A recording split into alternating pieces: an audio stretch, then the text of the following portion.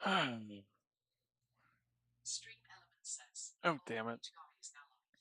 Streaming Just Chatting. 8 days and Windows still have not fixed the mouse issue. Michael_6x says, hey dude, I'd love to support your journey and help grow your channel by connecting you to a popular Twitch broadcaster who streams to thousands and has 118k followers. He helps streamers gain real viewers, active chatters and followers, donations and subs. Interested? Add him on Discord, right finger croquis1 and let him know that Michael sent you. Sometimes one connection can change your whole journey. Yeah, but if you end up start pushing any kind of promoters, as in paying people outside of the streaming community to promote my shit, it's an instant no way. I don't play that game.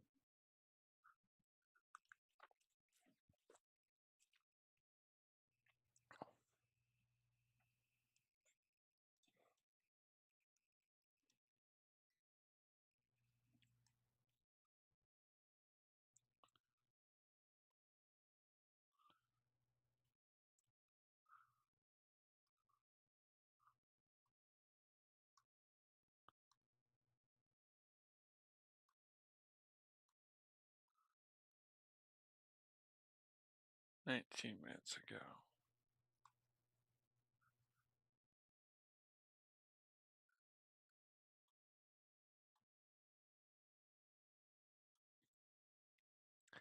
That's why I didn't see it coming up on my list yet.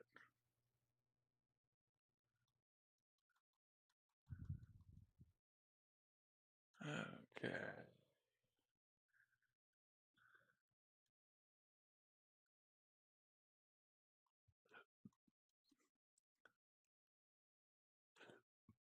We got some new development. We got our first video. I can't say background because it's not background.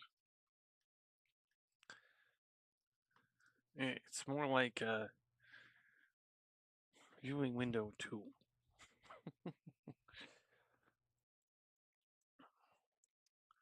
And as the stream title says, yes, 8 days in Windows still has not fixed the mouse.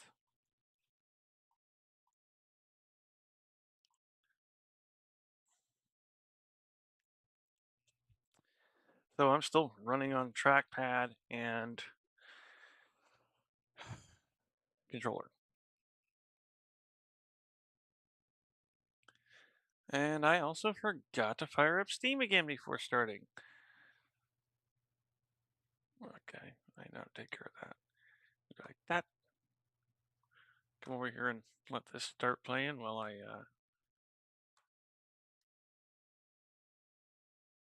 get Steam fired up.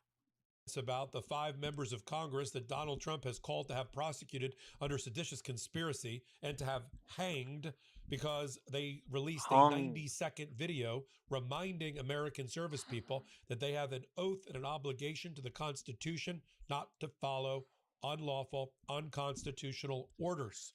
Donald Trump didn't like it. He had Pete Hegseth go after Mark Kelly, Senator Mark Kelly, who's a retired Navy captain, to have him court-martialed and censured because of that First Amendment speech. They also, Donald Trump has his prosecutors in Washington, led by Jeanine Pirro, go after Elise Slotkin, another United States senator. And now I'm going to give you the developments in both cases. I'm Michael Popak. You're on Friday morning on Legal AF. Friday. Let's start with Mark I've been Kelly. up for 2 hours already. No wonder I Mark want a Kelly, cigarette. Space Shuttle Commander, married to Gabby Gifford, United States Senator. He participated in that 90-second video. I'm going to show you the video in a moment. And now he rushed to court first in D.C. to sue Pete Hegseth to stop any kind of court-martial, reduction in rank, or any other censure by the military, arguing primarily that he is a sitting United States Senator who has oversight capacity over the executive branch. This is being done to punish and censure him, chill his legislative speech, his speech and debate, and chill his First Amendment speech. That case was assigned to Judge Richard Leon a Bush appointee. Judge Leon is also the judge presiding over Donald Trump's teardown of the East Wing and the ballroom. He's already expressed that he finds many of the arguments made by the Department of Justice on Donald Trump's behalf to be incredible, not believable, in the ballroom case. Now, fast forward to a hearing that was held just yesterday in front of Judge Leon, in which the temporary restraining order to block the censure was up for grabs. And during that hearing, a very skeptical Judge Leon, let's just put it this way, was the Grand Inquisitor for the lawyer John Bailey for the Department of Justice and for the Defense Department, who ultimately argued that the Code of Military Justice still applies to retirees and that these retirees have less First Amendment rights than other people. And the judge said, I did not ask you for that. I know you keep calling the senator a retiree, but he is a sitting United States senator who also has speech and debate privilege Can go away. powers for doing oversight, legislating, and things like that. And he has First Amendment rights. Plus, he sits on a number of committees that provide oversight and are critical of the Trump administration and the Department of Defense. So Judge Leon said to the lawyer, cite for me one United States Supreme Court case or a District of Columbia Circuit Court, appellate court case in which a sitting United States senator is allowed to be censured by the executive branch in the Department of Defense. I'm waiting. And of course, there is no case. And so John Bailey, you know, I give them credit. They continue to dig holes for themselves, even when there's no way out in argument in these hearings. And he kept relying on Code of Military Justice, and he's a retiree and First Amendment rights without recognizing all the things that Senator Mark Kelly said in his briefing about his position, his status, his privilege as a senator, the committees that he serves on, providing oversight, and his First Amendment rights. Now, to remind you about what that video was all about, let me play you the 90-second video. Play it. I'm Senator Alyssa Slotkin. Senator Mark Kelly. Representative Chris Deluzio. Congresswoman Maggie Goodlander. Representative Chrissy Houlihan. Congressman Jason Crow. I was a captain in the United States Navy. Former CIA officer. Former Navy. Former paratrooper and Army Ranger. Former intelligence officer. Former Air Force. We want to speak directly to members of the military and the intelligence community who take risks each day to keep Americans safe. We know you are under enormous stress and pressure right now. Americans trust their military. But that trust is at risk. This administration is pitting our uniformed military and intelligence community professionals against American citizens. Like us, you all swore an oath to protect and defend this Constitution. And right now, the threats to our Constitution aren't just coming from abroad, but from right here at home. Our laws are clear. You can refuse illegal orders. You can refuse illegal orders. You must refuse illegal orders. No one has to carry out orders that violate the law or our Constitution. We know this is hard and that it's a difficult time to be a public servant. But whether you're serving in the CIA, the Army, or Navy, the Air Force, your vigilance or is police critical. force. And know that we have your back. Because now, more than ever, the American people need you. We need you to stand up for our laws, our Constitution, and who we are as Americans. Don't give up. Don't give up. Don't give up. Don't give up the ship.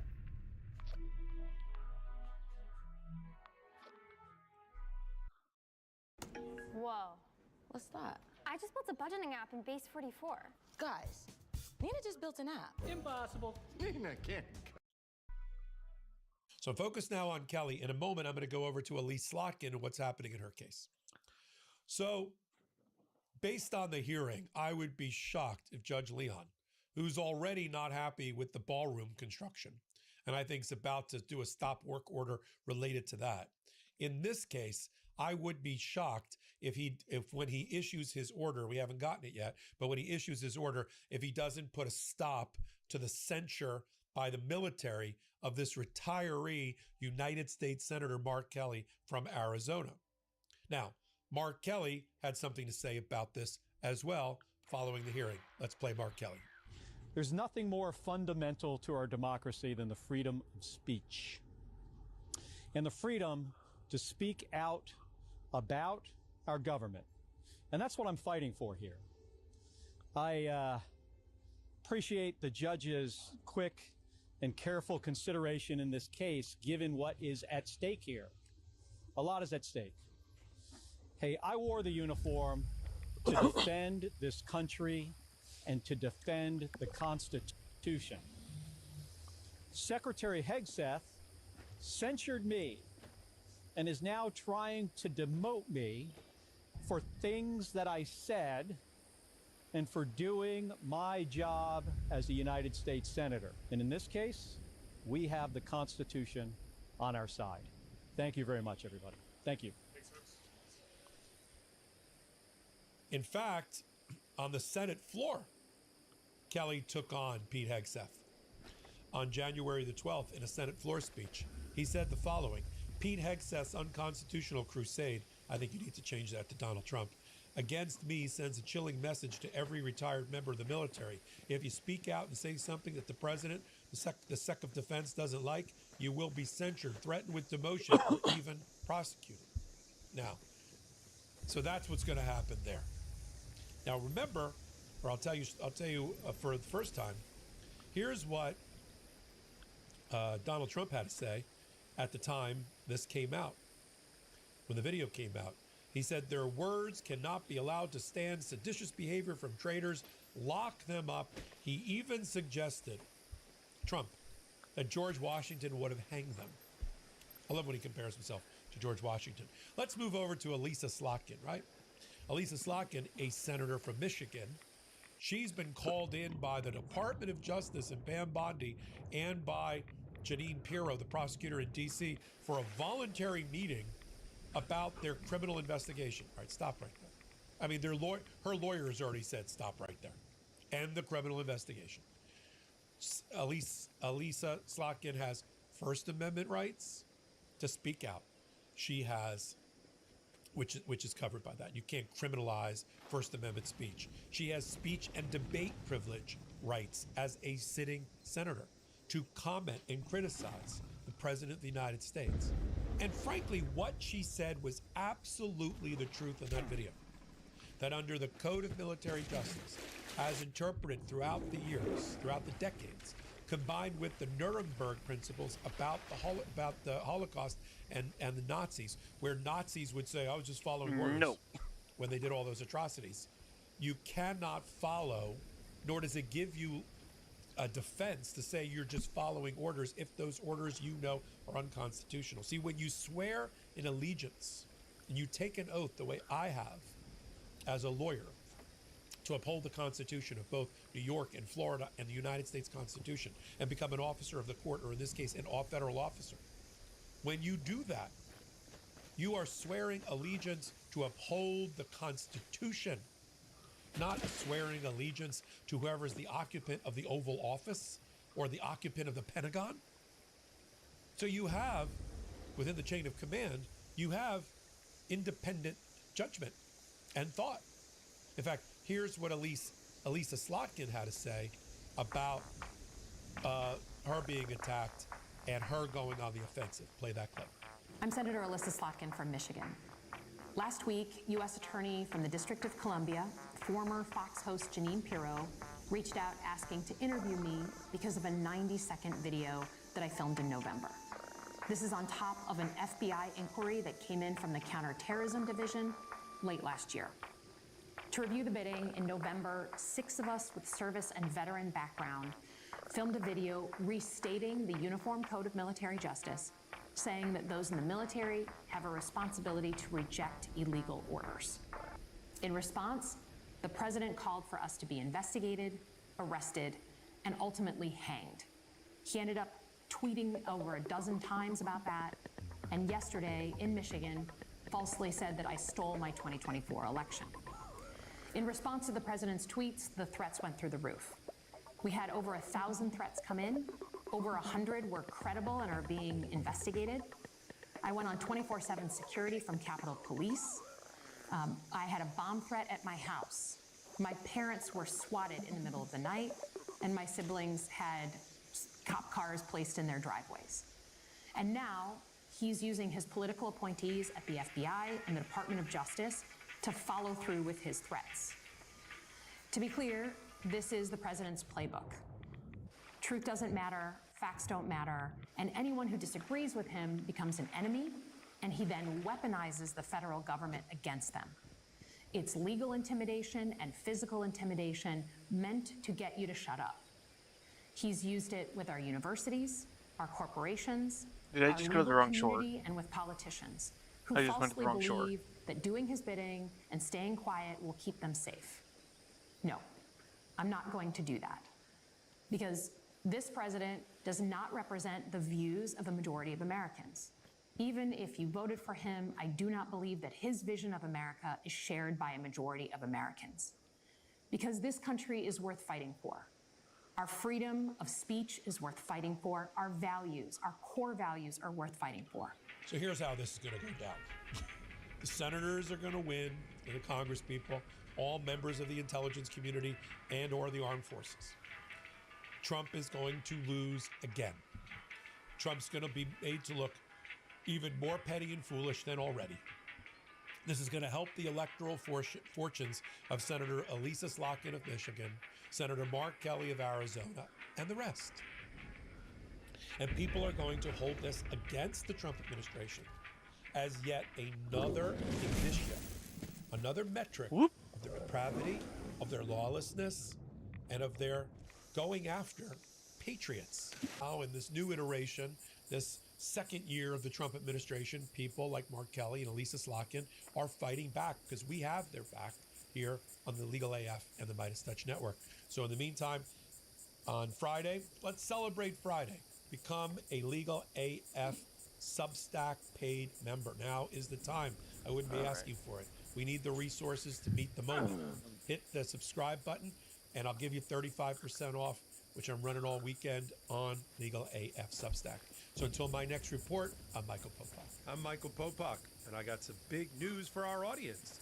Most of you know me as the co-founder of Midas Touch's Legal AF and the Legal AF YouTube channel, or as a 35-year national trial lawyer. Now, building on what we started together on Legal AF, I've launched a new law firm, the Popak Firm, dedicated to obtaining justice through compassionate and zealous legal representation. At the Popak Firm, we are focused on obtaining justice for those who have been injured or damaged by a life-altering event by securing the highest dollar recoveries. I've been tirelessly fighting for justice for the last 35 years, so my own law firm organically building on my Legal AF work just feels right.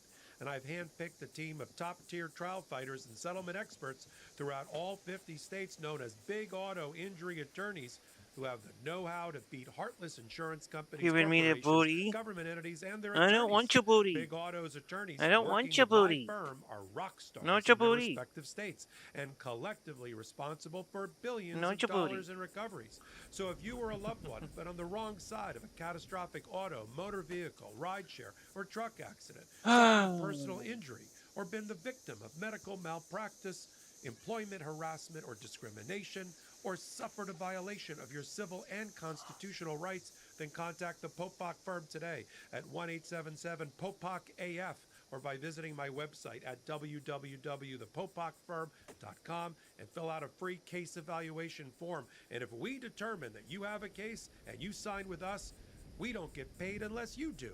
The Popak Firm, fighting for your justice every step of the way. That's what I thought.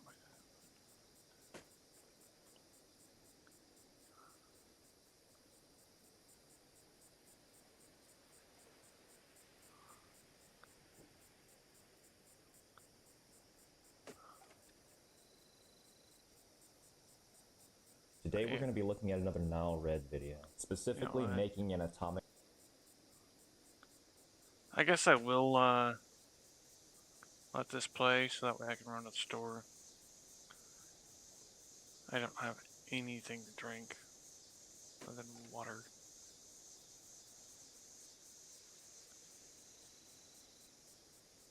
trampoline. I'll be back. Insanely bouncy. I have to say the title alone got my attention. For those of you who don't know me, I'm Tyler Folse. I'm a nuclear engineer, a little over 10 years of experience in the commercial nuclear power industry.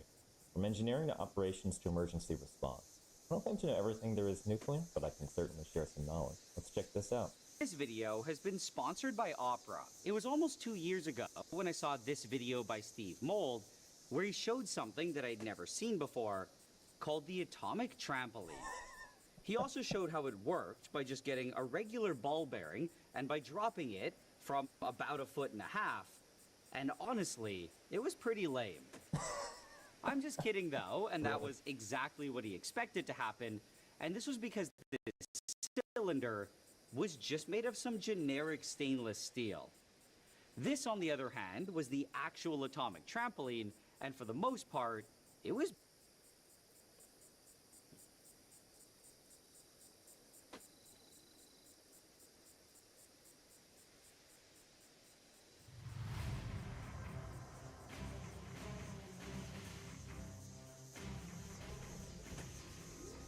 Our team has outdone themselves. From jetpack cats soaring through the skies to Onron blazing through enemies. The silhouettes, the animation, the artistry, all next level with these new heroes. Bringing to life Domina's unique abilities like her hard light wall required all new engineering tech, allowing her designers to create visually striking skills. And keep a close eye on Imri's weapons, materializing in real time as you switch between abilities. Since we're bringing in 5 new heroes all at once, we wanted to make sure their silhouettes were visually clear, regardless of your skill level. From concept through the final look in game, I am so proud of everyone on the team. And we cannot wait for you all to experience this amazing work once Season 1 launches. But beyond new heroes, this year brings us stunning new skins for Talon, Overwatch, and everything in between. We've always experimented with different Battle Pass themes, and for Season 1, we're making the story come alive through the faction skins you can earn. The team has some truly beautiful things coming for you all. Perfect for a rainy day. or to Stream celebrate Elements Valentine's. says, find me in other places: Loot boxes Discord, are being Twitter, refreshed. YouTube, All regular Steam, shop skins from the Xbox, last and 6 PlayStation seasons Old Mage Guy are on being TikTok added as to the loot Mage. box pool. Now, this doesn't include things like collabs or mythics, but you can get Doki Watch skins. Now, I might be biased as I worked on some of these, but it is so refreshing to use a skin about kicking ass while also looking cute. Or could you say cute but deadly? You could, but I like my description better. Not only that, we're introducing a new Overwatch esports loot box, celebrating the history of our competitive scene. Every season this year, there will be 2 Mythic Hero skins coming your way. Season 1 kicks off with the all-new Mercy Celestial Guardian. This idea came up and the team was like, dude, we gotta make this. Alongside it, we have Juno's gravity-defying Starshooter Blaster. And mid-season, May will let you hop online for our first Mythic Hero skin. Over the next few seasons, new Mythic Hero skins will be released for Soldier 76, Illari, and Mauga, to name a few, while Mythic Weapon skins for Genji, Hanzo, and Sojourn are on the way. Some of the most fun skins we get to make each season are for collabs. And there's some absurdly fun ones coming this year. The first one fills us with nostalgia in the most kawaii of ways. When playing Overwatch, we could always use a friend or two to watch our backs. So who better to help kick off this new year than some super cute friends of ours?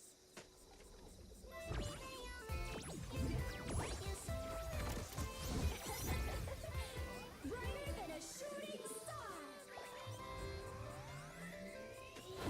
Do your worst, or I will.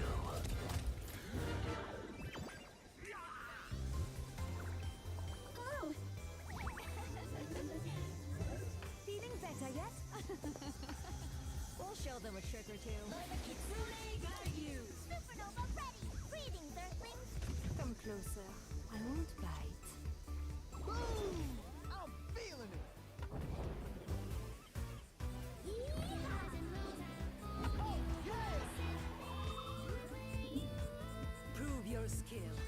I'm in the groove. Be uplifted. Incredibile. Victory is at hand. Power in orbit. Nice try.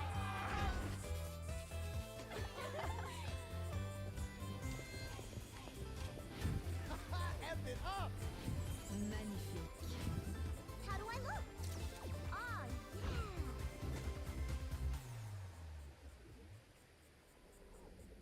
So cute! That was awesome. Our Tech Art team have done an amazing job with this collab. You'll see unique textures that bring the spirit of our Sanrio friends to life in ways we've never tried before. The collaboration goes live when Season 1 launches on February 10th.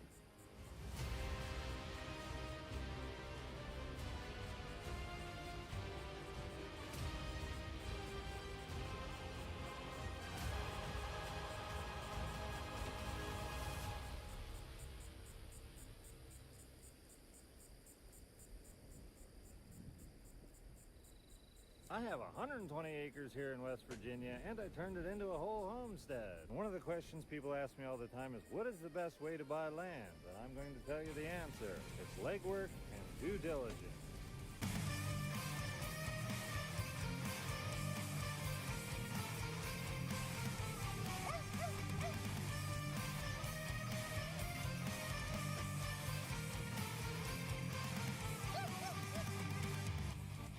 First of all, most people only need one property. It needs to be the right property for the right price, of course. And the best way to find that land is looking anywhere possible, whether it's realtors, whether it's friend of friends, whether you go visit somewhere and hang out at a diner and just ask around like, hey guys, do you happen to know of any land for sale here? Like, there is no wrong way to look for land except for just actually look for it and put a lot of effort into it. There are some ways to find land that most people don't think of. If you just do a Google search or just happen to look on the internet at MLS listings, you might miss out on some opportunities. And one of those possibilities might be landlimited.com. Most of the properties they have are not MLS listed. You won't find them on any realtor's website. And they offer owner financing. Now, owner financing is cool and not cool. Let me explain. It does eliminate having to deal with banks and knowing what your credit is and having to worry about any of that. However, you do have to be careful to make sure you read the fine print no matter who's doing it, and make sure you fully understand the contract before you sign it. One thing I liked about talking with the folks at landlimited.com was the fact that they actually know their properties. That was one thing I really struggled with looking for land just through realtors, as many of them had never set foot on the property they were actually selling. Even this property, when the realtor came out and showed it to me, they had no idea where the borders were. They were just kind of guessing. Oh, here's a fence, here's this. Well, it didn't mean anything, and they had no idea. I mean, no idea. A couple cool features about landlimited.com is everybody qualifies for the owner financing, and you get to customize your financing and down payments. There is no prepayment penalty, which is very important because you don't really own land until you own it, right? Also, they know the land they're selling. They're not that huge of an outfit. You won't have to wonder where the property is you're supposedly buying. The title's guaranteed free and clear. Something else that's kind of cool is they have a parcel exchange program. If you buy property through them, wish you had bought another property that they have, you can take your equity and transfer it. And of course, while you're making payment on the properties, you may live there and use it. They have a secure online payment portal. You don't have to meet in a back alley anywhere with an envelope full of cash and just like hand it to some guy. Like, it's above board. Just with any owner financing program, or even if you go through a bank, don't miss your payments. Make your payments. The people that end up finding the right land for them and get the best deal are the people that invest as much time and energy as possible into looking for the properties. So check out landlimited.com and see if they have any options that would be great for you. Thanks for watching.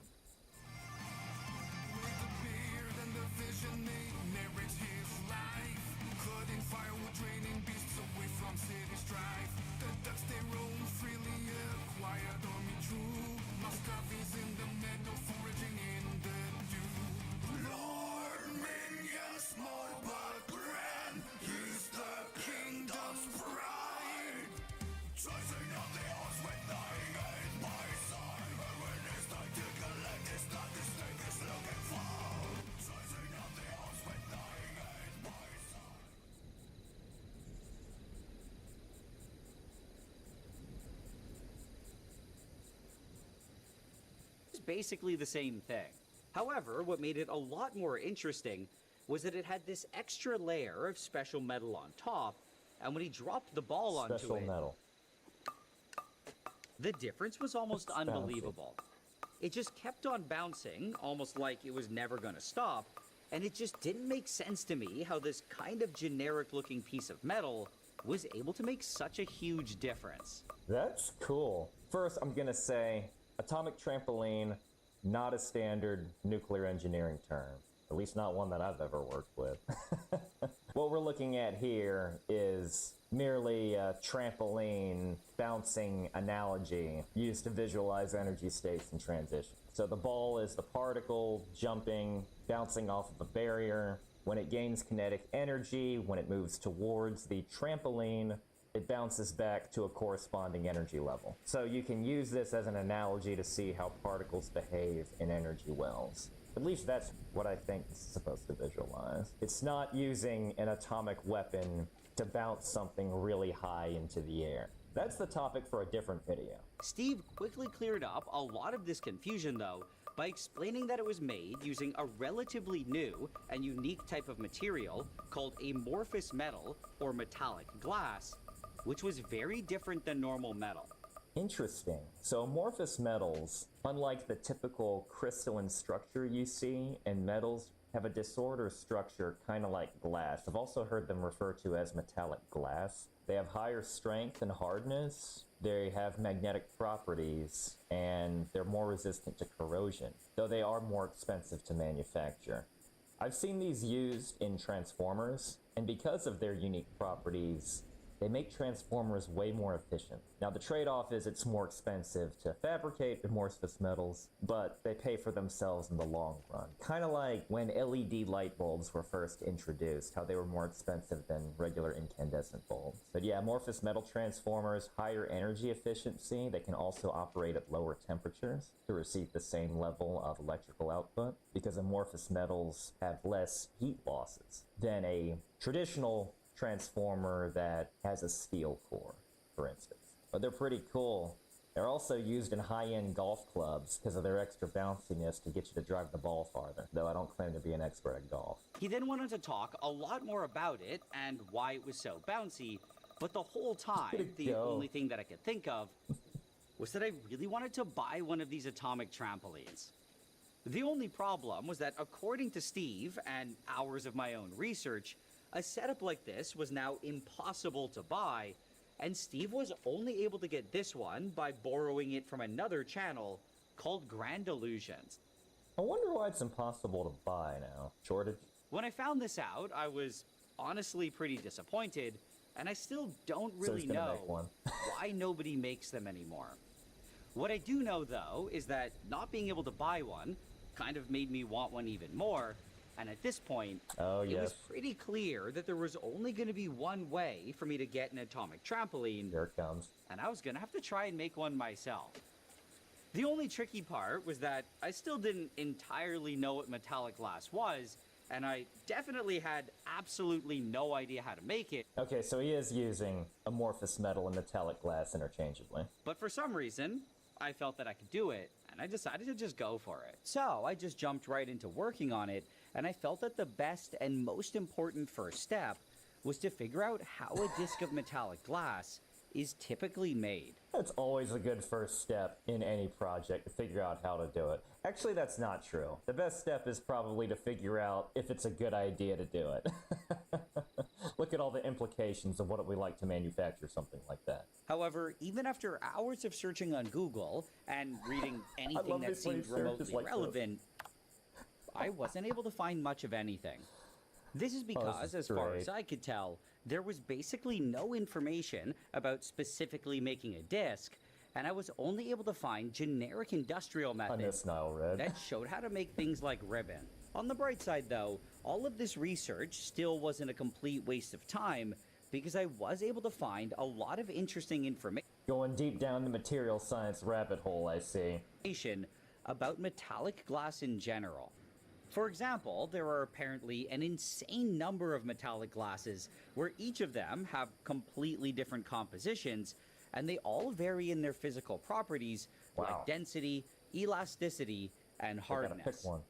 This also meant that they all likely varied in their level of bounciness, and because of this, I almost definitely couldn't just make a disc of it using the easiest recipe that I could find. In my mind, if I wanted it to bounce just as well as it did in the video, I was gonna have to make the exact same metallic glass.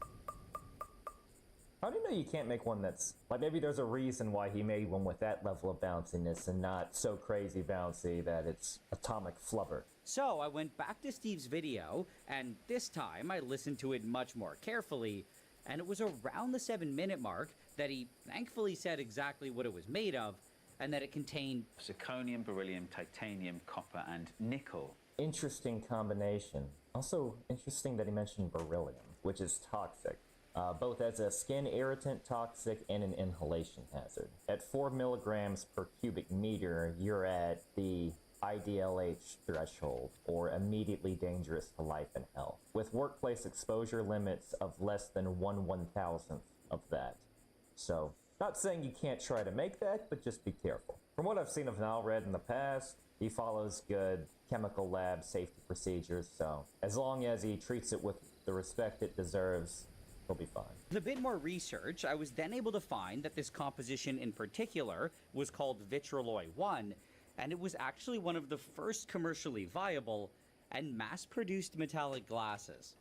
Its exact composition was also conveniently listed on Wikipedia, Interesting. and it You was can't apparently find it now. 41.2% zirconium, 22.5% beryllium, That's a lot of beryllium. 13.8% titanium, 12.5% copper, and 10% nickel. At this point, I now knew exactly what I had to make. Of that alloy, beryllium definitely fits the category of one of these is not like the others. Which I felt was some good progress, but what was honestly kind of scaring me was the fact that it contained beryllium. This is because in general, beryllium is known to be toxic and horrible, and when I looked it up, it said that breathing in its dust or fumes could cause permanent scars to develop in the lungs. Yes. This in turn could then apparently... This isn't radioactive, but as far as the contamination procedures he'd work with, you would have to handle this with the same level of strictness as something that's highly contaminated. So protective clothing, coveralls, gloves, mask, because it's also an inhalation hazard. I can see why this scares him. I wouldn't want to work with this either. lead to something called chronic beryllium disease, or berylliosis, which is an incurable and potentially fatal lung disease. It really sounded like it was basically just the asbestos of metals, and what made it even worse was that apparently just one single exposure could potentially lead to berylliosis. 4 milligrams per cubic meter is not very much. I've never worked with beryllium like this, but I do know IDLH procedures usually involve wearing SCBA. IDLH atmospheres usually involve wearing SCBA. Not saying he needs to wear one for this experiment, but I just know it's taken very seriously. Overall, this all honestly sounded pretty terrifying, and at first, it kind of made me want to just abandon the entire project. I like the little stars. However, after thinking about it for a while and reading a lot of stuff about beryllium in general, I started thinking that it was actually possible for me to work with it safely, and I would just have to follow two very important rules. Number one, make as little beryllium dust and vapor as possible, and number two, absolutely don't breathe in any of it. I like he intentionally memed it. Don't breath any of it. Also, you don't want to touch it with your bare hands either. In general, Rule 2 was actually relatively easy, and all I needed was some good ventilation and maybe a mask. But Rule 1 was a bit trickier, and it would severely limit the ways that I could make the disc. This because minimizing dust would mean that I wouldn't be able to shape the metallic glass like normal metal by grinding, cutting, or machining it, and instead, I was gonna have to somehow directly make pretty much the exact disc that I wanted. In my mind, this left me with only one real way, which would be to melt all of the ingredients together and to pour them into some sort of mold, and at first, this seemed relatively simple. However, immediate challenge coming to mind is just avoiding contaminants in the mold, especially if you only have one shot at this. When I looked into things a bit more, I realized that there were a couple small details that were gonna make this process way more difficult. The first was that all of the ingredients were sensitive to oxygen, and this meant that I could only melt them with absolutely no air present. Saving money feels right. Just like when things are packed tidy and tight. Get auto insurance that fits your budget and your needs. Save up to 10% when you bundle auto and renter's insurance. Get a quote today.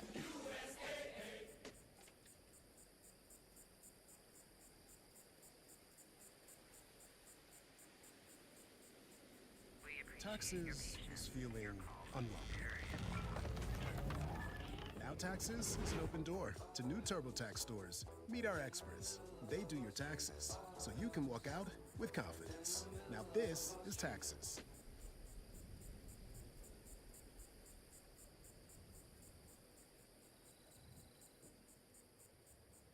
Then the second was that to form metallic glass, the molten metal had to be cooled as fast as possible, and this meant that the mold that I used had to have some sort of cooling system.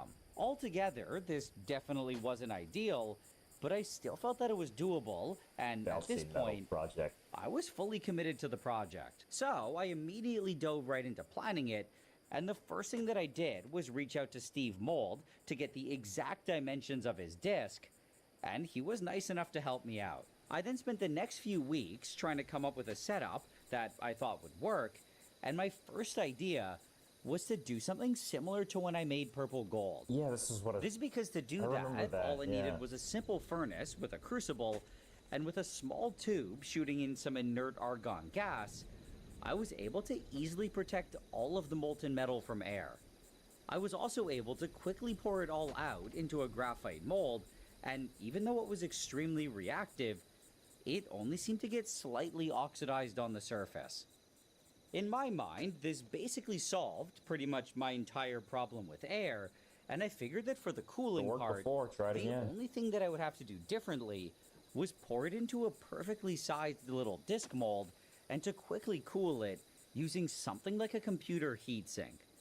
What was also nice and... Oh, that's cool, just copper, though I've never seen any computer reach melting point temperature, so we'll see if this is enough.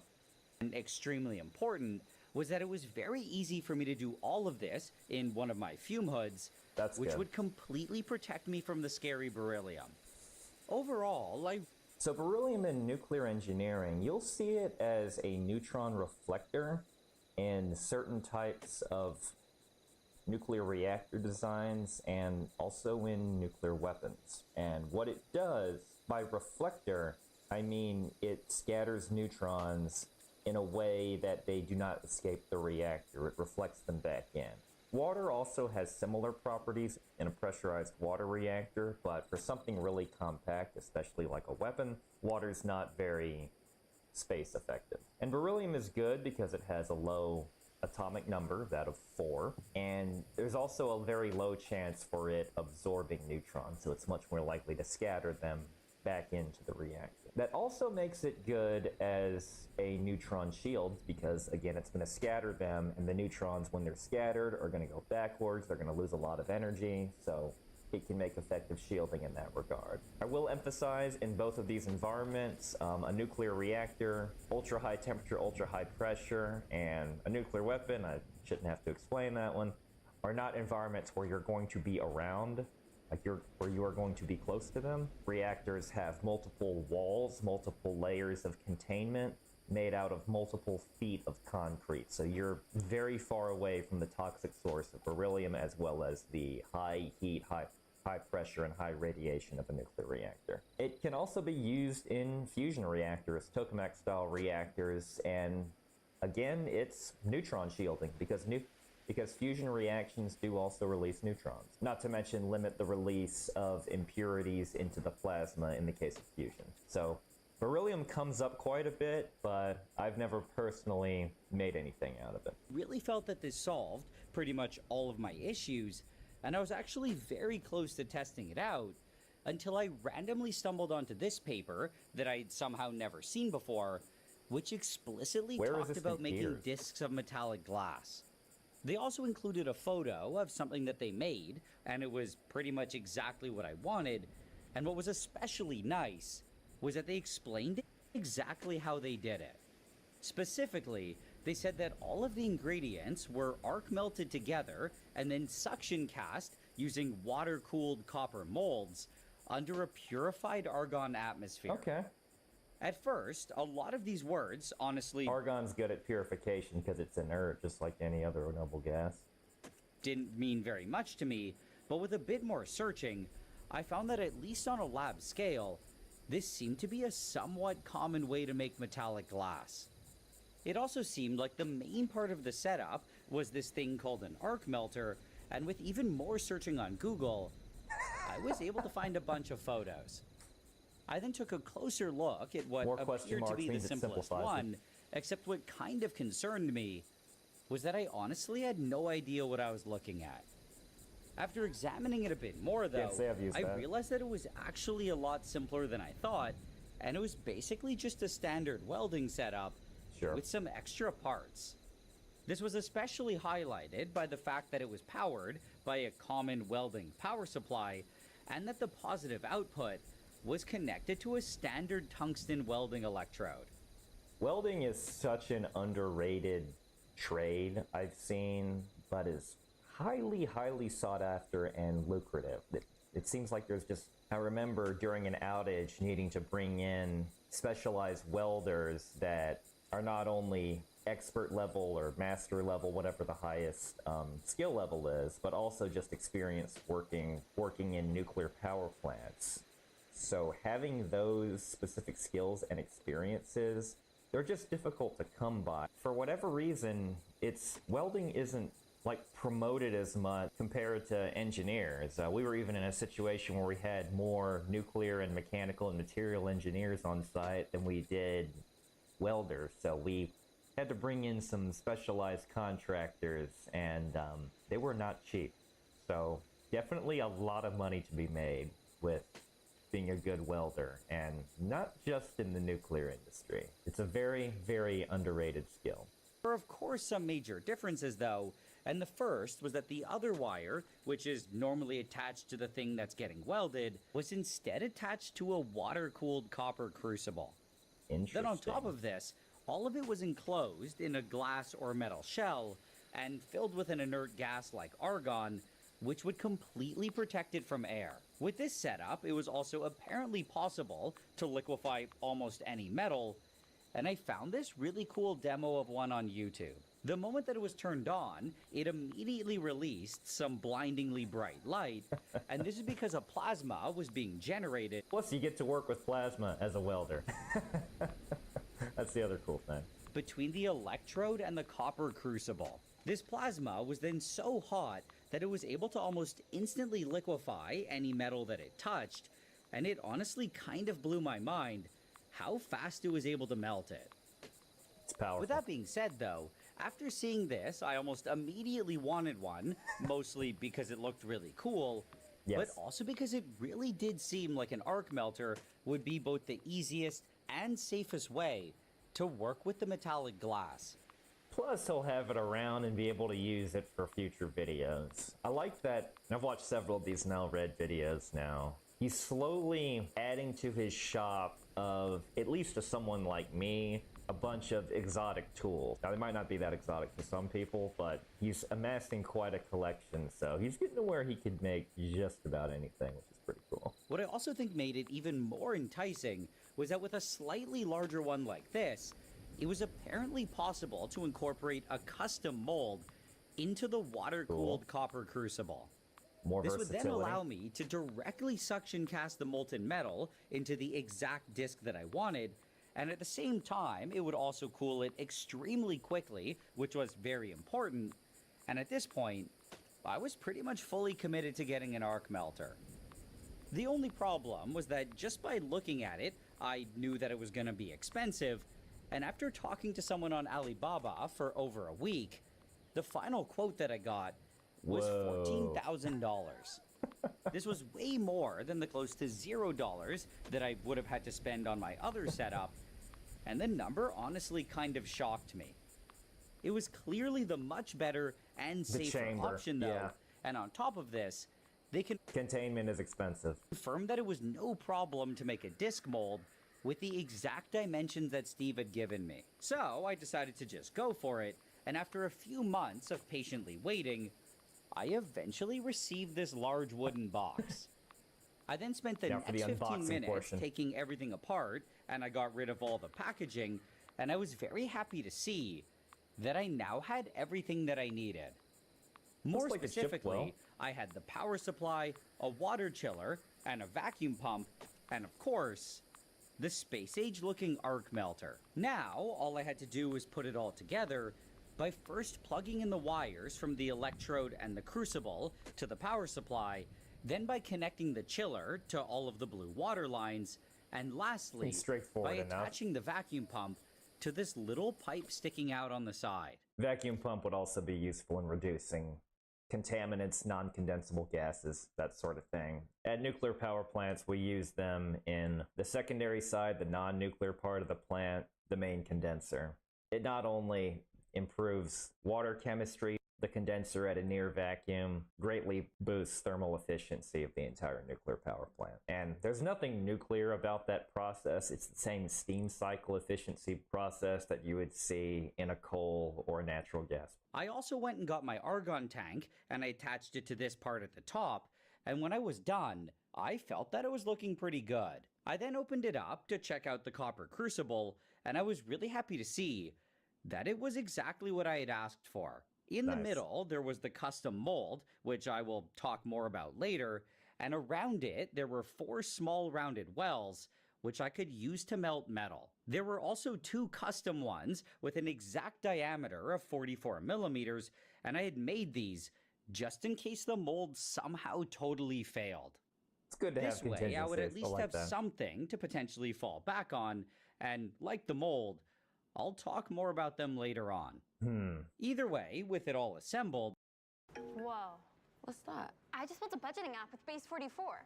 Guys, Nina just built an app. Impossible. Nina can't code. Interesting. Can it generate reports? I can now. Nice.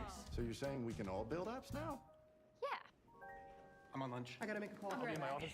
Just built an inventory tracker. Protein calculator. Book sharing app. Profesor de Español. An inter-office dating app. For dogs. For office dogs. You think you're safe in there? You're not safe. You draw your lines, and I'll draw mine. My mistake was not recognizing how weak my family were divided. No one's found, and I want him alive. I'm gonna make you pay for what you've done. No, kind of the same thing in the end, to some extent. it was finally time to test it out, and I was pretty excited. I was also kind of tempted to just immediately try making some metallic glass, but at the same time, I knew that it was an absolutely horrible idea. Start with beryllium. Faster results, question mark. Cons, I might die. I love these little slides he puts in. Idea to do my first attempt with beryllium.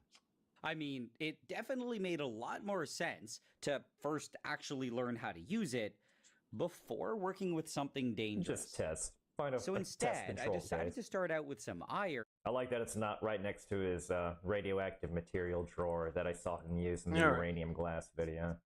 Which I felt would be similar to the metallic glass because it would also have a high melting point, and when it was molten, it would be sensitive to air. I also just happened to have all of this high purity iron, which was perfect for this, and I loaded up one of the small wells. Good. I love the I then sound of lowered that. down the main Right. chamber Very and I satisfying. clamped it shut, and I turned on the vacuum pump to pull out all of the Which air. just makes it sad that I gotta do this.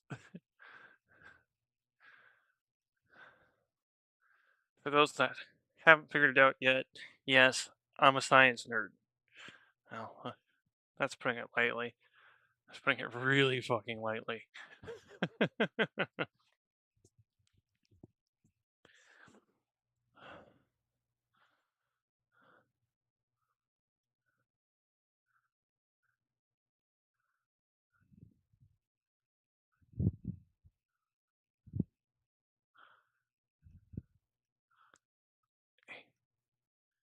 That's not what I want.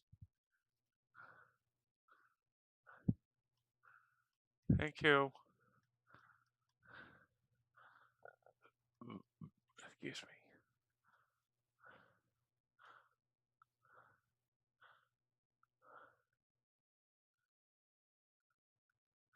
Okay, so we are up here. This one. Is Donald Trump using his Department of Navy to money launder and hide the fact that he's using $60 billion of Navy allocated money to build a nationwide Trump network of ghost concentration camps in order to house millions of people? Yes. He may say it's only for migrants, but we know that U.S. citizens end up in these detention centers. We know that people who are not criminals or migrants end up there. Why is he using the Navy and Navy contracts to do it? What is WEX MAC 2.1? Sounds innocent. No, it doesn't. But when you look at the details of the Navy procurement policy as exposed by Migrant Insider and Real News Network, it should send a chill down your spine. We're here to expose it on Legal AF here on Friday. Now, it started as a relatively small Navy project funded with about $10 billion, has now grown to $55 billion. It's effectively a repurposed Navy contract by Donald Trump as Department of Homeland Security. Yes, the one that's under siege right now, that Congress is looking to reform, break up, defund, certainly lop off its leadership led by Kristi Noem. Does she even know that this is where the money is being used? They're scrambling to try to find funds. Now, the Trump budget bill gave them about $45 billion in new money, and they were using that, get this, to acquire warehouses in states around the country, like Virginia, Texas, Louisiana, Georgia, Arizona, and Michigan, to house human beings. Yes, a Trump storage unit for human beings. That was $50 billion. But then they needed more. So they looked around and decided to use the Defense Department effectively for law enforcement. Again, a violation of what we call the Posse Comitatus Act. Smiling and they face. stumbled across in the Trump administration Restreambot the says, Naval YouTube Supply at System Daniel Lekovici, Command, smiling face, NAVSEC, smiling face, smiling and face. their worldwide expeditionary Restreambot says, multiple YouTube award at Daniel known as Lekovici, WEX why MAC love you dar Daniele 2.1. Excati And Red under Heart. it, something called Territorial Integrity of the U.S., or TITUS. You found that they're using this money, this Navy money, to build concentration camps. There's no other way to put it.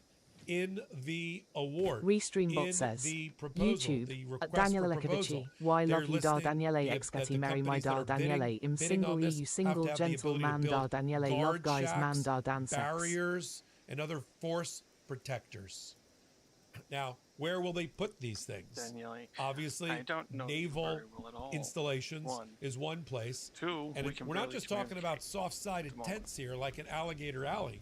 We're talking about permanent Restreambot concentration says, camps. Something that YouTube would make the at Daniel internment Lekovici, camps touch my that were EU used trolley against Cole Japanese perfect and massage German bedroom single Americans EU during single World gentle War man II dar Daniele look like an Excati marry expansion my of dar Disney World. Daniele Red Heart. And Restreambot look says, at the YouTube at Daniel dastardliness, Lekovici, the throwing kisses, underhandedness throwing of the kisses, Trump throwing administration kisses, throwing to hide it kisses, through throwing Navy kisses, contracts, throwing to kisses, use our throwing proud kisses, throwing military kisses, and throwing Navy kisses. in order to create concentration camps. Now, this is something that I don't think is getting enough attention with our Congress, with the oversight committees. They're, of course, properly focused on ICE and Border Patrol abuses on the streets of America. People who are U.S. citizens included, who are dying, being maimed, tortured, victimized, terrorized, tortured on the streets of America by ICE and Border Patrol. That's important. I don't want that to happen. But what about all these detention centers? The use of private airlines like ICE Air, a company that's running those flights to take these people, these human beings without due process, to these concentration camps, these detention centers, primarily in Texas and in other places, that are based in Miami and other places. There's a lot of there's a lot of private money being pumped into these companies to operate this system. And now we've got it. We found it, right? Or at least Migrant Insider found it. This nationwide ghost network of concentration camps. Donald Trump's already creating, or has created, what he believes is a police force, a domestic police force under his command in his takeover of the National Guard, and now his use of federal security forces like ICE and Border Patrol. You couple all of that, now he's got the domestic law enforcement standing army that our founding fathers were afraid of, and now he's got a place to make people disappear. We didn't like El Salvador. Forget about El Salvador. Now you have to worry about Louisiana and Georgia, Pennsylvania and Iowa and Kansas, Arizona and Michigan. Either you're going to put these people and shove them into a warehouse or a storage unit, or you're going to build these permanent infrastructure of concentration camps. Now, it's obvious to me that Trump is using the Navy, the Army, and hiding to avoid congressional oversight, the use of this money. See, Congress didn't vote on the use of $55 billion or $60 billion to be used to build a ghost network of concentration camps, right?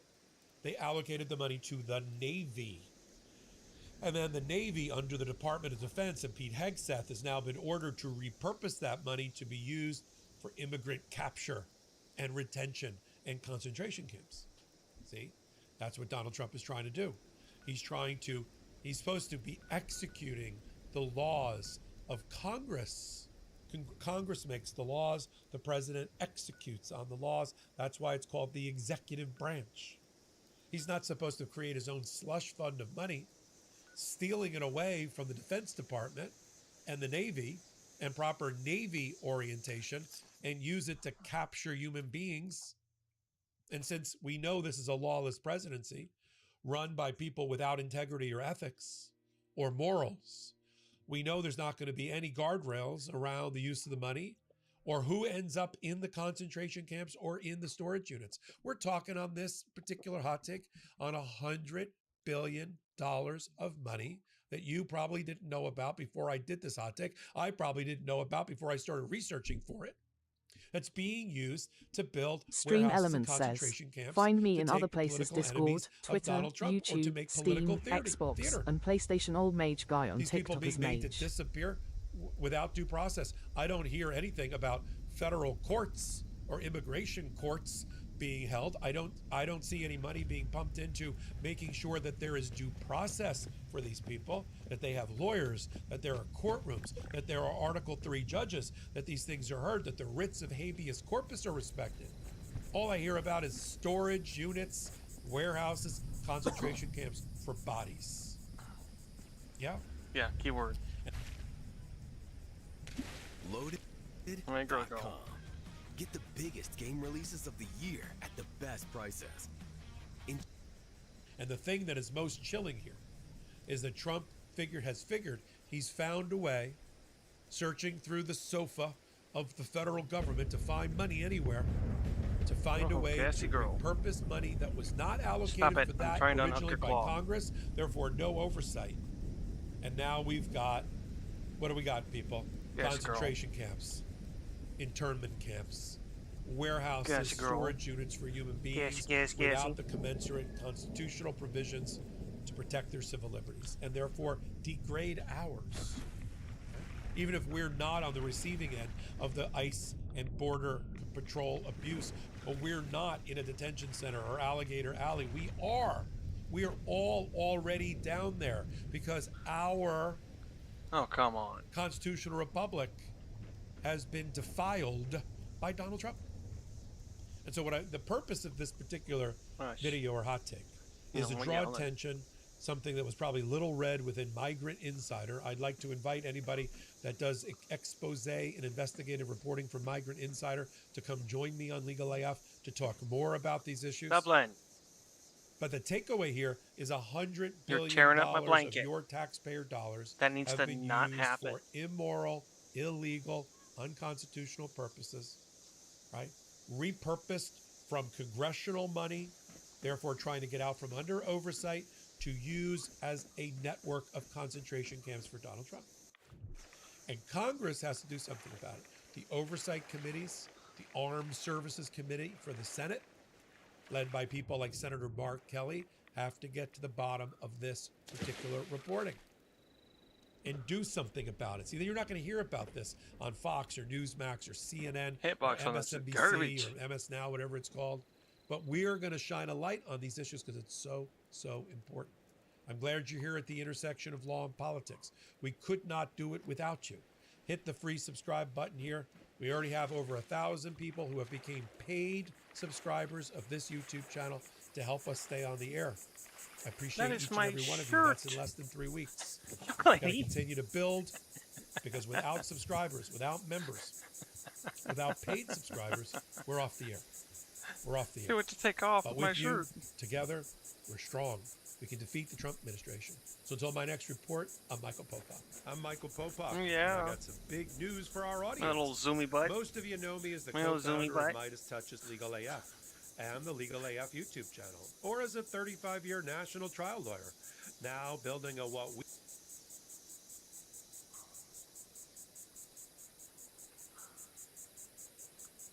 Zoom, zoom, zoom. Zoom, zoom, zoom.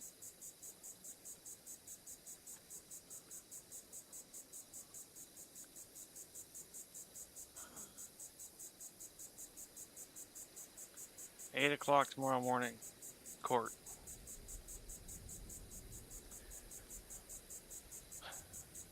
And honestly, I probably won't get the chance to say much of anything.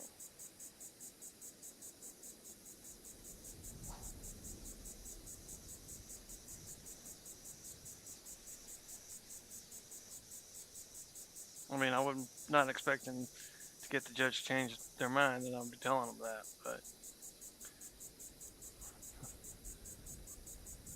have a little mercy on us. That's a different story.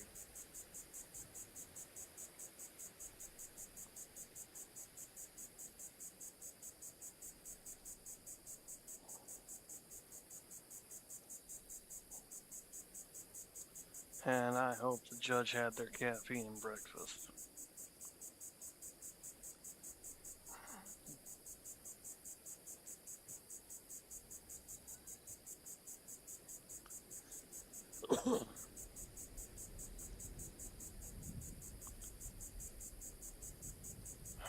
Otherwise, it could be really bad for us.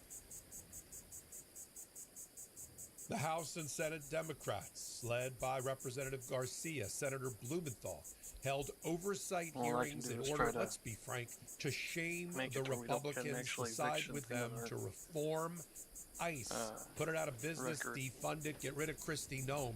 And the way they did it was to bring 5 courageous witnesses to testify about their interactions with ICE, many of them deadly. We had Renee Good's brothers. We had a woman with a brain trauma who was dragged out of her car and thrown into detention. These are all American citizens, folks. I just interviewed Senator Blumenthal about his hearing and what his goals were, and he told me that in his interactions with the Republicans that are with him in the Senate, they are worried, and boy, should they be, about how the public is reacting to what's going on in Minneapolis and throughout the country. More than 65% in recent polling believe that ICE used unnecessary, unreasonable force against Alex Preddy and Renee Good. Almost 70% reject Donald Trump's immigration policies and want Kristi Noem fired. I cover it all on The Intersection, also with a special guest, Bob Simon, who is a civil rights lawyer out of California, plaintiff's lawyer, who represents many people who have been ensnared by the ICE torture campaign. I didn't knock over Dave. So let's take a listen here on The Intersection. Welcome back, and thank you for being here on The Intersection on the Midas Touch Network. Okay, I'm going to answer a couple of questions that we're going to bring in Bob Simon. Somebody asked, when do we expect an answer regarding the tariffs? You know, big decisions like this take a minute, because you've got the majority opinion, whatever that's going to be. You got the concurrences and the dissents. They all have to be done at the same time, or at least completed. You know, if there's a dissent that's hanging around, that's the tail wagging the dog. You know, I've seen some speculation that the delay is actually a good thing for Trump, because it means, I don't know what that means. I think there's going to be dissents. I think this is not going to be 9-0. I don't think this is going to be 7-2 or 8-1. I think this is going to be more like 6-3 or 5-4. And therefore, there's going to be dissents and concurrences and that type of thing. So I'm not reading the way some of these people are reading, which is, oh, every day that goes by, the Trump administration, is no. It's like a criminal defendant who thinks the longer the jury is out, that automatically means that it's better for them. It doesn't. So my gut is it won't be February. It'll be more like March or April. I could be wrong, but I think that's where we are with that. And then what about, can the president nationalize voting, from Susan Brooks, 9612? No, I think he can try. He's been trying to do it with executive orders and change the voting date, change the way mail ballots are counted. But these all get challenged because these are reserved to the states in our system of federalism. Will he try? Absolutely. He's already trying to scare off votes now by threatening to use the National Guard and take over and all of that. But no, he can't, by constitutional restriction, he can't do that. Are we ready? I'll ask my producer. Are we ready for Bob?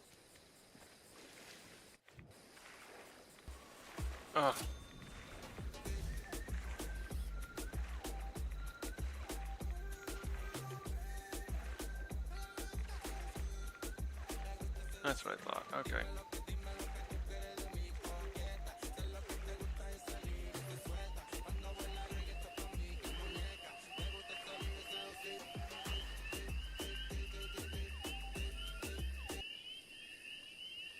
You want me to stall?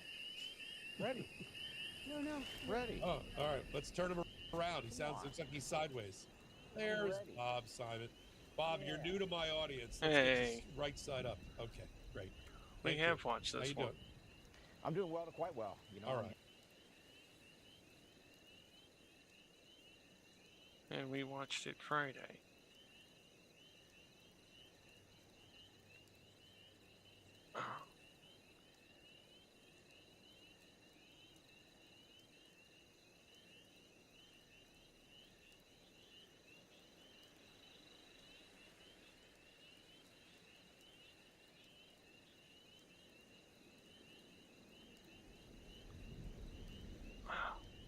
Hate the fact that I can't see so well over on that screen.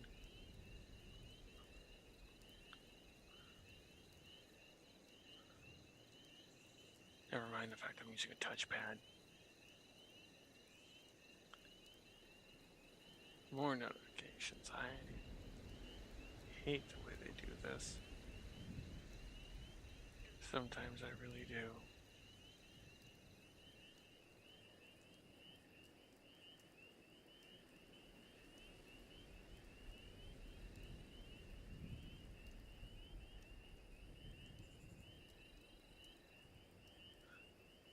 Go to sleep, Donald. It's not going to get much better for you. Just go to sleep. Donald Trump ranting and raving like a lunatic at 1 a.m. What was he posting? Weird polls from Rasmussen claiming that his immigration policies are better than former President Biden. Yeah, Donald, I'm sure we trust Rasmussen. And this is what you're thinking about at 1 a.m.? Former President Biden is still in your head? Guess what, Donald? Your overall approval rating is much worse than former President Biden. Donald, you have the worst Brandon approval living rating rent-free in in Donald's modern head. presidential history, and it's not looking good. I mean, look at some of these pathetic messages that Donald Trump was posting at 1 a.m. also. He's sending emails like this to his supporters to scam them out of more money. Respectfully, do you still love me? Message from the 47th POTUS. I might be overthinking things. Here's why. My love language is MAGA, Donald Trump writes, and I need to confirm one last thing with you before I hit the hay. Do me a favor, take my poll, and please don't forget to answer question number 2. I miss you. Take 30 seconds, please, to share your thoughts. Final 12 hours to take the poll. And when you click it, you give him thousands of dollars. And then when you click something that you think is like checking the box that you've read everything, you double the payment to him and make it recurring. So then he's like literally like engaged in elder abuse or, you know, scamming his supporters in general, taking thousands of dollars from them. And I get why he's up late, ranting and raving like a lunatic. The Epstein files, 38,000 references to Donald Trump's name, more references to Donald than there is references to Harry in the Harry Potter book, more references to Donald than Jesus in the Bible, and Trump is mentioned in some of the most grotesque ways. And there's even much more questions. I don't even think there's questions anymore, really, when it comes to the narrative that Jeffrey Epstein died by suicide. I think we can pretty much rule that out. I'm not a conspiracy theorist, but when you take a look at the timeline of what happened, fucking told you I'll give you an also. example. In addition to the recent data that there was someone in an orange jumpsuit that was on the cameras like an hour before Epstein died, and that was removed from the official narrative. Did you know that one of the ways that Epstein allegedly died by suicide was he hung himself, they said, with a noose. But the noose was never recovered, and instead they took a photo of like the orange jumpsuit tied in a knot. But that's not what was used to hang Epstein. There was an actual noose that's never been recovered. And that's in the Epstein files. I mean, did you know that? I mean, learning more details about the guy they put in with Epstein. I mean, someone who was a quadruple murderer, someone by the name of Nicholas Tartaglione, whose MO was that he kills people involved in child sex trafficking, and they moved him to be with Epstein. He's since filed a petition saying that he wants Donald Trump to pardon or commute his sentence, and says that the reason that he was moved next to Epstein was to kill him, although he was taken out purportedly a few days before Epstein died. But take a look at what we uncovered at the Midas Touch Network, and I think this is a big finding. So Epstein died August 10th. But Trump's DOJ prepared the press release regarding Epstein's death on August 9th. Let me repeat that. The draft press release regarding Epstein's death was created the day before not Epstein just suspicious. died. That's on Friday. proof. Epstein died Saturday, August 10th. And on the draft press release, it made no reference to dying by apparent suicide. It just said pronounced dead. Let me show you what they prepared for Epstein regarding his death the day before he died. And how did we get this? These drafts we uncovered in the Epstein files that were produced. So you'll see on top, Friday, August 9th, 2019. So if this was just some typo, the typo would have to be Friday instead of Saturday, August 9th instead of August 10th. Those are two significant things, not just the date itself. Statement of Manhattan U.S. Attorney on the death of defendant Jeffrey Epstein. This was prepared a day before Epstein died. Manhattan U.S. Attorney Jeffrey Berman said earlier this morning any clue that the it was Manhattan going to happen. Correctional Center confirmed that Jeffrey Epstein, who faced charges brought by this office of engaging in sex trafficking of minors, had been found unresponsive in his cell and pronounced dead shortly thereafter. Today's events are disturbing, and we are deeply aware of their potential to present yet another hurdle to giving Epstein's many victims their day in court. To those brave young women who have already come forward, and to the many others who have yet to do so, let me reiterate that we remain committed to standing for you in our investigation of the conduct charged in the indictment, which included a conspiracy count, remains ongoing. Oh yeah, and by the way, you know that the key footage right around the time of Epstein's death, that part was deleted. We now know that someone in an orange jumpsuit seems to have been there right before. And then the cameras are deleted. The officers did not go where they were supposed to go. And then they basically pled guilty to lying in the reports. And then in order for them to give statements here, this is the official one. The day later, when Epstein died, Saturday, August 10th, 2019. This is not the draft, and you'll see they add one word here where they say Manhattan U.S. Attorney Jeffrey Berman said earlier this morning the Manhattan Correctional Center confirmed that Jeffrey Epstein, who faced charges brought by this office of engaging in sex trafficking of minors, had been found unresponsive in his cell and was pronounced dead shortly thereafter of an apparent suicide. So on August 9th, this was already done, as though he had died the day before. You see what happened? And then they added apparent suicide thereafter. We're still going to be digging in, of course, on this. And I think our reporting is leading the way. You can tell me what you think. But we are laser focused on this, and we are not going to let it go Another important development that has Donald Trump up all night. Democrat Chastity Martinez in Louisiana won easily Louisiana House District 60, a special election, defeating Republican Brad Daigle and holding the seat. But here's an important point. Trump carried this exact House district in Louisiana by 13 points.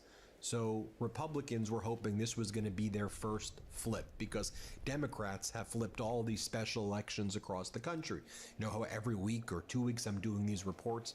Remember last weekend I did the report on Texas State Senate District 9? Democrats have won every flip.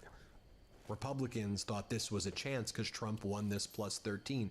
This was basically a plus 39, plus 40 Democrat overperformance. Remember last week's State Senate District number 9 was a plus 31 Democrat overperformance. Democrats are overperforming now, plus 31, plus 40, plus 20. So any of these Republican House districts, again, this was a state race in Louisiana, but as we talk about the midterms, this blue tsunami can be the biggest blue tsunami ever. Because if you're plus 20, plus 25, you could lose if you're a Republican right now, because the country hates you, because you're screwing everybody over. And I think Democratic Senator Ossoff in Georgia put it perfectly. Did you see the speech we covered on the Midas Touch Network? He was giving an incredible speech, and this was just pitch perfect. He says, whatever happened to that don't tread on me crowd? Wasn't MAGA the don't tread on me crowd? Watch Senator Ossoff here. It's brilliant. It's presidential. It's A+. Let's play this clip. They don't have to identify themselves. They don't have to explain why you've been stopped. Film them and they tell you you've been added to a terrorist watch list. A Republican congressman running for Senate in Texas said, quote, when a federal officer gives you instructions, he said, you abide by them and you get to keep your life. Yeah. Obey the federal government, they tell us, or die. What happened to don't tread on me? And by the way, if you're carrying a firearm, the Trump administration said they have license to kill you. Are there any principled constitutional conservatives left in the United States? And then Senator Ossoff said, we were told that MAGA was for working class. Turns out they're just for the Epstein class. The Epstein class. Nailed it. Here, play this clip. Now, you remember, we were told that MAGA was for working class Americans. You remember that? It's a lie. I heard that. But this is a government of, by, and for the ultra-rich. It is the wealthiest cabinet ever. This is the Epstein class ruling our country. And it, for the most part, it has been. They are the elites they pretend to hate.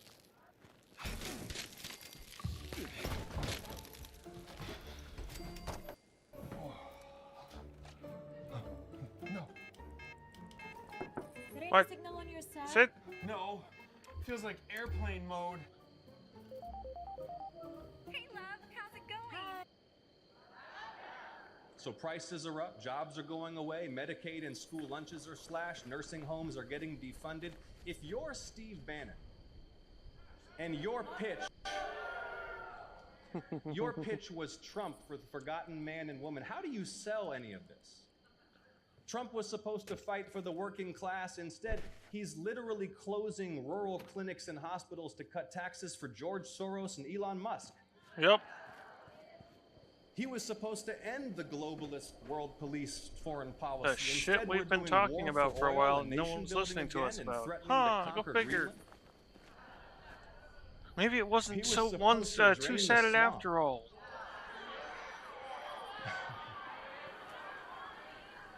Instead, this is the most corrupt administration of all time, and everybody knows it. Everybody knows it. Listen. And here he talks about Donald Trump stealing money for himself by suing the government and stealing $10 billion for himself. Play this clip. Went away. Dar Global, the real estate fund tied to Saudi royals, has new Trump deals in 4 countries. The governments of Qatar and Oman are investing too. But Trump doesn't just want money from foreign governments. He wants money from the US government too. So our president is suing the United States for $10 billion. This is actually a thing he's doing. Did you see this? And if you're thinking, wait a minute, isn't that our tax dollars? The answer is yes. Well, there you have it, folks. Let me know what you think. Hit subscribe. Let's get to 6 million, and thanks so much for watching. New Midas merch.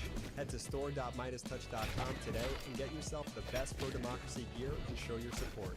That's store.midastouch.com.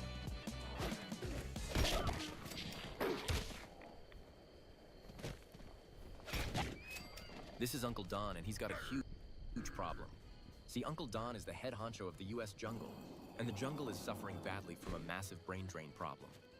In other words, thousands of skilled monkeys are deciding to leave the jungle in pursuit of better opportunities in other jungles.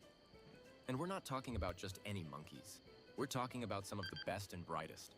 Researchers, doctors, scientists. Yeah, you should expect it when it's got so much to do with the way they're doing shit.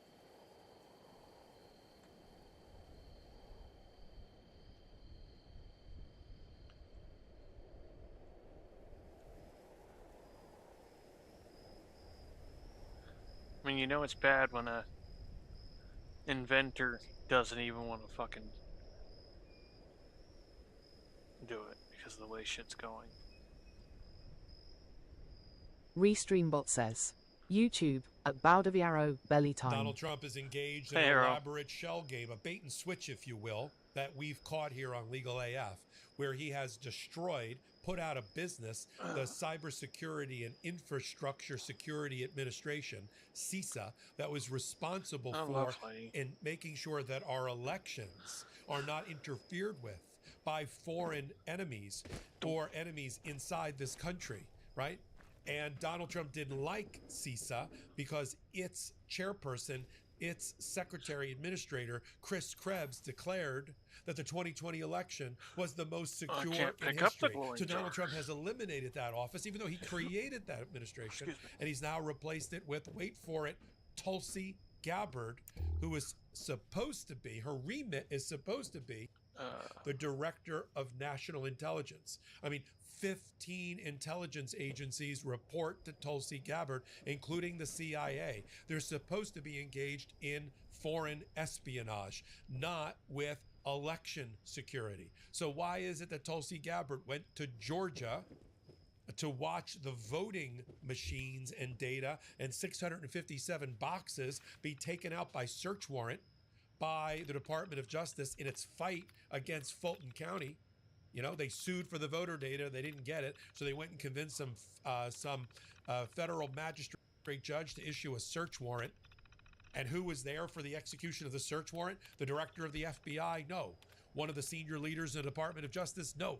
Tulsi Gabbard. But that's not the only thing she's doing as the de facto head of cybersecurity and infrastructure security. Now that Chris Krebs is gone, she even had, and her office even obtained through seizure voting machines in Puerto Rico. Restreambot says, This is all a test YouTube, run by at Donald Bow de Trump. Viaro, no, no, He's this make been me flirting puke, fuck with this DJT. constitutional disaster of trying to take No, over the election. ain't none of us like him. People, so I want Trust to me, address this it is here, not a starting channel with that likes Tulsi him Gabbard, who's going to be in the hot whatsoever. seat during oversight committee hearings with the actually Armed get Services Committee tired and of the hearing Intelligence anyone Committees, pumping that asking her bastard up. pointed questions like, why are you involved in interfering with elections? I'm Michael Popak. You're here on Sunday morning on Legal AF. Let's get to the bottom of what we're talking about. Now, Donald Trump, coming off the 2016 win, created the Cybersecurity and Infrastructure Security Administration back when, after he was accused of benefiting from Russian collusion interference on his behalf in the election, he decided to try to put everybody's mind at ease by creating this entity. It was headed by Chris Krebs. And during 2020, when Donald Trump, just as he is today, ran around telling the American people that it was a fraud, it was a lie, he really won, Biden really lost, there was voter fraud, there were dead people voting, there was Venezuelan software. Remember that one? That's an oldie but goodie.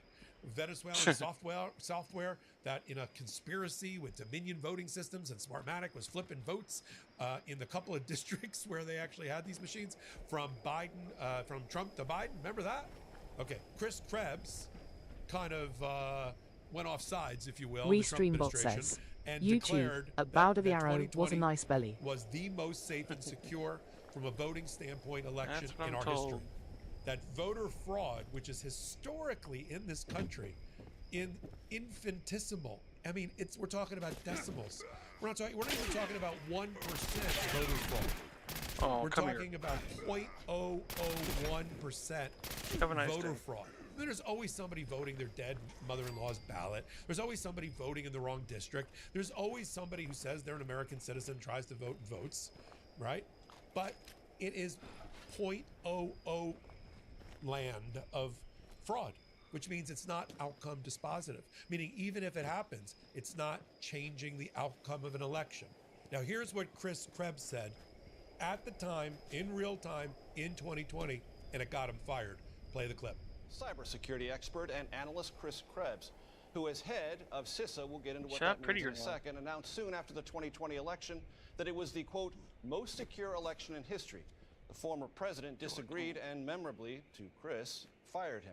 Chris, it's good to see you. Good to see you, Major. What was the basis of that statement? Well, that it was the most secure election in American history. So let's contextualize that statement a little bit. Please. It was issued on November 12th by a group known as the Election Subsector Joint Coordinating Council. So this was leaders from the federal government, state government, and local government, involved in the administration of elections, alongside those from the private sector and those that support. Across the country. Yes, so this was not my statement, this was not CISA's statement. This is not a red or blue statement. Correct, this was a bipartisan joint statement by those that are actually involved in the day-to-day administration of elections.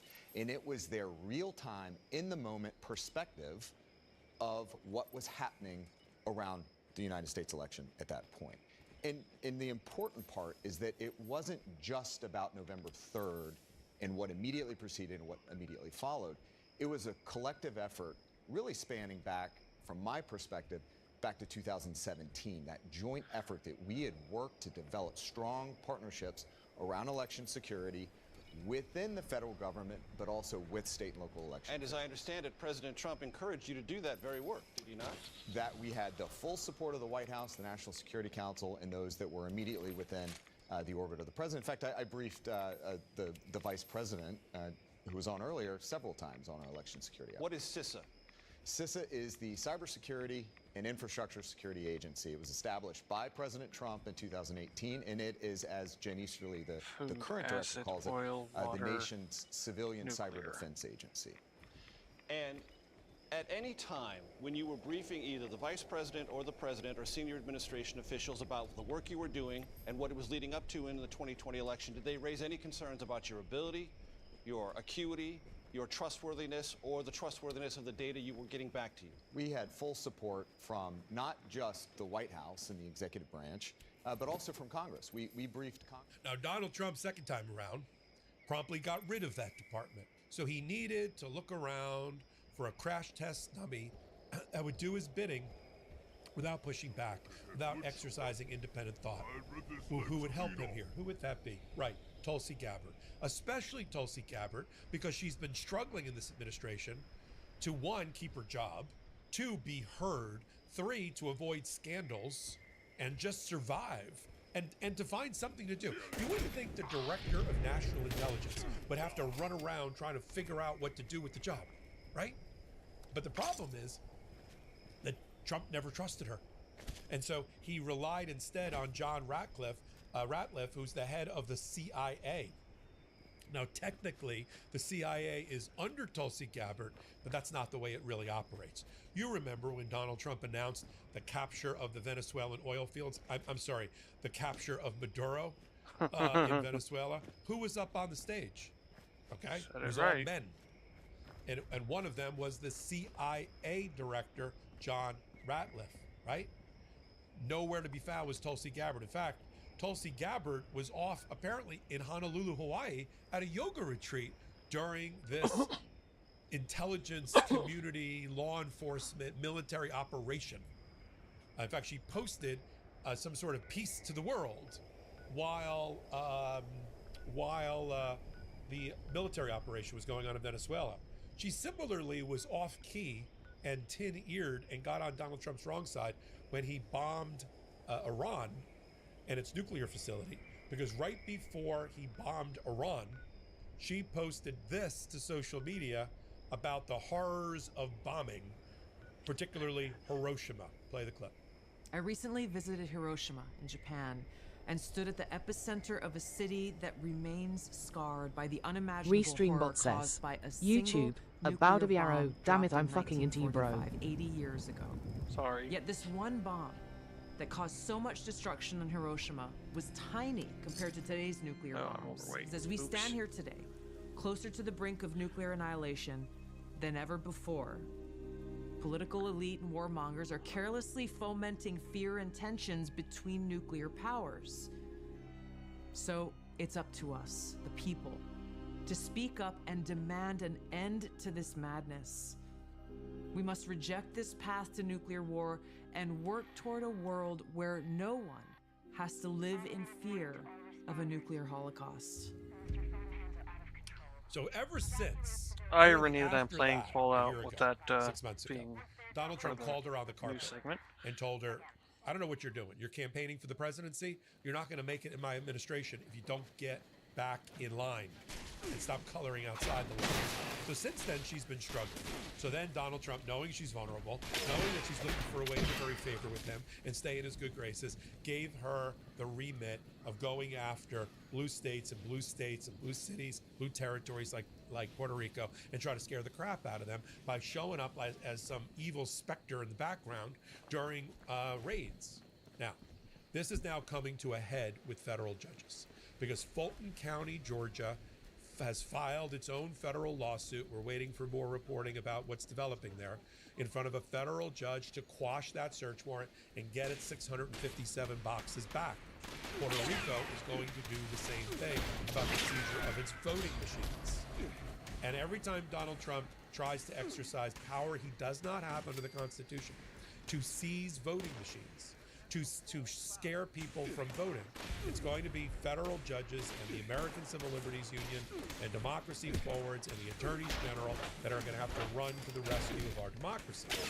It's very clear under the Constitution who has the power to run and regulate our elections. It starts with the states. Sometimes Congress can regulate in the area pursuant to the Constitution, never the presidency. It's either the states or Congress. And if Congress doesn't act and create a law, all other power is held and reposited in the states pursuant to the 10th Amendment, which is the foundation of our federalism system. If it's not spelled out in the Constitution and Congress doesn't take it for themselves, the states get it. The states run all elections, including federal elections, for good reason. Because the founders and framers freeze that never bitch. trusted whoever was going to be occupying Washington, the seat of power, and the federal government. There's always a healthy mistrust between the federal government and the states. At the formation of our union, to get the states to agree, they had to give them the 10th Amendment. They had to give them the power over elections, including the presidential ones. So that's why it scares the crap out of states, at least the blue ones, when a king president tries to take over elections. Conflict of interest, anybody? His own elections? And so what's going to happen is he's trying to use his civil rights division, his department, his intelligence community, his military, his National Guard take over to try to interfere with that which the United States Supreme Court and the Constitution says he cannot. But we got to keep an eye on Tulsi Gabbard. There's got to be, of course, oversight over her. which the Senate and the House Democrats are going to have to lead on, and get Sup, her into buddy? her chair and explain why she has stuck her nose, apparently at Trump's request, into our election process as the Director of National Intelligence. Yeah, I won't be coming here. Which that is not her Sorry, remit. bud. In fact, we never want the CIA, for instance, spying on us. Is you friendly one too? Or doing law enforcement against us. It's supposed to be outward facing only, just like the military. You can see how Donald Trump completely has no respect for constitutional norms or practices, which is why we got to run to court every day, every hour in order to make the change. But I wanted to call out what I've seen is this bait and switch. Donald Trump putting in the hands of a desperate Tulsi Gabbard who wants to please Daddy Trump, voting and voting rights and the exercise of the right to vote. And so I think there needs to be a Freedom of Information Act demand to the government to explain Tulsi Gabbard's role, who gave her that remit, where is the executive order that gives her that permission, where is the congressional act statute that gives her that permission, explain how I want every document internally involving Tulsi Gabbard and the decision to send her to Fulton County and the decision you'll not try to kill me and I'll try to kill you. Have her agency Even if seize it says voting you're not machines me. in Puerto Rico. I mean, they can't even get their story straight. Tulsi Gabbard said she was sent down there by Pam Bondi and Donald Trump down to Fulton County, Georgia. But within hours, when they asked Todd Blanche, the number 2 in the department, why was Tulsi Gabbard in Georgia, he didn't even know. Here's a clip. Why was it necessary to conduct a search warrant? And do you expect the affidavit in that search warrant matter to become public anytime soon, or do you have any comment or explanation? There's plenty of ghouls at the road here if you want to follow me. I'm not Barrels. gonna comment on it's a criminal investigation. You won't I'm actually be doing anything but will not comment on releasing it. I will people say from a that, torture. It should be no surprise to many in this room that election integrity is extraordinarily important to this administration. Come on. Always has been and always will be. Could you please explain Tulsi Gabbard's role in DOJ activity regarding the Fulton County search? What do you mean her role? It was reported. Well, this guy will do. She happened to be present in Atlanta.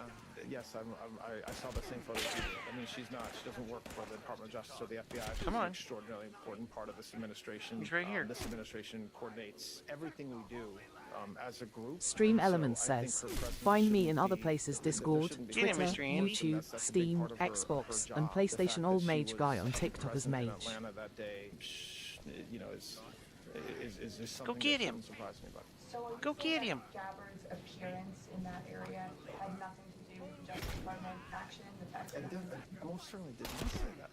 No, I did not say that. I said exactly the opposite. I said this administration works closely together you go. In all kinds of different areas, and so Shake the organics.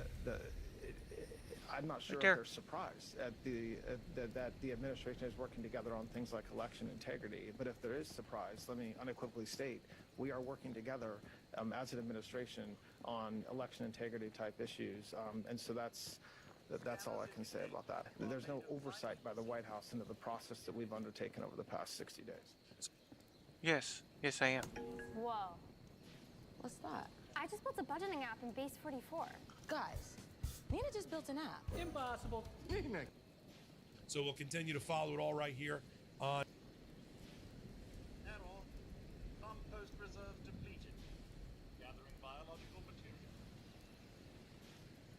Well, following me is only going to do you so well. I mean, other than I basically a producer of biological material. Because you already know that you're not going to take me out. A happy day on the farm. Hey everybody, it's Allison Gill. Welcome to The Breakdown, and thanks to Midas Touch for hosting this show. Let me tell you a tale of two whistleblowers. Back in 2019, You didn't even take the last one, bud. a Trump lawyer named Eisenberg overclassified a politically embarrassing document, stashed it in a code word classified system so that no one could see it because it was politically embarrassing. Embarrassing enough that if that document got out, it could take down Donald Trump's presidency. But a brave CIA analyst knew about that document, filed a report under the whistleblower protection laws in August of 2019.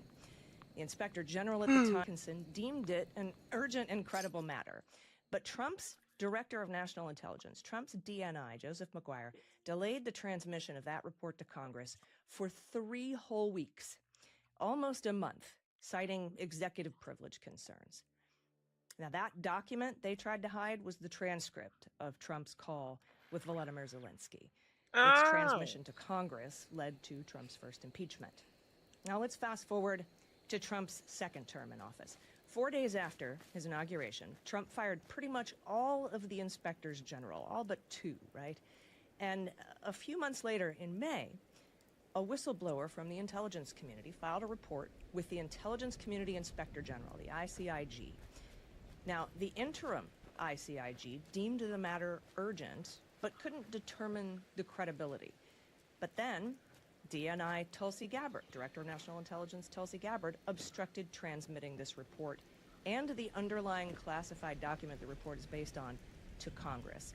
Not for 3 weeks, but for 8 months. And we only learned about the existence of this whistleblower report last week, 1 day after the Wall Street Journal reported on it. And joining me to discuss the matter is the lawyer who represented both of these whistleblowers and is currently representing this one. Please welcome Andrew Buckeye from Whistleblower Aid. Hi, Andrew. How are you? Pretty good. How are you? Pleasure to meet you.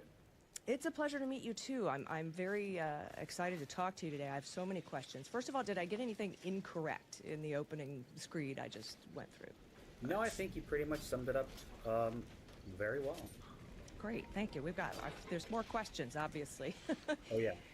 Because according to a letter you wrote to the Inspector General named Christopher Fox, this whistleblower retained you in November of last year. It's about 6 months A little bit after. earlier than that, but around that time period, yeah. Around that time period. But this would be 5 or 6 months after they filed their initial report. What caused them to reach out to Whistleblower Aid, and how did that introduction happen?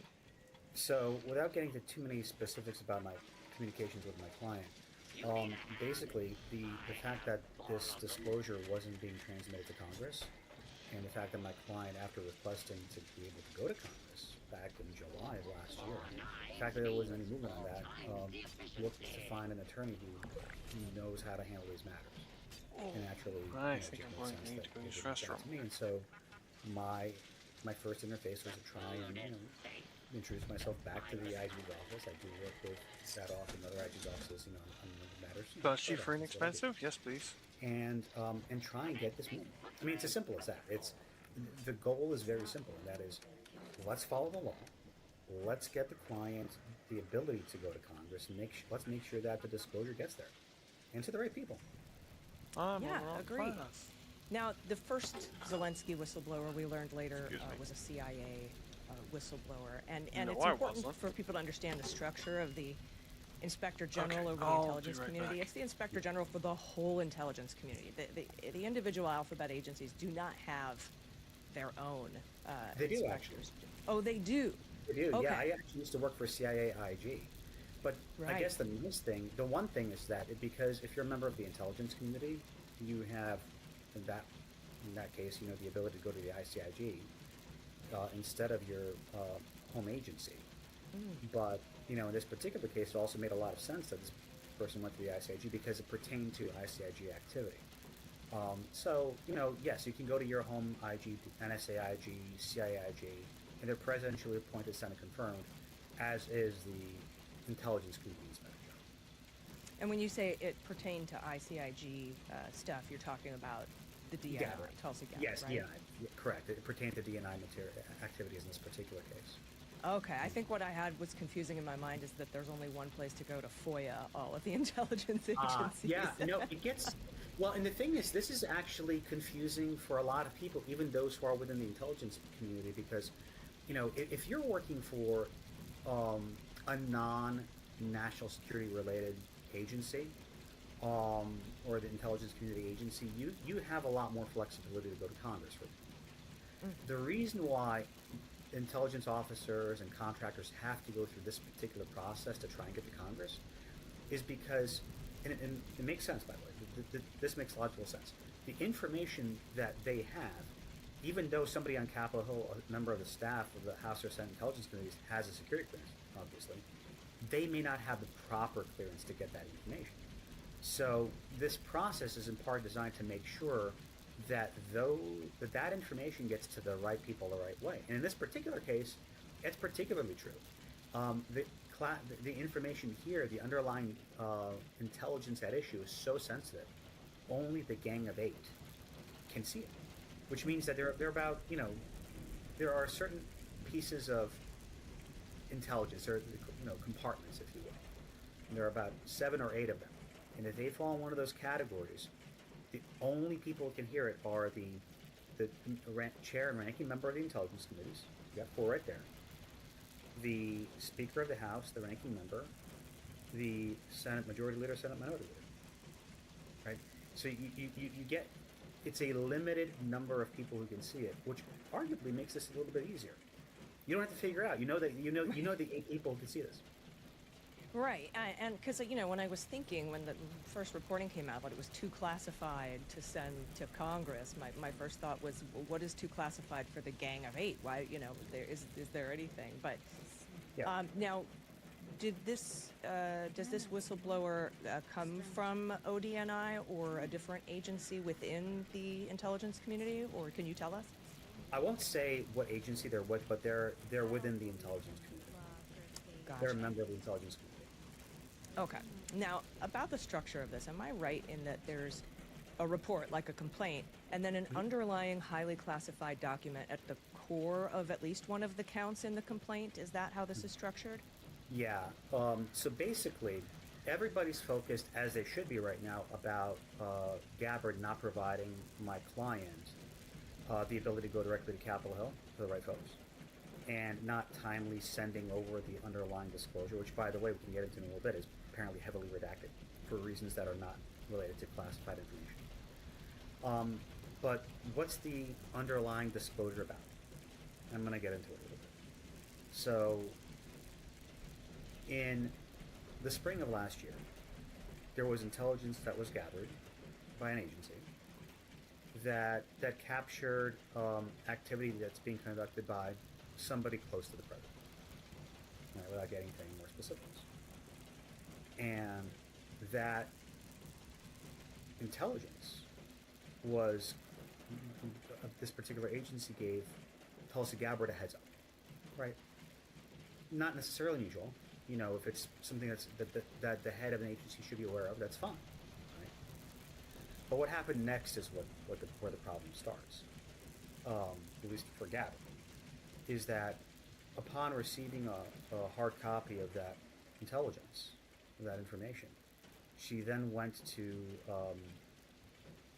the president's chief of staff, Susan Wiles, and discussed it. We don't know what those conversations were. We don't know what happened there. But the following day, when she returned to the DNI's office, she directed that intelligence not be distributed any further within the intelligence community. So typically what would happen is that this intelligence, this communication that was collected, right, between somebody close to the president and other actors, would be distributed to the offices and analysts and individuals who have the need to know, who need to act on this intelligence. And she came back and said, no, don't distribute it any further.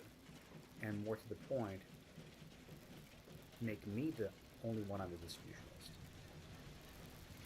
But because she went to the president's chief of staff, this particular agency also sent it to Susan Wiles' phone, as I understand it. So, and then it did not get distributed within the intelligence community. So, the heart of this has never been really addressed. And I'm not confident that members of the Senate or the House, Gang of Eight, who have a need to know, have seen this. And that's where the concern is. The complaint is about the blocking of the distribution of the intelligence, but the intelligence is really important to be viewed by those who have a need to know. Understood. That sounds awfully familiar to me. That sounds a lot like what happened with the Zelensky call transcript, that they refused to put Vindman's edits in, stashed it in something called an NICE system, tried to limit the eyes on it. Now, did she, and during that impeachment, there was a lot of discussion about over-classifying something that might be politically embarrassing to an administration. Is it against the law to overclassify something to prevent other people from seeing it? And did that happen here? So the short answer to that is yes. I mean, the goal is to not overclassify any documents. Particularly, you can't hide behind classification because something's embarrassing. And the level of classification is dependent upon, how the intelligence is collected, what the intelligence has. It's, you always hear intelligence officers and former officers talk about sources and methods, because you don't want to show the world who your source is. You can burn a source, somebody can die. Or a method, whether it's technical or otherwise, that allows you to capture that information. So, and at the same time, you can have intelligence that is part of an operation, and it's classified accordingly. In this case, though, this is where I want to kind of drill down to a finer point, which is the intelligence is not, in my understanding, overclassified. Although it appears to have been the excuse provided for having difficulty to get at the Capitol. Eating food without meat.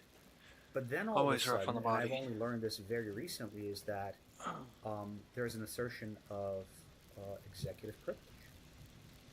And as I understand it, whatever has been transmitted to Congress, and I don't know what has been transmitted to Congress, and by the way, I haven't even seen the underlying disclosure. You have clearance to see it, yeah? Well, I have a security clearance, but it doesn't mean that I have the ability to see something like that. Even when I was in the intelligence community, I was only read in onto certain programs as I needed to know, and then read out. Right. So, but here's the thing. They're not redacting for Congress because of the classification. Now they're redacting from Congress because they're asserting executive privilege. What I found really interesting was that on Tuesday, this week has been kind of blended together. After court tomorrow. Yes. I need to get. I'm in London right now. So far, I'm in London right now, so it's been just a kind of a whirlwind for me.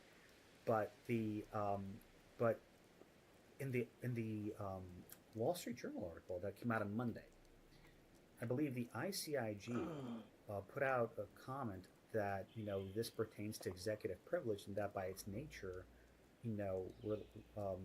asserts presidential communications or activity. So it's kind of funny that they also, the intelligence community has also obviously defined the obvious in terms of why would you would assert executive privilege, but that should be, as a former, investigator and whatnot, I would call that a clue, and something that one should, perhaps dig a little deeper into. But you really nicely captured something, which is classified information is typically what folks are concerned is misused to hide embarrassing things, right? In this particular case, they couldn't do it because it could go to the Gang of Eight. So now it becomes executive privilege.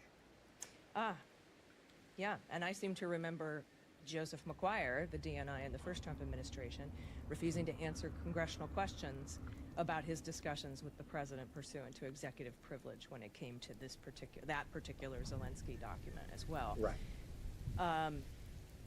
Yeah, but the underlying intelligence, I wouldn't know if there will be an executive privilege issue to that. So, that is a fight for Congress to go to battle with the executive branch. But my role here is to help my client have the ability to meet with those members.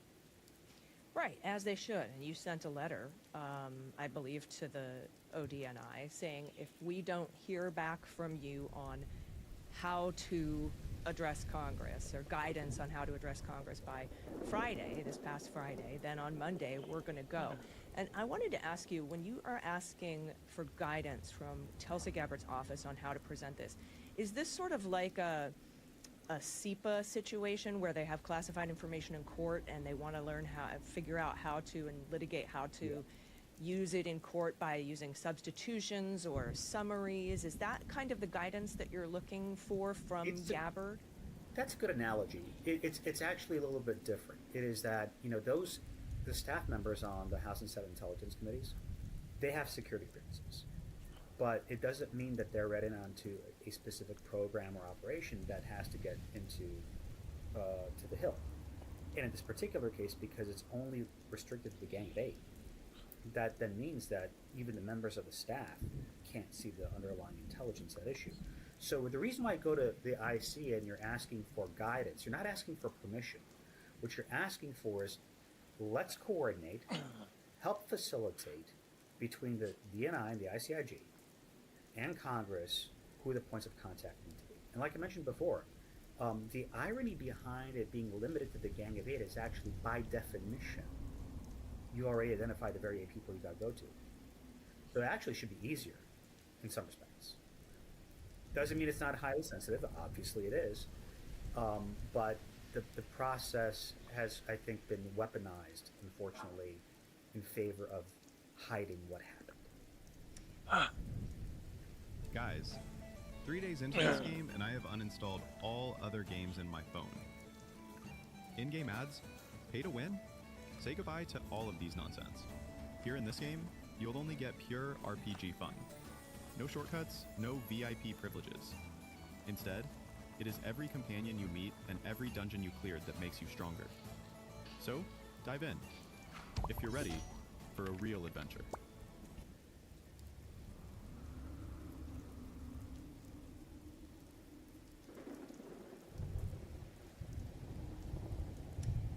It sounds like it, and it's not like they have a pattern doing that in the past, you know.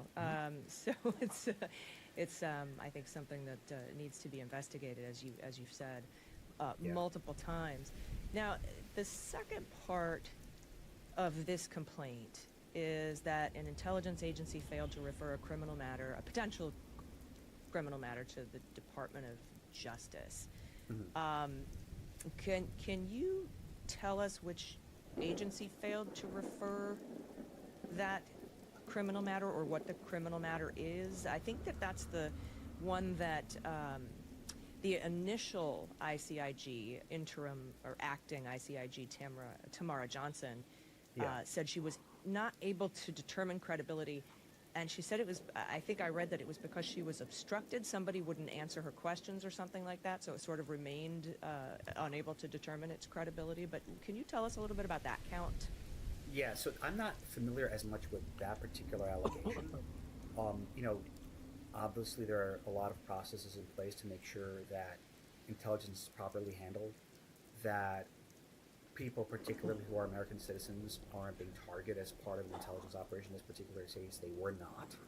It was, everything was done lawfully, and somebody just seemed to have popped up on, you know, this communication, this transmission. And so that's one thing. I do want to get to this credibility issue, and it's been kind of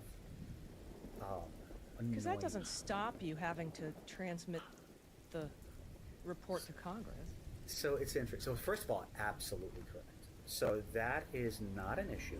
So the way this process works is that if the complaint or the disclosure is deemed to be urgent and credible by the ICIG, they can immediately go to him.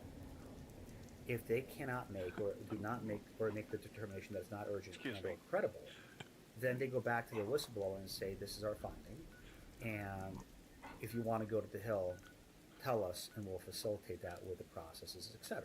Right? Oh. But this case is interesting because I'm going to go into what I didn't know when I learned it as counsel. Same thing for my client.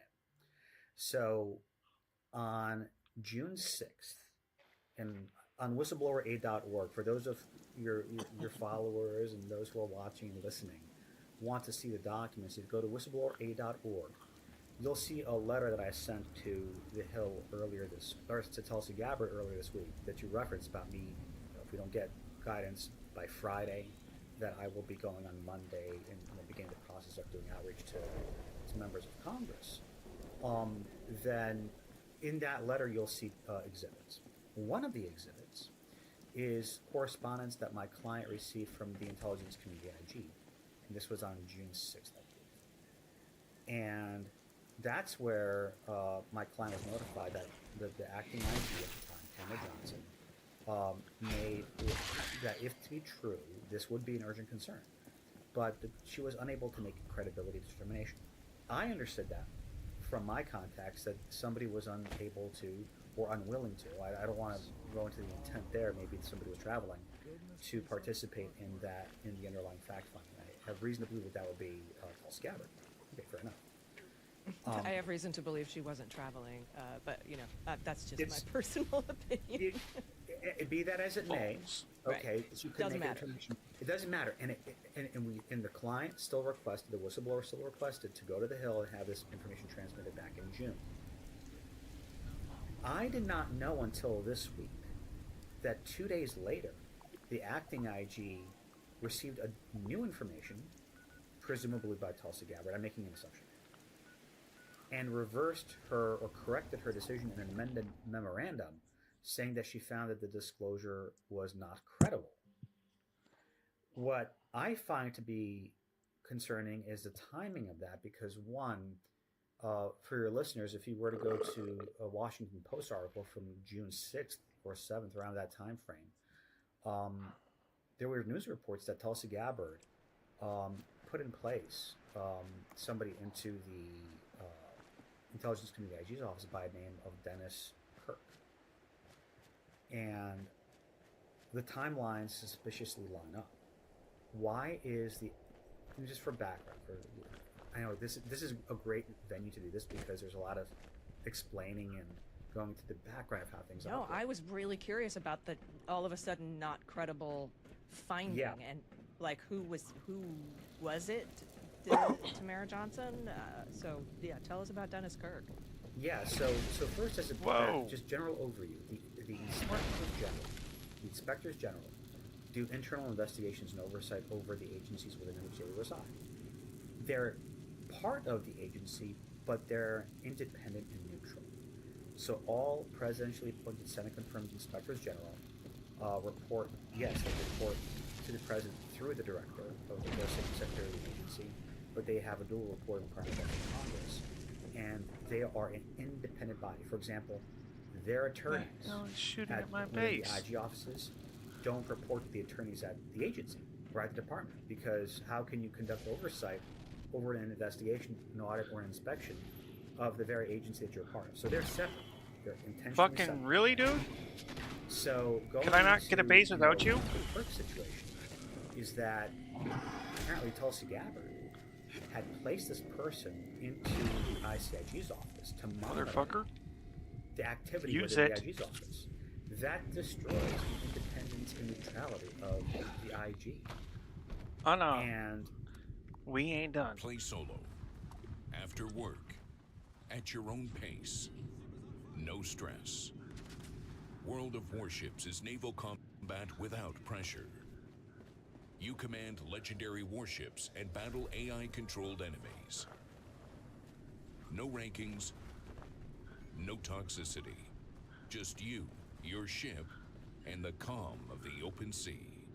World of Warships, a game made for adults. No. You're a robot. Frustrated with the way you currently file your taxes? What if you Jump, could track your tax goddammit. expert's progress and get your best tax outcome?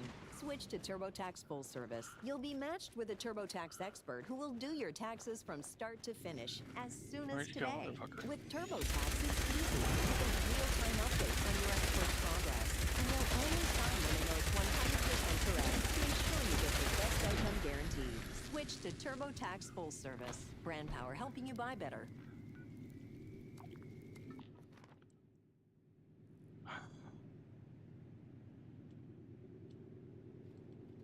what I find, Not Let me that move. having her previous top aide, Christopher Fox, be the ICIG puts it in jeopardy enough. Not that that's, not Right. enough to put it in jeopardy and have a conflict of interest, but she's installed somebody in the ICIG office, which again, just kind of destroys the independence of that particular unit. and also this is before Fox came on board. I don't know Fox. I've not. I mean, I have no idea one way or another about him. But Tamara Johnson was a career federal civil servant. Just like in any position in government, when the appointment, Where'd the the damn presidential body appointment go? becomes vacant, somebody's got to be acting. The work of the organization has to continue. So she was appointed as acting. And while she's acting, you have this person in there monitoring what's going on behalf of the Director of National Intelligence, perhaps disclosures about her very conduct. And then, this is the interesting thing that has been, I think, that needs to kind of be understood, is that my client received that letter on June 6th, if I recall correctly. All right. And 2 days later, according to the ICIG's correspondence to Congress this week, this is when my client and I learned this, you're going to love it, the acting Director of National Intelligence changed her opinion, or changed her opinion in terms of the credibility of the underlying disclosure. I didn't know about this until Monday. My client didn't know about this until Monday. We found out this week. That's news to us. That is extremely peculiar. And also, didn't Christopher Fox say in a letter to you that Tamara Johnson had administratively closed this matter in June of last year? That was, I believe, in the letter that he sent to Congress. So I've not received any correspondence. He went over, yeah, that's the thing. And the DNI posted on X, they went over the chronology of events for the decision-making process. And, it just, there are things that, the strangest thing for me is that there was no update to my client. And then when I came on board and was interacting with the office, which, from my experience has been, there are a lot of good folks who work there. That's not something that I was aware of. That surprised me, and that concerns me. Why is this secret change all of a sudden happening? Which, by the way, doesn't change the fact that he still can go to Congress. Right. All that still exists. All that still exists. Suppressors. So, and we're still waiting months later. The other thing that I want to get into is this notion of credibility. And how do you define credibility? And apparently, in the case of the IG, in terms of what I've just seen this week presented by Fox to Congress, is that, if information is provided by a whistleblower that may be secondhand, or that they've read, they cannot provide the document because it's so sensitive and classified, that when they speak to the alleged subject of the investigation, the wrongdoer, if you will, and they say, well, I didn't do it, that person's credibility, because they're talking about themselves firsthand, is higher than somebody saying that they heard this as part of a meeting, or whatever the case may be, and that shuts it down. That's a crazy way of determining credibility in my mind. Yeah. My opinion. I don't think I know that no lawyer or investigator would conclude any activity with talking to only two parties. He said, she said, he said, he said, she said, whatever the case may be, and making conclusions strictly based on that. By the way, this 14-day urgent concern process is not sufficient time to conduct an investigation. It's merely an initial determination if it should go to Congress immediately. Right, that's right, what this kind is. of like a temporary restraining order. Like, we can't look at all the merits and everything right now, but for now, transmit it and do an investigation on the full merits of the case. Exactly, because things may be hitting the fan. You should be aware of this, Congress, and we're going to try and get to the bottom of this. But in the meantime, at least it's on your radar. That's kind of the whole point of this. And this never got on Congress's radar. And there has been, to my knowledge, no investigation of the underlying issues. So you have, and this is this is the reality of life. And I'm here to represent folks who are trying to get when you see something, you say something. When you see something wrong, you go to the IG, or whatever the case may be. And members of Congress are, it is the world that we live in, go into their own corners, and they'll say, well, the IG said it's not credible, therefore this has no credibility. And that word hits because of what people hear when they say it's not credible, therefore it must be flawed and there's nothing there. That's not the case here. It's an initial determination to say, is there something that needs to be investigated?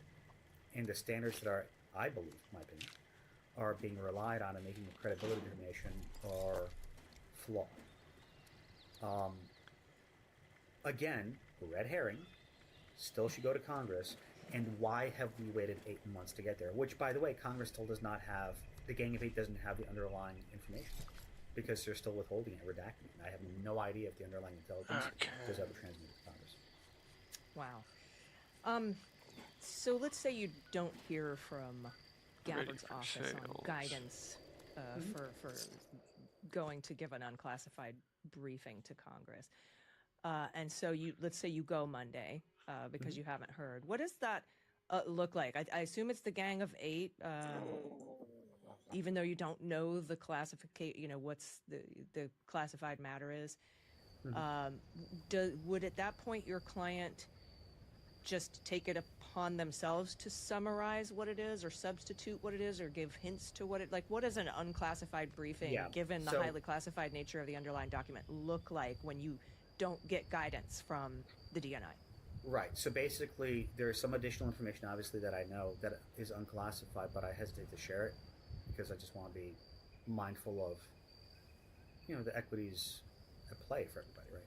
And so there are things that I can elaborate upon for members of Congress and senators. By the way, who are beyond the Gang of Eight, but ideally, within the intelligence committees, to give them an understanding what this is about. And then, so that Not way the looking Gang of Eight forward to knows what tomorrow they're doing. morning. This is serious, and that they need to push and assert After their I get home, oversight role as I will under Article 1 as Congress over the executive and try and at least get to the bottom get on of this stream and figure out what's going on.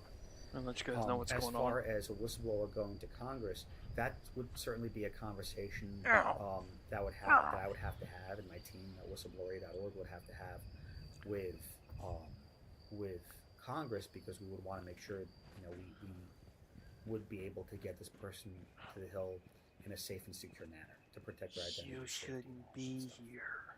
So, then they can elaborate in an unclassified manner. And then, of course, when it's unclassified, it's going to be limited, but something's better than nothing, right? To go into, what the general, issues are. And then... Right, like if it were the Zelensky call, you would say, seems like he was going to withhold aid unless they opened an investigation, like a summary type of a situation. Yeah, and I did that. Even in that case, I was able to say, this involves a phone call, this involves this, and this.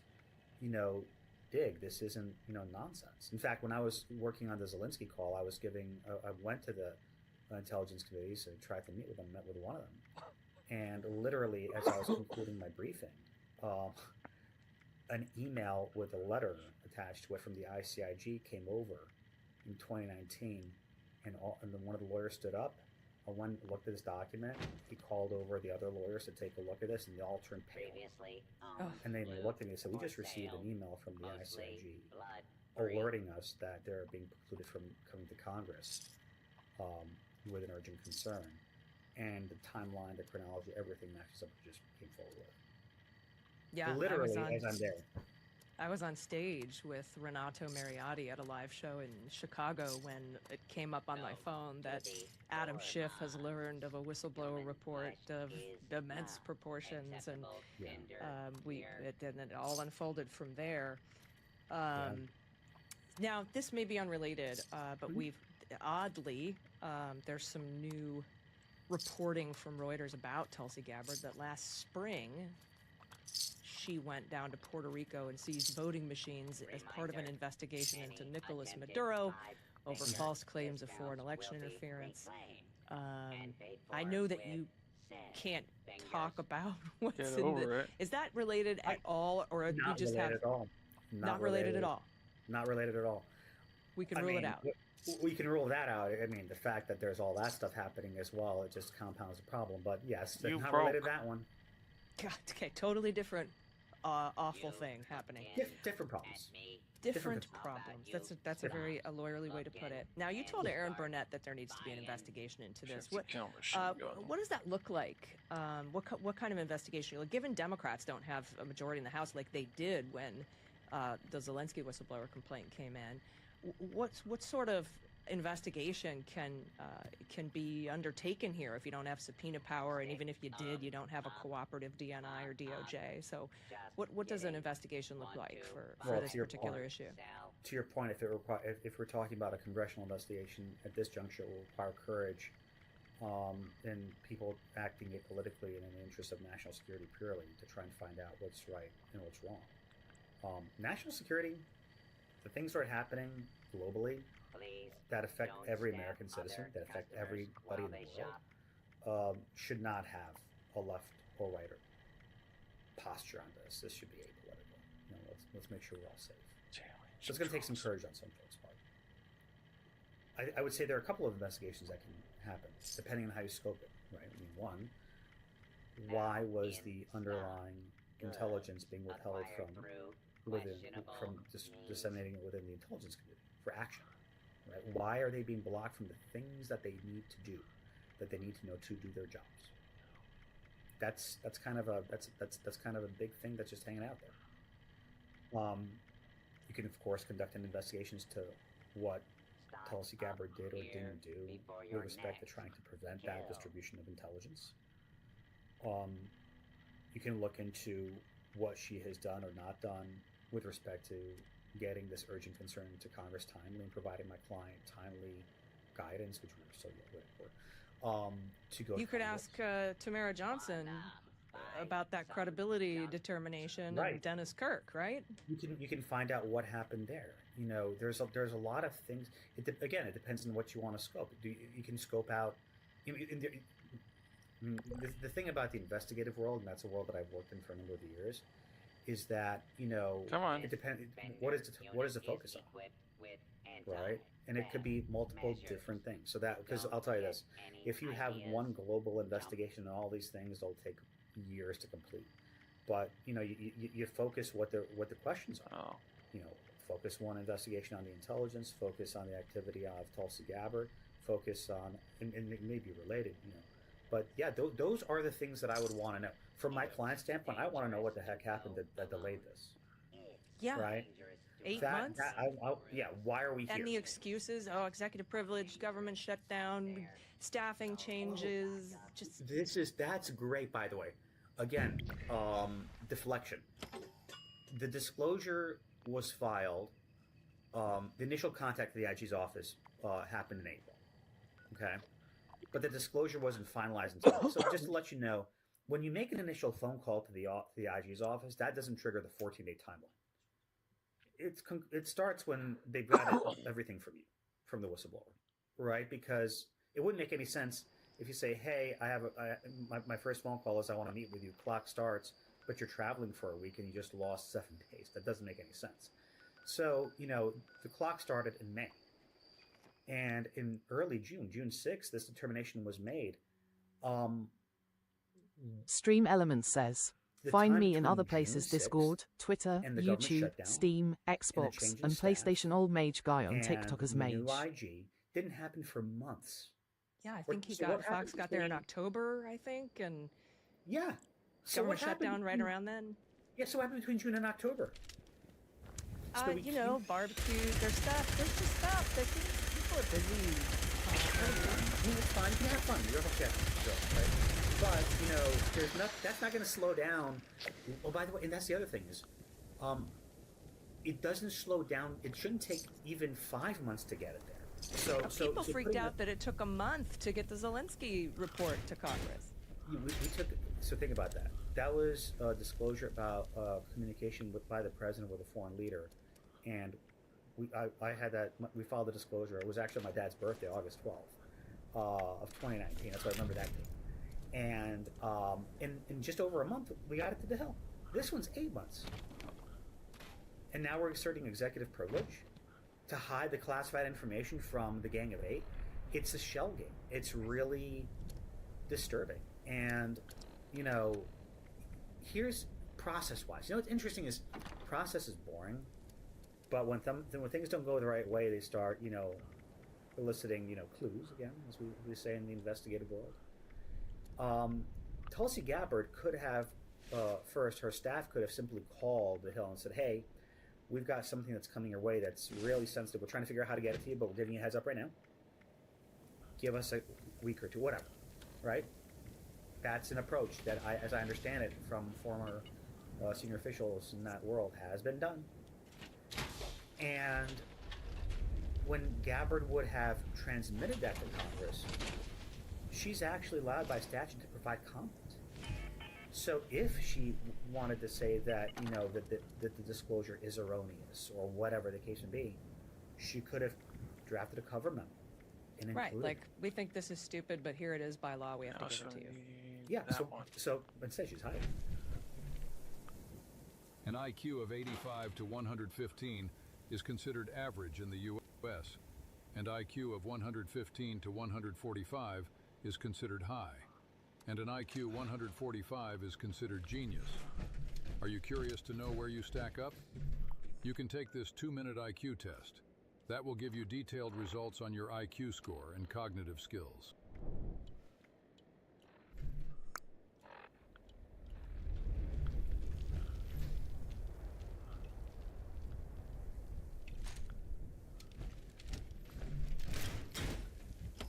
How to get spotted up to $200. Apply for a Chime checking account. Install the app. Set up direct deposit. Unlock fee-free overdraft up to $200. Grab an ice cream to celebrate. Instead she's hiding it. So again, the process failure raises a lot of questions because now we don't know what we don't know. Yeah, well, it's not like I said, this administration has a history of hiding things that are politically embarrassing for them.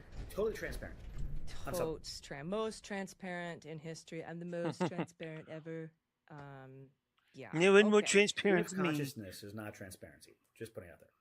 Oh, yeah, very, very well. So a lot of people tend to ask, especially folks who are super engaged, really politically aware folks who watch The Breakdown, watch Midas Touch, watch my shows. Yeah. Always are like, what can I do? What can I do? The first thing I want to tell people is that you can support Whistleblower Aid. It's a nonprofit. You can make a tax-deductible donation. We'll put the link here up on the screen. It's whistlebloweraid.org/beans. You can donate to help these amazing lawyers protect these incredibly brave whistleblowers. It's a lot of process. There's a lot you have to go through for the legal process to. It's a lot to navigate. It takes really, really brilliant lawyers. So you can help there. And then obviously, you know, I'm going to tell you, flip Congress so that if the Republicans don't want to investigate this particular issue and others, we will have a little more power and control the committees to be able to continue investigations. Is there anything else you can think of, Andrew, or any other information about this? Again, I know you can't give us any indication about what's in this. We know what it's not. It's not the Maduro Puerto Rico voting machines thing. It's not that. Anything else you want to say about what people, regular folks like us, can do, or anything else you want to add about what you know about this complaint? I can't add anything else about the complaint, but and thank you for mentioning what whistleblower.org, what we do. It's not, I mean, so what we do is just to kind of give everybody an understanding. We provide free legal services to federal employees. I mean, that they would not necessarily be able to afford otherwise, to make sure that they are able to lawfully disclose things that they see that are wrong, that violations of law or regulation. And particularly for members of the intelligence community, if they mishandle that, if they mishandle classified information, they can be charged under the Espionage Act. So doing this right matters. And then the other thing that we do that's really different from some other organizations is that we provide wraparound 360 services.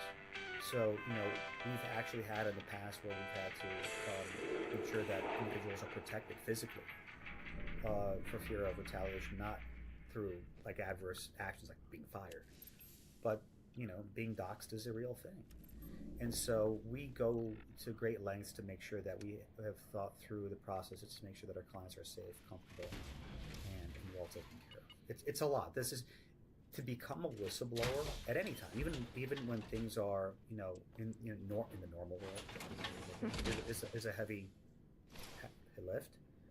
Now more so than ever. And the folks who are coming forward, because government, so many people have been removed, they're senior officials. There's a lot to lose. It's challenging, but we're here to help. Yeah, and I have to say, even though Trump came in, fired all the inspectors general, tried to get rid of any kind of oversight apparatus that he possibly could, you know, by gutting the public corruption unit at the DOJ, you know, just all of this stuff to getting rid of all the oversight, getting rid of FOIA, gutting FOIA offices.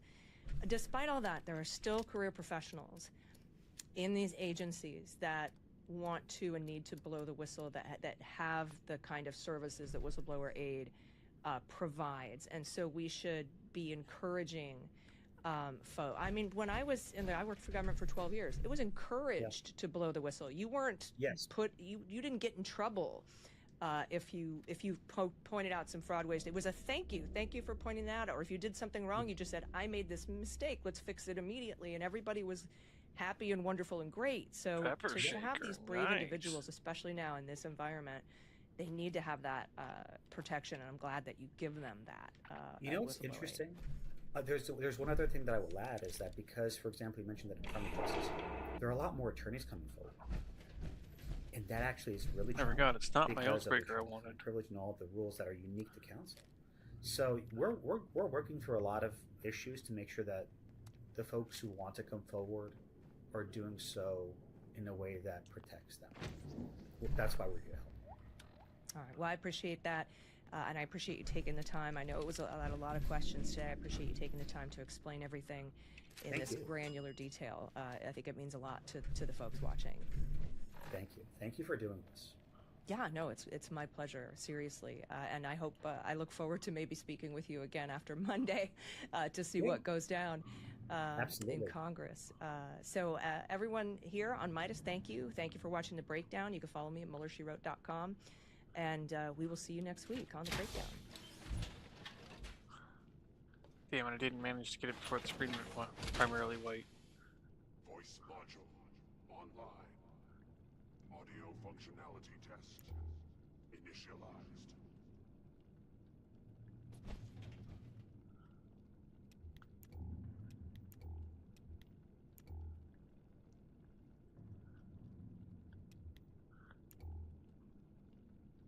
With federal power concentrated in the hands of an unapologetic tyrant, the use of coordinated state power has never been more important. That's why we were so thrilled to see an unprecedented gathering of state legislators last week in Minneapolis.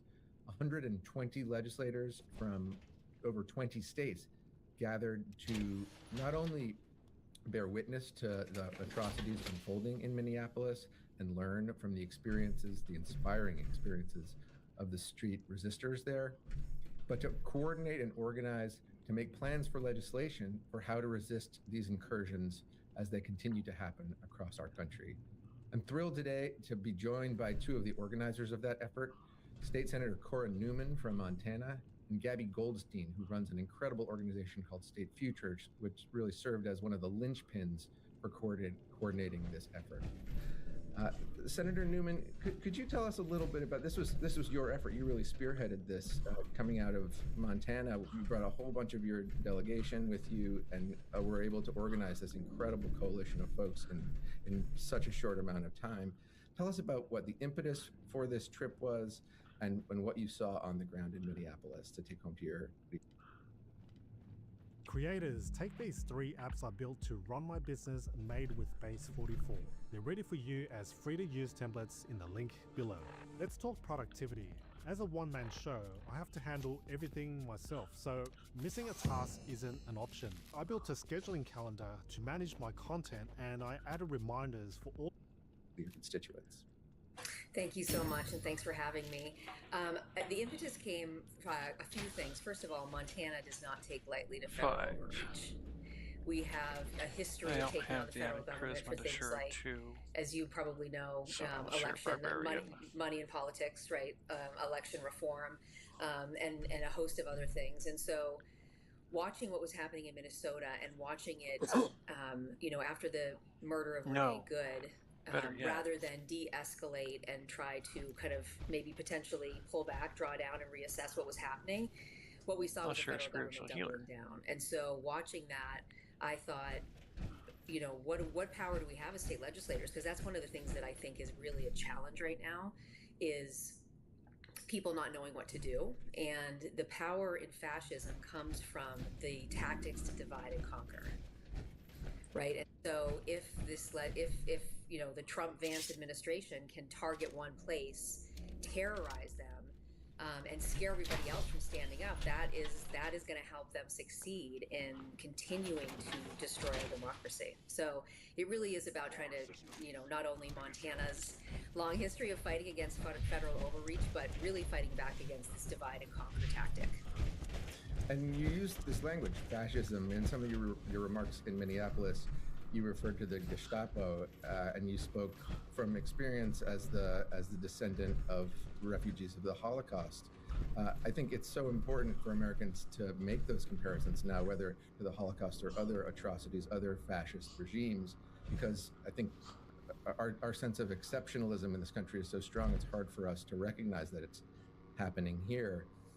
Particularly in states, maybe states not like Montana, not red states, blue states like the one I live in, where folks I think have a maybe too rosy view of the state of things because it hasn't quite happened here. But we can see on the ground in Minneapolis how it can in fact happen. I'm sure you don't make those comparisons lightly. What was it for you that crossed the threshold where you felt comfortable using that type of rhetoric, that type of language in describing what we see happening? I mean, it's really over the past year since Trump took office, this second time, watching disregard and lawlessness on definitely on a weekly basis. I mean, even just looking at the invasion of Venezuela, right? I mean, that type of action requires the approval of Congress, and I could go on and on. I'm sure you do on this show about all of the things that this administration has done that either it disregards and bypasses the legal norms and the process that a U.S. president is supposed to go through, and so. I think that it's a combination of disregard for the rule of law and the Constitution, and then also, honestly, watching Congress just allow it. So I'm not going to say that this is just Trump. It's not just Trump, actually. It's Congress. It's U.S. Congress. It's sometimes the courts. So I think we also have to be careful. This is he as the president, but it really is how, especially our Congress, is allowing him to do things over and over again. Again, the way we go through the litany. That break norms and any kind of legal precedent that we've had before. So to me, that is the definition or the beginning. Let's just say at least the beginning of fascism. Gabby, turning to you, I would love to learn more about state futures in general. You've been such a great friend with for accountability action. We're so thrilled when you decided to launch State Futures. It's a relatively new endeavor, and I think it fills such a critically needed gap in our advocacy ecosystem, in our infrastructure, to help state legislators across the country figure out strategies, figure out plans, how to work together. Tell us about State Futures, why you thought it was necessary in the ecosystem, what you've done to date to bring those legislators together, and then maybe a little bit behind the scenes of how you pulled this off. Bringing all these folks to Minneapolis. I think over 1 million views to the press coverage is terrific. Well, Alex, thank you so much for all you do for accountability and this show. What a pleasure to share another Zoom screen with you. And excited to be here and to talk a little bit about the incredible power of faith and this historic moment that we're in, where we really have the opportunity to harness the power of states and work collaboratively across states to have a bigger impact than any individual state would have at their own. So I'm our founder at State Future. We launched in March of 2025 as a spin-off from my prior organization that I co-founded back in 2016, where I spent the better part of the last decade helping folks get elected to state legislatures and saw the tremendous gap in infrastructure, resources going to running at that level of the ballot. The truth is, the same gap exists once folks are elected. Frankly, getting elected is just the beginning, not the end. So in order to support that work on the official side and continue to scale up the support, on the policy side and governance side, I founded State Futures, and we've grown now in less than a year to over 700 values-aligned state legislators and state financial officers who are coordinating strategy, who are sharing tools and resources, and who are acting together, taking action together to meet this moment. And so, as Senator Newman, explained, I mean, it's just the truth. In the year of this administration, Donald Trump has overrun much of official Washington. Congress has abdicated its status as a co-equal branch. The Supreme Court has made it clear that it's not going to stand in the way of a power grab. And that's really left the states as a focal point of resistance. And that is why it's such an important moment right now for this tool that I call collective state action to really come into the fore. So we already know the power of collective action, right? As organizers, etc. The next step is to apply it to the states themselves, to really have a movement of states governing not in isolation, but in concert. And so that means states working together, pooling resources, harmonizing policies, sharing ideas, and coordinating responses to federal failures and national challenges. And so this event last week in Minnesota was a perfect example of how to put that into practice. And I was so delighted to work with Cora, with Senator Newman, who really had this idea. And in 10 days, right, I think it was 10 days, we managed to bring together a delegation of about 50 out-of-state legislators to come and stand, link arms, and raise voices together at the Capitol in St. Paul in support of their colleagues in Minnesota and the communities of Minnesota. And so this is exactly why I founded State Futures, to find and germinate and support opportunities for collective state action.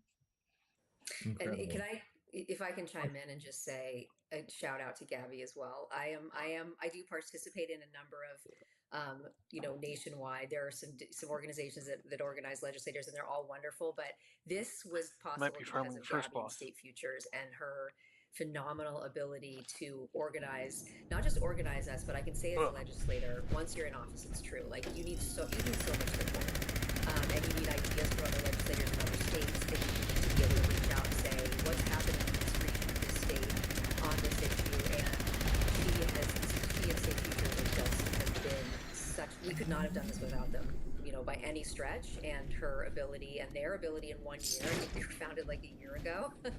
The work that they've accomplished, I'm just so grateful. I'm so grateful that they exist.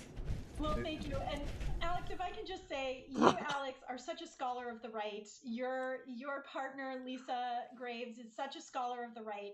And it has always been so interesting to me that one of the things that the right has done so well is organize and mobilize state policymakers, right? And it's always been, I don't know if ironic is the right word, but it's always been of interest to me that we are the party of organizing. We are the party that thinks of ourselves as that being a core competency, and really we haven't taken an organizer lens to supporting folks like Cora and her colleagues.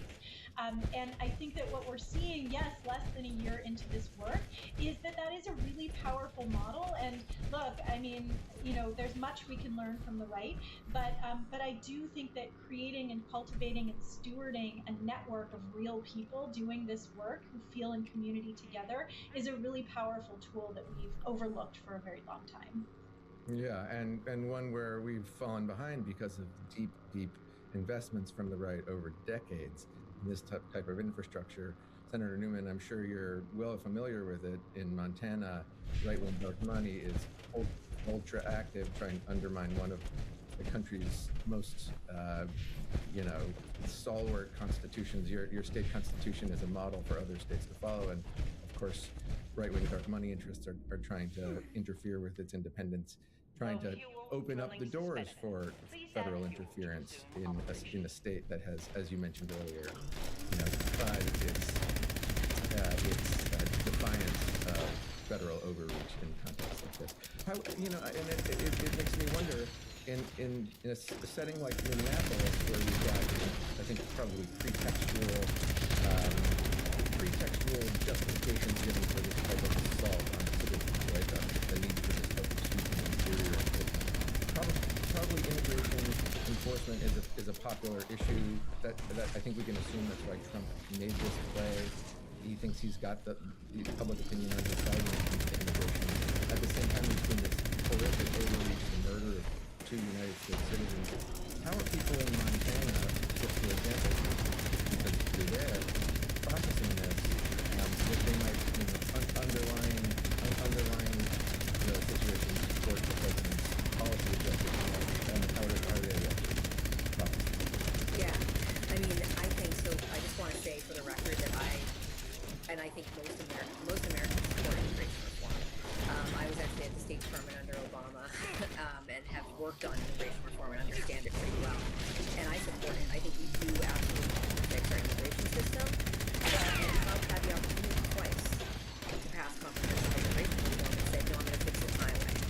And so I do think that there is definitely a sense in this country that we need to reform, you know, our immigration system. It is too porous, right? We need to help. We need to find mechanisms to allow people to come here legally to work. You know, they're very critical to our economy, and you know, to our economy from on the ground to universities to research, you know, institutions, et cetera. But so I think that across, like in Montana and across the board, we're doing immigration reform, and I think that this administration used it in their campaign to mobilize and felt that they were able to demonize the outsider, right? Which is a common tactic, again, of historically a fascist authoritarian regimes. And so I think that it caught on here, right? And I think that there is a sense that we need to crack down on illegal immigration, and that's not what's happening. That is not what ICE is actually doing. That's the thing. They are arresting American citizens. I think that there was a statistic that came out recently that only 5% of the people arrested in Minnesota have any kind of criminal record. And they're, you know, they're not coordinating with law enforcement. And so in Montana, what we're doing is trying to get together and have community conversations with our law enforcement agencies about what we do if they come. Also disregard, because we're already coordinating, right? We're coordinating on human trafficking, on drug trafficking. We have serious issues in human trafficking and drug trafficking in Montana. We also have 13 federally recognized tribes and 7 reservations. And as you saw, I think there are still 5 Oglala Sioux American citizens, Native Americans in custody. So we're getting ready for, you know, if ICE comes here, how we coordinate and help maintain rule of law in Montana when they are so clearly disregarding, you know, rule of law in Minnesota and elsewhere in the country.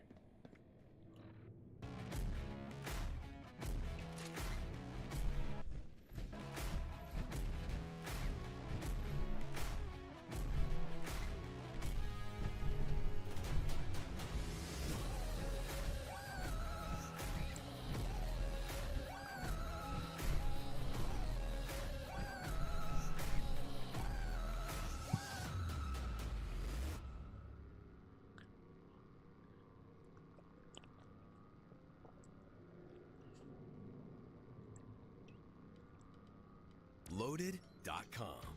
Get the biggest game releases of the year at the best prices. Enjoy. Well, Senator Cora Newman, Gabby Goldstein from State Futures, I want to thank you both so much for the work you're doing, for your leadership in this incredibly trying time, for spending some time with us here at Legal AF. We'd love to have you back. We'd love to hear from more of the state legislature. So that's the end of that one.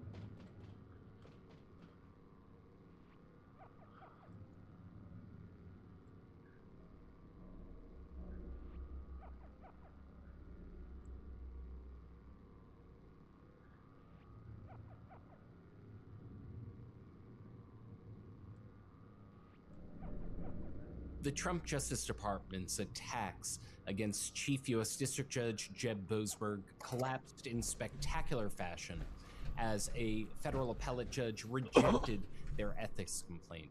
The way they did that and when the judge did that speaks volumes about the Trump Justice Department's attacks on the federal judiciary, as highlighted by Senator Sheldon Whitehouse. Last month, you saw Senator Whitehouse on the show saying that he suspected that the complaint against Judge Boasberg had been secretly rejected earlier, and he was correct. To speak about that right now is Senator Whitehouse. Senator Whitehouse, you are vindicated. Yeah, stop clock twice a day, get something right. You know, well, what you called attention to, and that no one else did, so far as I'm aware, that you had said that if anyone knew that a complaint against Judge Boasberg had been dismissed, it would have been the Justice Department. It would have been the complainant, and the public might not have known. And lo and behold, there was a ruling in December of last year, December 19th, actually, the very day that the Epstein files deadline was. And we found out on that day that the complaint had been dismissed. What was your reaction to learning that? Well, I was not surprised because I had read the complaint and it smacked of nonsense in like multiple ways. I don't think there was one flaw in it. It was just flawed notion upon flawed notion. But also, you know, sense of relief, because you have to understand that what is happening here with respect to Judge Boasberg is a orchestrated, coordinated campaign of pressure and intimidation against this specific judge brought by MAGA, largely, I think, because he has had the temerity to say he's going to pursue a contempt hearing against the MAGA DOJ, Pam Bondi, Emil Bovey, the thugs that they put onto the Third Circuit, and they're coming at him through, we count about 8 different vectors. Well, he lost you see all the different ways in which they're coming at him. It's a little bit easier to see how, you know, this looks like a coordinated plan of attack. And the fake disciplinary complaint was part of that. Ted Cruz just held the Senate hearing and followed it up with a letter to Johnson asking for impeachment. It was another angle of that. The House has multiple impeachment bills of Boasberg and one to defund his office alone. When the D.C. Circuit cleared Judge Boasberg to resume contempt hearing, that happened on a Friday. By Monday, 6 right-wing senators had filed a letter with the chief judge of the D.C. Circuit asking to have Boasberg suspended. So obviously that it couldn't go forward. Deputy Attorney General Blanche has called for war on judges, and the descriptor of the judges he wants to have a war on exactly fits Judge Boasberg. And then in that weird continuing resolution where they awarded themselves $500,000 for the non-existent harm of having had their toll records reviewed, they retroactively declared Judge Boasberg's non-disclosure orders of that to be illegal. So they're perfectly legal at the time. They were consistent with DOJ practice at the time. They were precisely what the DOJ had done under Trump at the time with respect to other members of Congress. But now they're going to go back years later and declare that illegal, which I think they do to make it a talking point for the rhetorical war, for be able to say this judge's orders were illegal, even if somebody else then has to fill in the blanks and say, well, actually, no, not at the time, not really. So, you know, this is one blow back for reality and decency in a very ugly campaign, but it's not over. They're still coming after him. And as they move into that contempt hearing, I think it's going to get way worse. And for clarity on the toll records, those were the toll records of the senators who were essentially the subject of the pressure campaign of Donald Trump and Rudy Giuliani to try to block the certification of Biden's election. I want to the election conspirators called out to these people. And so it's standard investigative practice when you have a conspiracy and it's calling out to individuals to check the toll records of those individuals so you can see whether they're talking to each other. And by the way, a toll record is nothing but this phone number called this phone number at this time. No content, no location data, none of the stuff that Senator Cruz said they had obtained was actually obtained in a toll record search. I think he falsely described it as a wiretap at one point. I want to get into the Certainly other senators did. Right. I want to get into the weeds of this ruling because it just shows the Trump DOJ's sleight of hand. In their complaint, they accused Boasberg of having having said publicly, actually, was their allegation, that the Trump Justice Department would violate court orders. Now, he didn't say that. He might have been vindicated had he actually said that because they ignored it. Yeah. But what he actually said was, according to a memo, he relayed concerns of other district judges that they may violate court orders. That was in an attachment that they didn't file to the complaint. Can you break that down? Well, this is kind of hearsay on hearsay, and obviously just trying to cook something up. Judge Boasberg is a member of something called the Judicial Conference. It's like the board of directors of the judicial branch of government, and they run the administrative side of the courts.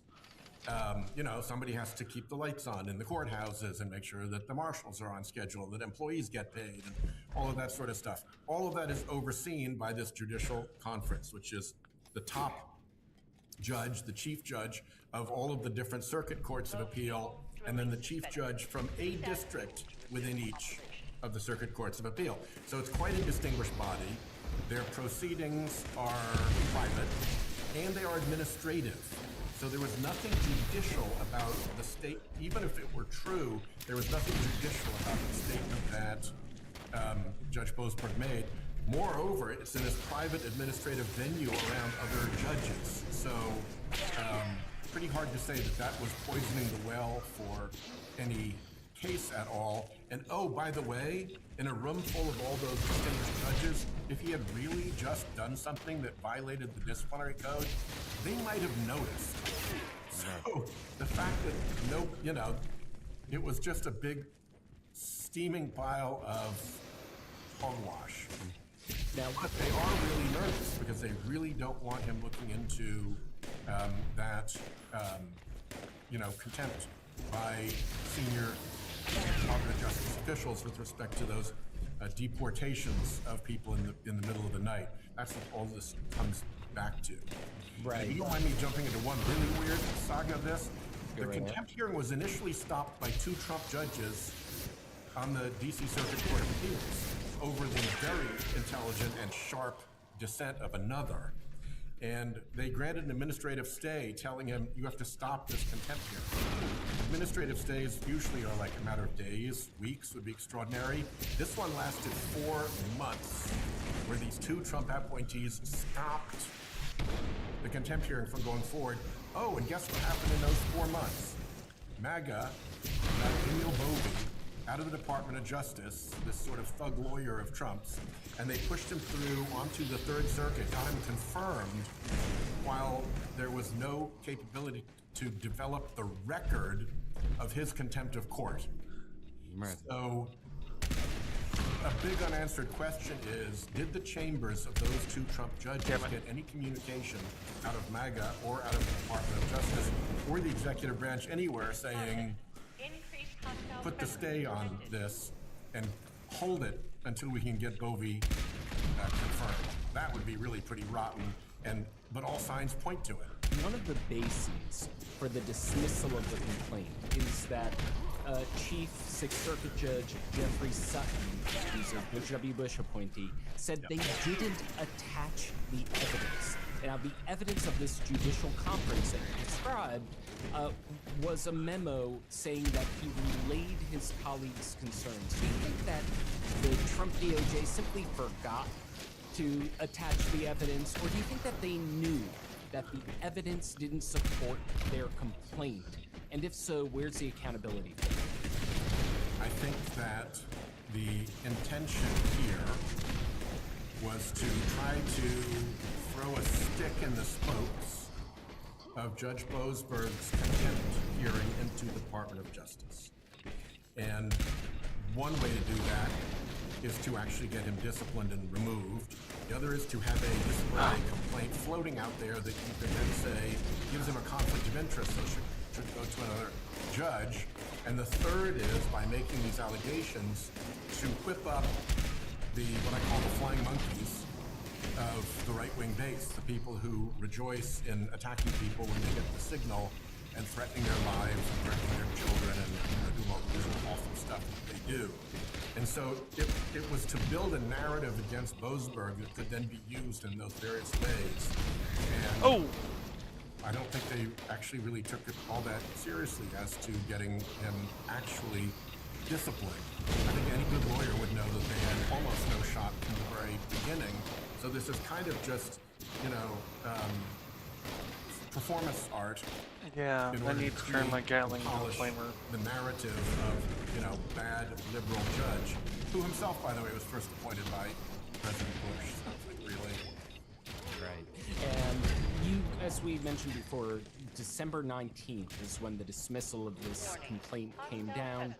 You wrote to Attorney General Pam Bondi on January 12th. She is saying, can you disclose the results of your disciplinary complaint? You suspected that it was thrown out. You were right. Did she ever respond at any point? And if so, is she misleading Congress? Of course not. She didn't respond. What provoked me to write that letter was that in the hearing that Senator Cruz cooked up to try to add more pressure on Judge Boasberg, another colleague on the committee, a Republican, spent his time in that hearing reciting the allegations of that complaint, a disciplinary complaint, as if they were true. So I don't know what he knew. At best, he was disserved by the Trump Department of Justice not letting people know that this complaint had been dismissed, so they wouldn't put themselves out there reciting the allegations that amounted to, in fact, nothing, right? Because that's just sort of embarrassing to be reciting the allegations in a complaint that's been dismissed. Worst case, he knew it had been dismissed, but it wasn't public, so he had the chance to read those allegations again, to maintain the narrative, to turn up the heat, to try to get the flying monkeys agitated, and to help build counter-pressure against Judge Boasberg doing his duty as a judge to examine contempt of court that happened in front of him in his courtroom. And it comes down to that age-old political question. What did he know, and when did he know it? When did he know it? Indeed. Stream Thank you very Elements much, says, Senator Whitehouse, find me in other for places, breaking it all Discord, down. Twitter, Good to be on with you. YouTube, Thank you. Steam, Thank Xbox, you. and for PlayStation folks Old who Mage want to Guy find on out TikTok as more about Mage. this and other stories, visit www.allrisenews.com and take a moment to subscribe to Legal AF. Can't get your fill of Legal AF? Me neither. That's why we formed the Legal AF Substack. Every time we mention something in a hot take, whether it's a court filing or a oral argument, come over to the Substack. You'll find the court filing and the oral argument there, including a daily roundup that I do called, wait for it, Morning AF. What else? All the other contributors from Legal AF are there as well. We got some new reporting. We got interviews. We got ad-free versions of the podcast and hot takes. Where? Legal AF on Substack. Come over now to free subscribe. Drop shipping paid for this car. No change. But with AutoDS, you can actually create a legit income with inbuilt AI. AutoDS builds your Shopify store with AI. Actually, just pause. Minimize. Come on, you bastard.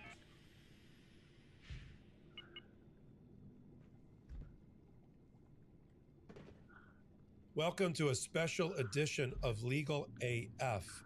Two major topics among many related to this Trump administration have our audience all abuzz and they require a briefing.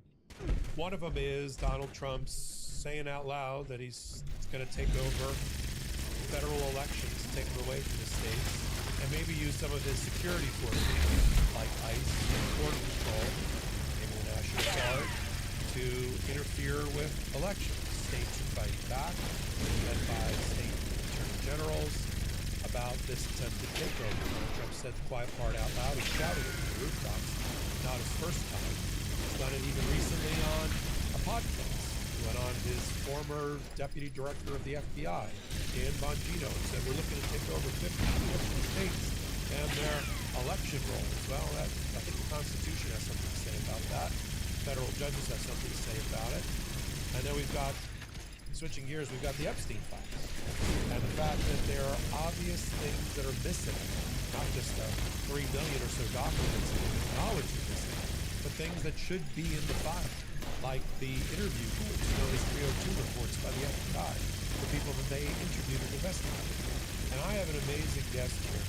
First time on Legal AF, but certainly not the last. Tony Box, former Assistant U.S. Attorney, Federal Prosecutor, former FBI, former member of the military, go Army, and my dad was Army, and member of the JAG Corps there. Not only in private practice now in Texas, but running to be our hope in Texas to be the Attorney General. Let's bring on Tony Box. Hi, Tony. Hey, happy to be here. Thanks for having me. You're like having 4 guests in one. Well, I have a short attention span for changing careers, but usually something that's a little cooler than the best. Yeah, I joked with you before we got on. I was like, am I interviewing Tony Box or Tony Stark? This guy's like Iron Man. So that's the first time I've heard that. The good thing for all of you in terms of being brief is that you do have this experience of being an FBI agent, assistant U.S. attorney, being in the Army, and you have a very good expertise and understanding about the issues that we're under right now. I just interviewed Senator Blumenthal earlier this morning, got his perspective as a member of the Senate and leading on these issues.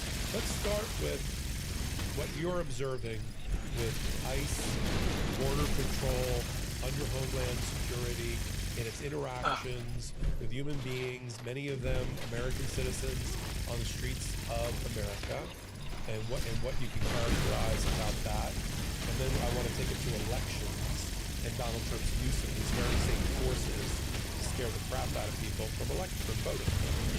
What I see with ICE and our agents, federal agents, have a specific mission, which is not control crowds in Minneapolis or other parts of Minnesota.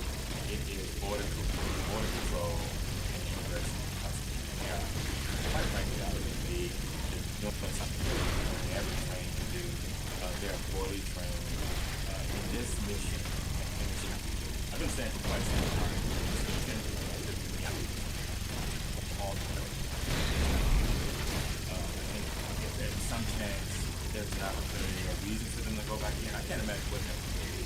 They must be trained in a tremendous number of areas, but number one,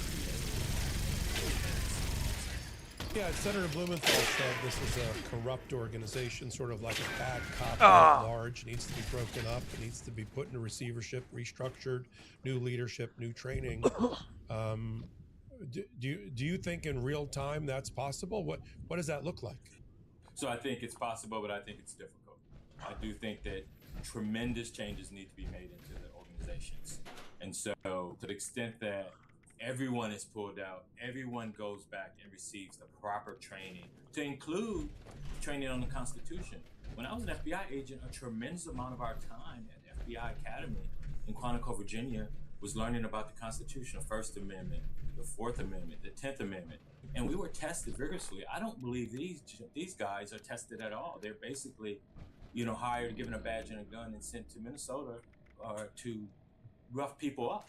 And so that's no way to run a federal law enforcement agency. And so it does need to be reformed, revamped, retrained from really the bottom up, quite frankly. And in the meantime, Donald Trump and his administration are threatening to use these forces in and around election polling places.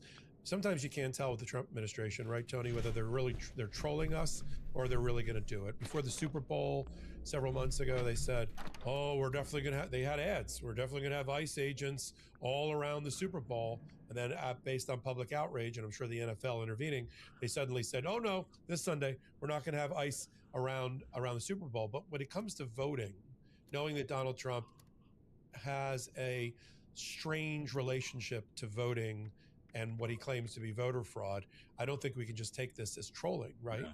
No, I'm very concerned. He has been saying this for a very long time, that he wanted to take over federal state elections. And so this is not the first time, it's not the second time. He said it over and over again in various contexts. And I believe he really wants to do it and thinks he can do it. But the fact of the matter is he cannot. I mean, the Constitution does not allow that. States, and what's funny is that how he picks 15 or so states. Oh, what a coincidence, they're the blue states, right? Mm-hmm. And so he wants to pick the blue states and take over the elections. Well, he just can't do that. As you said, the federal judges will have something to say about that. And essentially, any sort of action is dead on arrival. Yeah, I agree with you. I mean, we're starting to see it. You've got federal judges like David Carter in California, who 2 weeks ago dismissed with prejudice a lawsuit brought by the Department of Justice's Civil Rights Division. It's hard for me to get those words out. Civil Rights Division suing states to get voter data, but and threw the case out. All federal judges that have had a say about it have said exactly what you just said, which is the Constitution provides that the states, and there's a good reason for it, that states are in control of federal and state elections. Some people might be, especially around the world, who watch our show, may be wondering, well, that's odd. Shouldn't the feds be doing the federal elections and the states be doing the state elections? No, because our founding fathers and framers were worried about this new thing called the federal government being in charge of elections, taking it away from the people. And the people for our founding fathers in that populist moment were really the states, the state houses, the state election officials who were closer to the people than whatever was being created in Washington. So that's the reason they purposely, it wasn't an accident, it wasn't an error in the Constitution, it wasn't a typo to have the states in charge. And that has been the case. And even the Supreme Court, even this Supreme Court, has said time and time again that there is no real role for the president in elections, meaning the executive branch in elections, including the ones related to the presidency or at the midterm. Right. It's really not ambiguous, right? You know, it's not a close call. The administration can go and make specious arguments or try to find some nexus as to why they should control state elections. But the Constitution clearly says that it's the state's purview. And I don't know any judge who would rule otherwise. Or the Supreme Court, if it ever makes its way there. Oh, did I change that already? I Please tell me just it don't didn't. think that they would allow him to touch state elections. And then we had this bizarre occurrence where Tulsi Gabbard, the head of the National Intelligence Community, decided to dress all in black in some sort of cosplay with a baseball cap, like she's Kristi Noem, ride into Fulton County, Georgia, to quote unquote supervise the execution of an FBI search warrant obtained by a federal magistrate judge, presiding over it in a role where she's not supposed to be conducting domestic espionage or related intelligence. When pressed, the government said, Todd Blanche said, I didn't send her, and I don't know why she's there, and he's the number two in the office. She has said that Pam Bondi and Trump sent her. The Senate wants to know why she was there. And then there was this moment, Tony, that I want you to comment on, where she got the president on the phone with the FBI on speakerphone to talk about the execution of the search warrant. Why don't you, what are you seeing here? Yeah, that is just incredibly unusual, outright bizarre, and improper, right? Both when I was an FBI agent as well as when I was a federal prosecutor, we used to use the terminology, the intelligence side of the house, the criminal side of the house. And in those two sides of the house, individuals did not cross over in those two sides of the house. In reality, it's like two different countries, right? And so to have someone from national intelligence at a criminal search warrant is beyond improper. And who knows how she got there? There's been 4 different stories, as you said. She said that the president sent her, and then the president said that Pam Bondi sent her. Whoever sent her, whether she sent herself, she has no role in elections, right? She's a national security advisor or in national security infrastructure, and criminal law is not her forte, and she's out of her lane, and quite frankly, it's improper. And her being there is surely going to taint any sort of criminal investigation. As having someone who's not properly vetted and supposed to be there does each and every time. The defense will make a tremendous amount of hate, and they'll probably land some punches when they say, if there is a case, who knows why they're doing it, if it's just for headlines or if they truly think they're going to make a criminal case, which I doubt. But if there is a criminal case, a defense attorney will have a great time of bringing her on a stand as to why she was there at a criminal case. An IQ of 85 to 115 is considered average in the US, and IQ of 115 to 145 is considered high, and an IQ 145 is considered genius. Are you curious to know where you stack up? You can take this 2-minute IQ test. That will give you detailed results on your IQ score and cognitive skills.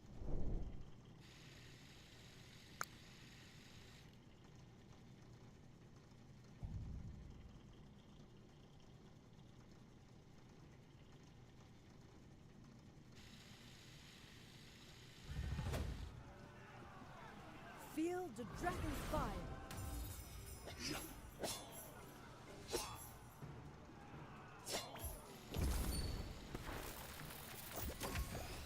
United, we stand.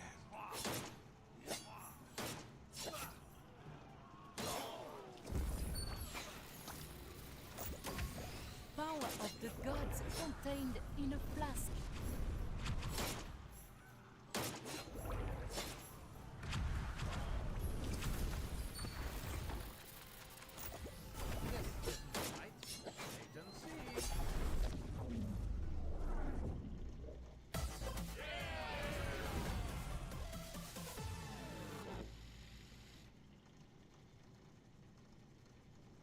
Might as well take a dab lemon here.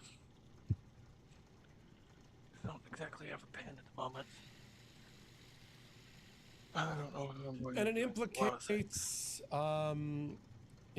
national security, but not in the way the Trump administration thinks it does.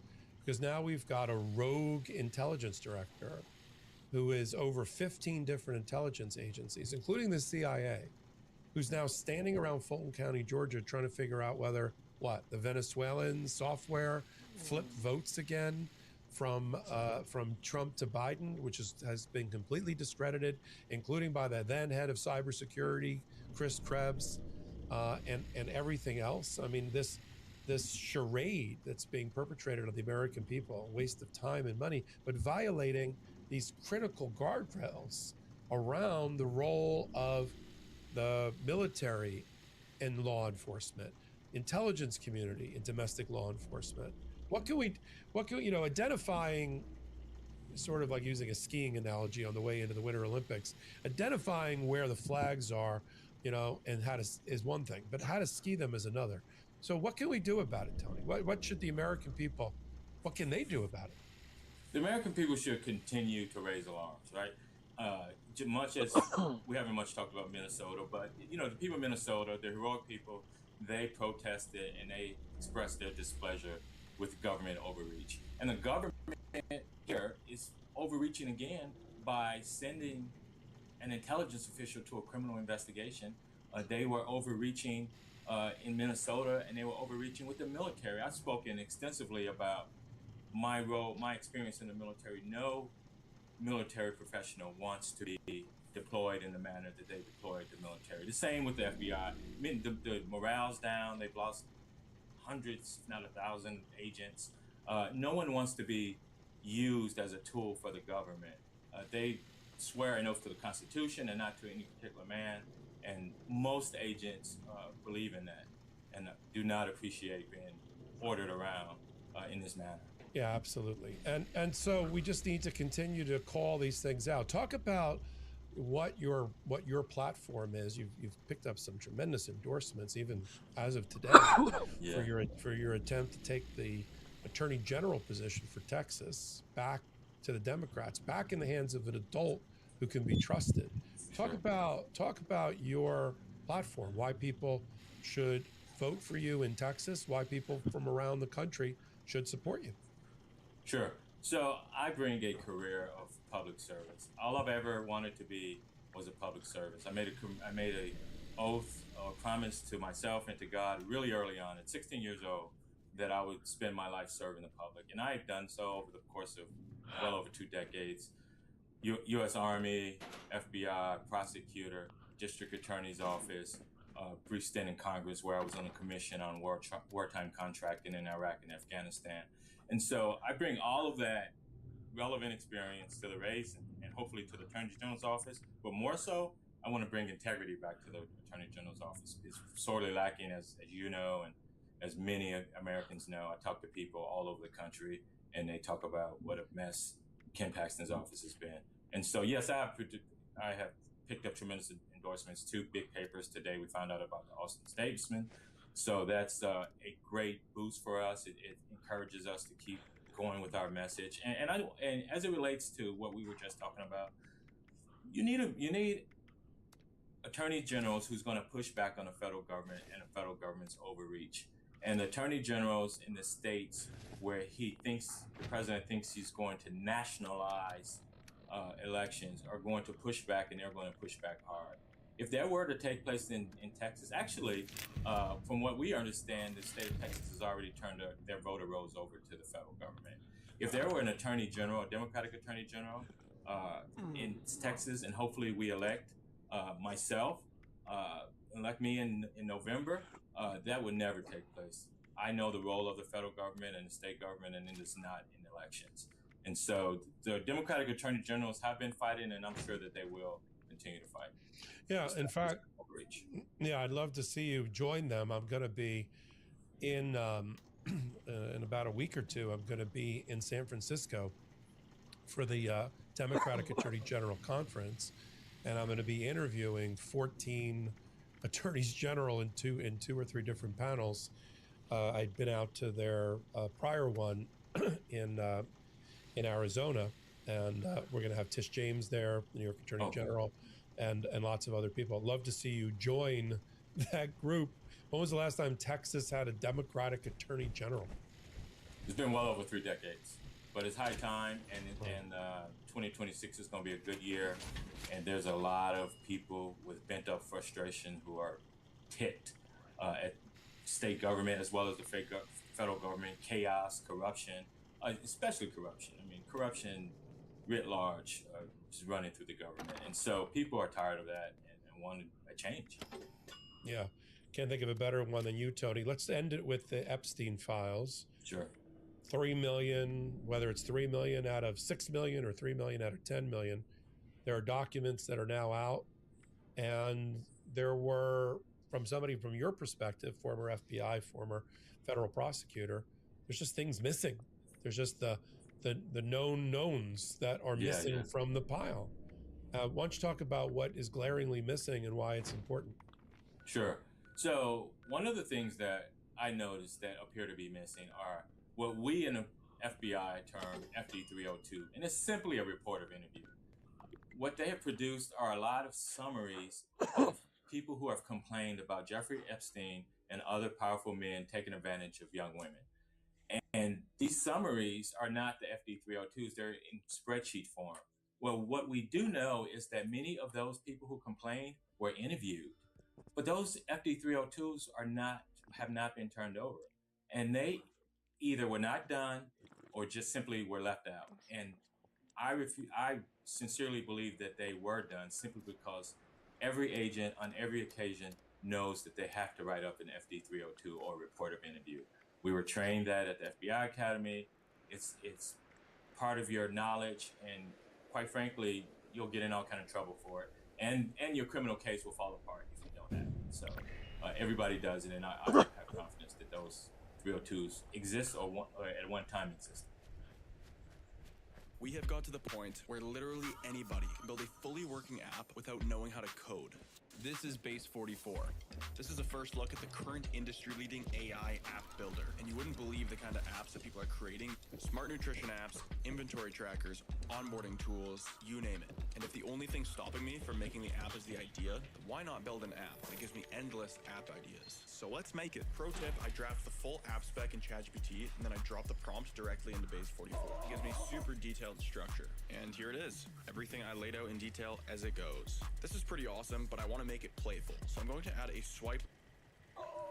Yeah, and similarly, there's going to be likely another Epstein Transparency Act that's going to have to be passed. It's already being sponsored now, because we keep talking about it in shorthand, right? Epstein files, the Epstein files. Donald Trump and his minions constantly trying to redefine what the Epstein files were. Oh, they're the ones that are with the federal judges. Oh no, they're the ones that are over here. You know, they never needed permission from Congress, which they used to run interference, to release what the executive branch had in its entirety.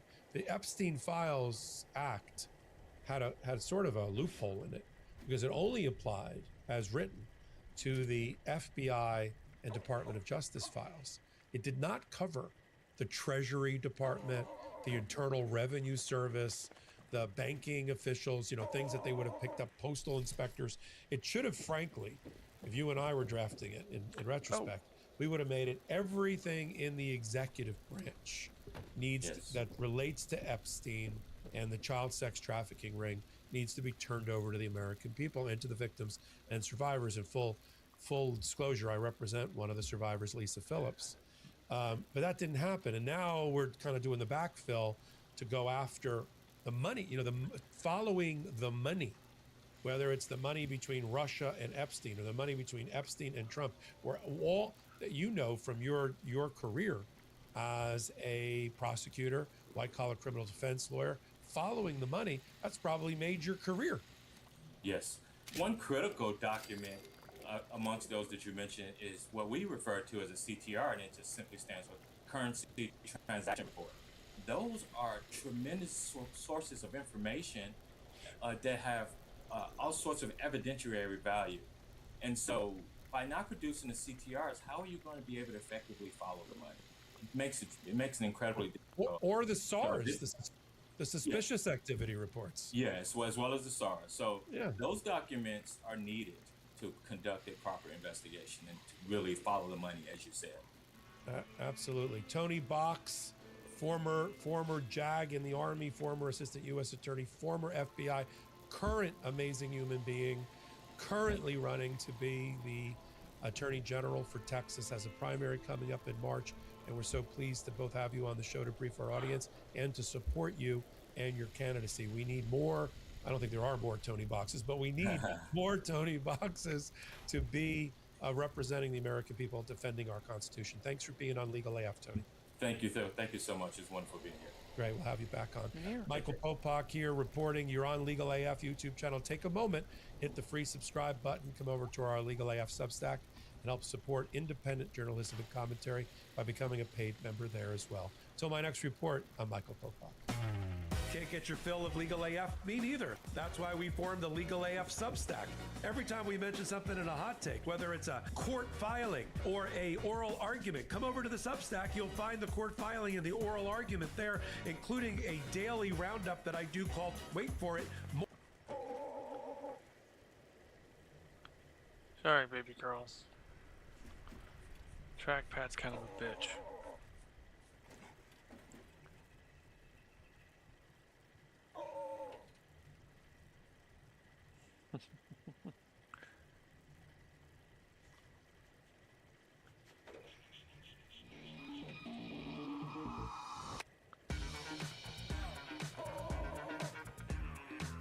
Donald Trump and MAGA Republicans are getting a rude awakening in Florida, and they're looking at the midterms coming up, and ain't looking good for Trump and MAGA.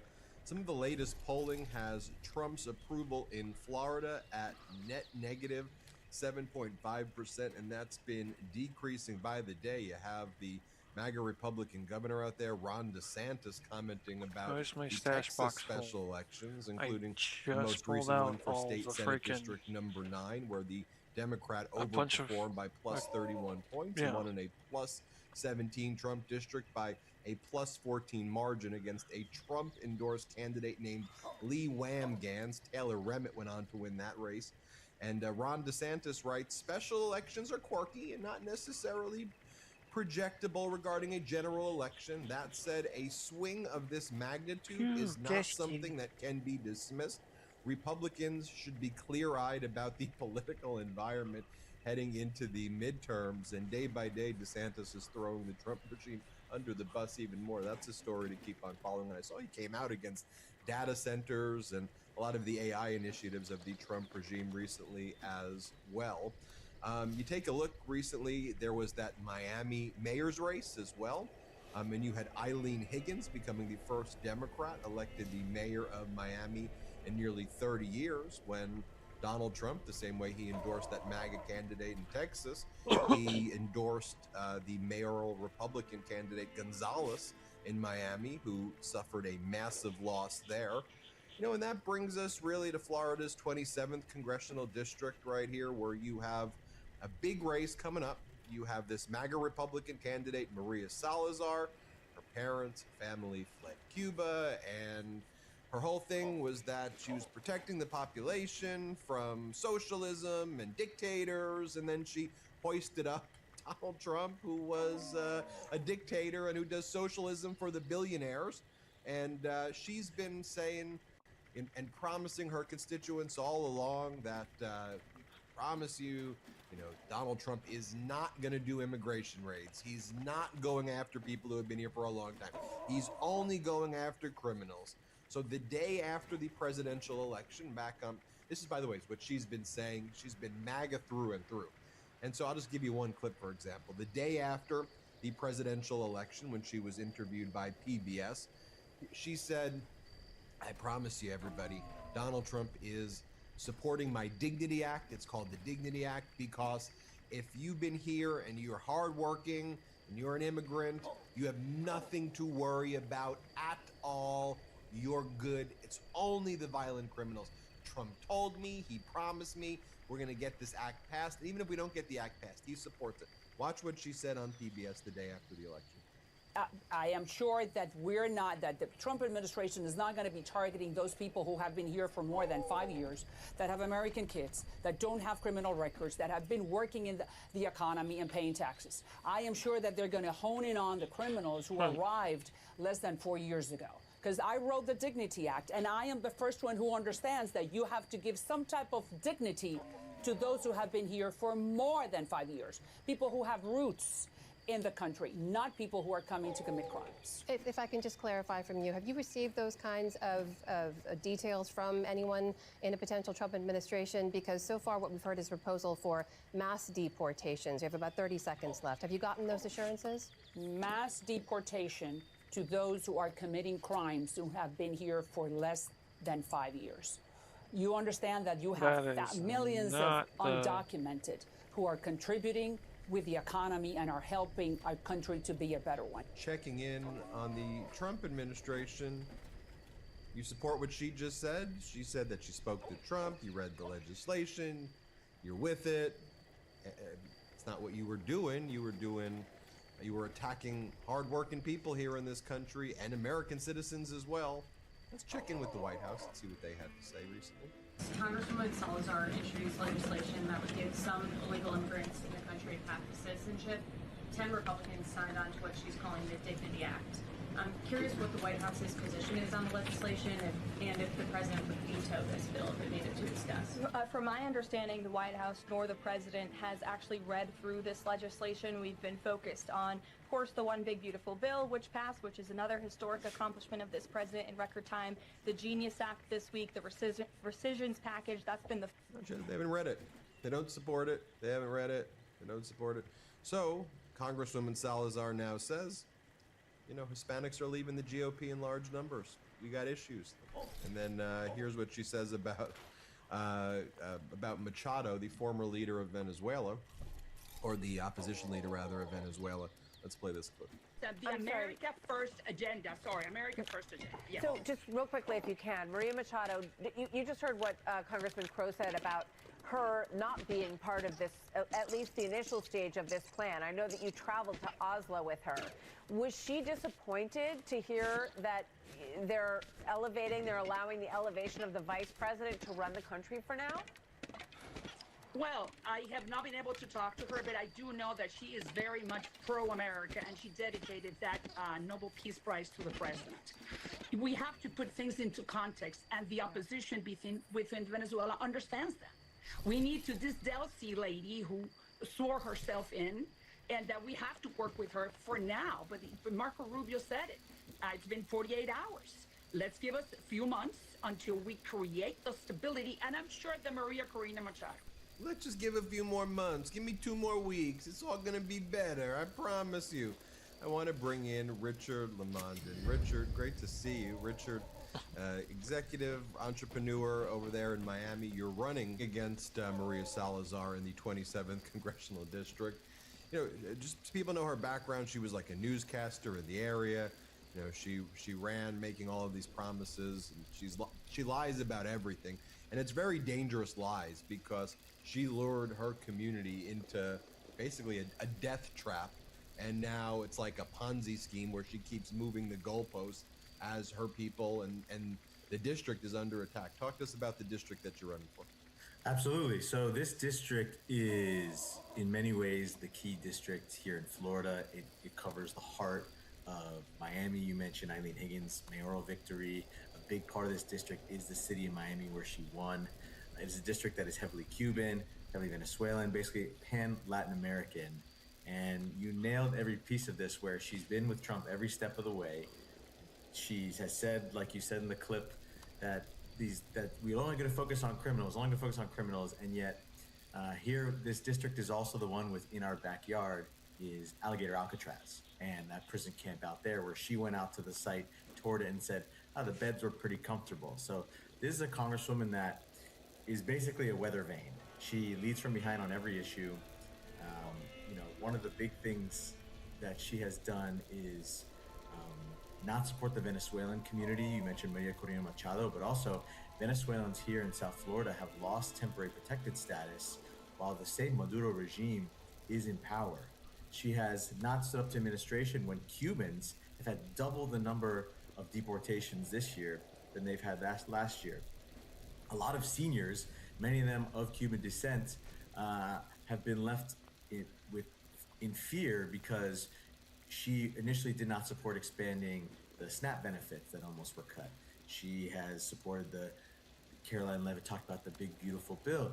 She voted to cut a lot of programs for the seniors in her district. This district has one of the largest numbers of Obamacare recipients in the entire country, and she is one who cut the tax credits that made it affordable. Some of the people in my district I speak to, their insurance bills have gone from $450 to over $1,200 a month.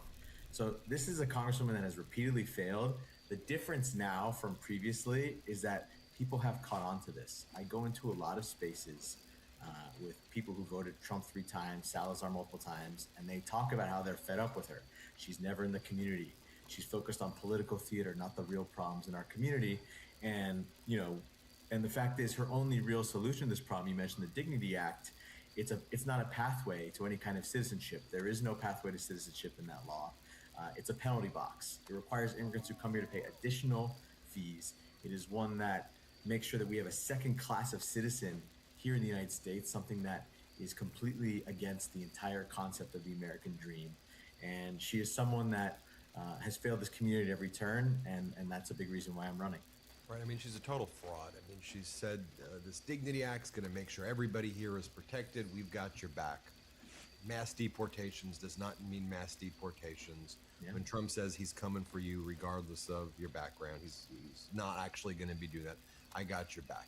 So then Trump revokes temporary protected status. He goes after hardworking people, just people who are here, family members, children. We see which by the way, the big one here right now is the Haitians, right? So the Haitians only recently got restored. We have a huge Haitian community down here in South Florida. So pardon the interruption, but this is something that it's not just Venezuelan community, it's not just the Nicaraguan and Cuban community, but the Haitian community. The city is one that's built by immigrants. It's one that when you come here, you could tell that Spanish in many ways is the first language. And so, you know, this is a congresswoman that it never shows up in the community, has never hosted a single public town hall her entire time in office. And so a lot of times when I speak to people, I said, what do you think is going to be different in the next 5 months that didn't happen in the last 5 years? She's only passed and written and passed one bill her entire time in Congress. And it's, guess what, about birds. So she is someone who literally has been ineffective as a congresswoman, and people are ready for a change. Right. So then she's rooting for the invasion of Venezuela because she has to move the goalposts in her Ponzi scheme. Because now if she can get Maria Corina Machado, the opposition leader, installed as the leader and start, you know, reuniting families with Venezuela after a lot of the TPS has been revoked and people being deported to a repressive regime and having these atrocities, in her mind she's like, okay, that's my out. Look, we got Machado, I kept my... And then Donald Trump's like, yeah, Machado doesn't have respect of the people in Venezuela. I'm going to go with the Maduro regime. I'm going to go with Delcy Rodriguez because Trump opens up a Qatari bank account to sell the oil there to his rich oligarch friends, to then give himself the money and hide it in Qatari bank accounts, makes Machado give him the Nobel Prize, like the actual physical medal. Framed, by the way, like a frame. Framed. And it's just like, it's like mocking your district. It's like,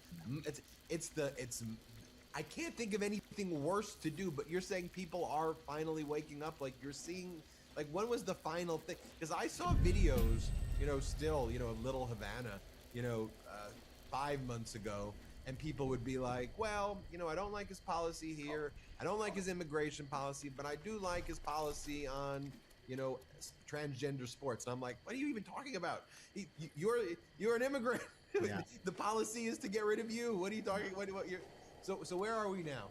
Look, it's very hard to treat people in Miami, and especially a lot of times nationally, the Democratic Party has tried to treat Hispanic people as a monolith. It is not the case at all. It breaks down very much by age, how many generations have been here. Yes. You know, yes, there it is does. an immovable group, which is the very old school Cuban community, but there are more recent arrivals as well. I will tell you for a fact that down here, it may sound silly to many folks listening, but the attack of socialists does land here in South Florida because many of these people have fled regimes that have declared themselves that. And so, for example, I was on a Telemundo interview where they asked me, like, what do you think about the Democratic Party being viewed as socialist and communist? And I said, well, only one of us has created hundreds of jobs. I have. But my opponents created none. Which one of us is a socialist? The answer is none of us. But that's the kind of energy that we as Democrats need to focus on down here to combat that. And that's the kind of energy that then, once I can clear the mind of that sort of like specter of Castro kind of rising up here in South Florida, we're all dealing with the same issues here. I could tell you at the presidential level, I've had people tell me Greenland was the last straw, that, you know, the murders of 2 American citizens in Minnesota was the last straw. You know, today we have a post we saw where, you know, the Obamas are being portrayed as monkeys being posted by the president. Everyone's kind of having their own last straw, but the unifying factor that unites everyone is the fact that Miami has been, since COVID, Stream Elements says, find me in other places: Discord, Twitter, YouTube, Steam, Xbox, and PlayStation Old Mage Guy on TikTok as Mage. Bill you want to call it these days, has had on this community.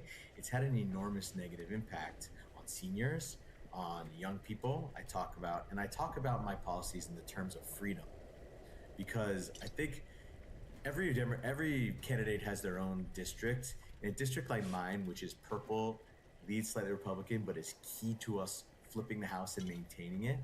I talk about the fact that you can't make it in America if you're not free to be healthy, if you don't have access to health insurance. You can't make it in this country if you don't have the freedom to raise your family, because you can't afford to send them to preschool, which down here is incredibly expensive.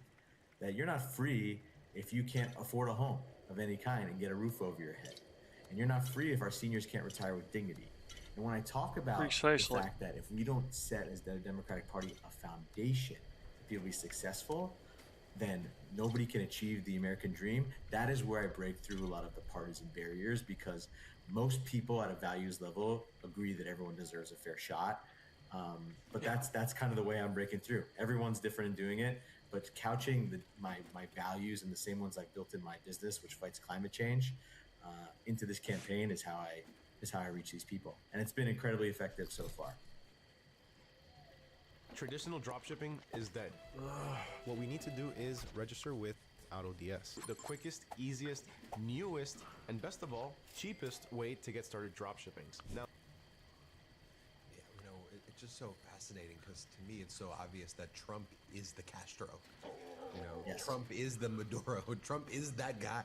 And part of being that guy is to tell you, I'm not that guy, and accuse everything else of exactly what you're doing. He's doing price controls. Yeah. He is doing the same exact type of repression against freedom of speech. He's the one hoisting up the oligarchy and repressing everybody else. But I could go on and on that forever. Give me, before we go though, two things. One, where can people learn more about the campaign? And just your final message out there to people in your district and to the rest of the country right now who may be seeing you for the first time. Yeah, so you can find us at Richard.vote, Richard for Congress on social media. And I think what's important to understand, both people in my district and people throughout the country, this is one of the top flippable seats in the entire country. I've spent my life up until this point building a company, EcoFi, that fights climate change, but bringing businesses into the climate fight.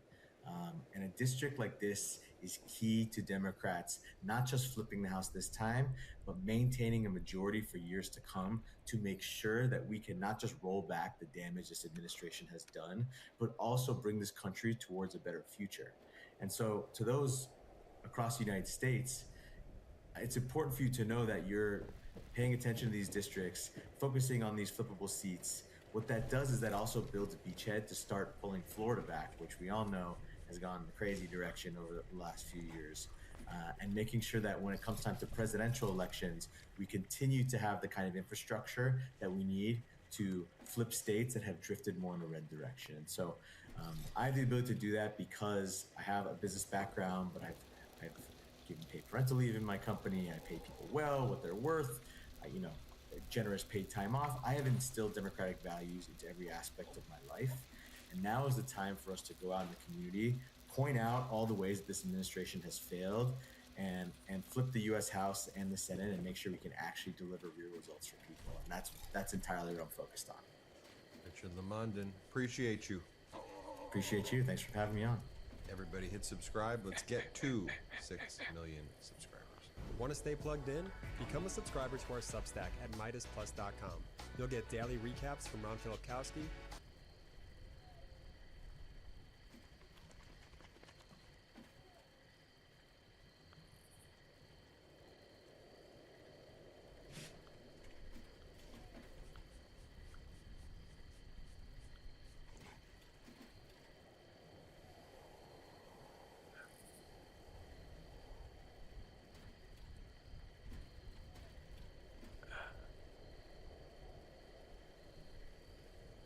Crap, I can't read it.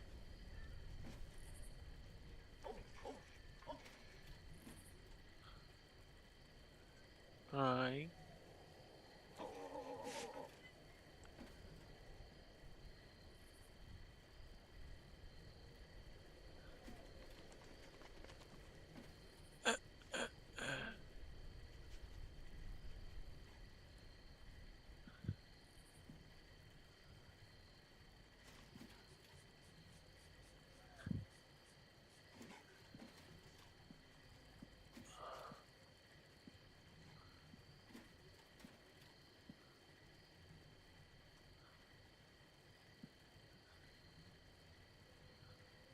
Stop interrupting me!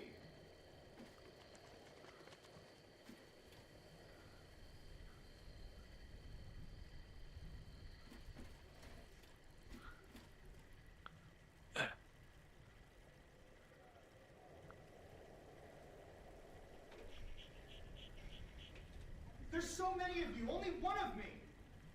I can't slow down when you're lost and then... All hell is breaking loose as Donald Trump's ICE and Border Patrol Gestapo are ramping up their efforts to terrorize the United States of America before the Super Bowl. The Trump regime has threatened to send ICE and Border Patrol to terrorize people at the Super Bowl. Also, at the Winter Olympics in Milan, there are major protests there as a result of the Trump regime purportedly sending ICE agents out there as part of a security detail. Some in the Trump regime deny that's the case and say it's just DHS Special Services, but the people in Italy aren't buying that as well. They booed J.D. Vance and Usha Vance at the opening ceremony. I wouldn't buy it either. I want to show you what's taking place across this country right now as you have ICE and Border Patrol agents are literally kicking dogs. They are torturing pets now as well and breaking the ribs of animals, of care and comfort animals to people, because these Border Patrol terrorists are just that. These are the tactics that they're engaged in. Take a look at what happened in Memphis, Tennessee, where the U.S. Marshals, acting on behalf of the DOJ right here, start kicking a dog. Here, play this clip right here. Oh, no.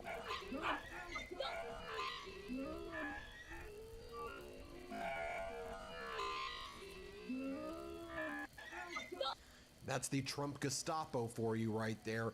Let's take a look at what's going on in Minneapolis here, where you'll see there's no change of tone.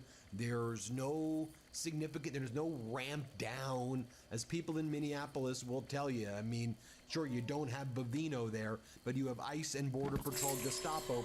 They sure as heck are torturing people. Our friends and partners on the ground, Status Quo News, they've been doing such a good job.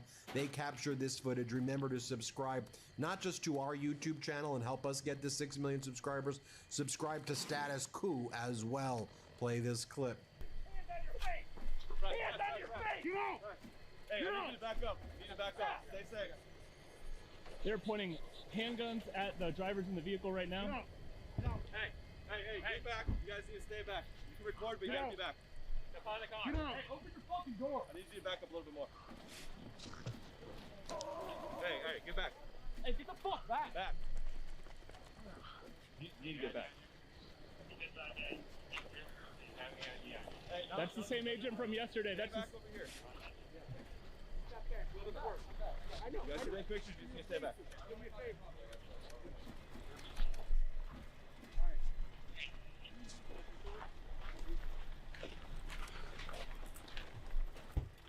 I see the press, you're good. Check in for ID. That's fine. I see you. Get a little bit closer. I recognize you. Put your creds down. You're fine. If you got creds, pull them out. Thank you. Legitimate, please. Okay. There's a lot of fake ones out there, so I'm saying.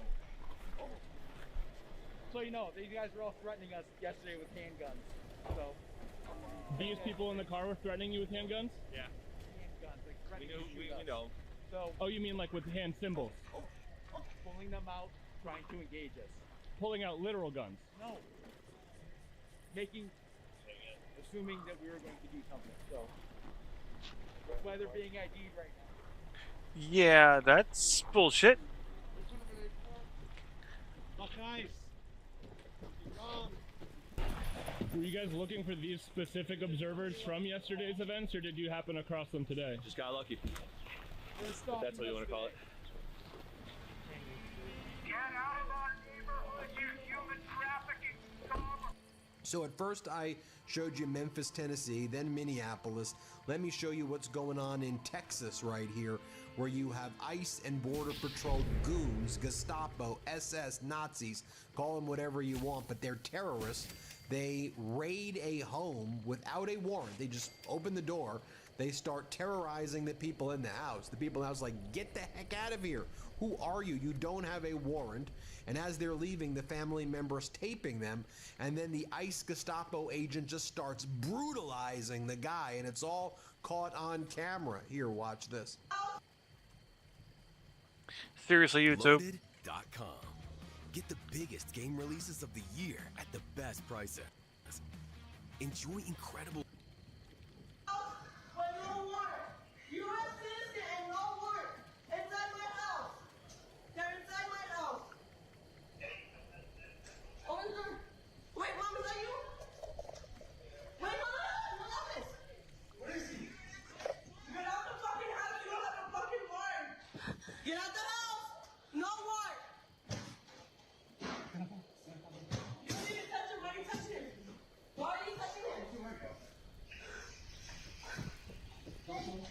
este para acá, este para acá. Fuck ICE. Pinche putas.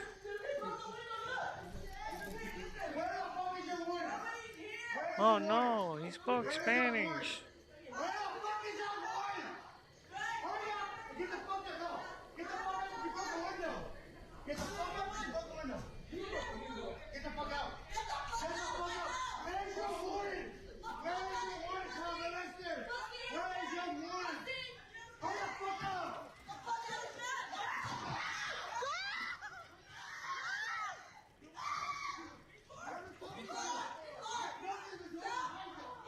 Ooh, gassy kitty.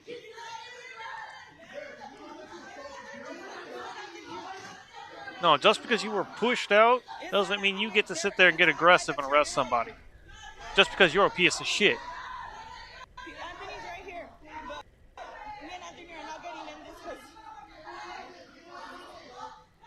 I don't know. I don't want to have that. Hold on.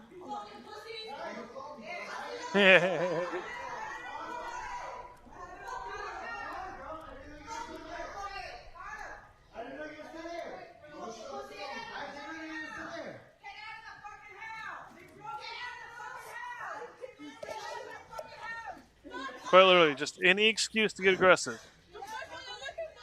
Any excuse.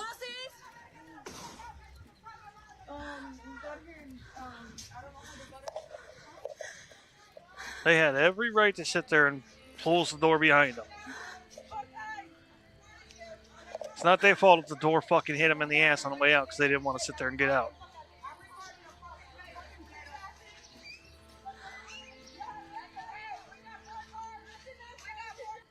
Now I'll take you to East Franklin Avenue in Minneapolis as ICE and Border Patrol Gestapo break the glass door in order to enter an apartment complex and attack U.S. citizens here. Let's play this clip. Yeah, you can't get in here because you don't fucking live here. But I'm telling you for myself. How safe do you think I'm fucking gonna feel? How safe am I gonna fucking feel tonight? I live here. You can't tell me to fight him back up. This is her home. This is what you did. Do you feel safe? Do you feel safe? Yeah, I'm sure. Because you have a fucking gun. Yeah. Fucking guy with a big fucking gun. So you didn't read the policy at the front door, right? Oh, now you're. Yeah, so now anybody can get in. Yeah, so now they just basically left it open for anybody to walk up and fucking people's home. Look at that right there. What the fuck they doing? Look at what the fuck they doing. Go home right now. What they doing? That's where I fucking live. That's where I fucking live. It's literally just to cause fear. It's fucking... Anyone who ignores it. I'm saying Hampton County's right down the fucking street. Mm-mm.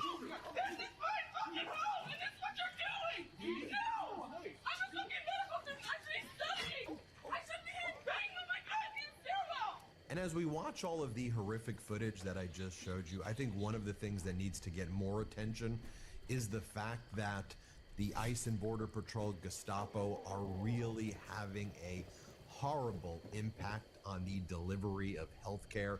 I mean, both in terms of when they're inflicting this torture and they're killing people. Some of these instances are preventable. Obviously, in terms of the medical care that can be provided after they engage in their horrific acts. I mean, most notably, we know when the ICE Gestapo killed Renee Good. They deprived her of medical treatment and care that actually could have kept her alive after they engaged in the heinous shooting. And we're seeing this at large in Minneapolis, St. Paul, and throughout the country as these ICE and Border Patrol Gestapo, they're not trained in first aid. They don't know what to do. And they're also preventing medical professionals from executing their Hippocratic oaths to be able to help in these situations and to save lives and to render care in emergency situations. So you have it on these situations where ICE is actually inflicting this pain and terror on individuals. And then you also have ICE and Border Patrol terrorizing medical facilities and standing in front of hospitals and intimidating migrants and people in general who are getting profiled from actually getting care and showing up because they fear if they're going to go to a hospital, they're going to be rounded up. I want to remind everybody about this video that went viral. It's State Senator Dr. Matt Klein. He's a state senator from Minneapolis in the Mendota Heights region. Take a look at this press conference where he talks about what happened with Renee Good. Here, play this clip. This morning I learned for the first time through an NPR story that Renee Good still had a pulse 8 minutes after she was shot by an ICE agent. And yet the offer to administer aid from a physician on the scene following his Hippocratic oath was denied. I can't say how much that stirs the blood of everyone behind me here as we try to fulfill our obligation, our oath, and our duty to care for the people in Minnesota. And I believe it stirs the blood of every patriotic Minnesota who knows how we treat each other in this state. So that is what we are here to speak to today as healthcare professionals. I think that's not getting enough attention. I want to bring in State Senator Dr. Matt Klein, works at the Mayo Clinic, internal medicine doctor, hospitalist there. You represent the Mendota Heights area, and you're running for Congress in the 2nd Congressional District, currently held by Congresswoman Craig, who's running for that Senate seat that Senator Smith is vacating. But let's talk first about the press conference that you had, and what I think is not getting enough attention, which is ICE and Border Patrol are adding to the pain, suffering, and causing deaths, preventable deaths, after they engage in these heinous crimes by not rendering aid and preventing aid from being rendered. No, absolutely. We saw it both at the death of Renee Good and also at the death of Alex Preddy. There were providers on scene who were prevented from administering aid, and who knows, in particular with the case of Renee Good, what impact that might have had, since we know she had a pulse several minutes after the shooting. And of course, what also developed out of that press conference, the 50 or so physicians behind me wanted to share their stories that people are terrorized and afraid to come into clinics or into hospitals because they're afraid they'll be snatched. So they're staying home with acute conditions like appendicitis. They are not going to their follow-up neonatal appointments. They're allowing their jaundiced babies to go untreated. And once they get to a hospital or a clinic, ICE is completely buffoonish. They are completely overstepping the boundaries of where they should be in public areas, stepping into private patient rooms, sometimes accosting individuals in the middle of medical care. And I tell you what, I've been a doctor for 35 years. I've worked with law enforcement and never had a problem. There's a clear understanding of how you conduct yourself professionally so that you can perform your duties and not interfere with medical care or patient privacy. And these guys have no concept of that. I think that's a great point that you raised, which is that for decades you've worked with law enforcement who don't wear masks, who are trained in how to respond when people are injured or bleeding out or experiencing these things, and it's dealt with through protocols and procedures, and there's ways to do it. So when Donald Trump's Border Patrol and ICE Gestapo just say, it's frantic and these scenes are so chaotic and that's why we don't know what we're doing, I mean, you respond, what are you talking? I mean, this is why people are trained. This is why you have professionals. And it's kind of at that level, which is they're terrorizing people and they're not even exercising a modicum of training because they don't have it to begin with. Yeah, we heard that from law enforcement more compellingly than my story. We heard from police chiefs who said after a shooting like Renee Good's, the first duty of officers on scene would be to administer immediate aid. Obviously, they watched, as you and I did on the video, that nothing like that occurred for several minutes. And the other aspect of this is that we have this large detention facility here in Minneapolis, the Whipple Detention Facility, and all reports now are that people are being held there with leg shackles, packed into cells. There's no beds, no blankets. There's no sort of healthcare providers on scene to administer medications appropriately or intervene should a medical emergency occur. So it's just primitive, and it's like something out of a 19th century novel, honestly. What else were you hearing? I mean, obviously we know the story. Guide people through that in an emergency over the telephone or something to have a home birth, but it's Obviously not ideal, and it wasn't the perfect circumstance for that. Patient who had a baby at home who had jaundice and didn't want to bring them in for sort of appropriate intervention and monitoring of that condition. So people avoiding really necessary care. And as you know, and as we all know, delayed care is worse care. People come in sicker, their illnesses are more severe, and their cost of care is much higher. And of course, we're hearing the stories of inhumane treatment at that detention facility. People are really cold out there. The temperature is cold. Sometimes when they release them in the middle of the night in the Minnesota winter with no sort of means to get home. So it's very primitive care. And as a healthcare provider, I can tell you it's a public health emergency. Your state senator right now from the Mendota Heights region. You're running for Minnesota's 2nd congressional district. As I mentioned at the outset, that's a district that's currently held by Congresswoman Angie Craig. She's running for Senate, so that creates a vacancy here. The stakes are even different than I think you expected. I mean, look, you know, given that your state, your district that you also represent as a state senator, your district, if you were to win, is under attack, like under an invasion. So put that in perspective in the context of your race. Well, you're absolutely right. I jumped into this race in May thinking that I had a voice to bring as a physician. I still believe that. It's a time when healthcare is under attack and in crisis and misinformation is rampant. So that is a big part of what I'm doing here. But obviously, since that time, we've gone full into a constitutional crisis, as your podcast has so ably pointed out. Anybody who aspires to be a congressperson needs a plan for what we're going to do. First of all, we need ICE to get out of Minnesota. They need to leave immediately. And then we're going to have some sort of exposure or trial for the people who have violated the civil liberties and constitutional rights of Minnesotans. We are going to have to get a Congress that can reassert its Article 1 powers, honestly, Ben. They can control the power of the purse, how much we spend on ICE each year, control the power to declare war, whether we invade Greenland or not, and put up some sort of guardrails around the overreaching chief executive that we currently are burdened with. What if you could relive your memories and earn extra income at the same time? Welcome to Ragnarok Landverse America. The classic adventure returns to your PC, now enhanced with Web3 integration. Explore the world you once loved. Defeat powerful enemies and grow stronger. Right, you know, rightfully so, when you're under invasion, obviously the number one issue is invasion and stopping the invasion. I mean, the scenes out of Minneapolis, St. Paul, and surrounding areas, war. It's you know, when the journalists who are there, you know, and the ones we work with, I mean, it's like wartime correspondence of what's taking place. But there are other issues taking place in Minneapolis, St. Paul, throughout Minnesota. I mean, affordability, people's health care is being ripped away. And when I do these interviews with other people who are running for congressional seats, they talk about how Trump is destroying their congressional district, and frequently when there's a MAGA candidate on the other side, you know, they'll talk about how the MAGA candidates have affirmatively inflicted pain, and in some of those states they don't have the invasion factor to the same. So you have the invasion, plus you have the kitchen table issues where people are struggling as well.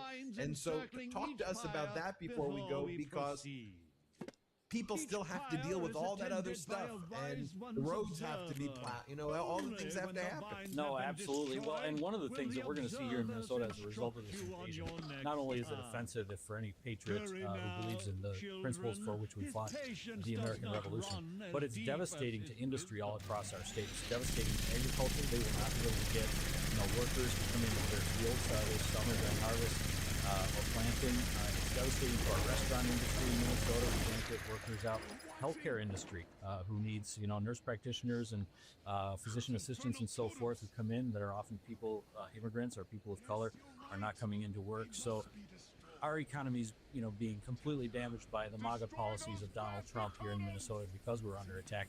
And even before that, we had a crisis of healthcare. There's going to be $1 trillion in medical assistance cuts in this state. That'll devastate my old downtown hospital at Hennepin County Medical Center. but it'll also result in the closure of nursing homes and small hospitals in rural Minnesota, home services, like if people need oxygen when they leave the hospital, to stay in their homes. And that's going to play out in blue and red districts. Actually, I think a little more painfully in red districts. And hopefully we can rebuild together and do it better. Where can people learn more about you? And any final message you have to our 6 million subscribers? Yeah, thanks so much. First of all, we're going to get through this together. I'm inspired by the people of Minnesota. If you've seen on TV, Minnesotans are strong people. They care for each other. They're coming out in this moment with courage, and they are asserting their liberties. I think history will judge very kindly the resistance in Minnesota and how they did it with passive or nonviolent resistance. You can learn more about me at kleinforcongress.com. That's K-L-E-I-N for Congress.com. And I'd love to speak to your listeners anytime. We appreciate you. We appreciate everything you're doing in the state and the resiliency that the state and all of its cities and towns have shown is inspirational, to this country. Dr. Matt Klein, state senator running for Minnesota's 2nd Congressional District. Thanks so much. Thank you, sir. New Midas merch. Head to store.midastouch.com today and get yourself the best pro-democracy gear and show your support. That's store.midastouch.com.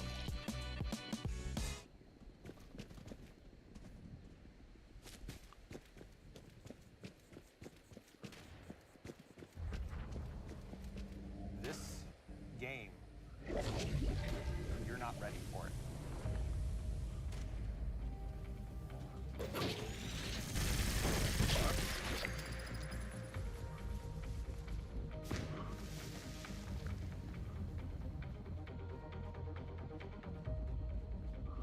You're in the middle of this beautiful sci-fi environment, and you're seeing intrigue, the espionage, the alliances form, the power that shifts around, and it's amazing to watch.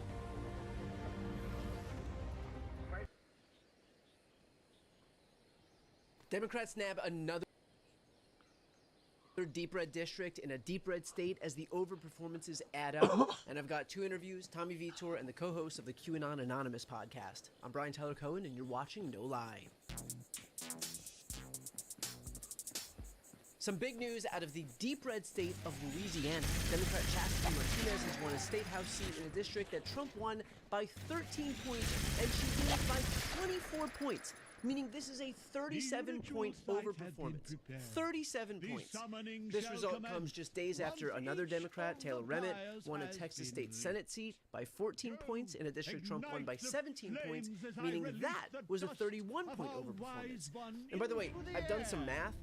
If we see the overperformance that we just saw in Louisiana across the country this November, we would win every House seat except for 12 seats across the country. Damn Will it. it happen? No, but it's nice to have goals. And look, when you compare these races to the governor's races in New Jersey or Virginia a couple months back, yes, we saw roughly 15-point swings from 2024, and that's unequivocally good news. But those are blue and purple seats, and I told you elections, to of course, are jump. cyclical in those kind of states. Sometimes Republican voters are really more tired of enthusiastic getting and ignored they by turn a out more controller. and they win. Sometimes Democratic voters are more enthusiastic and they turn out more and they win. So the swings are a little less surprising, but these races in Texas and Louisiana are not that. We're talking deep red districts that Donald Trump won handily. In districts like this, you cannot win unless you've got Republican support. That means that not only are Democrats turning out and voting for Democratic candidates, but Republicans and independents are defecting and voting for Democratic candidates too. And what's worse is that a lot of Republican states have redrawn their maps based on demographic realignments in 2024 with this assumption that those realignments would be permanent. But Trump has lost 10 points with black voters, he's lost 20 points with Latino voters, he's lost 40 points with Gen Z voters according to the latest polling. And in fact, in that Texas race, we saw some jurisdictions within that district swing 50 points to the left with Latino voters. So now, suddenly maps that were redrawn to guarantee victory for Republicans in the midterms might look a whole lot different come 2026, where the Republicans might have just dummy-managed themselves out of some seats.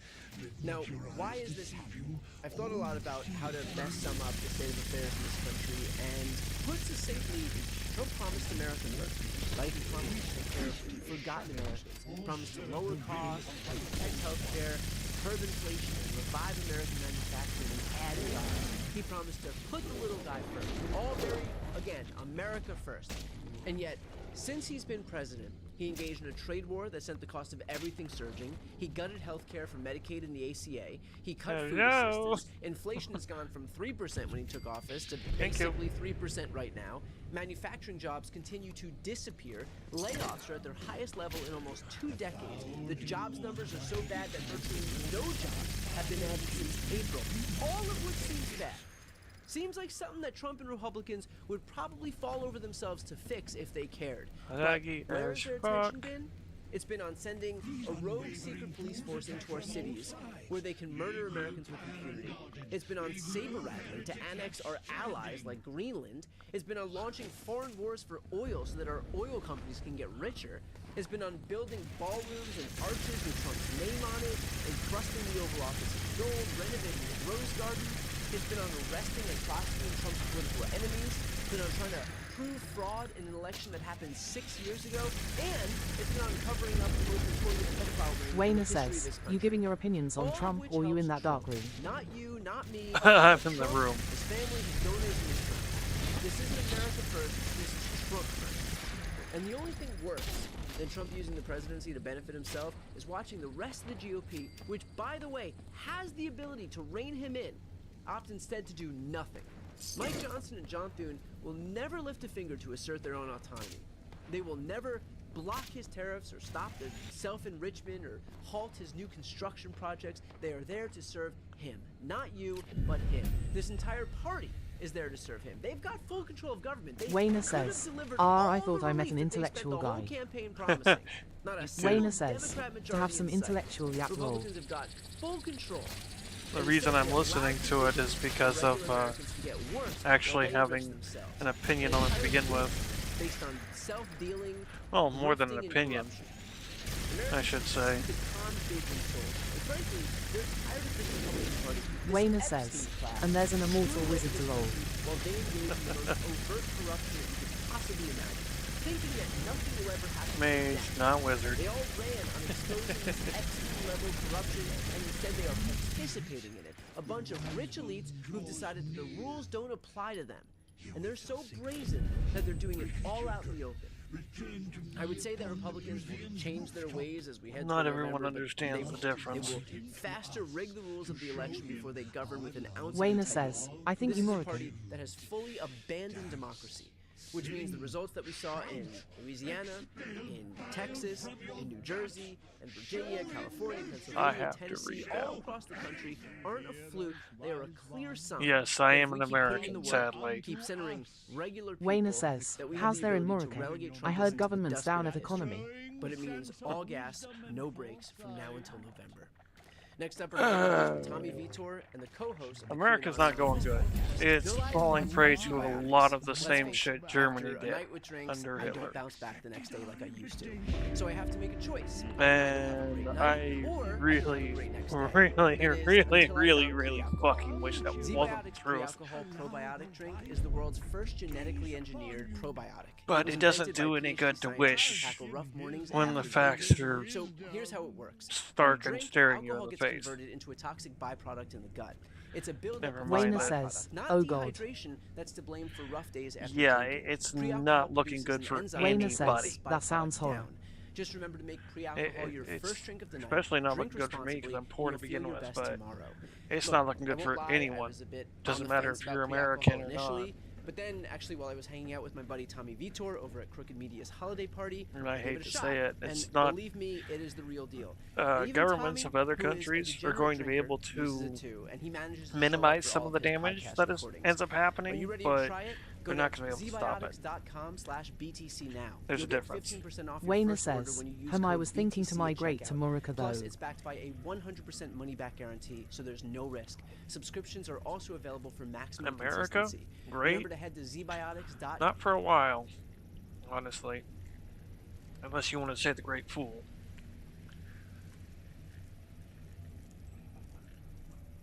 And I don't want to, but the clown shoe fits. With respect to all Wayner actual says, clowns. yay im Dutch lol. Yeah, I personally would. Wayner says, Much nah, rather- just for education purposes. I get it. Wayner says, coming to MIT. Nice. Though I will say, this really is not the time to do it. If you don't have to come to America, this is not the time to come to America. Foreigners are getting given a very, well, enemy-like vibe and treatment.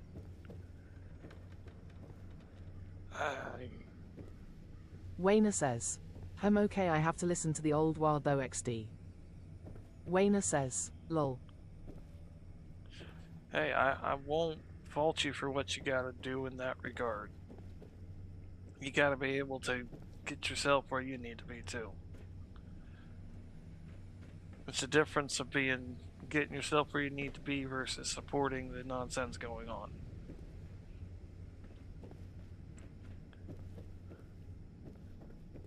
Wayner says, I'm okay. Now, the only reason I'd say not to is for your safety. Wayner nothing says, more. I agree that. Yeah, I've told several Wayner of my, says, Dutch economy is shit too. Wayner says, high taxes. Wayner says, PPL high 2 here XD. Yeah, the Trump virus is not something that's American only, because it's not just Trump. Trump and America are just the loudest example.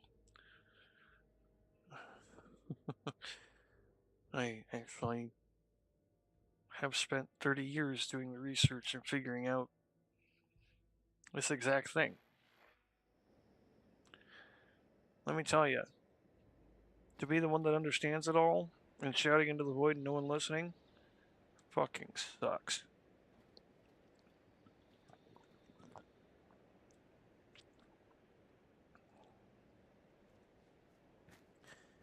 When you have sat there and paid Wayner attention says, ooh, you're a researcher. Like a professor? I've been called a professor, I've been called a teacher, but no, I am not any of these things. I'm just a person who does research. I am just a person who is disabled and not able to work a job and spent most of my life paying attention to the behaviors, actions, and whatnot of everyone around me, not to mention the world itself. So I've got 30 years of just watching the patterns of existence instead of living the rat race. I've done several different research projects side by side, thinking they had nothing Stream to do with one Element another. says, find me in other places: Discord, Twitter, YouTube, Steam, Xbox, and PlayStation. Old Mage Guy on TikTok as Mage. And found out I was wrong. They did very much have things to do with one another. To put it quite simply, I've gotten to the point of understanding human behavior. When ego comes into play, I know exactly what's going to happen. I know exactly what somebody's going for. And I've gotten tired of it. I've gotten tired of the lack of responsibility. I've gotten tired of the lack of accountability. We're all fucking better than this. Every single one of us. I don't care if somebody wants to call me a genius or not. I personally don't agree. Yeah, I might be smart, but I'm a fucking human. Everything I do and know is something that you could do and know. It's all about having somebody being able to break it down in a way you can understand.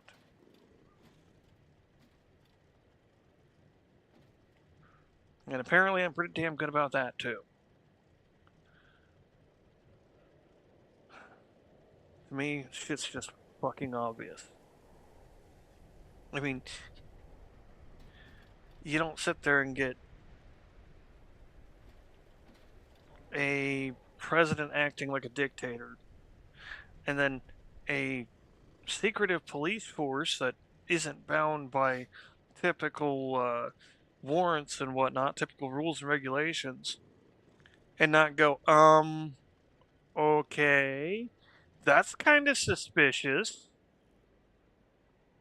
And then to hear that same leader quote almost word for word the shit of a particular Jewish hating person that attempted to take over the world,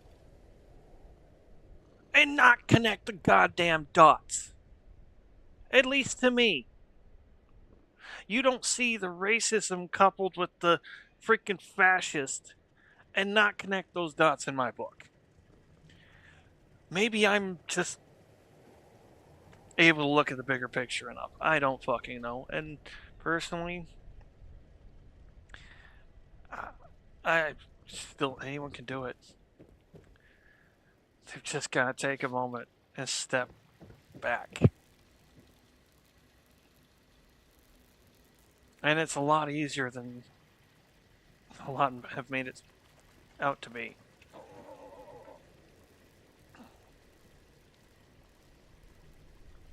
To do so, it's about analyzing everything when you're in your natural state, your natural, relaxed space.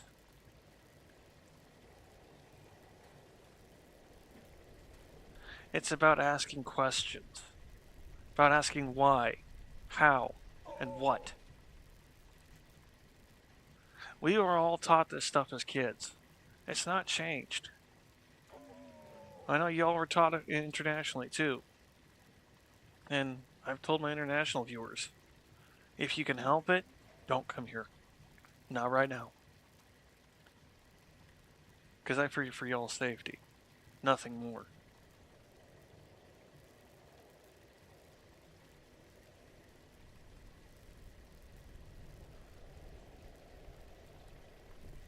The regime in play is not a good one whatsoever.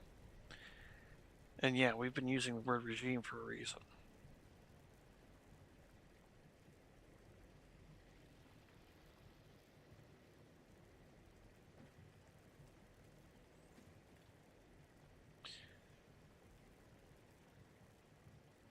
We're not dealing with any actual invasion other than our own government invading our cities and streets.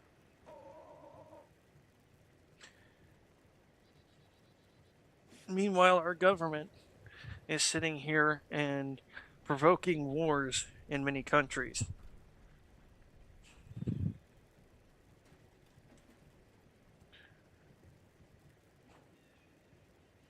Against the will of most of the people. It's a damn good portion of them.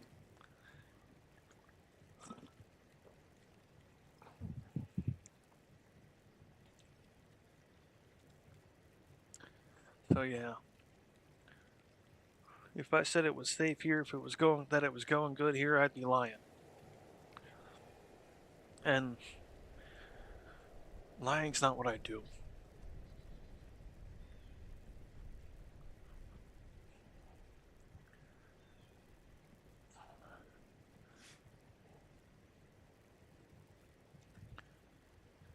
Caring's what I do. Creating a space where we can just relax and find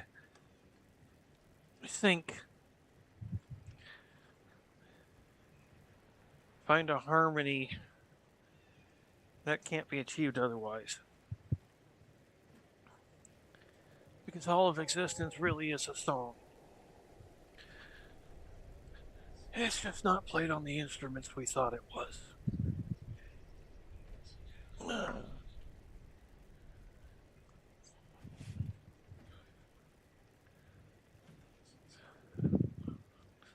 We've had psychology wrong. Well, moreover, we've had it kind of backwards over wrong.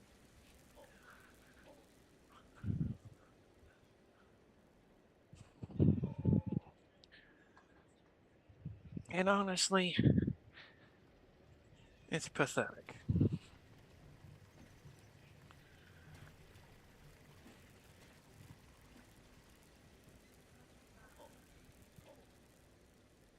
Because the answer was literally right in front of our faces.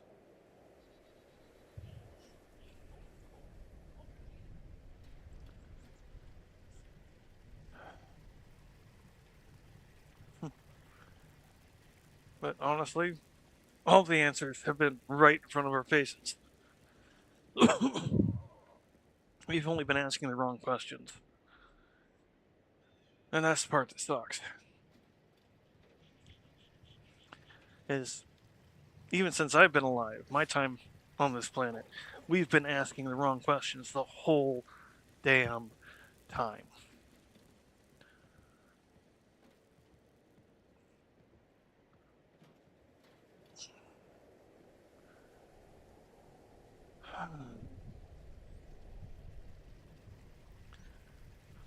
I'm sorry.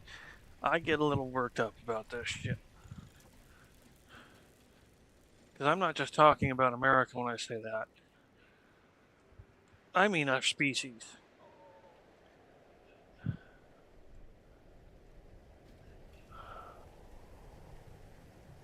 Frickin' Norway has got the right idea. They're getting in the right direction with their giant sand battery that's stayed kept charged by a heat pump. They've got half the equation there. They're working on it. But it could be made better still. And I know how. I would personally love to get my ass the hell out of America. So that way I could actually work on something. But here in America, because I don't have a PhD, it doesn't matter how fucking smart I am.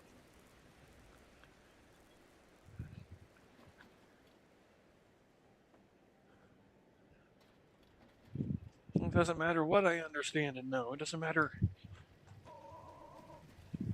what I've got in mind. I don't have credentials.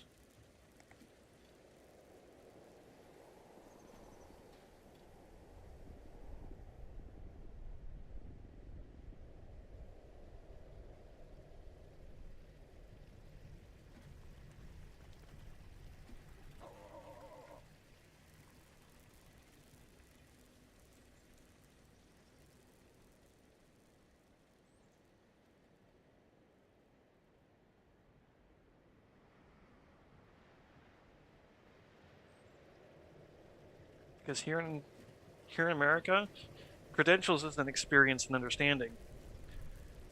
It's what you paid the man. It's what you paid the rich fat cat. And honestly, it's pathetic. It's my base, so I'm here on business.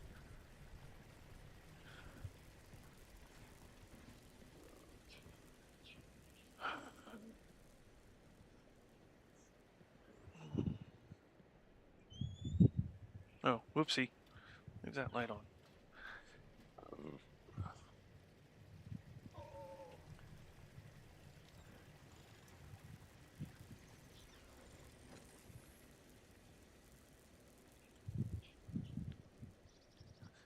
Now, it may sound like I'm saying it's, oh, political right. No. I'm saying factually that's where it's leading. That's where it's at. It's not my opinion. It's legitimate facts that can be traced and viewed by any fucking person.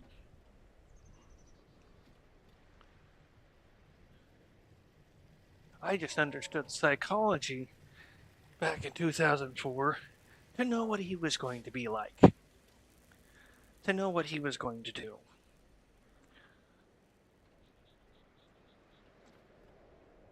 But hey,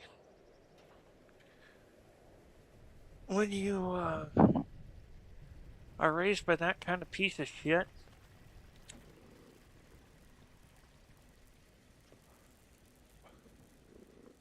and that kind of piece of shit tries to kill you 5 times before you're 16 because you're quote-unquote more intelligent and autistic,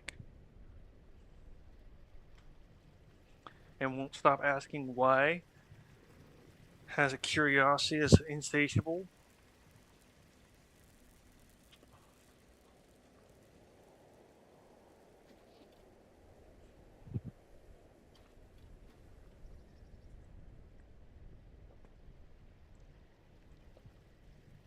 who for one couldn't accept just a no, need to know why no.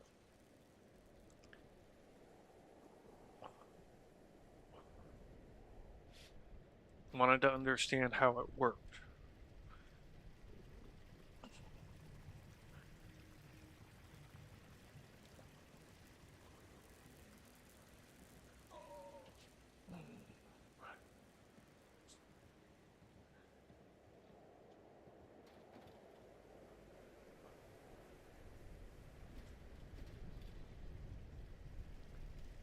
Well, now I understand how it works.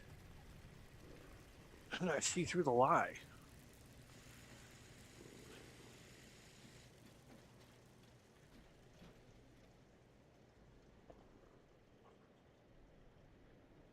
Though honestly, they didn't cover it up too well. And I'm not talking about Trump. I'm talking about the fat cats, the rich people.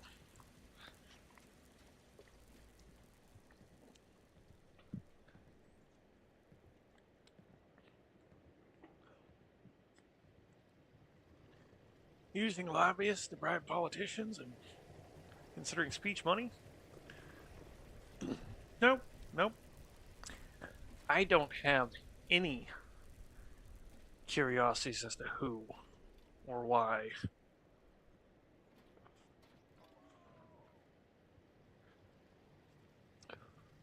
No, Trump is not the sickness. He's a symptom. He's a symptom of a worldwide sickness. It's not in every political party. It's not in every government. It's not even in every community. But it's in every country. Every conglomerate.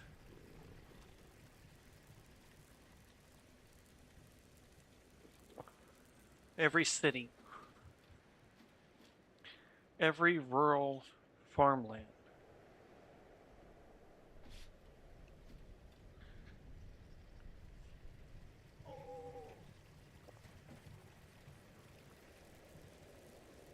And the way it's contagion and spread is through fear.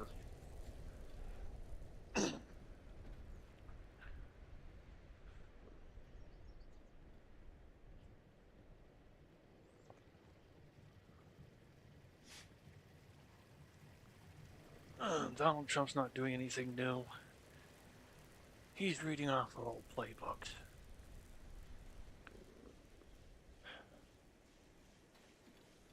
And I have the mental capacity to have encompassed all of them into my memory and understanding.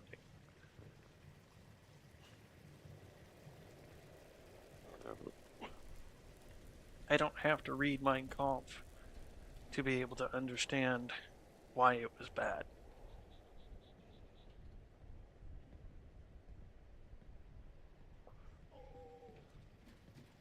Look like you've seen some shit. I don't have to read the Book of Marx to see the negative points of Marxism. I don't have to be an economist to see the downsides of unfettered capitalism.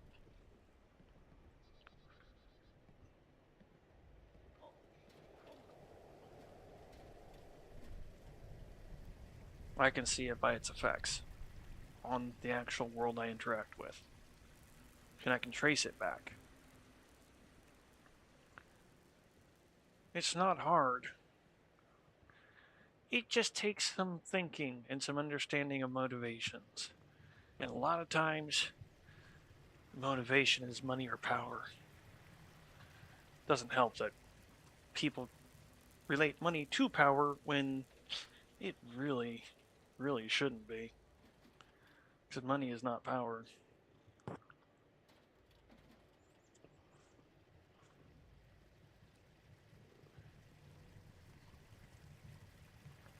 Power is not getting people to begrudgingly do something.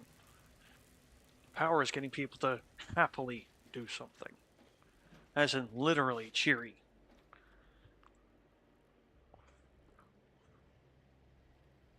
Real power is making drab, boring, tasking, excruciating jobs enjoyable.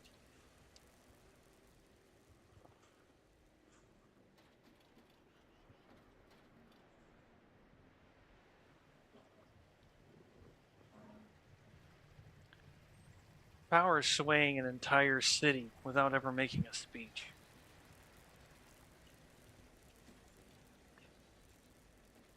That's power.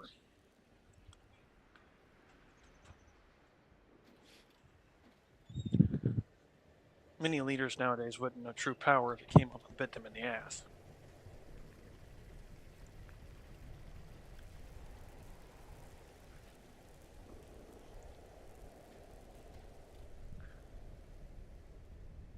True power is not about control, but unity. Sync. Harmony.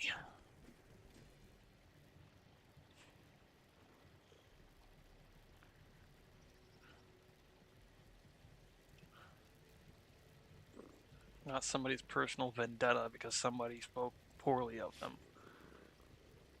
If you can't get over someone speaking poorly of you, well, you need to seek mental help. That one's sadly just that plain and simple.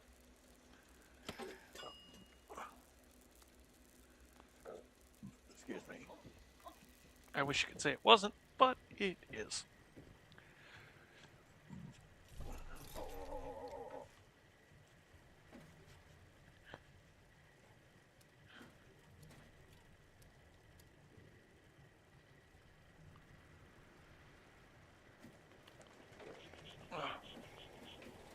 Okay.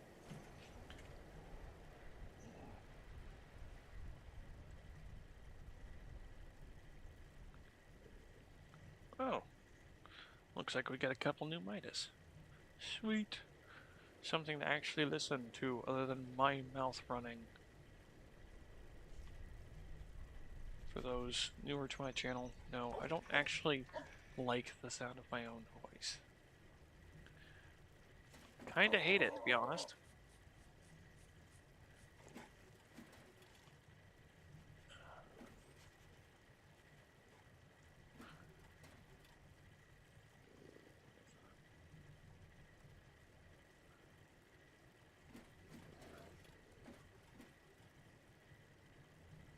Oh, starts at 5.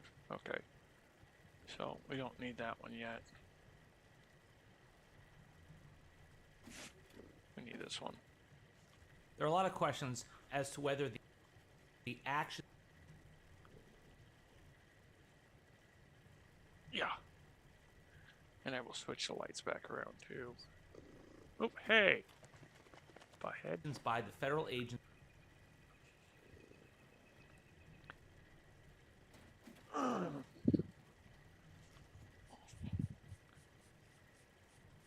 Oh, did it actually turn on? Good.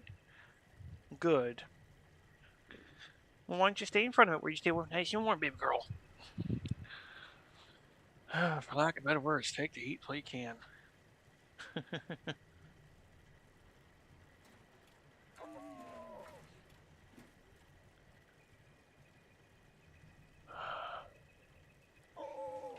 Because honestly, Daddy doesn't know how much longer we will have this place. I guess we are going to have to get the hell out. In Minneapolis, before the fatal shootings of Renee Good and Alex Preti will come into a federal trial. Well, the answer was given by the U.S. Supreme Court in a unanimous decision last year. Let's discuss. I'm Dave Ehrenberg, former state attorney for Palm Beach County, a.k.a. please, somebody did not the Florida Lawman, here on Legal AF, where we meet at the intersection of law and politics. And I've been hearing a lot of questions about whether the actions of these federal agents, whether ICE or Border Control, whether they will be presented as evidence against these agents if there is a criminal trial against them. Will the jury be able to look at the actions in advance? For example, the agent who stood in front of Renee Good's car, the agent who pepper sprayed and pushed down Alex Preti, who was just trying to help another person who wasn't committing a crime. All those things that put these tragic events in motion, will they get introduced as evidence, or will the jury just look at the moment that the agents decided to fatally shoot these two individuals? But the same U.S. Supreme Court just last year, in a unanimous decision written by Justice Kagan, one of the liberals on the court, came out with a ruling that is very relevant to these situations, and it has been under discussed. According to the U.S. Supreme Court in the case of Barnes versus Felix from May 15th, 2025, you have to look at the totality of the circumstances even before the shooting occurred. You have to look at everything, what's set into motion. You can't just wear blinders. You can't just look at the shooting in a vacuum. And here's a situation in the Barnes v. Felix case. Felix was a law enforcement officer. He was patrolling a highway outside of Houston, and he got a radio call about a car on the road with outstanding toll violations. So Felix spotted the car, and it was a Toyota Corolla, and he turned on his emergency lights and initiated a traffic stop. Now, the driver was a guy named Ashton Barnes. He pulled over to the shoulder of the highway, and Felix's car was right behind it. And what happened was Felix asked Barnes for his license and proof of insurance. Barnes replied he did not have his license with him and that his car was a rental in his girlfriend's name. So as he spoke, Barnes rummaged through some papers inside the car, and that caused Felix, the cop, to tell him several times to stop digging around. Felix also said that he smelled marijuana and asked if there was anything in the car he should know about. Barnes responded that he may have some ID in the trunk. So Felix told him to open the trunk from his seat. Barnes did so while turning off the ignition. Now, all this happened in less than 2 minutes. And so then, with his right hand resting on his holster, Felix told Barnes to get out of the car. Barnes opened the door but did not exit. Instead, he turned the ignition back on. Felix unholstered his gun, and as the car began to move forward, Felix jumped onto its door sill and shouting, "Don't effing move," he said the full word. It's a family show, so I'll say it's "don't effing move." And with no visibility into the car, because his head was above the roof, he fired 2 quick shots inside. Barnes was hit, but he still managed to stop the car. Felix then radioed for backup. By the time it arrived, Barnes was dead. And all told, it was about 5 seconds that elapsed between when the car started moving and when the car stopped. Within that time, 2 seconds had passed between the moment that Felix stepped onto the doorsill and the moment he fired the first shot. Now, importantly, in making its decision here, the court did not address what they said was a different question, which is whether in use of force cases like this one, how or whether an officer's own creation of a dangerous situation factors into the analysis here, whether the shooting was reasonable. But in the ruling, which is applicable to the Minneapolis cases, they said that the totality of the circumstances inquiry into a use of force has no time limit. Of course, a situation at the precise time of the shooting will often be what matters most. It is, after all, the officer's choice in that moment that is under review. But earlier facts and circumstances may bear on how a reasonable officer would have understood and responded to later ones. Or, as the federal government puts the point, those later in-the-moment facts cannot be hermetically sealed off from the context in which they arose. Taking account of that context may benefit either party in an excessive force case. Prior events may show, for example, why a reasonable officer would have perceived otherwise ambiguous conduct of a suspect as threatening, or instead, they may show why an officer would have perceived the same conduct as innocuous. The history of the interaction, as well as other past circumstances known to the officer, thus may inform the reasonableness of the use of force. So, the fact that Renee Good said, "Hey, I'm not mad at you. It's okay, dude. It's fine, dude." Nope. That will be introduced as evidence, and that could come back to haunt the agent in that case. And the actions of Alex Preti trying to help a woman, trying to take a video of what was going on, where they saw a camera in his hand, that will come into play. And if you're wondering, what about the earlier incident when Mr. Preti had kicked out the taillight of that car? You saw that other video. That doesn't play into the question of the reasonableness of this actual shooting, unless the officer was the same officer in the first incident as the second incident. And then it's a negative And against the answer the first no, officer. it was not the same agent in the second incident as the first incident. So you can't say, well, he remembered him from the first incident, knew that he had committed a crime and kicking out the taillight. No, these are two separate incidents. The second group of agents were unaware of that first incident, and so it won't play a part. But what will play a part is the actions of the agents during the actual encounters, before, during, and after. And so, in the Barnes v. Felix case, the district court had granted a verdict for the officer, saying that it's the moment of threat rule. That's what applies. The appellate court affirmed, agreeing with the district court, but the U.S. Supreme Court unanimously overturned that case. Reversed, sent it back, saying no, no, no. The events leading up to the shooting are relevant. And that's going to play a part in the cases if they are ever brought to trial. And I think eventually there will be a state indictment here, and there could be a criminal trial against the agents in both the Renee Good case and the Alex Preti case. And we'll be following it here at Legal AF. I'm Dave Ehrenberg, a.k.a. the Florida Lawman. If you like this video, please like, subscribe, share with a friend, leave a comment below. Also, check out my Substack at Dave Ehrenberg for more content. I'll see you there, and I'll see you.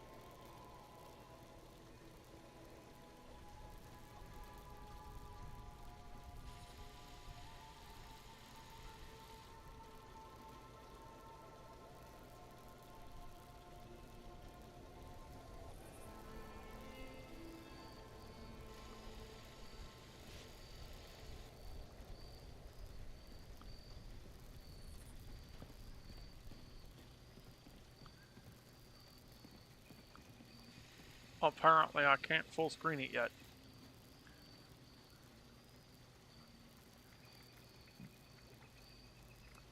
Excuse me.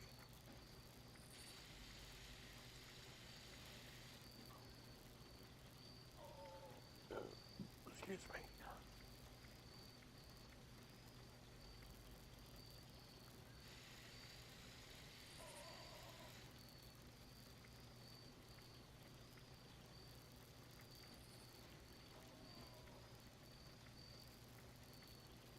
I don't have plans for the lever action. I'd have to go buy those.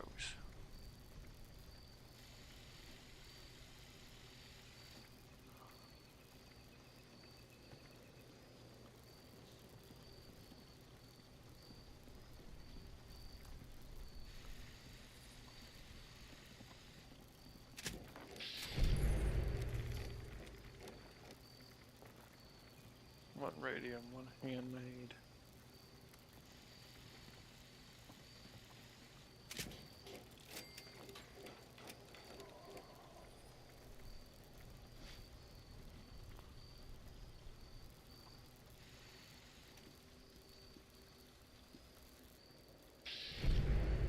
Looks like I accidentally super duper both of them.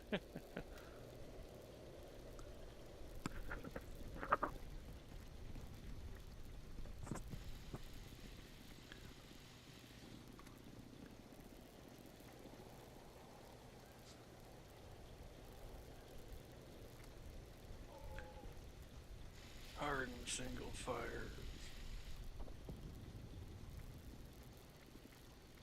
Powerful automatic receiver. Not from scrapping them. 10 round, 30 round capacity. 105 damage on an automatic. Prime on maximum 13. 105.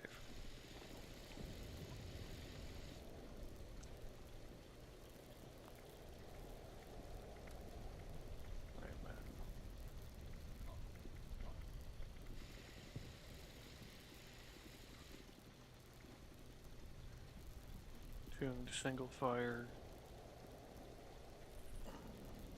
Capacity fire rate of 53.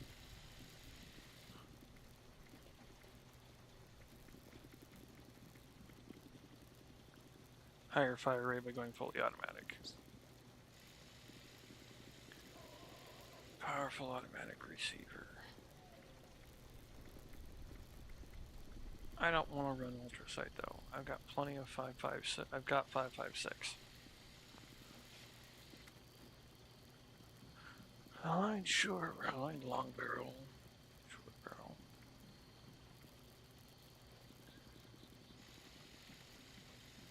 Stabilized long barrel. Hit fire, fire. See. True long.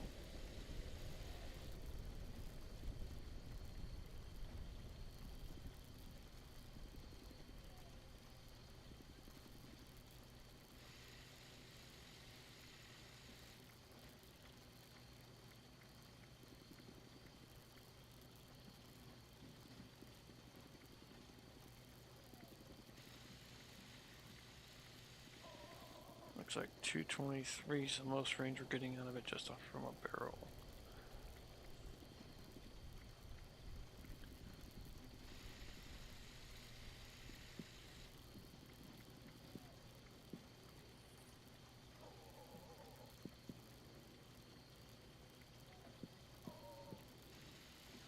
Sighted accuracy, max shots to recoil.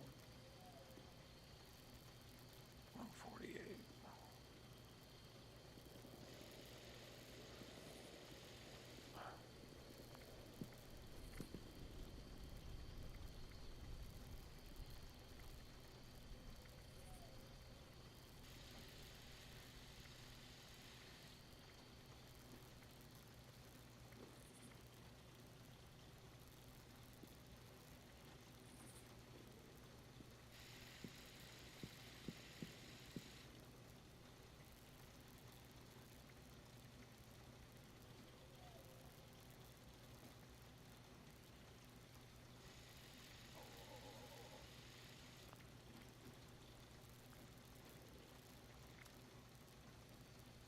Drum only holds 40?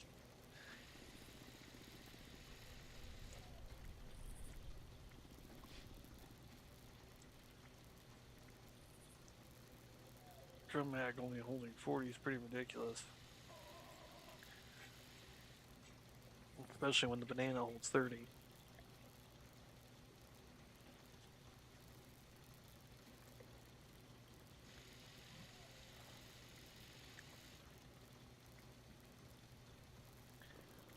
Ammo capacity and armor pad.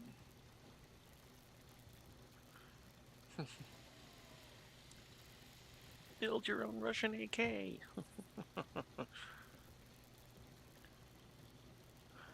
We would go with the Stingy mag. Sights. Medium scope. Or reflex stock.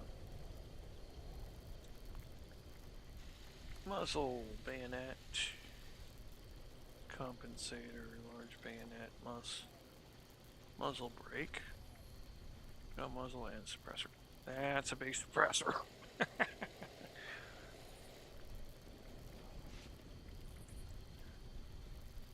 No, when I use it, I'm going to be sneaking.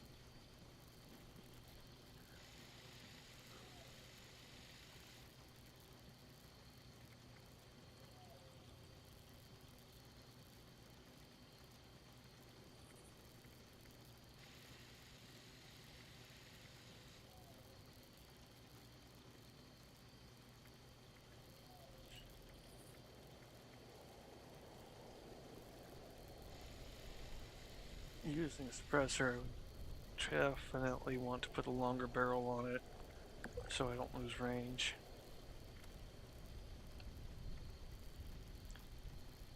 Communist.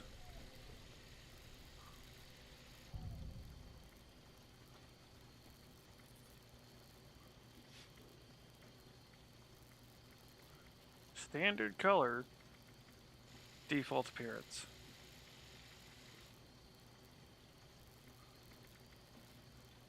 There is a little bit of a difference to them too.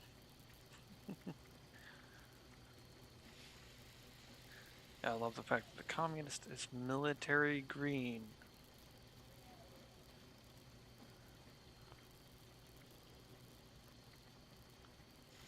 The irony. So, with the receiver I do not yet have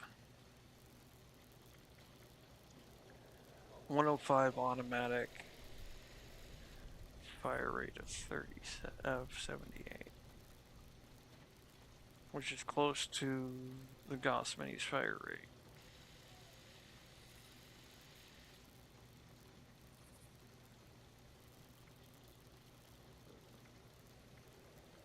Oh shit, the prime receiver, prime automatic is slower. Alright, so, radium. Automatic receiver, 6647. Powerful automatic. At 75. Forgot the prime, it's at 66 again.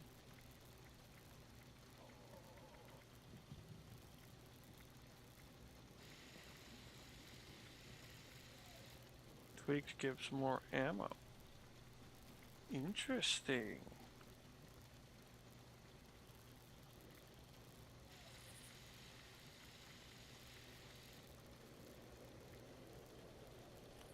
So does the automatic, powerful automatic. Nice.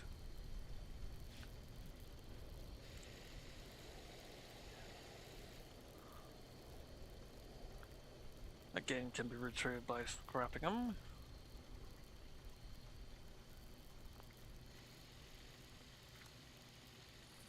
Aligned long, that's the aligned long barrel.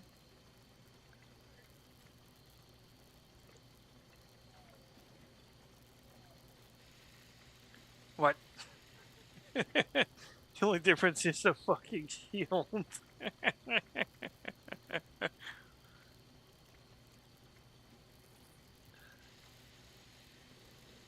Stream Elements says, find me in other places: Discord, Twitter, YouTube, Steam, Xbox, and PlayStation. Old Mage Guy on TikTok as Mage.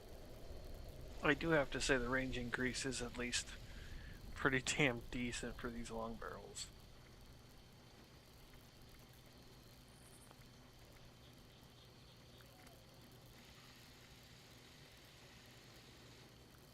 That's accuracy.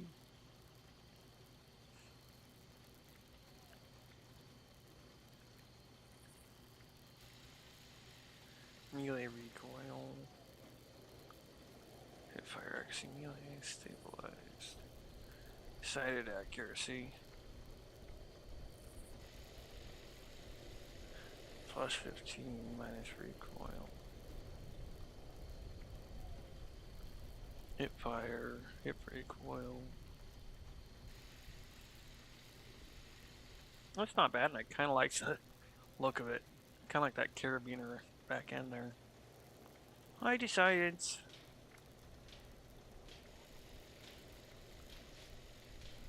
Large mag, 40.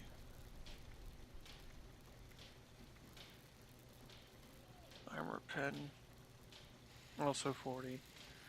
Swift. Aim speed, draw speed, reload, or recoil.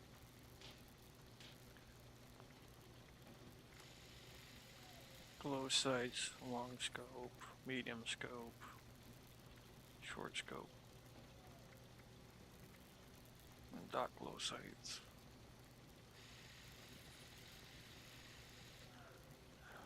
Uh, 110. But keyword here is not every enemy is hurt by radiation damage. To the point, ghouls are not hurt by radiation damage.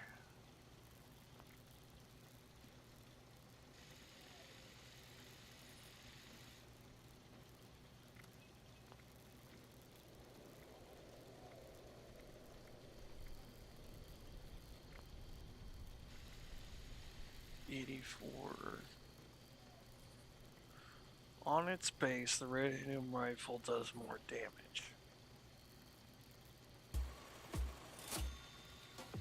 Oh, restarting! Welcome to the Weekend Show, where we make the time to consider the news of the week. You can support my work and independent journalism at patreon.com/5minutenews. Our guest today is a 35-year trial lawyer, co-founder of Legal AF. That's why, Legal okay. AF channel. You can hear him on the Intersection podcast, all on the Midas Touch Network. Sir Michael Popock, welcome back to the Weekend Show. I just got knighted. Yes, you did. And it's hard to believe. Thank you, Anthony, for having me on and to brief your audience on the things we're going to talk about. And it's hard to believe. You told me before I got on. It's been a year and a day or whatever since I was last on, considering how much you and I talk about doing things together. Right. I've been remiss. I'm glad you had me back. Well, last time we spoke, it was about a week after the inauguration of Donald Trump. So we kind of, maybe we were enjoying a false sense of security at the time. Obviously, things have gone from bad to worse since then. We're now living literally under a dictatorship, and this is what it feels like. And I think we have more empathy for dictatorships from history as we recognize what's going on in the U.S. I want to start, though, with one of the authoritarian figure's favorite kind of hobbies, and that is election subversion. And this is part of the reason why Vladimir Putin's been reigning supreme for 23 or 24 years now, is that you can have elections, and they can feel like they're elections, but they might not actually be elections. Do you think that's where we're headed with the midterms? Because we're starting to hear the Department of Justice getting involved with voter rolls and goodness knows what else. And even the very sentence from Donald Trump saying that the states should not be running these elections, and actually it should be nationalized. Well, look, we're going to be running into just how strong our constitutional protections are as enforced by federal judges. This is going to be given a major test. Donald Trump had a dress rehearsal for this in his first term. He's going to try to employ it now. He's going to do everything to try to take away people's voting. He's going to scare them into not voting. He's going to challenge their right to vote. He's going to put up barriers to their ability to vote easily. Like, he'll try to eliminate early voting. He'll try to eliminate drop box voting. He'll try to eliminate mail-in and absentee voting. But all those things have to run their course through lawsuits in federal court. And the good news is we're sort of running out of time, at least on the Supreme Court's clock, to make these changes in time for the midterm election. Because while it feels like February, in election offices, they're starting to print up ballots. People have to declare what congressional district they are running in. So Donald Trump's efforts to change the rules of the Constitution, which put states and for a reason, not the federal government in charge of all elections, including federal elections. The reason for that, historically, right, just so we know how we got here, is because the founding fathers and the framers did not want so disconnected the control of the elections and leave that in Washington because people didn't trust the federal government. Boy, this sounds so true today. Didn't trust Washington to make the decisions and wanted the decision making about the time, means, manner, and method of voting to be in the hands of the people through their elected representatives in the state. It's the foundation of our federalism. So that's what Donald Trump is challenging. So when he trolls the American people, let's say going on Dan Bongino, formerly the totally FBI director, the totally not experienced, not woefully prepared deputy director of the FBI, now back being a podcaster, and says, we're looking into 15 states that we're going to nationalize the elections. He is going to run into federal judges. And the good news about it, as I just interviewed, and it's up on Legal AF YouTube channel now, yesterday, J. Michael Luttig, Judge Luttig. Yeah, okay. Who, for people This who is don't the right know, one. helped save our democracy by giving Mike Pence the backbone to certify the election. He used to be a right winger. He almost was the Chief Justice of the United States instead of John Roberts, and we would have been a lot better off had that happened.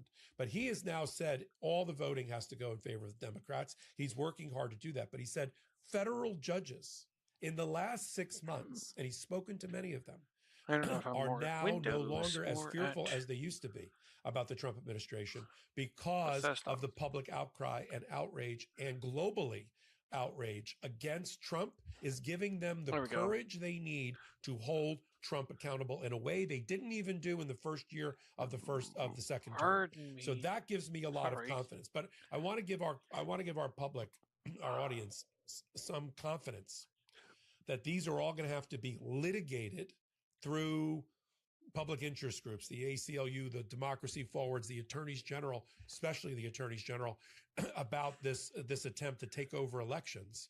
And it probably will not impact the midterms because we're already in February. But if Pam Bondi is involved now, and if we use, if we use Minneapolis as an example, we'll take the ice out of Minneapolis if you give us your it really voter is 5 rolls. o'clock now. So That came Just from saying. Pam Bondi, the Attorney General. Like, that is an unprecedented kind of crossing of the streams, isn't it?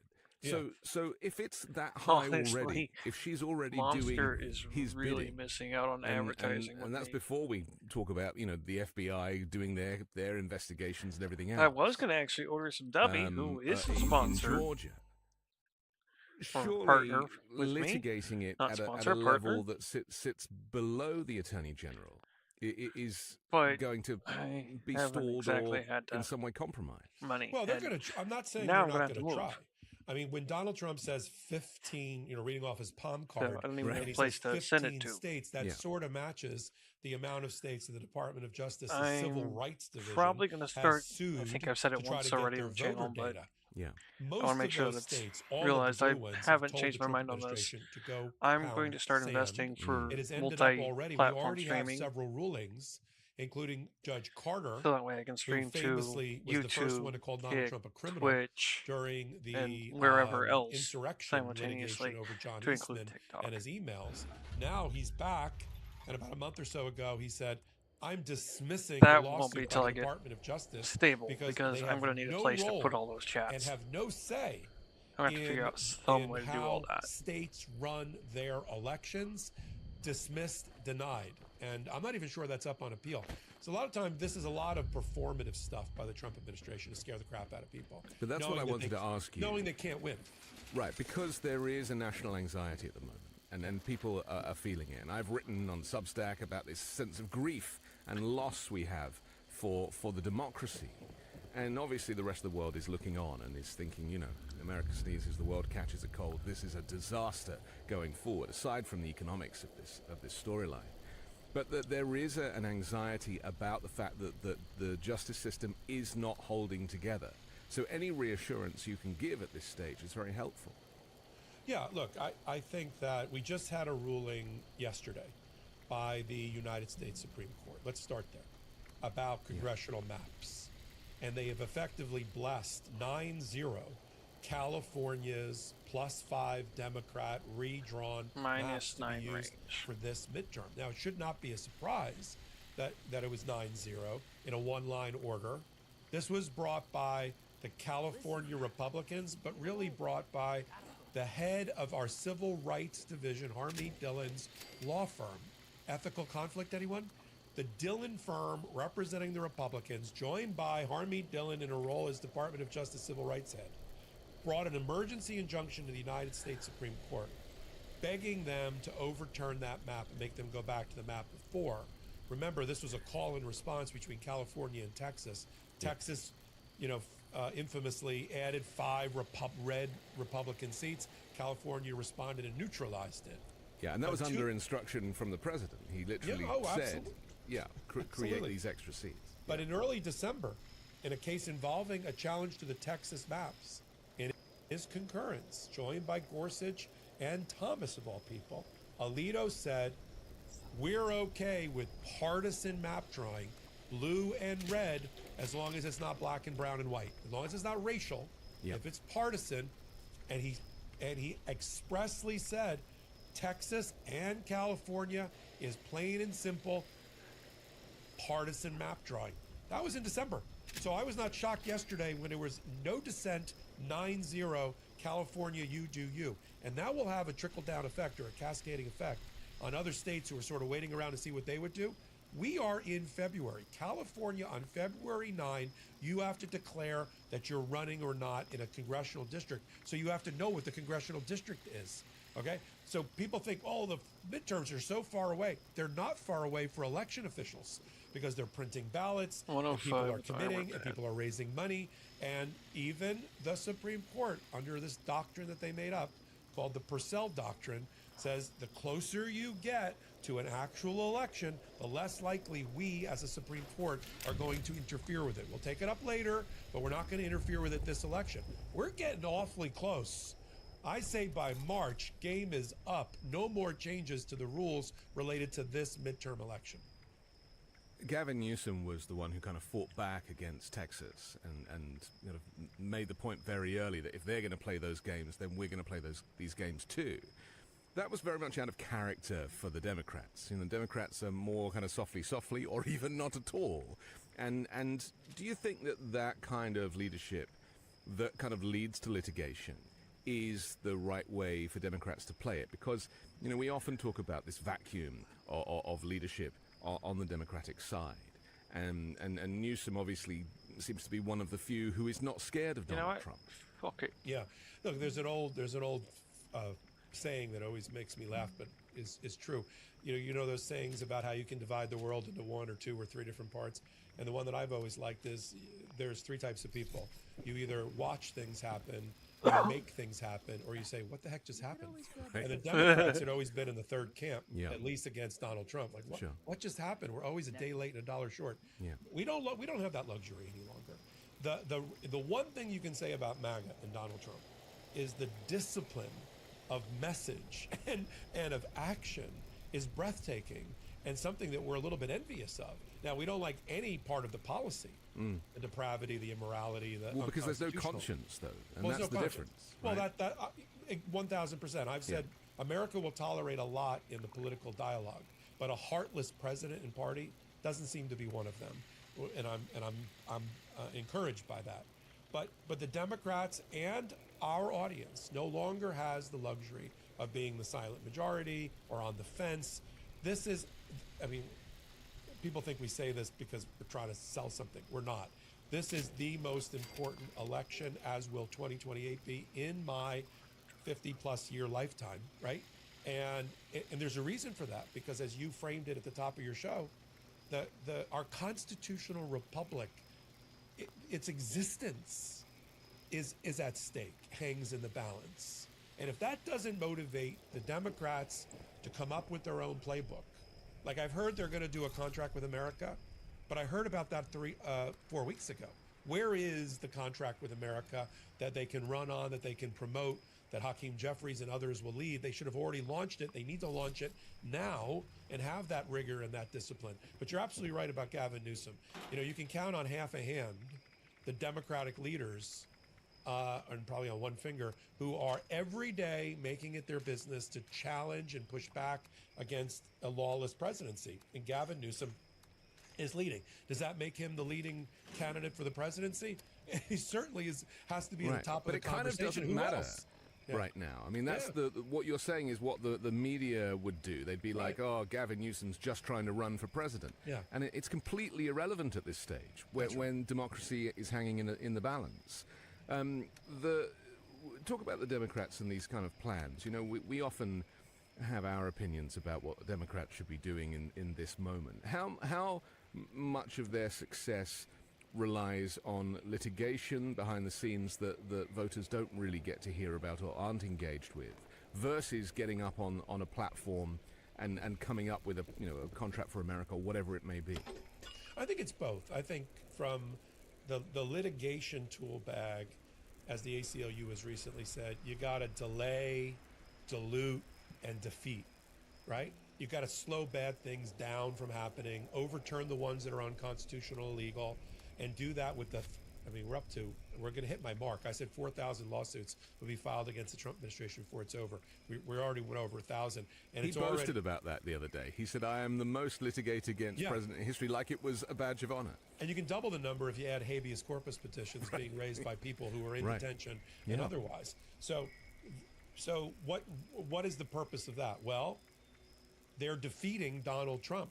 Even the handful of cases that we care about at the United States Supreme Court that go Donald Trump's way, at least procedurally, justice is generally done at the lower court level. And hundreds of billions of dollars of state funding has been salvaged and saved by these lawsuits. Many times the Trump administration completely walks away after having gotten sued or filing their suit. They walk away and the billions of dollars flow to the red states and the blue states as a result. So that's one.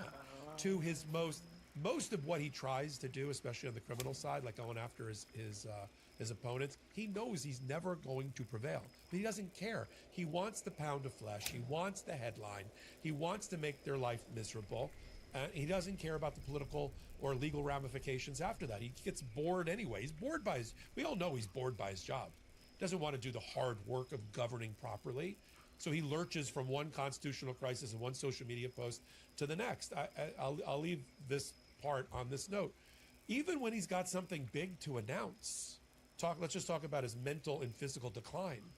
Like when he went in the early January to announce the capture of Maduro and the Venezuelan oil fields. He had the energy level of somebody at 3 o'clock in the morning ordering from a McDonald's drive-thru. I mean, he was leaning. Oh, we captured Maduro. I like an Egg McMuffin, please. He can't even get up for his own job. No, he's half dead. Agreed. Dead. But he's also being, I refer to it as elder abuse. You know, he's being abused. He is being abused by the people around him. And this is a serious thing. And it's a thing that does go on. You take advantage of the person who controls the purse strings or who ultimately gets the final say, because you're saying sign this, right. And he's doing it. Grandma, sign this amendment to the will, Grandma. Here's your hand. Yeah. Right. And so this is a real problem because, Ben made a video about this a couple of days ago, showing his cognitive decline, which always includes clips of him saying, I aced the cognitive test like no other president in history. The dementia test. And this is a real problem because the deterioration is so apparent. And just in the last 2 months, I'm sure you have, but I recognize a massive decline where he goes off on a tangent and starts talking about we're great with the waters. And the interviewer is like, what? Oh, with the waters, when we hit the boat in the waters. So he's not able to talk about the boat first. He has to talk about the waters first. Or Melania's panties. Why is he talking about Melania's underwear? Yeah. But I don't know about your parent situation. I lost both my parents, but I had one parent that did not suffer from dementia, my father, and I had another parent who had frontal lobe dementia. I'm not a clinician. I'm not here to, I don't get paid to diagnose, but I have eyes, and I can watch And if you just, not only from first term to second term, in the last 6 months, in the last 2 months, the physical decline, the mental decline, and I agree with you, he's being taken advantage of by people like Stephen Miller, like people like Russ Vought. I don't even think he knows what Russ Vought, the Office of Management and Budget, does every day. Right, Besides who destroying has America. most of the responsibility. And yet these individuals are very dangerous, unelected, chosen by Trump in the outset, but have a playbook all of their own. And absolutely, this is the danger. So I do have 3. For America, Trump is not really the danger. He is the Trojan horse in this case. He wrote. You just have to look at his postings. Yeah. I mean, whether he's writing them for himself or somebody's writing them for, I mean, they're just incoherent ramblings of a madman. Yeah. Suddenly yesterday he woke up to go after Leonard Leo of the Federalist Society again. Right. You know, because, and again, but there is genius in the madness, whether it's being, as you said, somebody else is controlling him, because they have found a way. New York Times did a good study of this right at the New Year, to dominate the micro news cycle every day. And if it's a slow news day or a bad news day, more likely for them, they find a way through a lawsuit.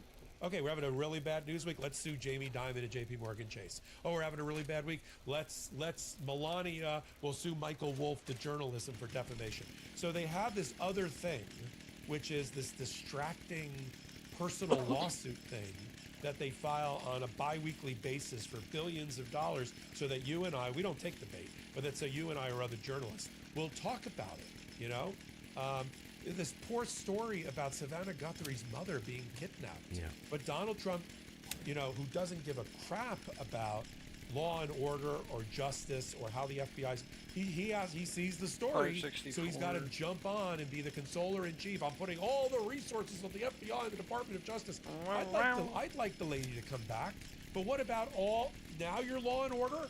What about all the average Americans on the streets that are being abused, beaten, kidnapped, tortured by your security forces? What about them? But it also goes further, where he would kidnap a foreign head of state to distract from the Epstein Files news cycle that week. The point of this and is that is beyond the point of no return, as I see, because it makes anything and everything fair game. Do bleed damage. What? Yeah, I mean, but that he's been a master of that. Oh, I see now. I'm sorry. And all of it, and they know how the mainstream media, especially, will take the bait, and get them off of a news cycle. And then Donald Trump also subscribes to the theory that any news is good news. You know, he's having a bad. Oh, let's try to overturn my conviction through the the hearing didn't go well. Oh, it doesn't matter. At least they were talking about the conviction and overturning it. But we had in the UK, obviously the tabloid newspapers have huge sway with voters, and we've always had prime ministers kind of colluding with the newspapers, and you would see these kind of meetings going on, and so it was almost done the other way around, whereas they would the newspaper editors would collude with the Prime Minister's office, and they would plan what the headlines were going to be in the next days. It's starting to get like that here, with media ownership changing, and with the likes of CNN just shifting, turning on its axis, but done slowly, like turning a ship, so that you don't really notice it in real time. But then suddenly the whole agenda has changed. Yeah, I miss the days where, Nixon would be caught on tape saying, that son of a bitch, Ben Bradley over the Washington Post, that MFer, Jew over at New York Times. I miss those days, because that means that the papers were doing their job, that they were doing the hard work of the fourth estate. But now they are complicit. Now it's like, oh, Jeff Bezos, you have contracts with the federal government for cloud computing, and you gave Melania $40 million, and you own the Washington Post. Which you're now choosing to effectively shut down. I mean, that's the other thing. The firing of thousands of people at the Washington Post is part of the deconstruction of the media. Right. But that is why it was bought in the first place. That's why Elon Musk bought Twitter. I mean, this is the long game, isn't it?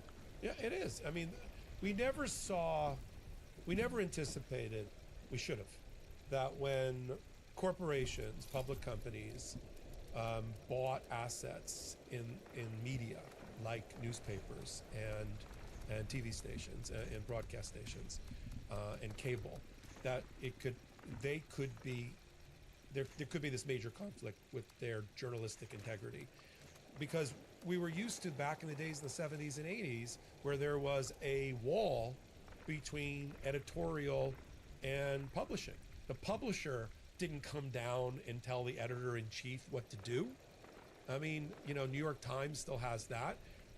But those days, forget it. Those days are over. It's just an asset on a balance sheet underneath amusement parks and their stake in Bitcoin. Yeah. Oh, what's this one?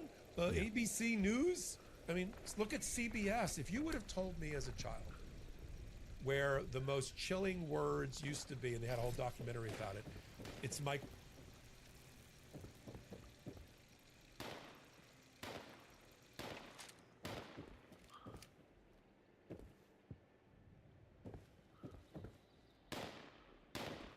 Wallace at the door from 60 Minutes. If you would have told me that 60 Minutes and the Tiffany Network and CBS News would be completely propaganda and compromised, that you could not trust a word that they said, I would say, you're kidding. How did that happen? It's happened. We are watching the kind of deconstruction of American institutions in real time. Not just the media landscape, but also the civic landscape as well. And so let's just talk about this relationship between the DOJ and the executive, because this argument that, oh, well, Merrick Garland should have done more and faster and could have done more and Biden should have told him to. The Democrats don't subscribe to that kind of unwritten rule, do they? They're like, these are separate departments, they have nothing to do with one another. Is it a problem that the president chooses the Attorney General? Because that's, for me as an outsider, the weird thing was, okay, so you choose that person, but then you have nothing to do with them. Well, why can't it be independent? Because Pam Bondi, who was his former personal lawyer, is now continuing to be his personal lawyer, and her deputy was his personal lawyer and continues to be. We've always had this strange defect in the Constitution, and globally, you know, you and I'll talk about global things in a minute, but globally, I know people that are from another place, like in Europe, and I start talking about the three branches of government. If you don't know any better, you would think that the prosecutors are in the judicial branch. Yeah. Doing their job over there. Yeah. And then when you learn that the prosecutors and the Department of Justice is just an executive agency under the executive branch, which has now been given Leviathan-like powers by the Supreme Court. That there's only one member of the executive branch, despite the fact that it talks about administration and other things, and that's the President of the United States.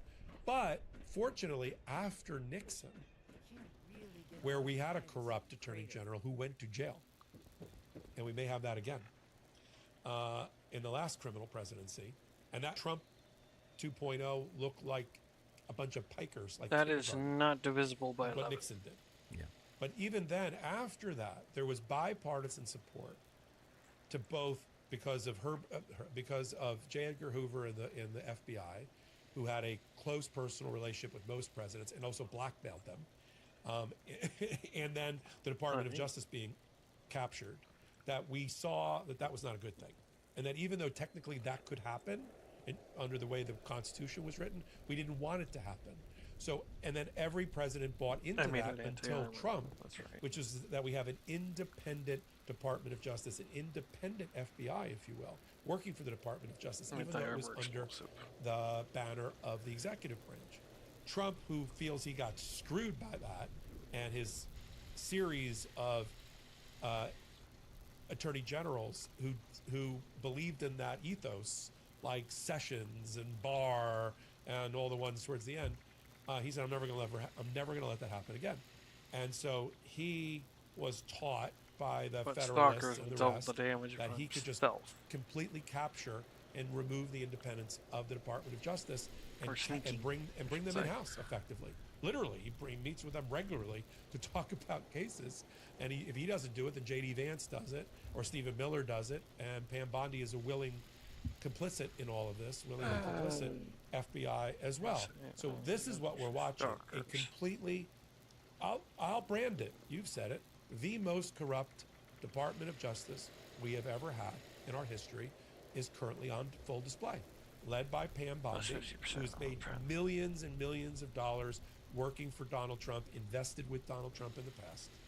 Who was Nixon tried to hide it, though. I mean, Nixon did try and hide their scheme, but here there doesn't seem to be much in the way of an effort to kind of keep this below ground. I mean, that text message that he sent to Pam Bondi that everybody thought was accidentally sent publicly when he thought it was a DM. Pam! I never thought that was a DM. I thought this is literally how open they are, because they just know that there is no one coming after them. The Supreme Court is on their team, and most of the prosecutors are on their team, and they have no line manager. That's how I like to put it. I like that phrase. They subscribe to the theory that sometimes the cover-up is worse than the crime, and they feel like, and I think some of the American people were believing this. If they're saying it out loud, it might not be that bad. Yeah, because they're we're the most transparent administration. Telling us they're transparent. They keep telling us they're transparent. Yeah. Trump on Thursday offered a new and shifting account of why Tulsi Gabbard, the Director of National Intelligence, was present last week at an FBI raid on that election center in Georgia, saying that she went at the urging of the Attorney General Pam Bondi. And let me quote Trump. He said, "She took a lot of heat 2 days ago because she went in at Pam's insistence, and she went in and she looked at votes that wanted to be checked out from Georgia."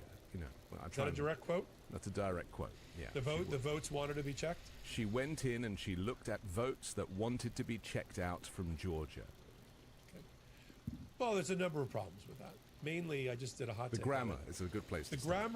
Grammar and syntax, he seems to be allergic to. Yeah. The other is Todd Blanche was asked on Sunday morning talk shows, why was Tulsi Gabbard in Georgia? And he said, not only did he say, I have no idea, he said, effectively implying that the Department of Justice did not send her there, including Pam Bondi, who he either works for her or Pam Bondi works for him. I get confused. I think that confusion will be solved before this next year is over. I think Pam's out. That's my prediction. I think Todd Blanche will be the next Attorney General. But he said, I don't know why she was there. He said she wasn't there at our behest, and she's not involved with the investigation. And then at the end, he gave this kind of curious, because he figured out that might not go over well when he got back home. So he said, but, one of her jobs is election integrity. Like, what? What are you even talking about right now? So now we're back to, and at the same time, Ed Martin, who got fired, apparently, as the head of the Weaponization Committee for the Department of Justice, but keeps his job as the pardon attorney. His fingerprints are all over this. Yes. This Fulton County, Georgia raid to take 680 boxes away from Georgia related to 2020 election, including ballots, voter rolls, voter information. That's being prosecuted out of Missouri, where Ed Martin had a close relationship with the U.S. attorney there, MAGA. But then when he posted a photo, because he likes to troll the American people, Ed Martin, on the day of the raid, of him along with Sidney Powell, almost like rehabilitating Sidney Powell, who, by the way, is a convicted felon. Yes. For being involved. And what now? We're going back to the Venezuelan businessman, along with Venezuela-created software with Dominion and Smartmatic to flip votes. We're going back there again? Apparently. I'll just quote Tulsi Gabbard from the day before Trump's quote. She said, "My presence was requested by the president and executed under my broad statutory authority to coordinate, integrate, and analyze intelligence related to election security."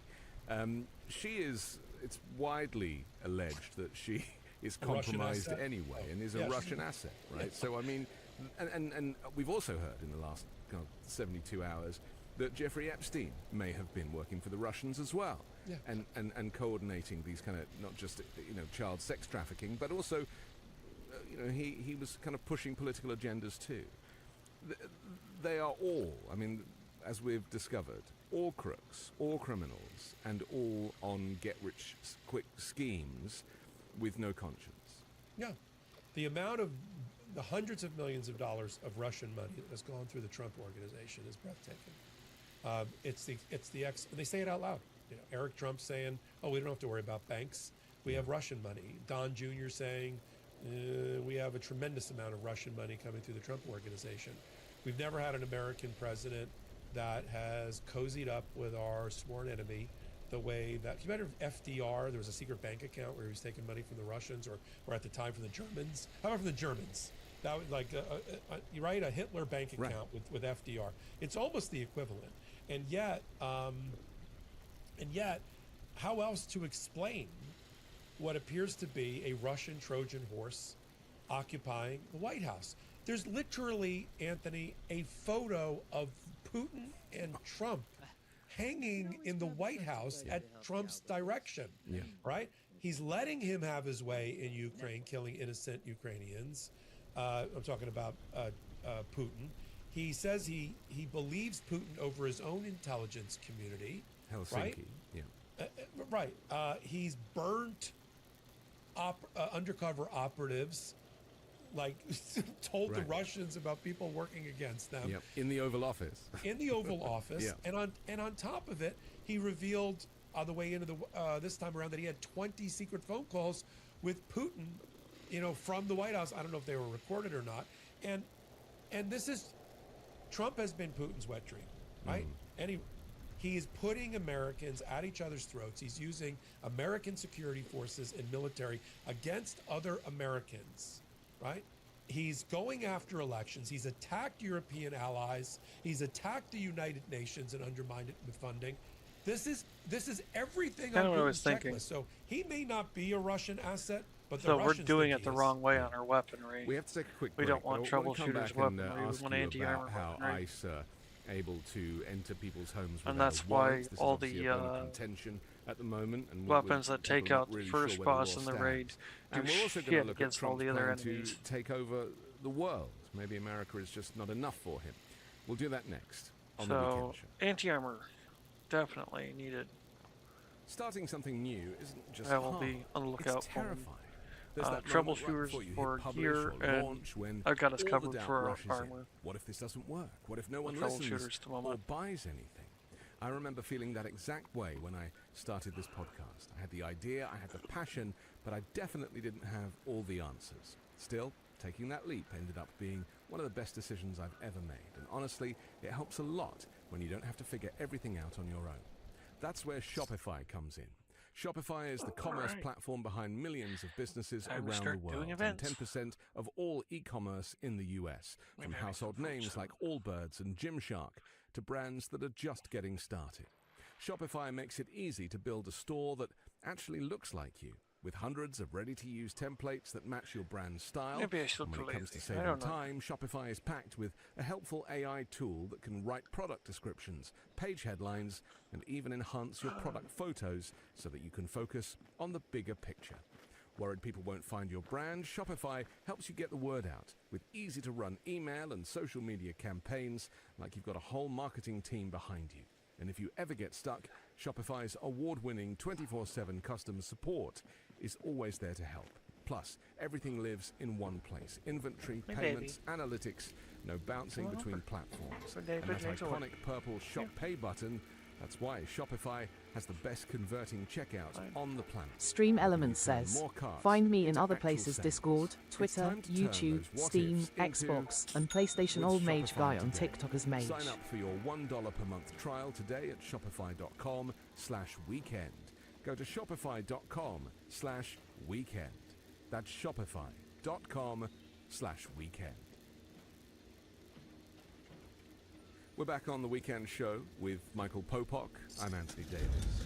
Michael, let's look at these abductions and this kind of abuse from ICE agents, not just kidnapping people, but executing them on the streets of America. We're saying it like it's normal. We never should do that, but unfortunately that is what Trump wants. He wants to create this chaos. He said that he was more upset about Renee Good than Alex Pretty because he heard that her mother was a Trump supporter and somehow managed to make the murder of that woman all about him.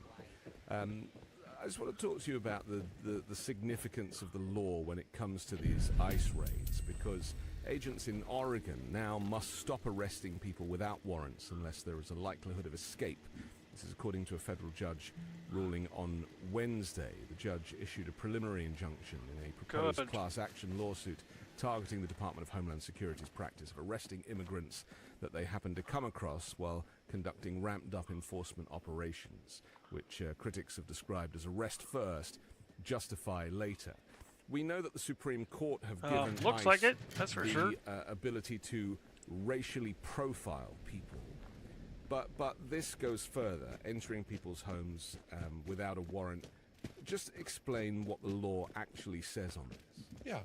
So you start with the Fourth Amendment, which the United States Supreme Court has said, and this is going on for a couple hundred years. The Fourth Amendment is the most important. If you only had one amendment out of the Bill of Rights to the Supreme Court, it would be the Fourth Amendment. It's the one that is actually closest to what was happening during the American Revolution with British officers breaking into homes and commandeering them. And many things flow from a Fourth Amendment analysis, which is to stop illegal search and seizure of people's papers and homes and property. And it says people, not citizens. And until May of this year, every administration and its Department of Justice and its officers recognized Fourth Amendment precedent by the Supreme Court, which is that just appearance. To break the line of someone's home, their castle, their castle keep, you needed on probable cause, a federal court Article 3 judge, neutral judge, to issue, magistrate or district court judge, to issue a warrant, an arrest warrant. Just as the FBI had when they went into Mar-a-Lago, we should maybe use that as an example. Yes, a search warrant that was issued by a magistrate judge in Florida. Yeah. Coordinated actually with the president and his lawyers while he was up in New Jersey. So it wasn't a raid. No, it wasn't a raid. This was a raid. And so now, when we find out, we were watching ICE break down doors with what's called an administrative warrant, which is technically an I-205, which comes from a Trump judge, an immigration judge, not Article 3, works for the Department of Justice and Pam Bondi and Donald Trump, okay, which has only been used for picking up somebody in public, but never to break down a door and go into their home, because the Fourth Amendment case law says you can't. And then Todd Lyons writes a memo, or has one written for him, probably by Stephen Miller, that tells ICE, hey, that Fourth Amendment principle that administrative warrant's enough. Burst through the door. Okay, so what's going to happen now? First of all, 2 whistleblowers came forward and revealed it. Thank you to the whistleblowers. Now we have challenges in court and in Congress to that policy, and to get it rescinded and to get it enjoined from happening. So Fourth Amendment, whether you call the Fourth Amendment or the First Amendment, the 2 most important rights that we have of the 10 in the Bill of Rights, many things flow through the Fourth Amendment, and you are being safe in your person, in your papers, even reproductive rights. There's Fourth Amendment implications on reproductive rights, on civil liberties, many things. There's a Fourth Amendment analysis, not just the one we see when they're bursting through the door with batteries. Now you have judges in Minnesota, in Oregon, in Chicago, in LA, and other places, struggling to control in advance through an injunction which stops future behavior based on past performances, struggling to rein in the Trump administration. And seriously? I applaud the Oregon judge. I'm not sure who it was. It wasn't Immergut again, was it? No, I'll find out. Yeah, no, it was it was Mustafa Kasubahai. But it'll go up to the Ninth Circuit Court of Appeals. But the problem the appellate courts are having, whenever a lower court judge tries to step in and police the police and force them not to do certain things, just comply with the Constitution. Just don't do that illegal stop and search. The appellate courts have consistently been troubled by it, and they've told lower court judges not to do it. Whether it's Judge Ellis in Chicago, or Judge Menendez in Minnesota, or maybe even this judge in the future. Now, this all has to end up back at the United States Supreme Court. That has not yet been heard on the issue of whether a federal judge has the power with their injunction power to stop federal agents from doing bad things before they happen. I mean, the Seventh Circuit, when it chastised Judge Ellis, said, your job is to provide a remedy and relief after bad things happen, not try to stop them before. So I've used the analogy, it's like you're out and you know the light is out, and so you run out into the middle of the street as a judge to stop the car from colliding with the other car, and the court says, no, that's not your role. Your role is to let the accident happen and then mete out justice after. And that, we don't like that. I mean, we're not talking about Minority Report, where we're trying to stop crime before it happens. Yeah. But bad things on the streets, why can't a federal judge use the power of injunction to make them stop doing illegal things? But I will, just to not blow smoke or sunshine here, which I think is my brand, appellate courts don't like federal judges trying to stop bad things happening before they happen, especially when it's law enforcement. And they just don't. And it's going to have to get to the Supreme Court. Good news when we get to the Supreme Court is that even this right-wing MAGA Supreme Court, when it comes to Fourth Amendment, is very protective over the Fourth Amendment. Now, they haven't had an opportunity yet to be heard about the Trump policies in the Fourth Amendment, but it is rapidly happening. It will be a first half of 2026 event, I assure you, that with an emergency appeal up to the Supreme Court about the Fourth Amendment abuse by the Trump administration. My only fear, and I think you and I came to blows about this the last time we spoke over a year ago, is that when you're dealing with an authoritarian dictatorship, which we now have, I mean, there is no denying, the days of the constitutional crisis are over. We are now into a full-blown dictatorship, is that Trump has said out loud, I am the law. And, aside from his mental state being compromised and being taken advantage of by people like Stephen Miller, who have a much more extreme view of how this country needs to change and to whitewash it effectively, to ethnically cleanse it, that it means that they don't care for the law. The law to them is irrelevant. They're going to do it anyway. And that's what we're seeing. And so, for all of the Tom Homan saying, oh, we're going to pull back, or we're going to, and all that rhetoric, nothing has changed in Minneapolis. Nothing has changed in Portland. They are still treating American citizens, aside from immigrants, as if they are criminals. And the whole kind of innocent until proven guilty, that kind of died out many months ago. I agree with you. And I just interviewed the legal director for the ACLU in Minnesota. And I asked her, I said, is it any better? She said, nope. Yeah. Same on the streets. See, there's this split screen that the Trump administration tries to take advantage of. Yes. Where they do the theatrics and the kabuki theater and the optics of, oh, we got rid of Bovino. Oh, we're pulling back people. Oh, body cams. But the reality is, in your and my potential interaction with ICE, and Border Patrol, as American citizens, it's just as deadly as it was a month ago. Because this is all just political fodder, but the in real life on the ground is just as dire, because these ICE and Border Patrol agents have been so turbocharged to do bad things that they didn't get the memo about not breaking the back window of a brain damaged person in a car, yanking them out of the window and dragging them down the street and calling them a body, or an epithet or something else, because as Senator Blumenthal told me during the interview that I did with him today, this organization is so bankrupt and so corrupt that it needs to be completely reformed with new leadership and new guidelines and operating procedures and training. This is a bad cop. Yes. Writ large. Yes. And the Democrats are doing what they can whether it's funding or calling for the head of Kristi Noem or doing these oversight hearings to embarrass the Republicans into doing the right thing.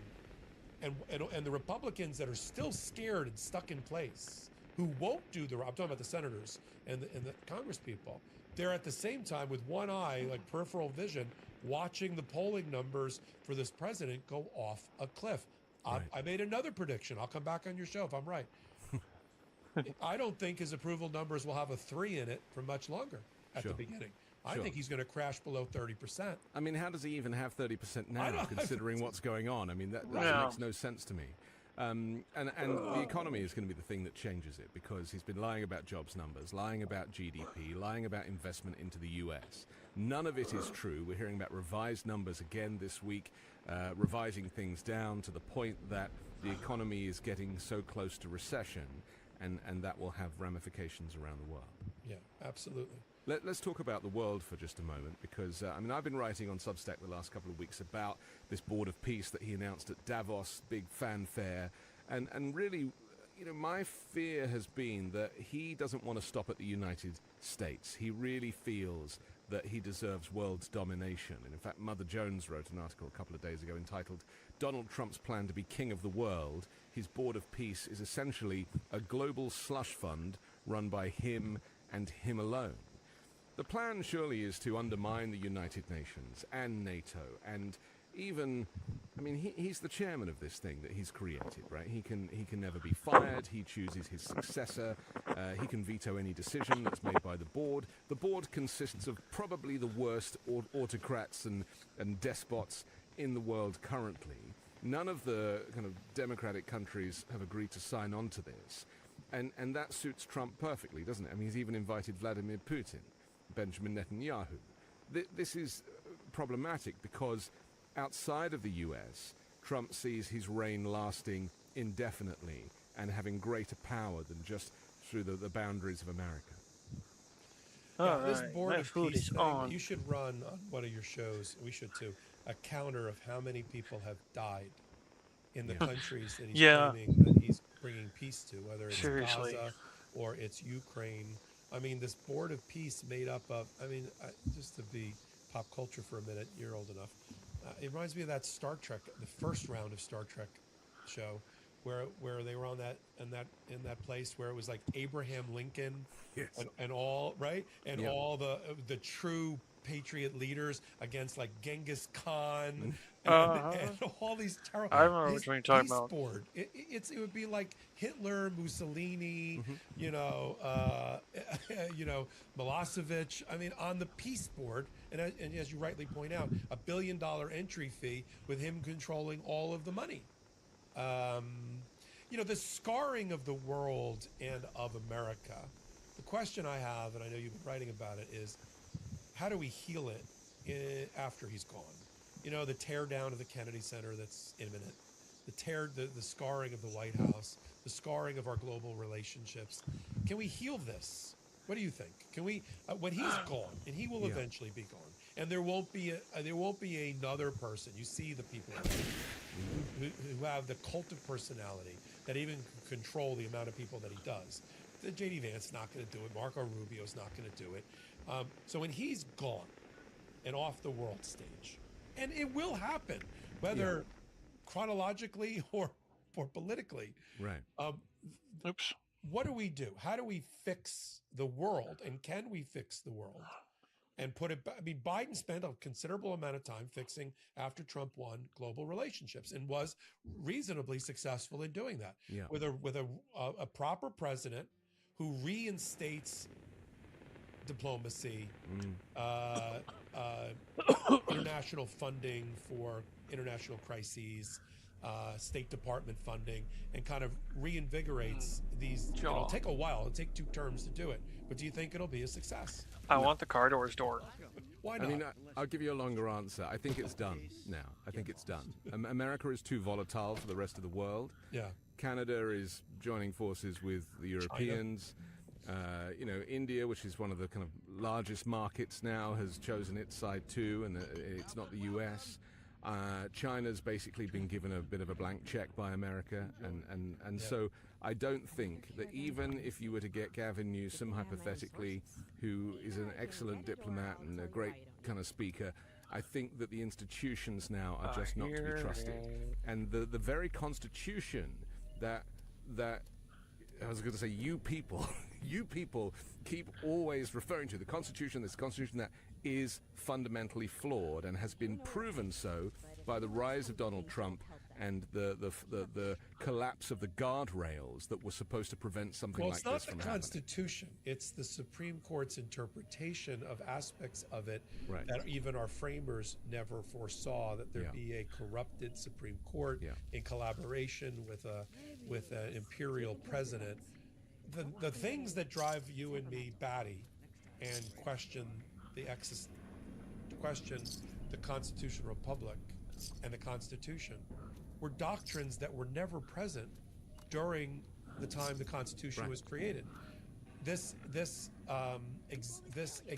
unitary executive model, that that wasn't. People were like, when did that? Was that in the 1780s? No, that was in the 1980s with a guy named Robert Bork, carried forward by a guy named Antonin Scalia, and forward.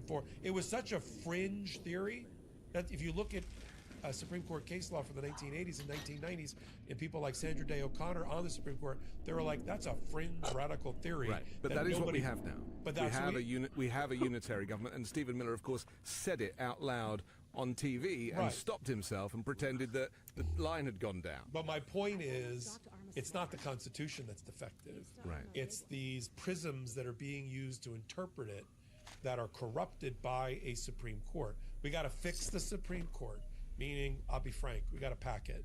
We need like but 5 we've been saying this for yeah, but we don't have the 7 or 8 luxury years anymore just to have an academic exercise, like a tabletop exercise. Like, wouldn't this be interesting if we had 15 people on the Supreme Court? No, we need 15 people on the Supreme Court, and we have to add 5 or 6 more that are by Democratic presidents. And people are like, well, what's going to happen if there's a Republican in there?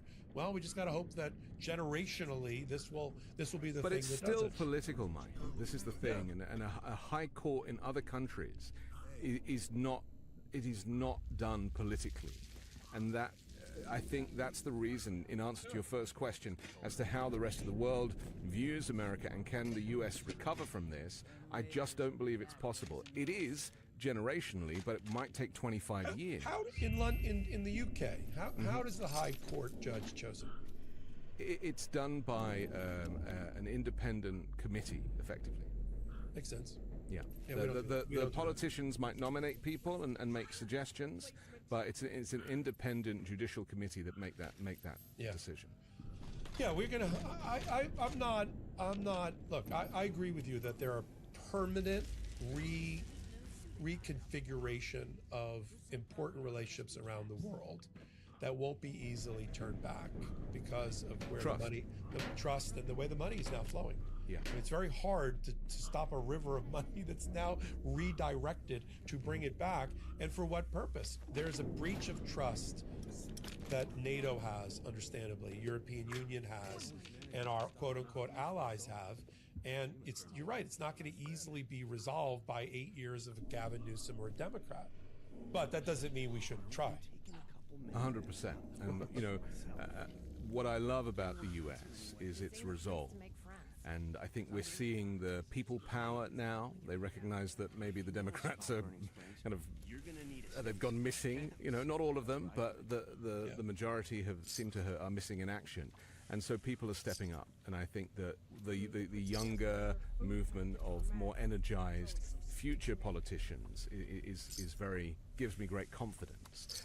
We have to finish, but before we do, I want to talk about the fact that you and I, over the last few years, have met, in this format together, in a kind of lightly branded model called Global AF, where we talk about the world's problems and where the US kind of fits in with that. Are you guys never really? Has there been a more important time to go a little deeper with our analysis of international affairs? And so, hell yes! I'm pleased to announce that I'm going to be joining you on the Legal AF channel with a new strand called Global AF every week, where we both you and I, but also me on my own, analyze the situation across the world and how other countries are handling not just Trump but America and its future. Yeah, every day, I think, not just every week. I'll do my best for you. But let me from your audience perspective, and there's an overlap also with our audience. As I built the Legal AF YouTube channel, and as we saw in the first year, which I formed it 3 months before the election. I mean, it stands on the shoulders of Legal AF, the podcast, which is 5 years old, but the channel itself and the curating of it. Once we saw that Trump's ambition went beyond ruining America, trying to take the show on the road, it's like a shitty restaurant that got closed down by the health department. It's like, let's go global. Yeah, why? But once we saw that, and to meet the moment, you and I dusted off this concept. And I remember, and I'll tell an insider story here. I remember you and I talked to somebody over at Midas about doing the show. And at the time, right around the time of the election, it was like, well, that's sort of far afield from... We were ahead of our time, Mike. We were ahead of our time. Yes. We were getting a lot of pushback, like, well, how are you going to do it? It's going to be covering global things. Like, no, we're going to cover U.S. interacting globally, anticipating that Trump would do something that way. And we were sort of shot down. I was like, we'll do it another time.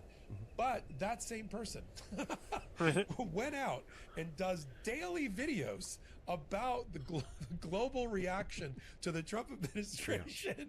And I want to take some credit for you and me about for seeding a great idea. Right. So now the thing that I've known is missing, the hole in the swing, and I'm trying to fill that at Legal AF YouTube channel, where I've added the American Civil Liberties Union for regular contribution, Democracy Forward, and a playlist. All Rise News with Adam Klasfeld to talk about what's going on in the American courts from him being in the American court system. The thing that's missing is the voice of reason and analysis that can be trusted about global affairs. And so I reached out to you and said, hey, what would be great if you came and led that effort over on Legal AF? Now would be a great time. I've talked to some other people. I got this amazing lawyer in Miami, Christy Figueroa, who works every day in immigration and criminal immigration issues on behalf of clients and has a really good sense of what's happening in America and related to Latin America. And she's come on and done some. But I can't think of anybody better and more trusted to come on under the Legal AF umbrella to do kind of regular reporting in that area. So I'm so pleased to have you come on there, and I'll join you. We'll do some together. You'll do a lot on your own. And then I feel like, all right, I patched that hole. I can move on to the next one. I'm so pleased. Mars, I guess, is the next planet to look at. All right, Interstellar analysis. Yeah, exactly. I'm so grateful to you always for your expertise and your explanations, and I look forward to talking with you more regularly. But for now, Michael Popok, thank you for joining the Weekend Show. My pleasure. I'm Anthony Davis. Don't forget to support me next and frontier independent journalism at patreon.com/5Minute News, on my Substack, The Anthony Davis, or by joining the 5 Minute News YouTube channel. I'll come back next Sunday with a brand new special guest and more factual news to discuss. Wow. Whoa.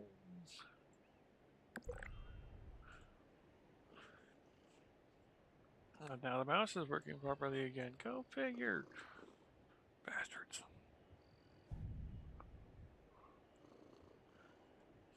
Well, technically, that's all we have for today. At the moment. There might be one or two more published before the end of the night, but typically it's about where it ends, give or take.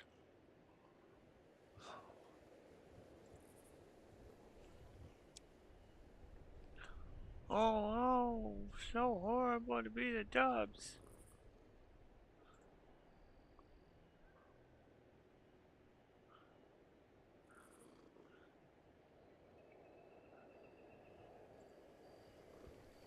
Yeah, you were supposed to be over there anyhow. Put on Dubby's Duckies. Dubby's Duckies.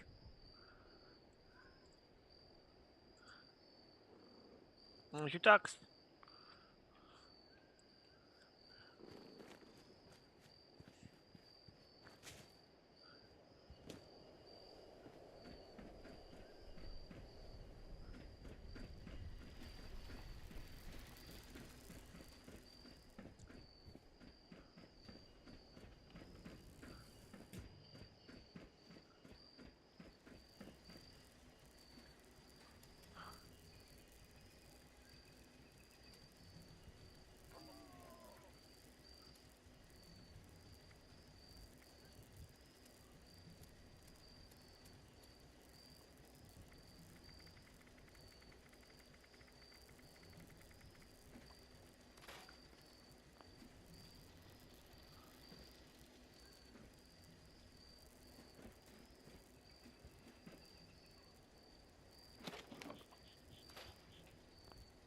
Thought something fell off.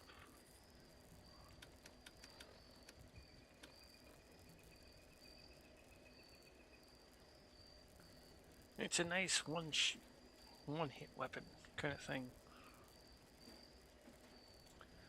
But at the same time,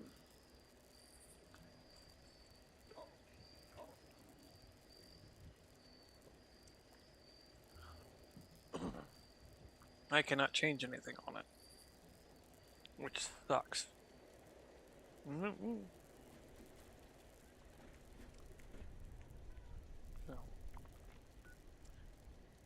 That's it. Oh, Mothman Equinox. So over there, I've got to do my dailies, which I am more than happy to do. My own toad. I know you're not that kind of upset. No.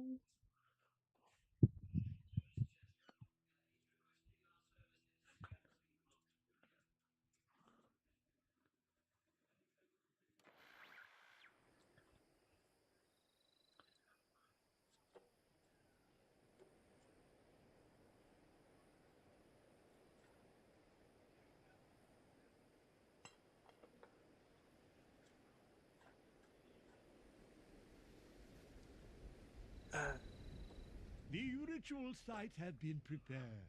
The summoning shall commence once each of the pyres has been lit. Go, ignite the flames as I release the dust of our wise one into the air. Ah, yes, the flames of our pyres ignite the moth dust. It offers enlightenment, however brief it may be. However brief it may be. Breathe. Let the dust and fumes. That was quick. Let it soak into your throats. Let it show you the truth. But prepare yourselves, for the heretic dim ones will be enraged by this vision. The reality of our wise one will send them into a frenzy. You must protect our sacred lights, the pyres, from those wretched fiends. Without the fire's glow, our guest may refuse our invitation. The dim ones approach the church. Slay them, children. Offer no quarter.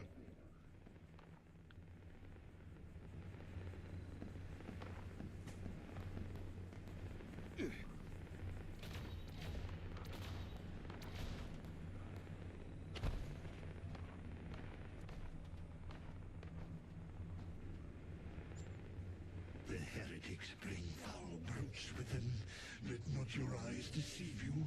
All you see before you must die. Never shape man or beast.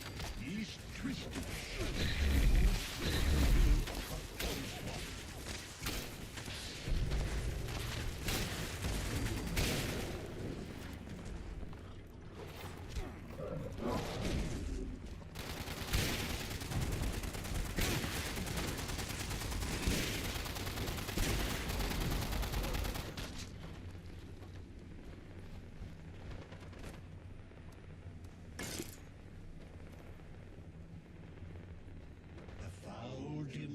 are headed toward the waterside pyre, children. You must protect it.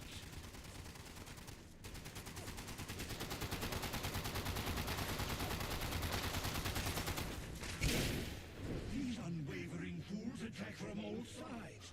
Leave no pyre unguarded. Leave no heretic left standing.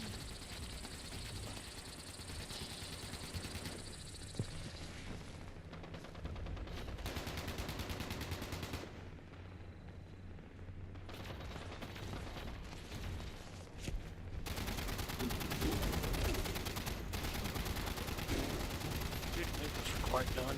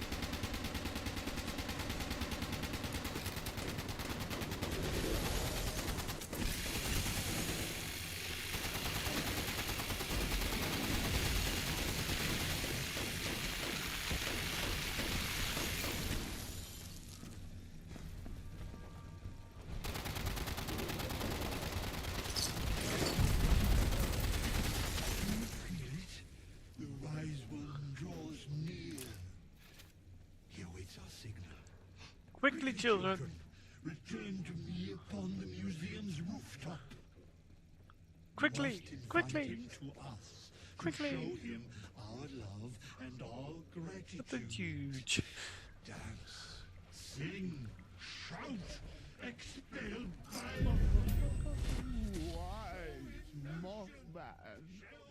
You have accepted our invitation. Me, meager insects before your intellect. Now, children, allow the wise one to gaze upon you. Bask in his infinite wisdom. Oh, so wise. Oh. Most people don't have an understanding of what wisdom actually is. Oh.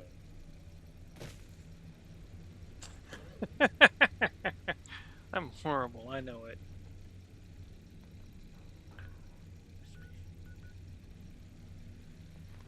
Yeah, what? Waterfront's this way. Let's go see if we can put a base in the area.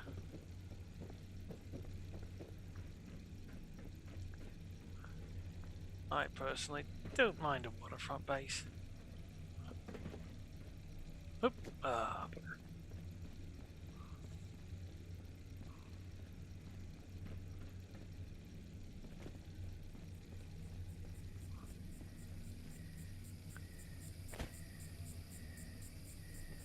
Oh no. I think they already bridged it though.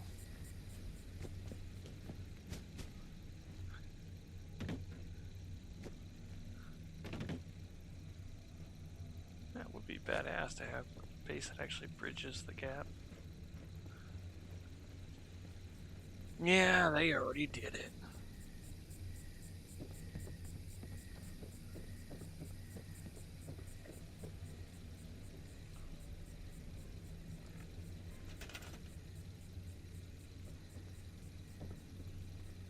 Oh, come on.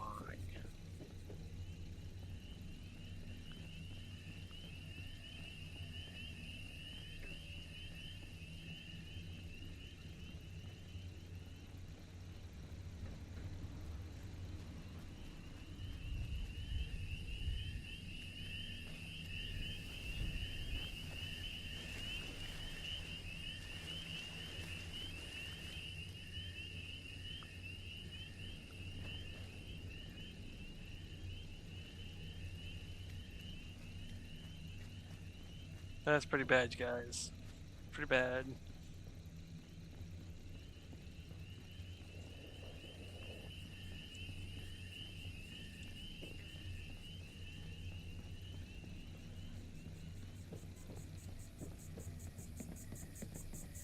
I am not placing base. I am just figuring out where base can place.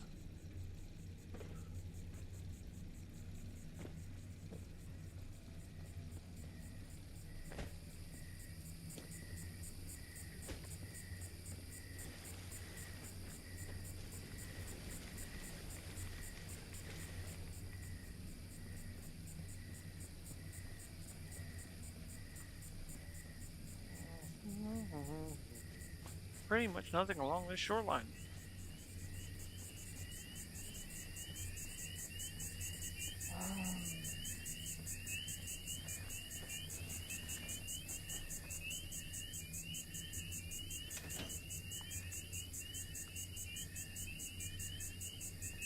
Yeah, I'm already so far up the way.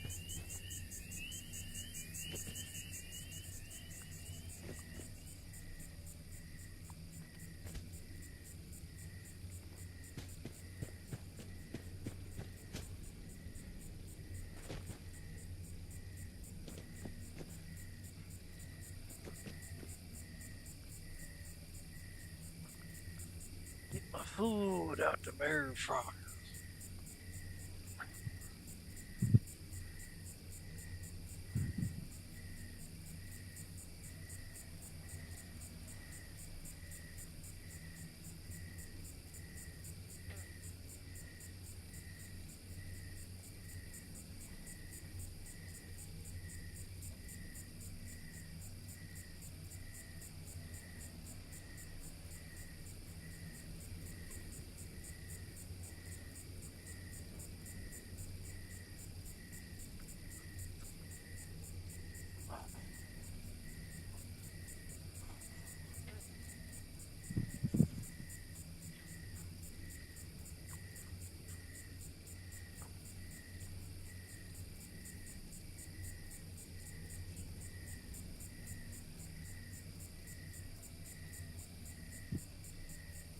Nice hot french fries and taquitos. Taquitos. I don't have bros close to share with.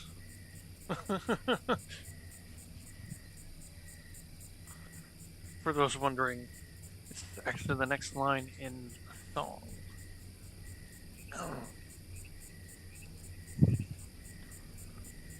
Next line in the song is taquitos, you can share them with your bros. I don't have any bros close enough to share them with. So, I can't. Not for lack of desire or willingness to.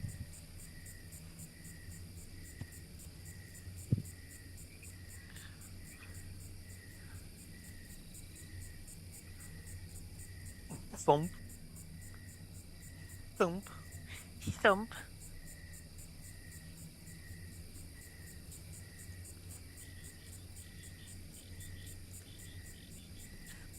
But yeah, I'm happy to see both Popak and Davis doing work together. They were two of my favorite members of the team. And also the two that are really the least scared to say it how it is.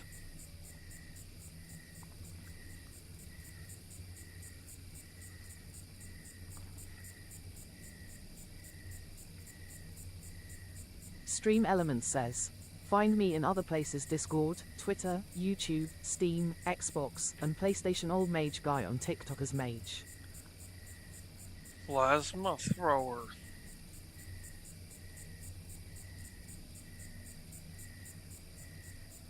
So that's the flame barrel. Okay.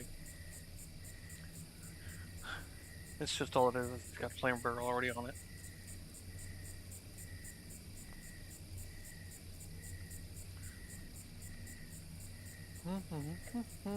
Aristocrats, my friends. Yuck.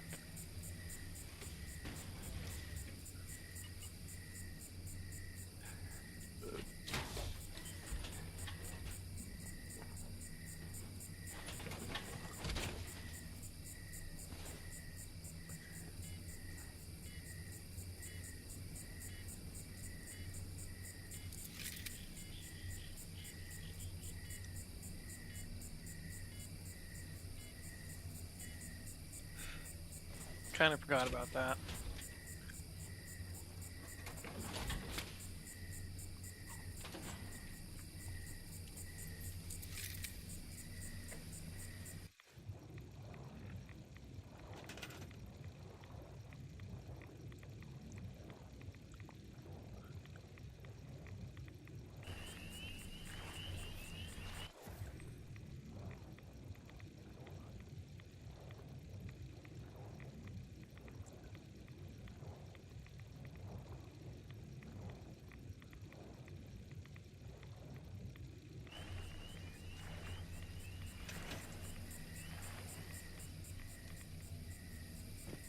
Oh, damn.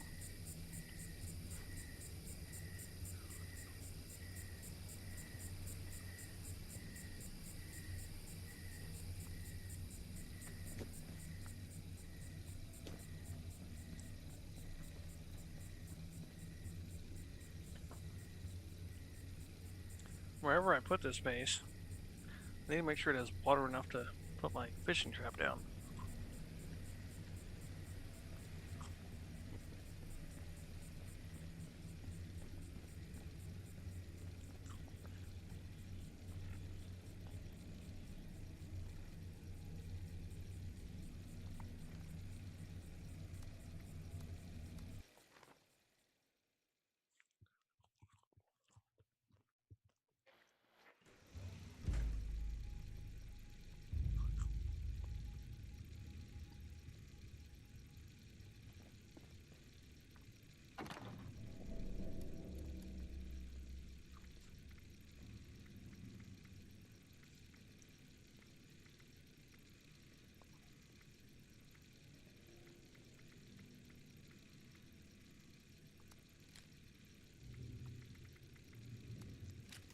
Let me back that plasma thrower.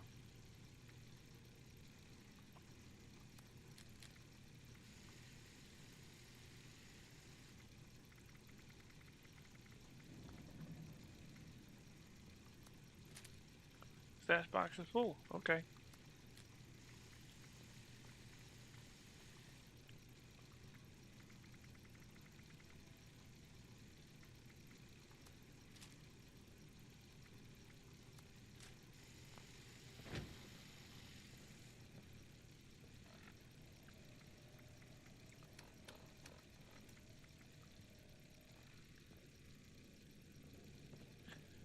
Not that it really makes any difference.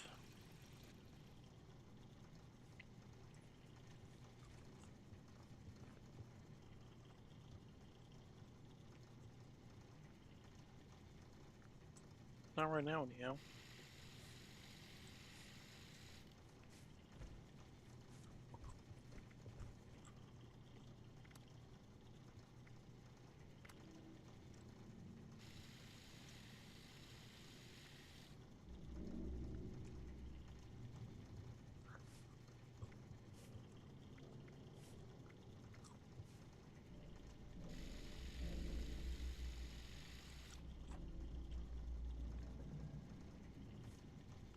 Oh.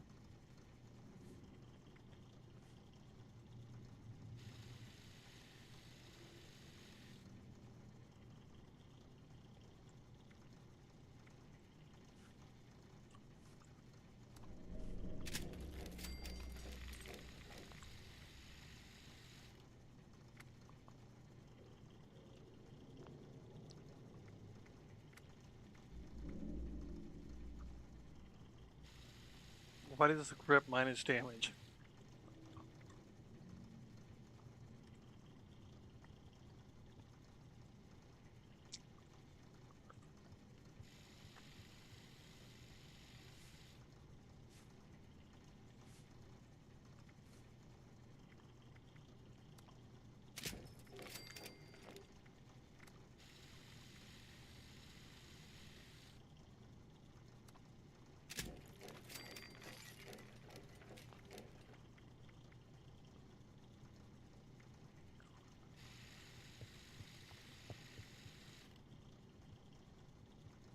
Marksman's?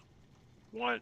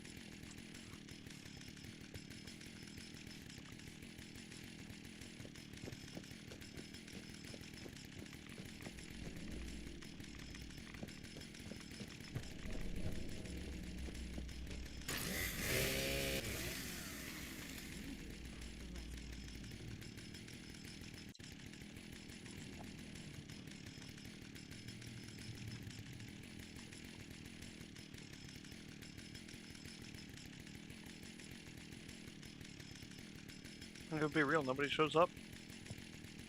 Continuing server.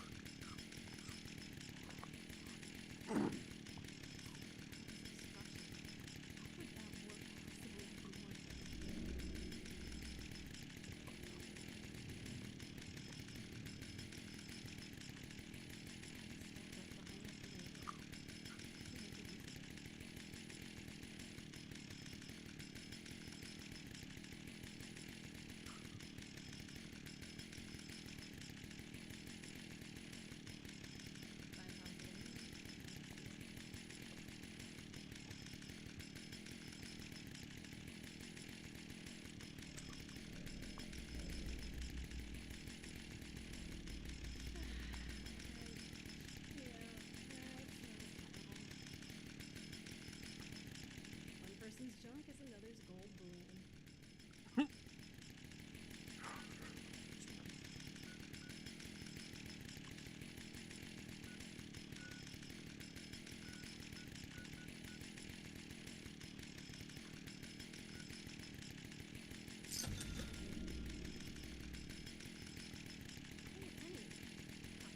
Cool.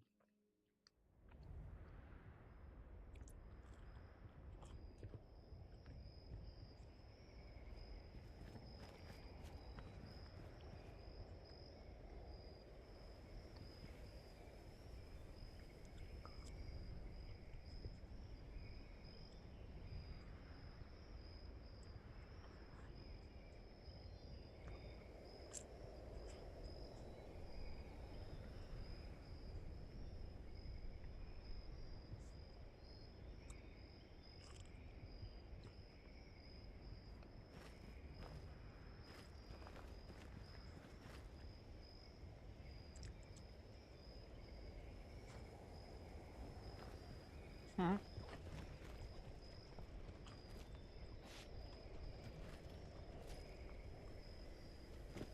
Hi, puppy. I bet you if I could.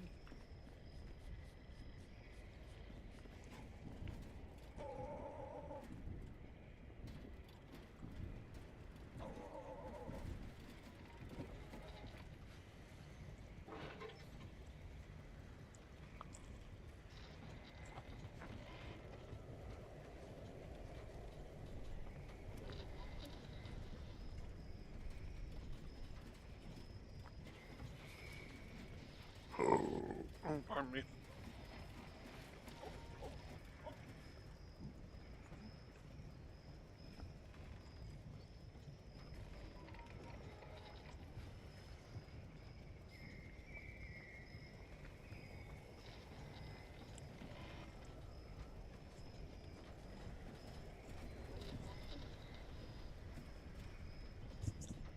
You're suffering food loss. Well, sick with parasites.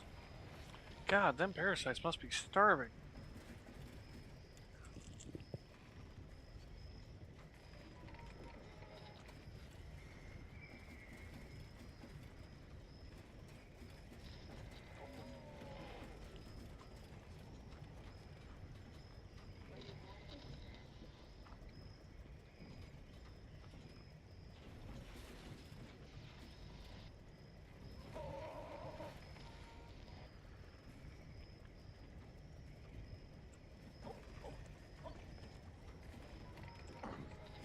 Ha ha ha.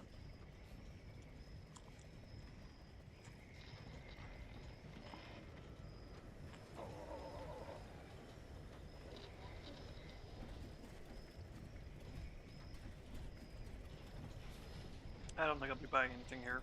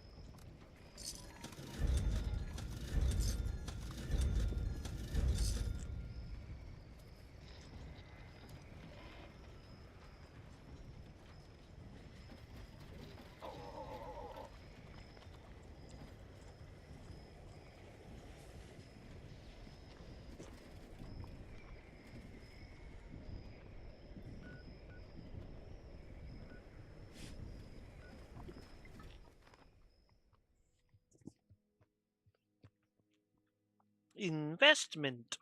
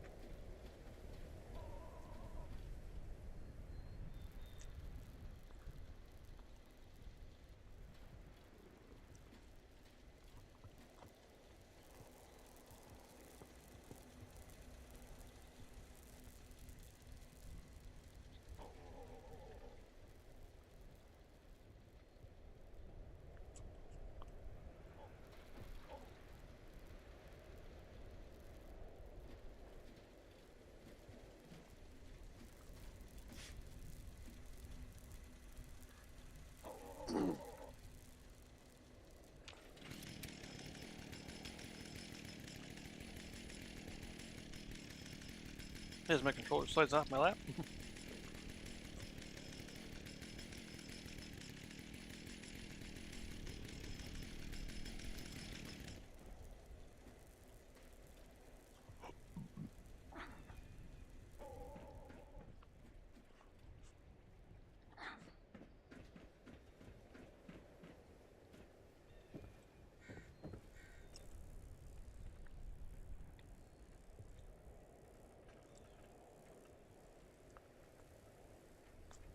I mean, honestly, in a world like Fallout, ghoul researchers would be very, very useful. I mean, for real. Rad resistances, disease resistances.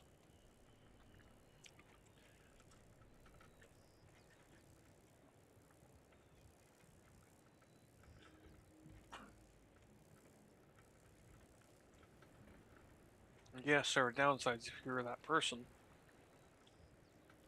But if you're already ghoulified and become a researcher, you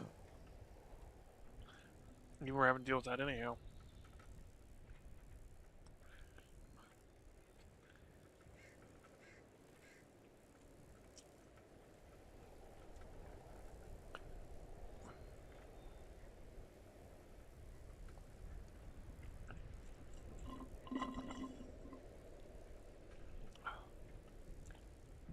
Alright. Food was good. Well, decent, not good.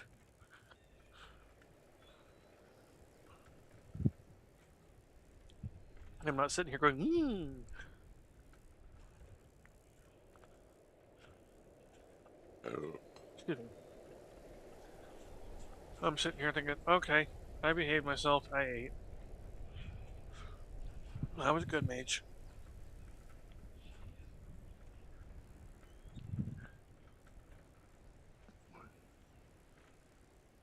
So it is now. Oh. Fuck it. After dinner siki and tab time.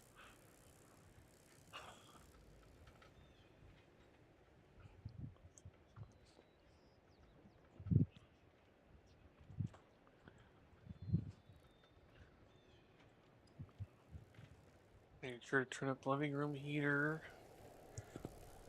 Because it's cold today. Nice and cold.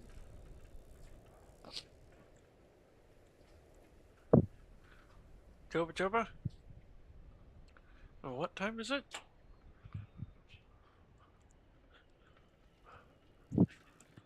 Oh, almost 7. So yeah, I guess I could have done it on the cigarettes I had.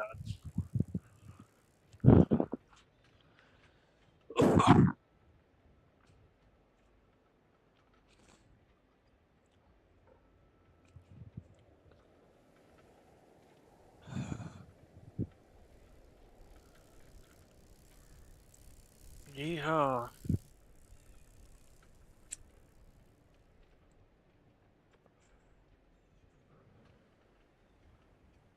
Early wake up to go to court.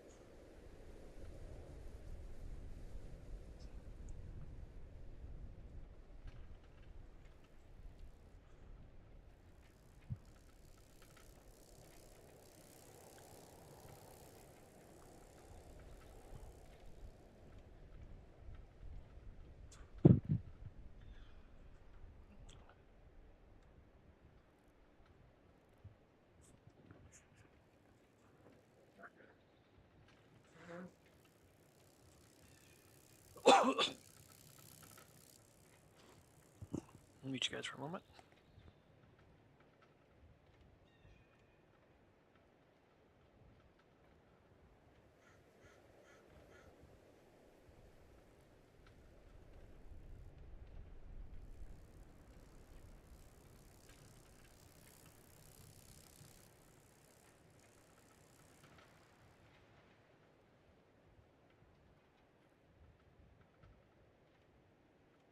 Rephrasing, I wasn't muting you, I was muting myself.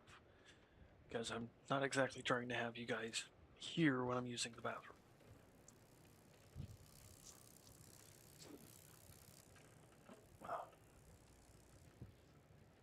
Flushing a toilet's one thing, but sitting there and peeing or taking a dump, I am not going to do on mic or camera. Because just, no.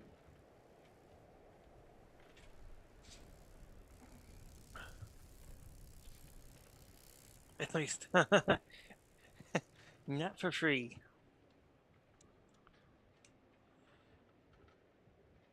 You want that kind of content, you're gonna have to talk to me in private.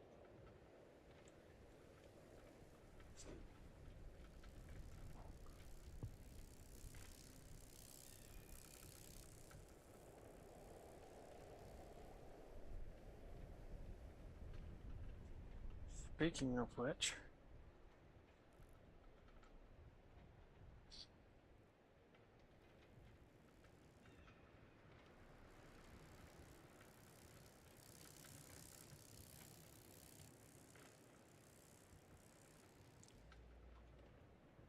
I need to see how he's doing.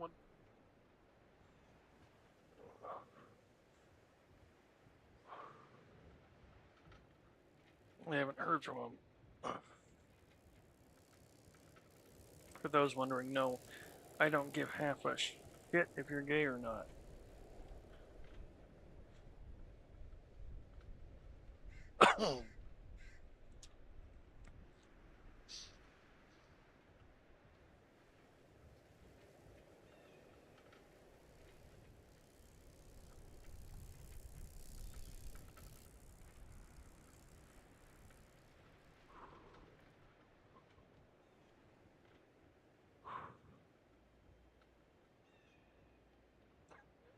Because to be real, it doesn't matter if you're gay, straight, bi, pan. If you saw me on the street, you'd be just as interested.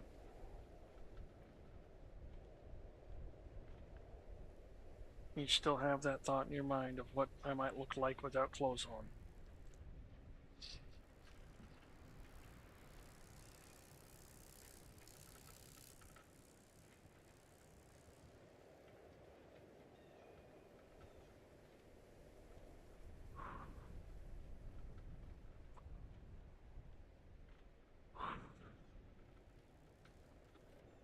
All I have to say to that is it's only natural.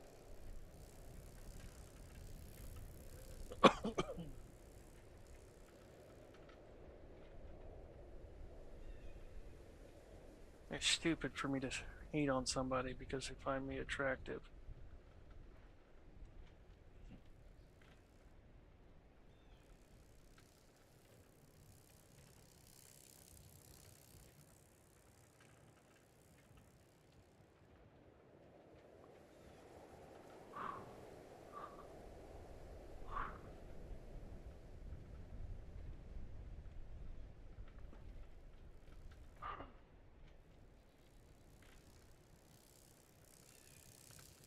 May technically be straight by my, according to my assigned birth, but yeah, I certainly don't fit the qualifications for what makes male, and don't care to.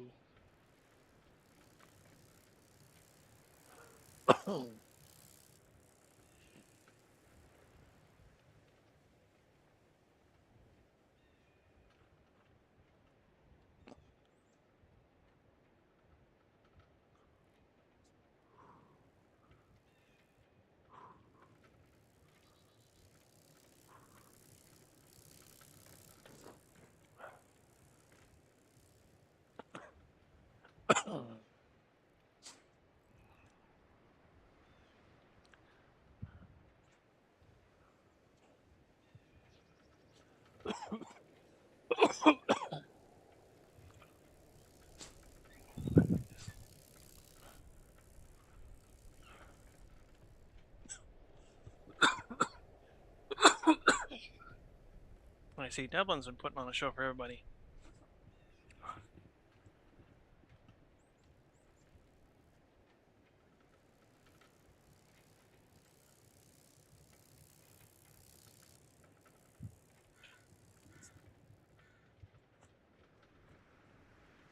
Shirt off.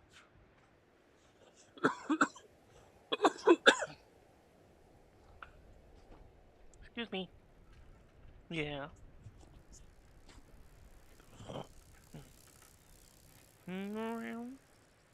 Pets on the way. So you know you're not in trouble.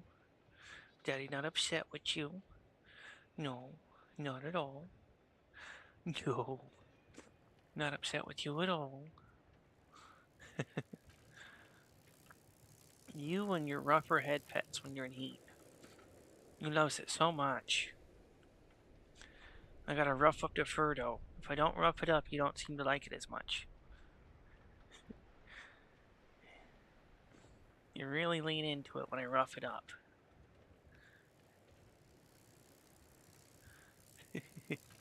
Yeah. Yeah, Daddy noticed.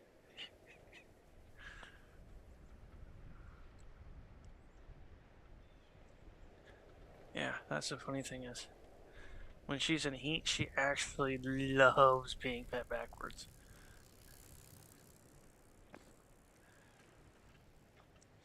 But it's backwards then normal, backwards then normal, backwards then normal. Huh. If I didn't fix it, it wouldn't feel right, huh?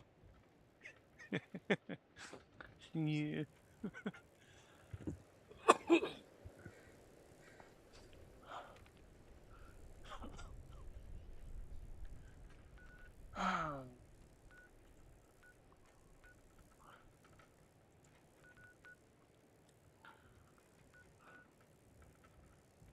Okay. Oh. But I am pretty well broke now.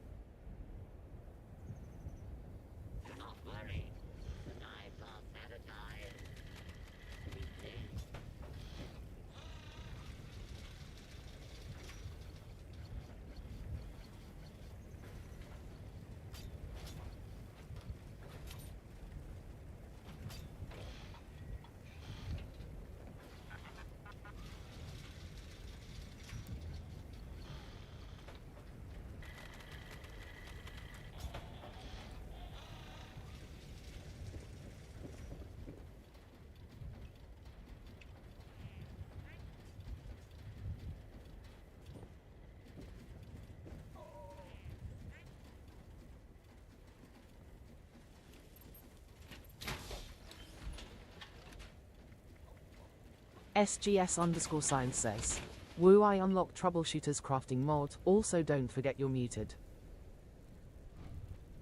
Stream Elements Thank you. says, find me in other places: Discord, Twitter, YouTube, Steam, Xbox, and PlayStation. Old Mage Guy on TikTok as Mage. I have 13 troubleshooters already crafted and waiting if you're in need.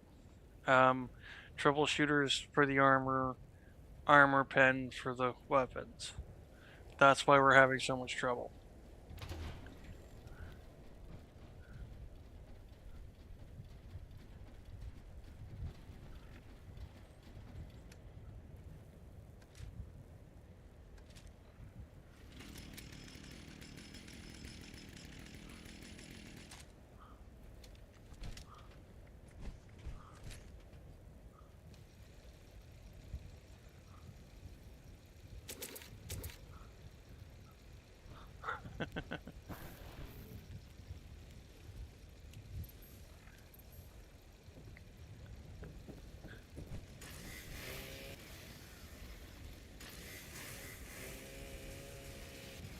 Where's the stash?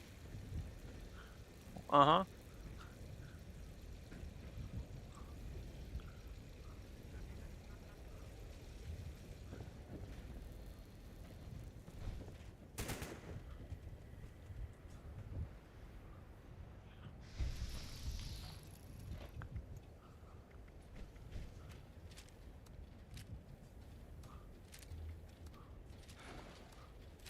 So, we doing a show? Okay. I'll do a show. Oh, yeah.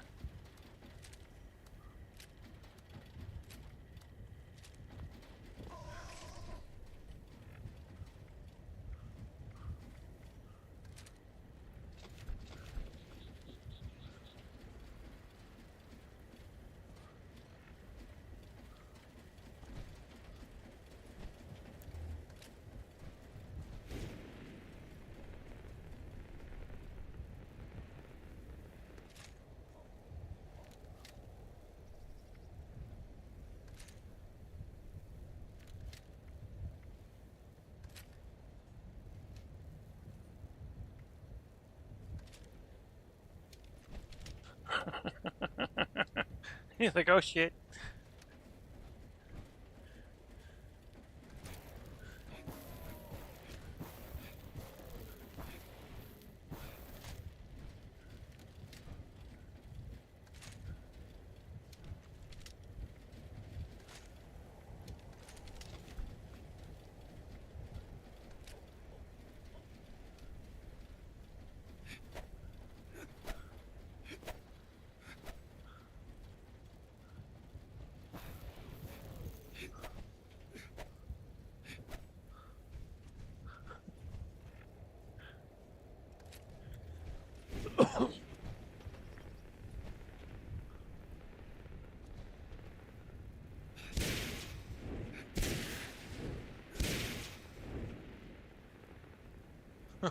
Poof. Hey, he wanted to show weapons. It's like, I'll gladly show weapons. Hell yeah. I'll have a little bit of fun. Oh, not the grenade. Give me that back. Where'd it go? There it is.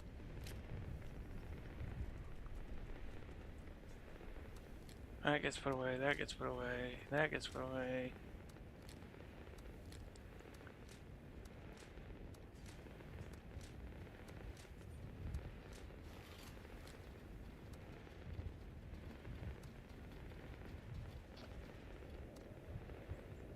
Oh! My stash is full. How is my stash full? What?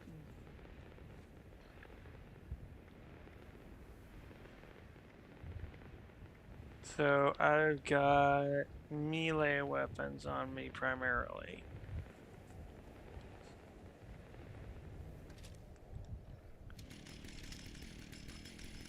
Guess this will have to do. Damn. Wasn't expecting Homie to take off like that.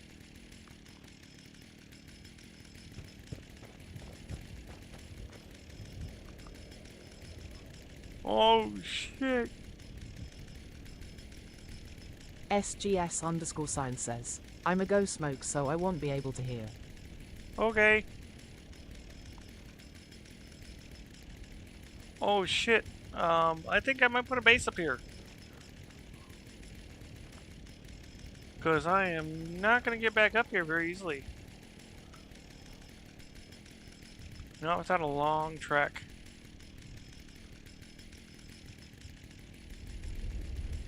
That is a long way down.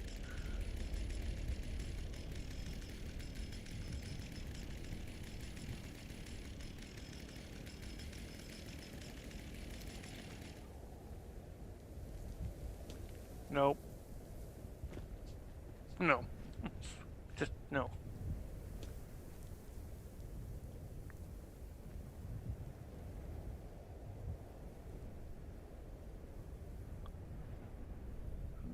Damn, homie literally got shit top the world.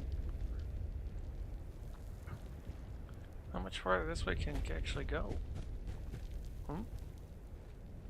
Oh. I'll take that.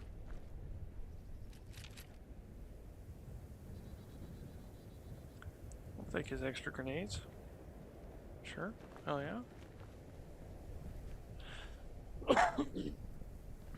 We can't go that way. Can't go any farther that way.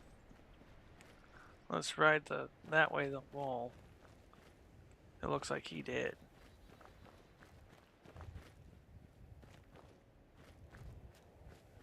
Yep, he sure did.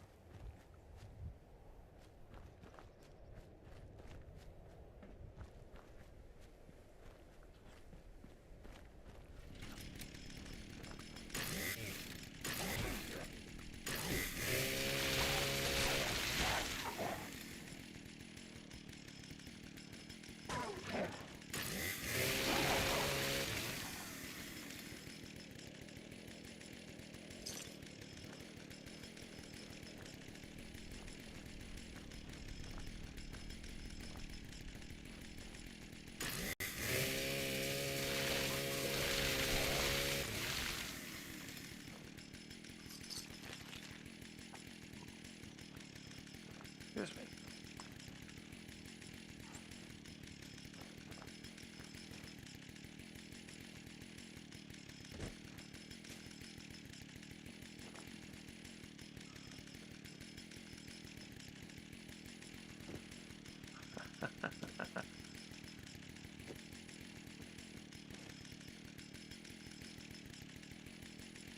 You can't go that way.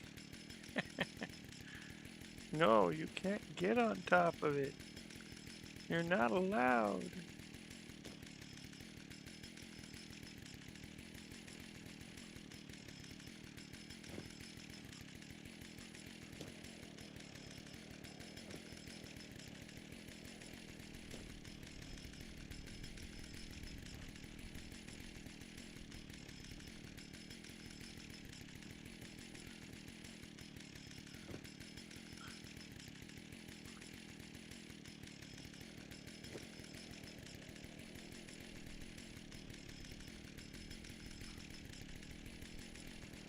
Probably more of a feat to get up there.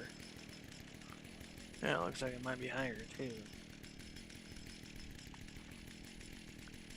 What is that looking at?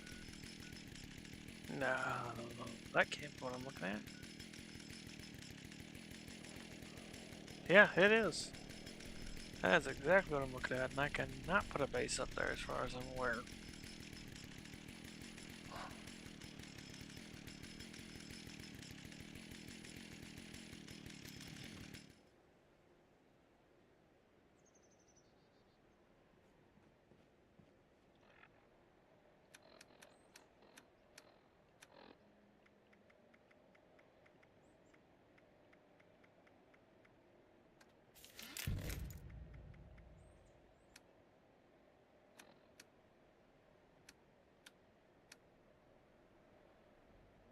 Didn't I just buy plans from him?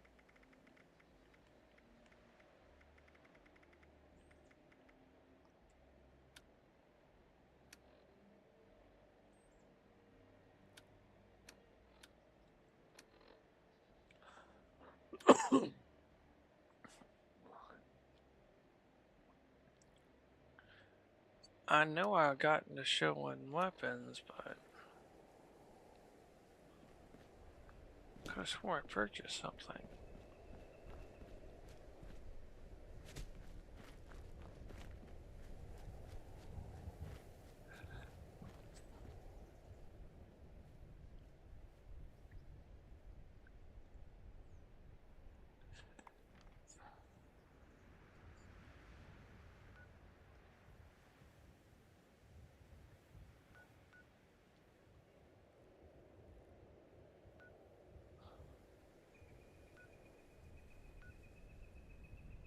Spruce Knob Lake.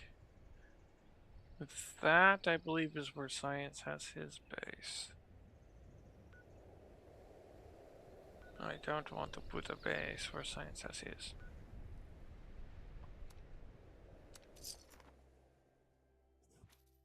Can cost you 36 caps. Okay, fine. Woohoo! Yeah, you got your pay.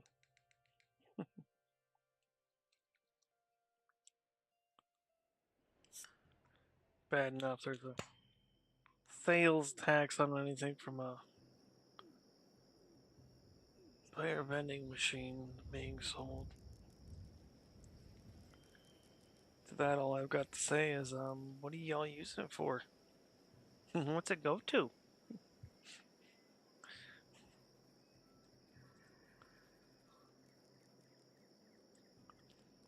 And why don't we have a chance to fight the tax man? Literally. It's very much a missed opportunity. Especially in this wasteland.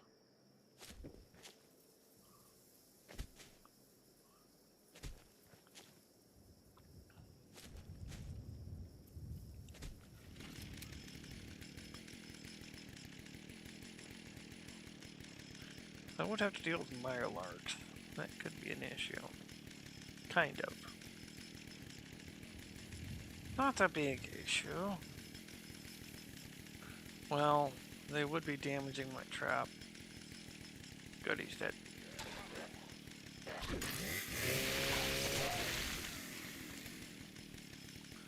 Oh, that's right.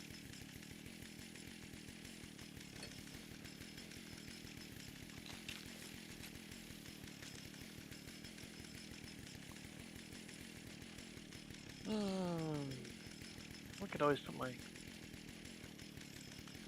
fish trap in a place that would be a little more difficult for them to access. Because they seem to walk along the bottom, not swim. Which would make the whole bit solvable.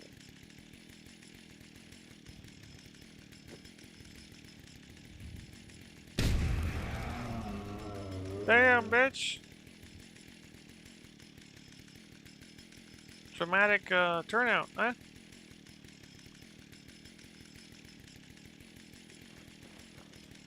There is also the issue of the Mirelurk Queen.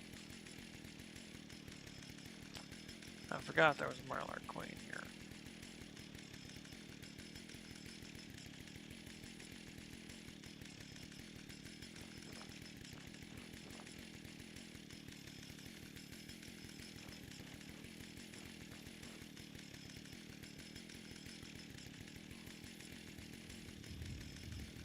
But this is also one of the few fishing holes there is. Like this.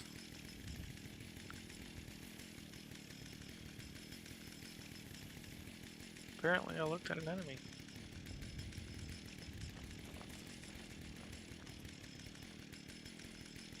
Come on down.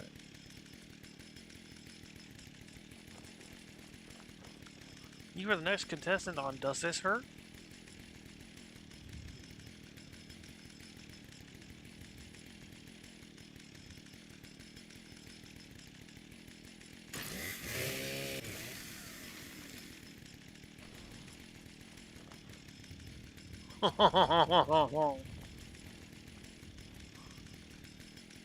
She didn't much care for that display.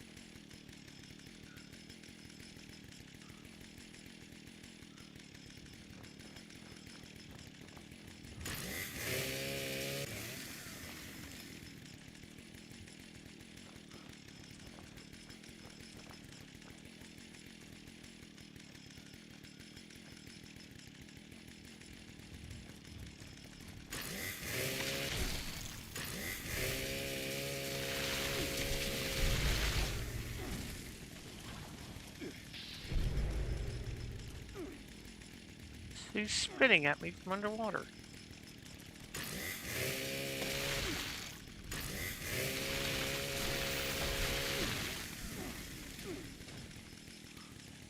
Maybe not. Yes. Yes, she is. She is spitting at me, but she's not underwater.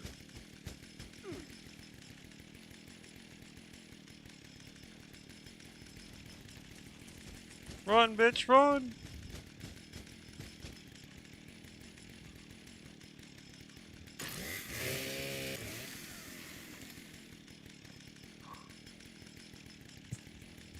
it's 2,000.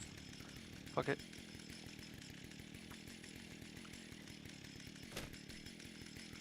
Oh, well. I guess I'm not putting a home there.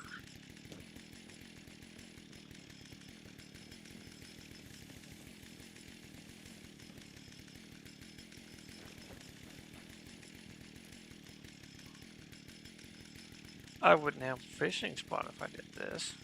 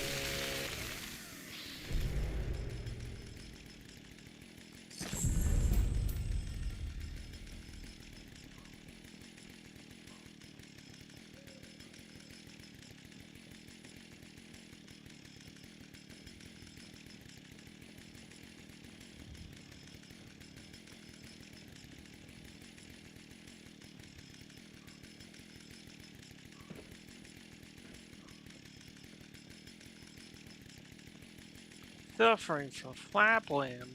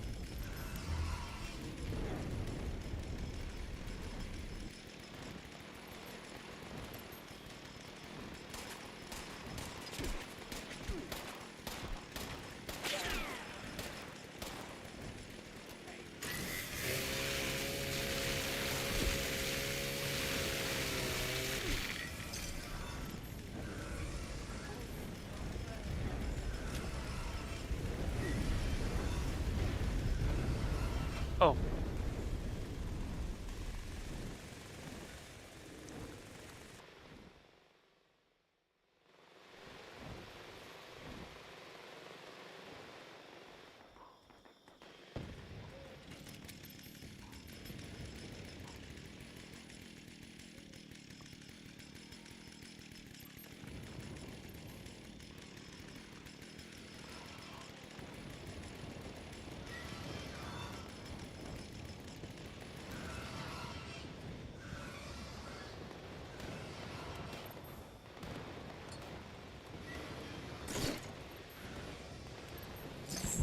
Let's just stay hidden, shall we?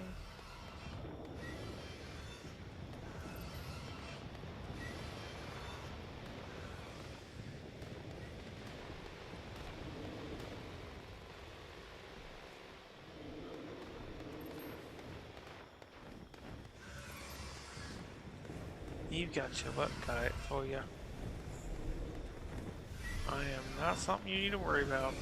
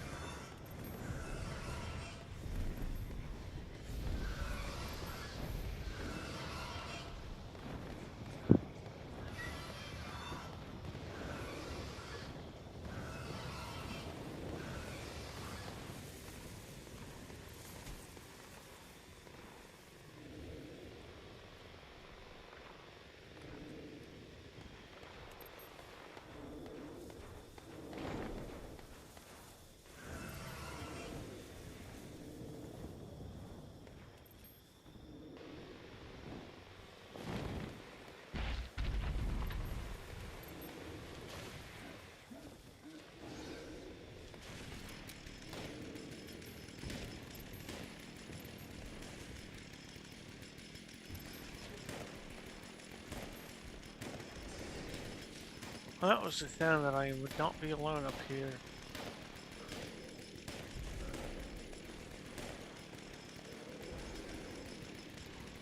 And that would mean probably unable to place a base.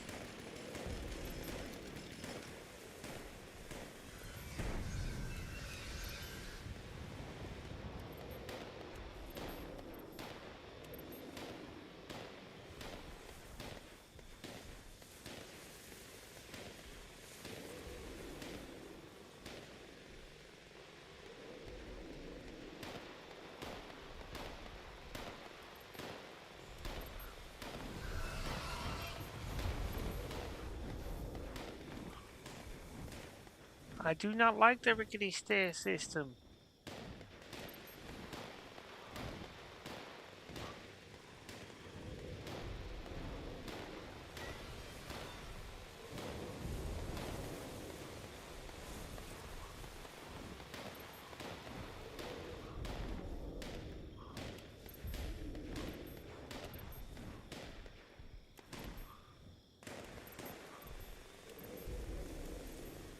One stumble and I fall to splat. I don't like it, Sam I am.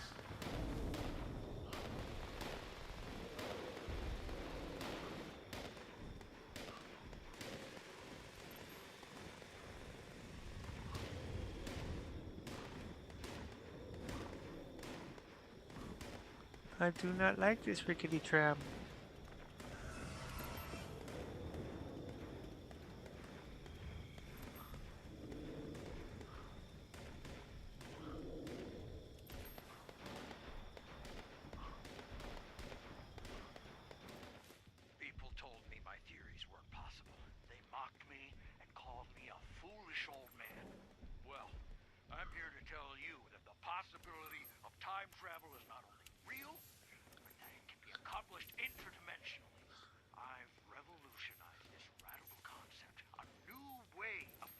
Skipping across timelines.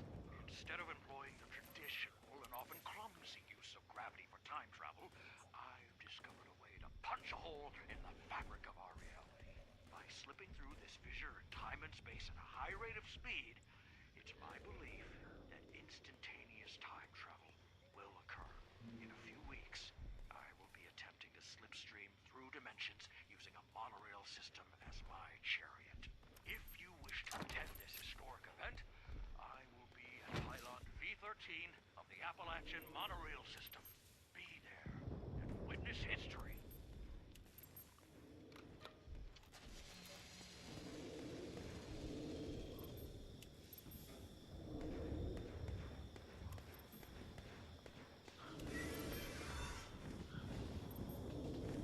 I have a feeling I'm going to just get shocked.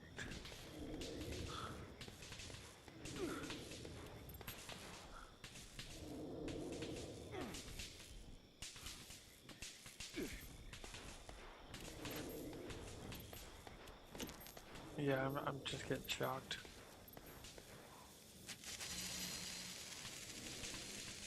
Oh.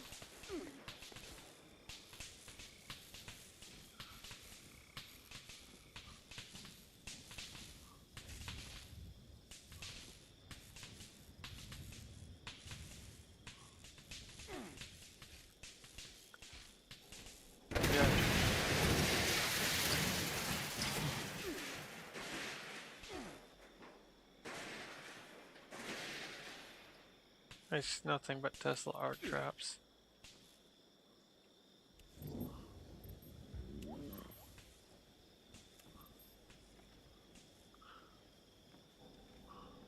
SGS_sign says, alright, eat back, and yeah, I wouldn't mind a couple troubleshooters to finish off my set if you don't mind.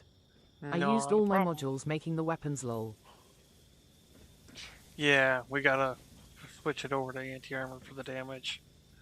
I was doing a little bit of research, like, oh, well, that explains why we're not doing what we're expecting to be doing.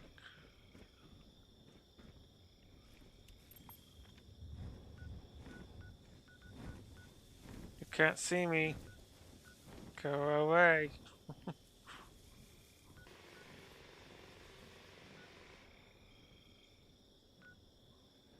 To my face.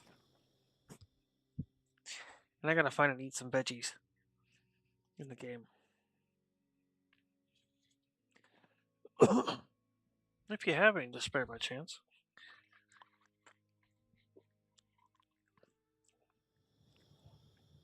I need 10. I'll happily take it as payment.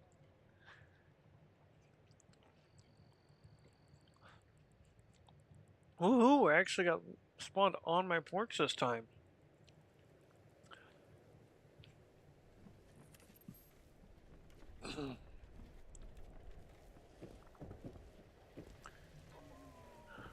SGS_sign says, I'm not the damage guy though again lol, I have a flamer that is my damage gun, but I don't have the proper mods on it yet to link with my cards.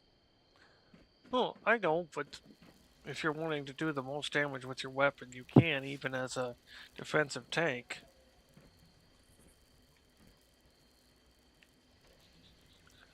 But I'm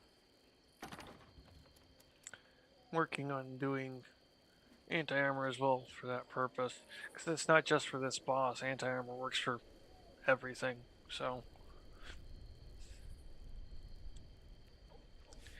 Nothing like some anti-armor AT rounds. Excuse me. So how many did you say you needed?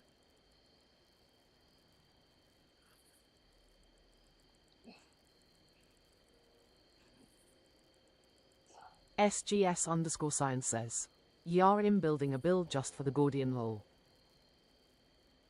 That's kind of what I'm working on at the moment, but honestly, if I can get a little bit of extra usefulness out of it, that's awesome. It's kind of the way I'm looking at it. Yeah, did the research for the Guardian, and primarily the Guardian.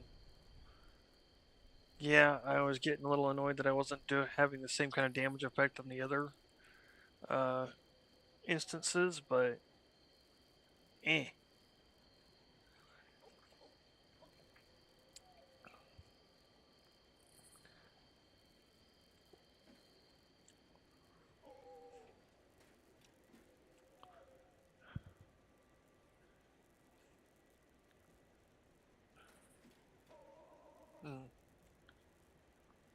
What was the result of AA versus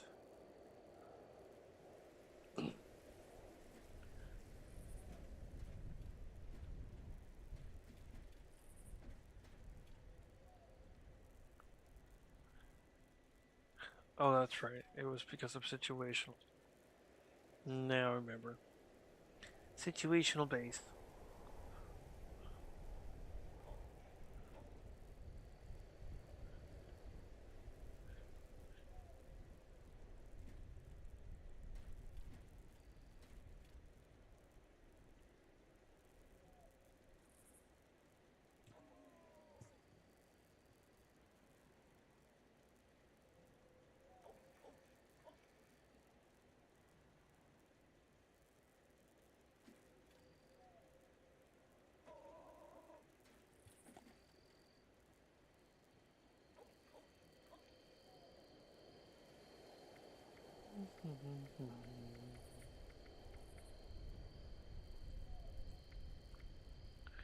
If you have a melee weapon you're very much liking, I have a mod that makes the Heavy attack worth using.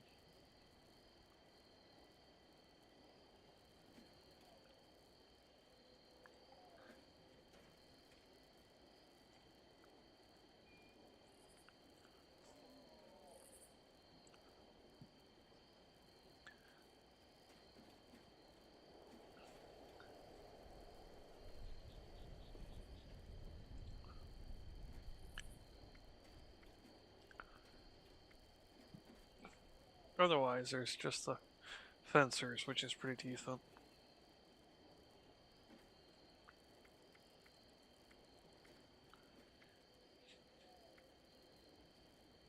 Security Agent 3-star.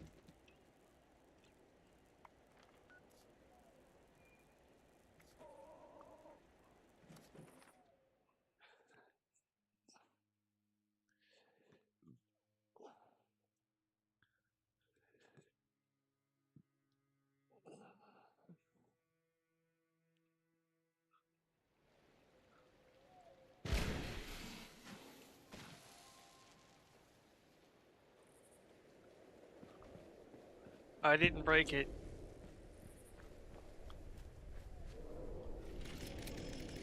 Oh, I see.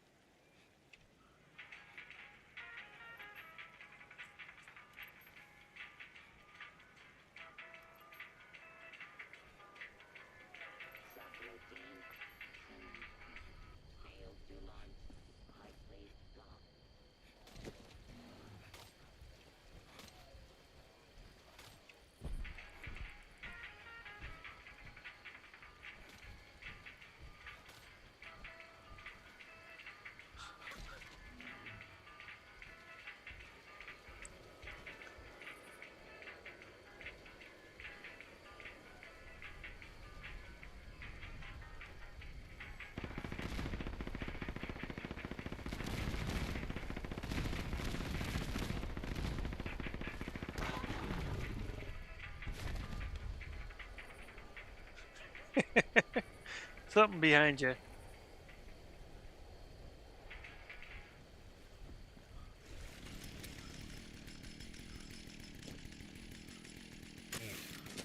Oh. Nice. You got Marcus. I was about to freaking saw him. I'm glad I didn't.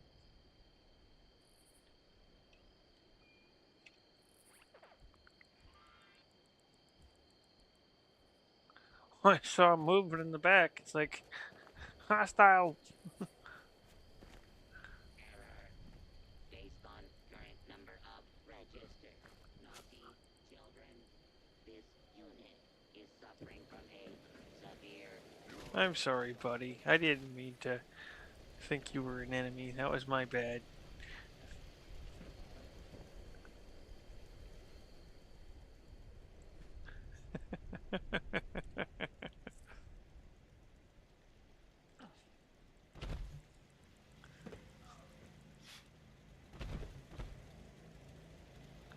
Oh. So you have an aluminum source. That's a good way to pay me for mods you want. Aluminum works well. They very much have a lacking of aluminum.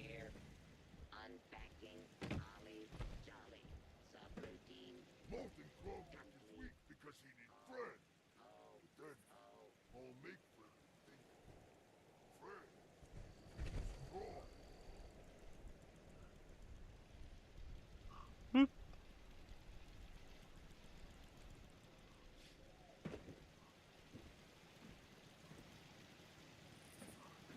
SGS_sign says, "I'll keep that in mind." So how many of those troubleshooters did you need?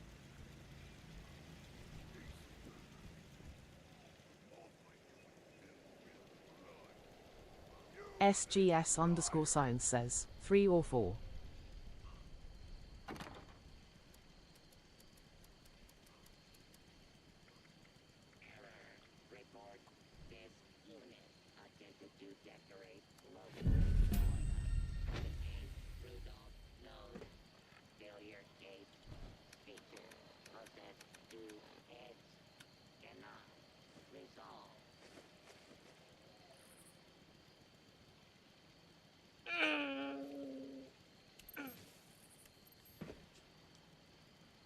Oh, come on, didn't stay?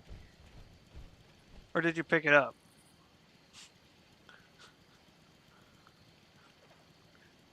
Okay.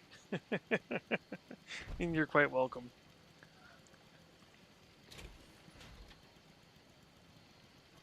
I just realized the implication of what I just did. My loot bag is a human skeleton.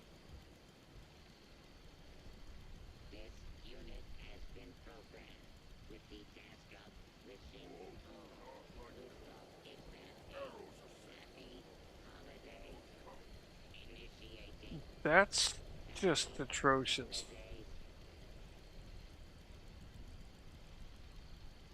That's a level of disturbing. My bad. Not trying to fuck with people's brains tonight. It's like, oh shit. My bad.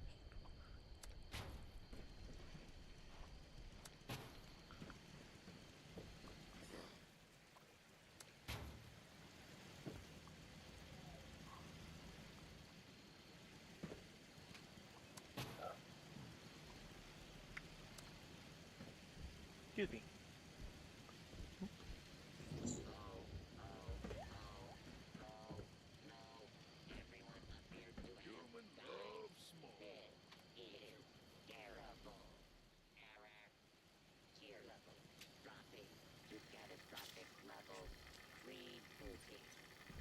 Hilarious the other day. How do you have EXO 1? It's like, yeah, we have our ways.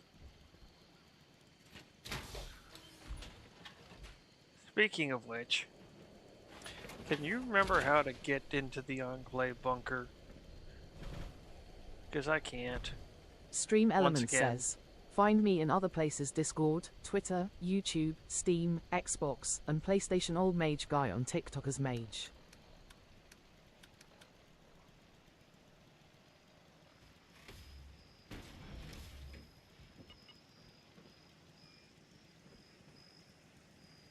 SGS_sign says, "Like for Modus." Indeed.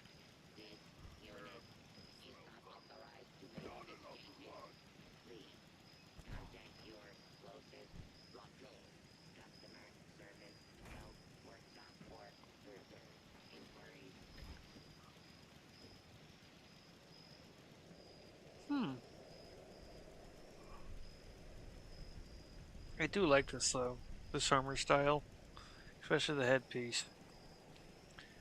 Definitely gives me Predator vibes.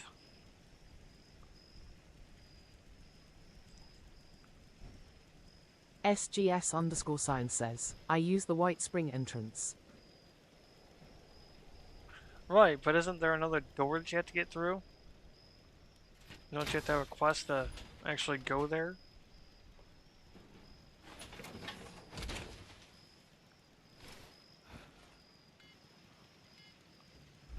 Yeah.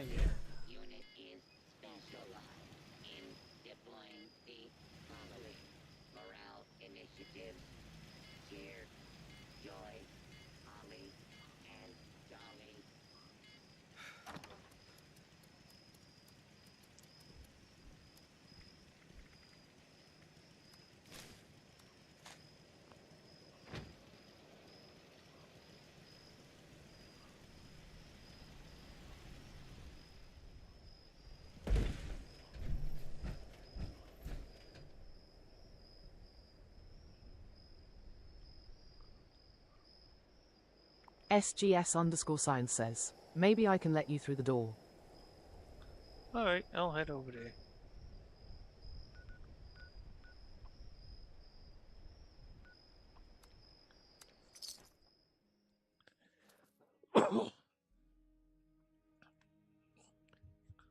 It's like, if I remember, there's a quest set that I have to go through to get in there.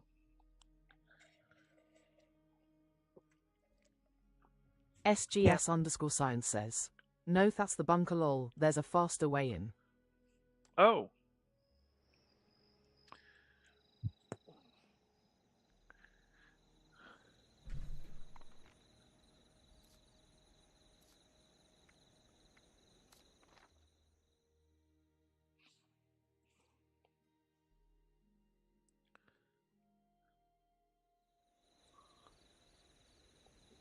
The bunker's just the way I know the most.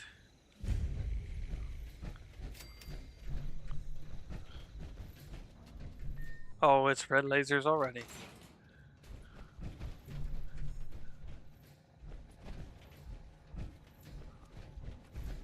He says, nope. You must do quest. I wonder if it's the Recruitment Blues one, because I still haven't done that. I don't care for doing the basic training or scout shit. Nor the fire breathers, for that matter.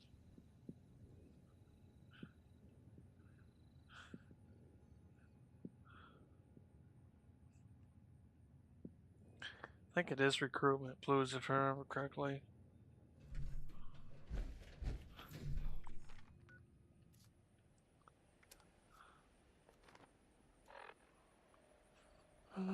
Bum, bum, bum, bum, bum.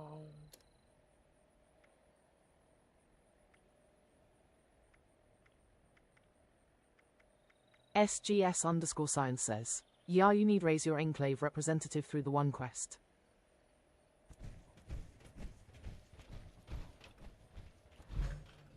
So I've gotta go to the fucking...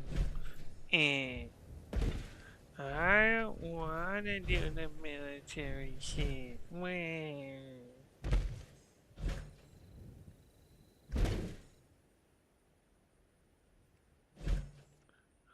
Still amazed we got this baby running again.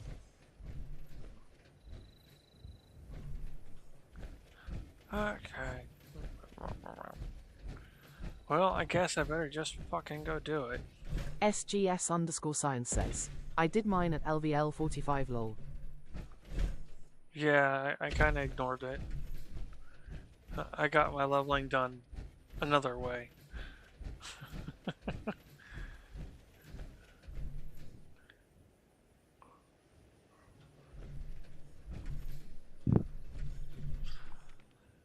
Alright. Guess I'll finally go do it. Water.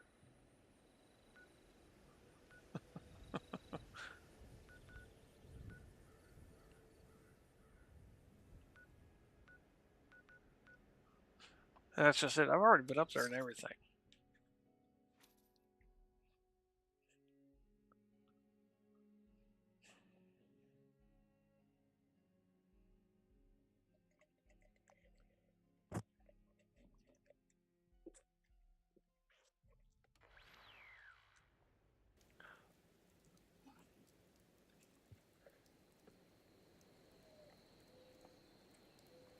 But can't buy shit from the Enclave until I get it done.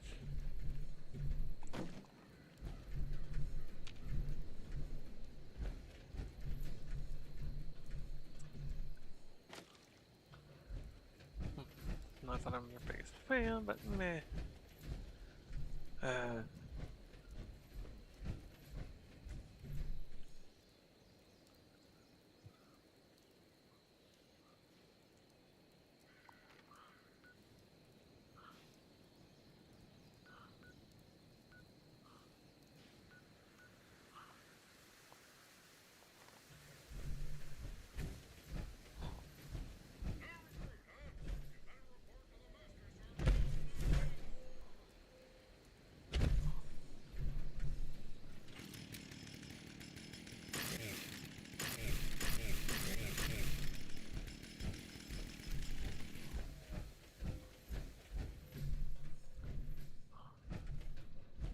Take out the Master Sergeant, be like, I'm the Master Sergeant now.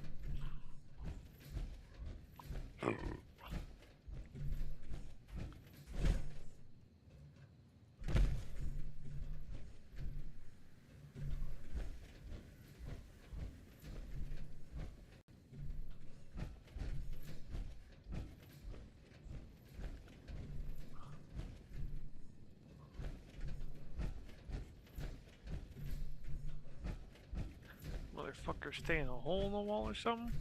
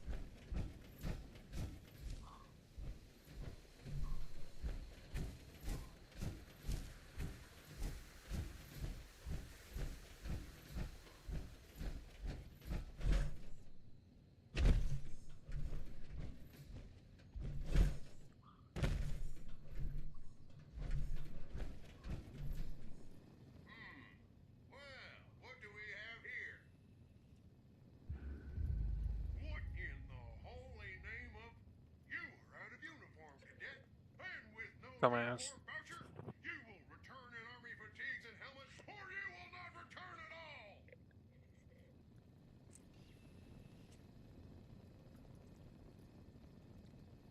I mean, we could arrange that.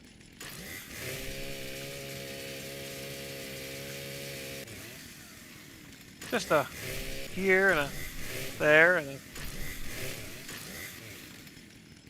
you know, you'd be taken care of. You wouldn't know the difference.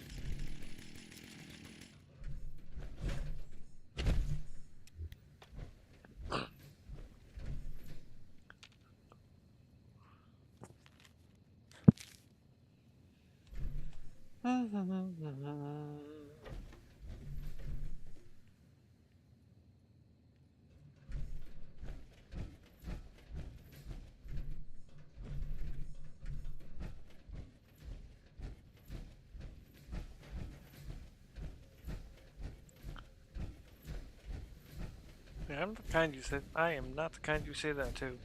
You say that too, and I'm just like, okay, Asta.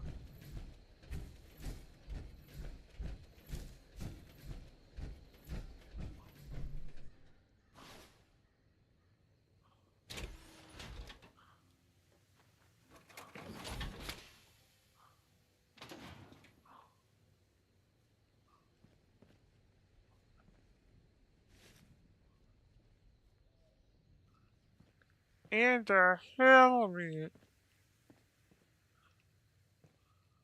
Wear the helmet, bitch.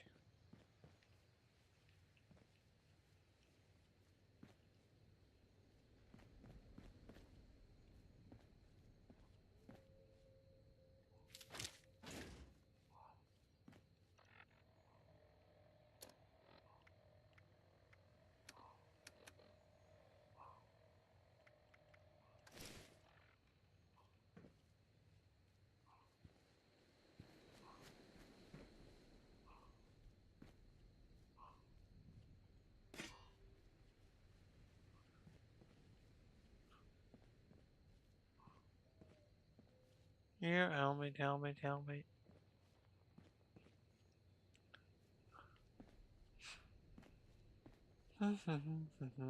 Ammo.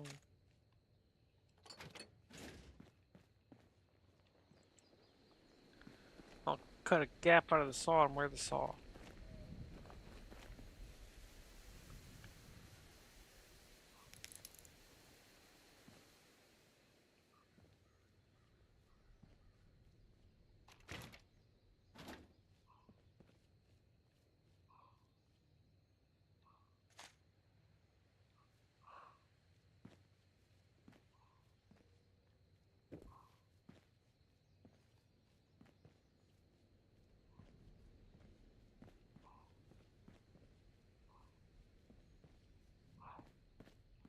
There's no helmet laying around?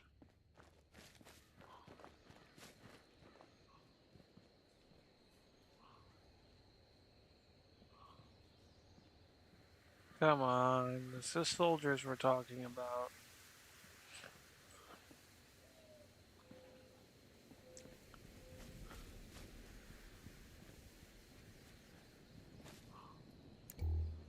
There's gotta be a helmet laying around here somewhere.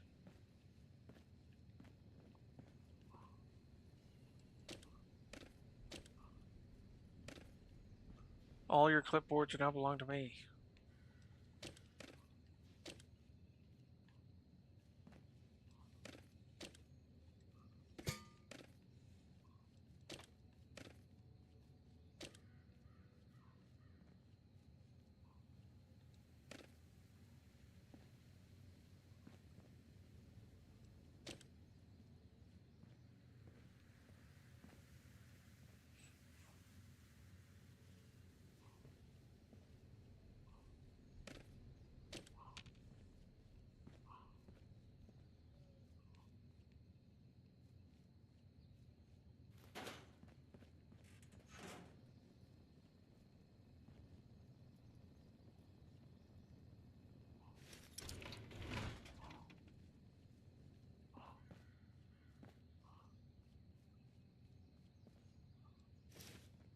There's no military fatigues.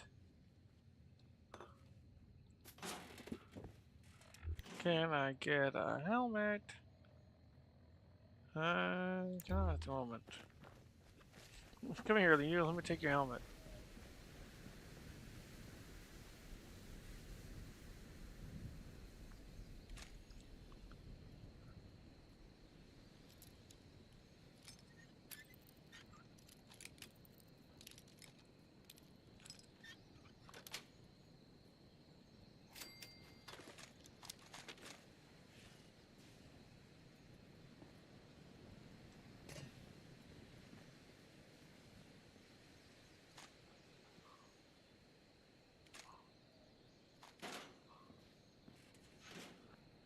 The military, a raider's best friend.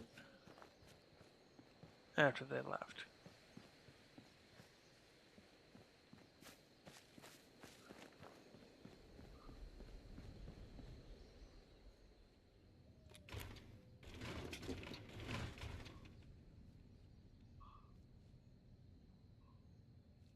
Camp McClintock has been training U.S. soldiers, U.S.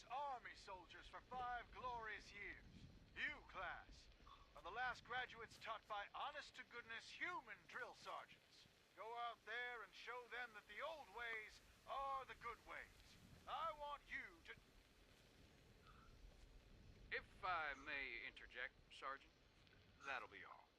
Thank you, thank you. I want to say, as your governor, I am enormously proud of all of Appalachia's sons and daughters today that are graduating. And I want to say the future of Appalachia is going to be even brighter as we bring in a new age of automation to train new soldiers for the fronts faster and more efficiently. But today and tonight is yours to celebrate. Thank you.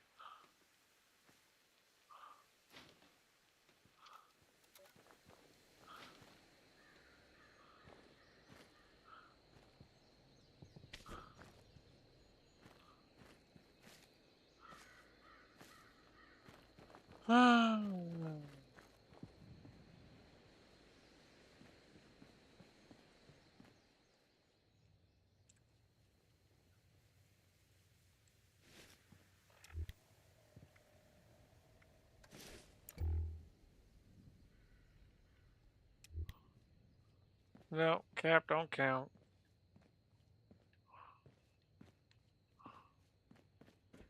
Can't be a simple cover, it's gotta be the full cover.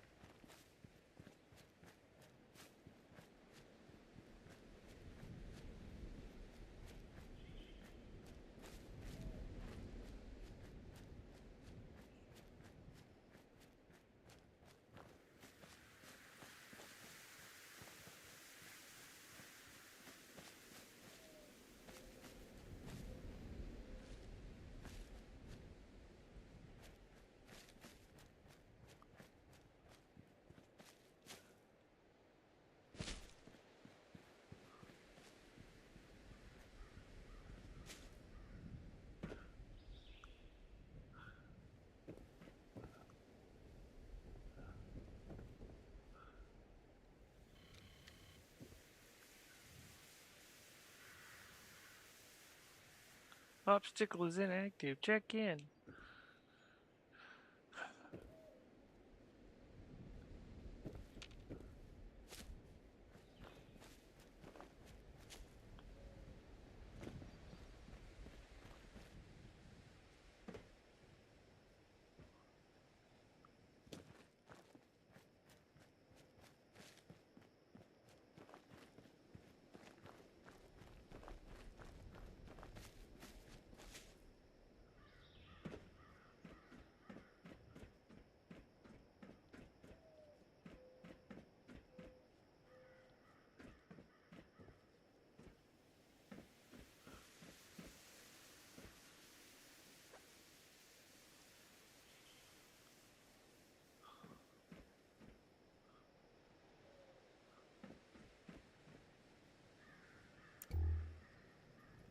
Oof.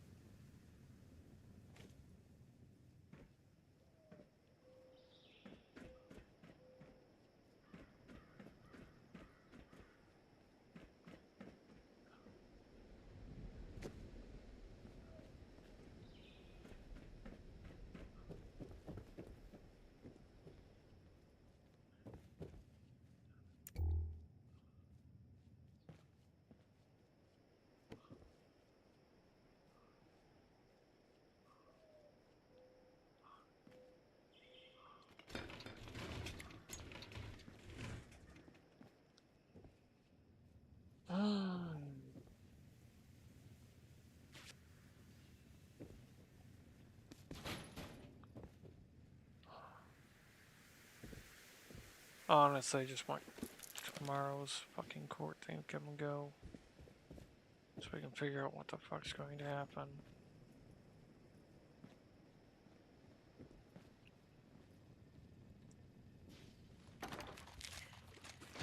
Overseer's log. Camp McClintock. Maybe I'm going crazy. There it is. But it was nice to put on the uniform and play pretend with a bunch of robot drill sergeants. I actually think I learned a thing or two about marksmanship. I wonder, now that I'm in the Army, is my official title Overseer Private or Private Overseer? Oh, time to see if I can fool a few automated identification systems.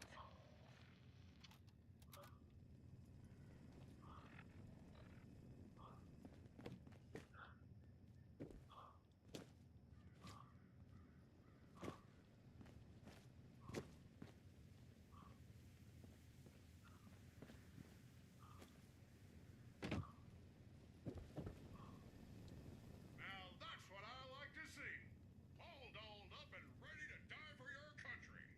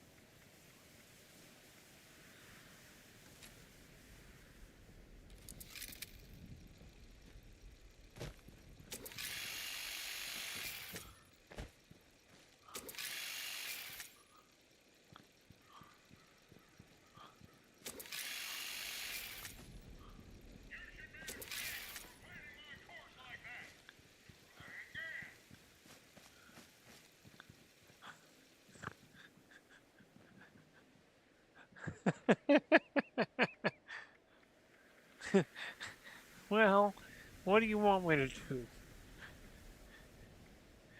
I've got grenades. You should be ashamed.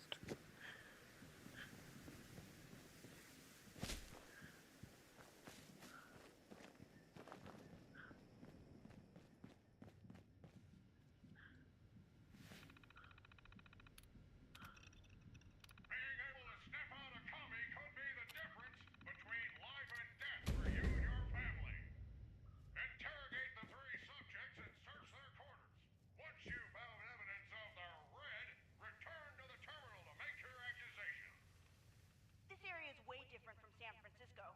The winters are so cold.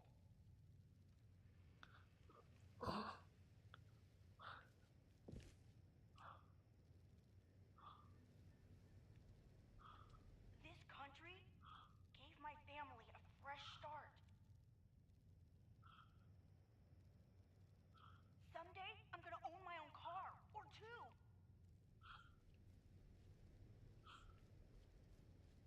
Was there anything else, sir, or madam?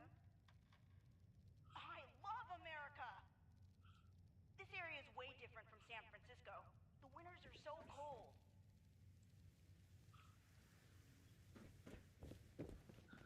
My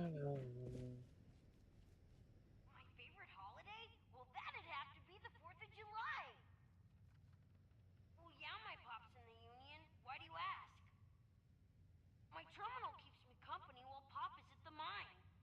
It needed a new password, so I used the initials of someone I admire a lot.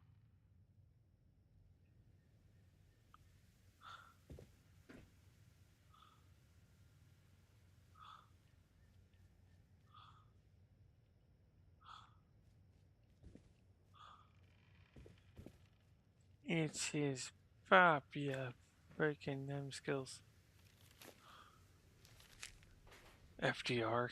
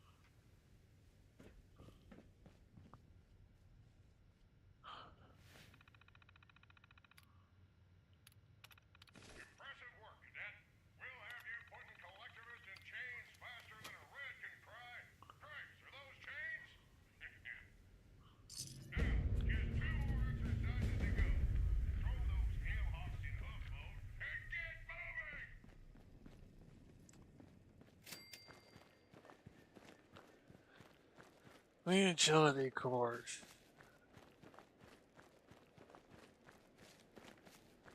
Fucking hell for me.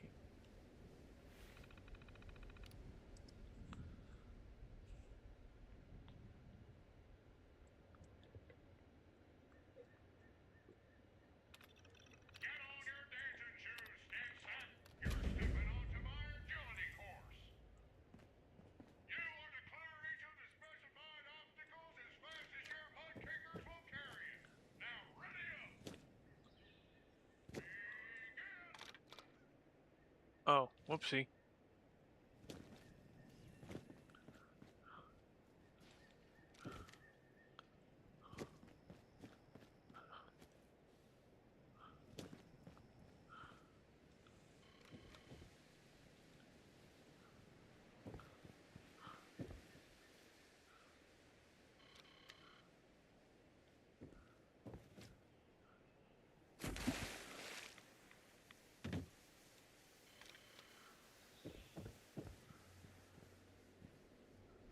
Damn it.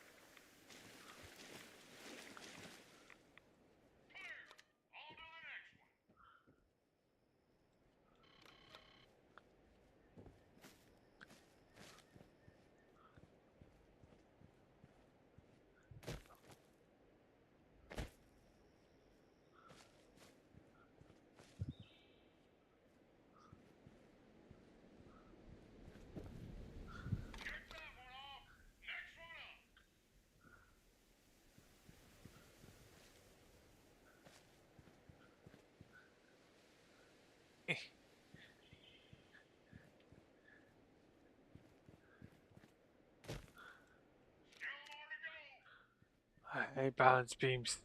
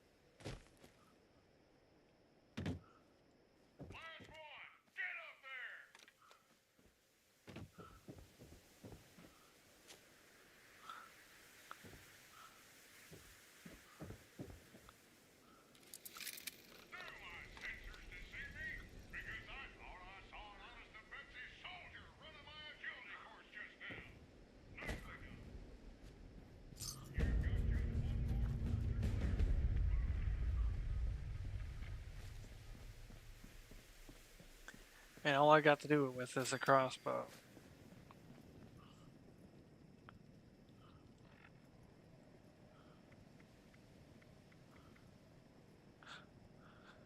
Ice paper, plasma grenade.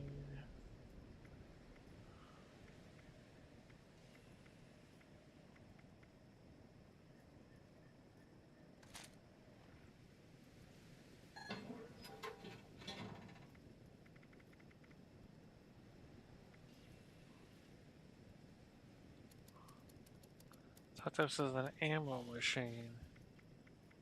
It doesn't even have any crossbow bolts.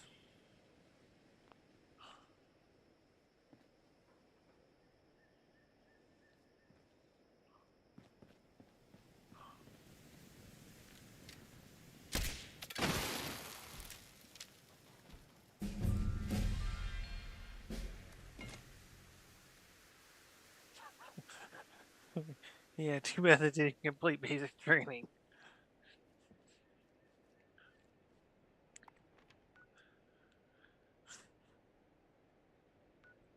This the ultimate raider move. You know what?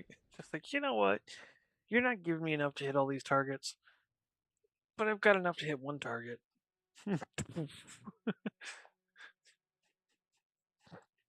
Target practice complete.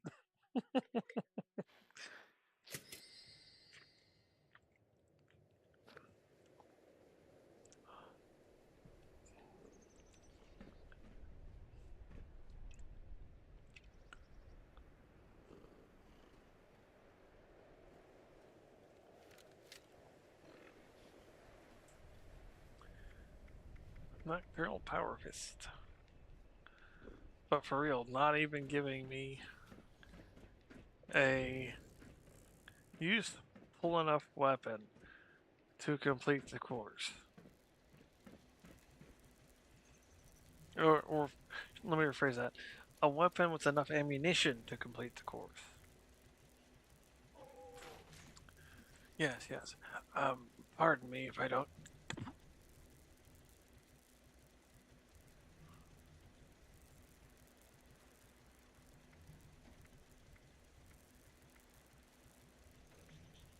I think I put my extended ripper away.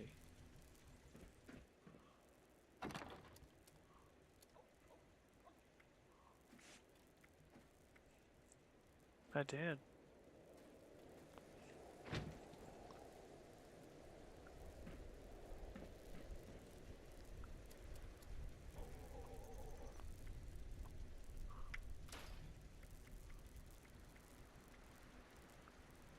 Boiling point, which I didn't actually mean to have on me.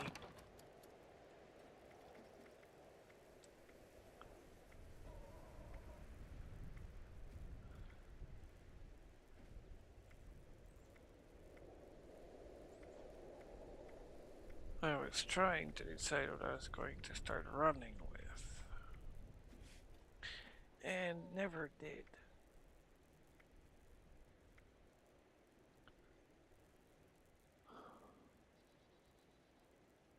I need a small gun to go beside some of these others.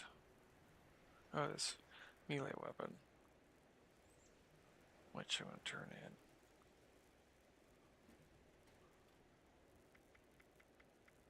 Really, it's not that great.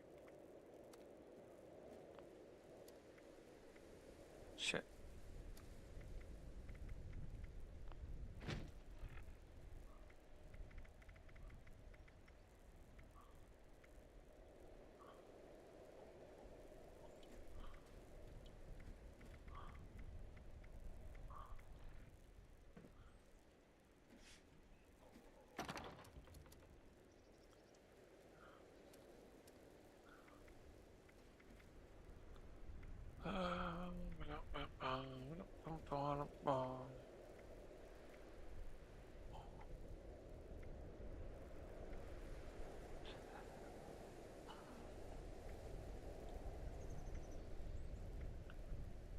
Two-shot broadsider. It's that I was running.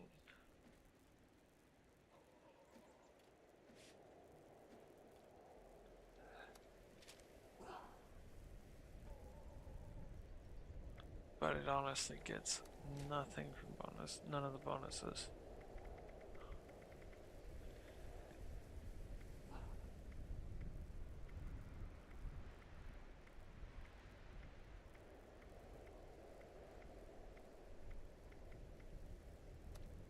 Anti-armor harpoon gun, boiling point.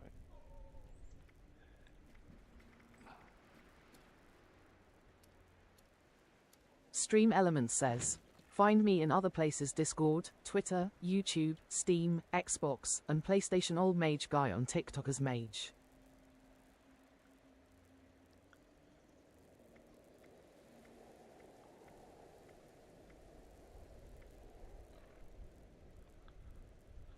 Okay. R&T train station.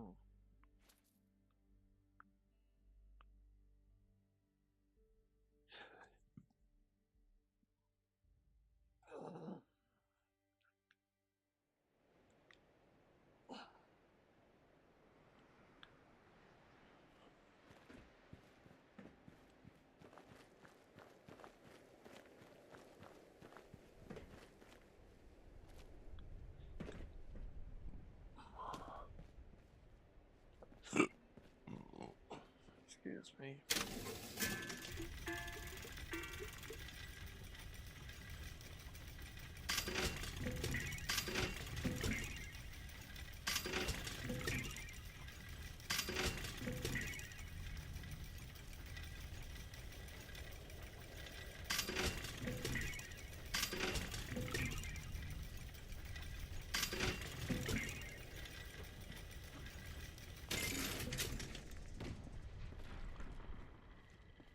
Stick up, up.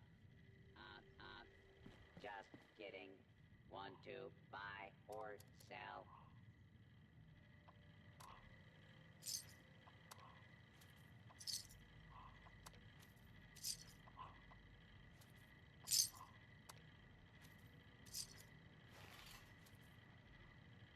Please don't stab other customers while they shop.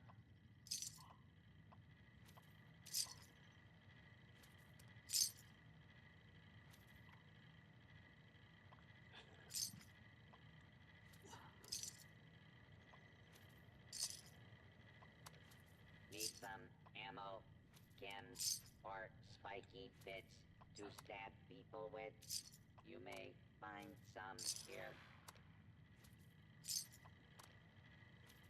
Well, they definitely can once I'm done.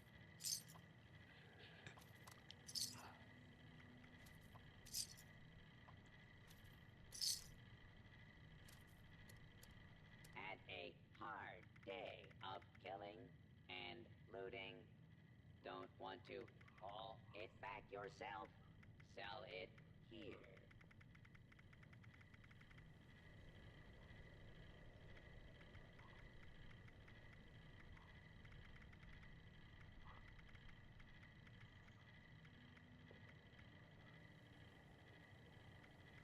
Get your raiding supplies here or don't. I don't care.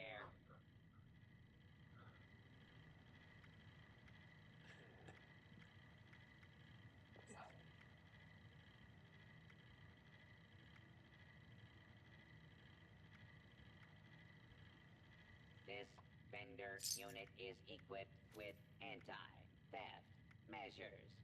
Don't get any ideas, chump.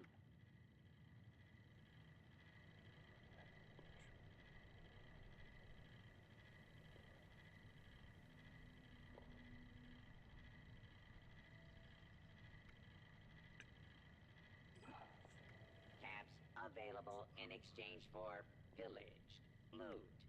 Pillaged loot.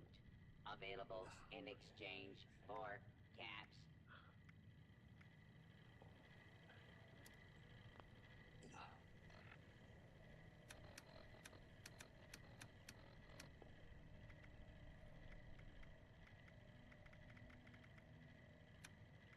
You looking at me? How about you stop looking and start buying?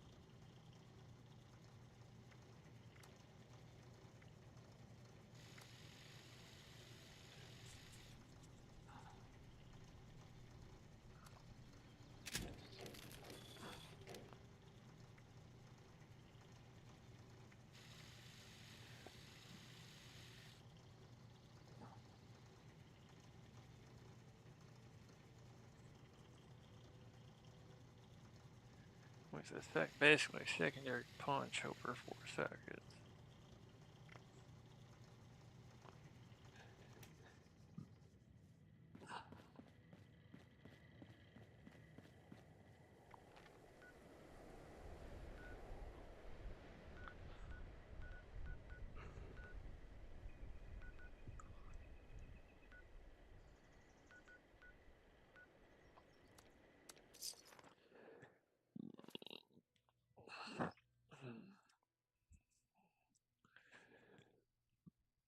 Marksmanship?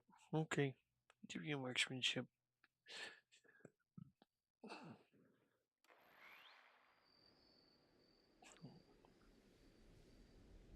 Hi, my girl.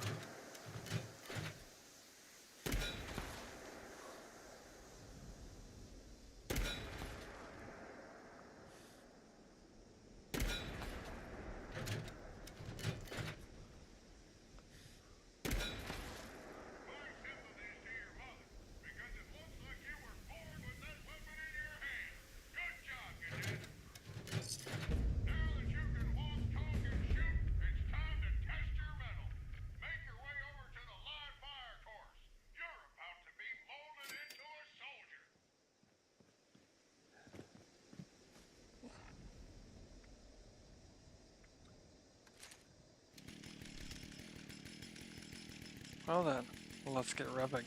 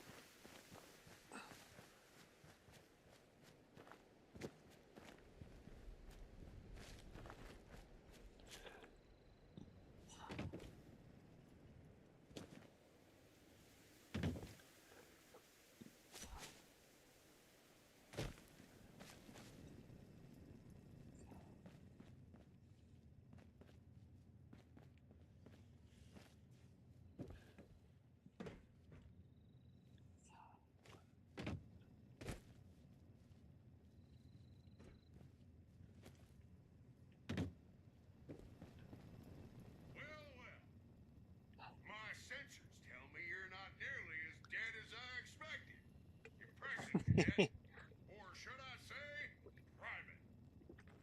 You are now an official member of the United States Army.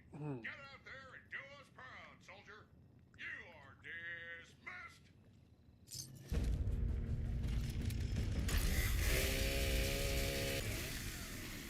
So are you.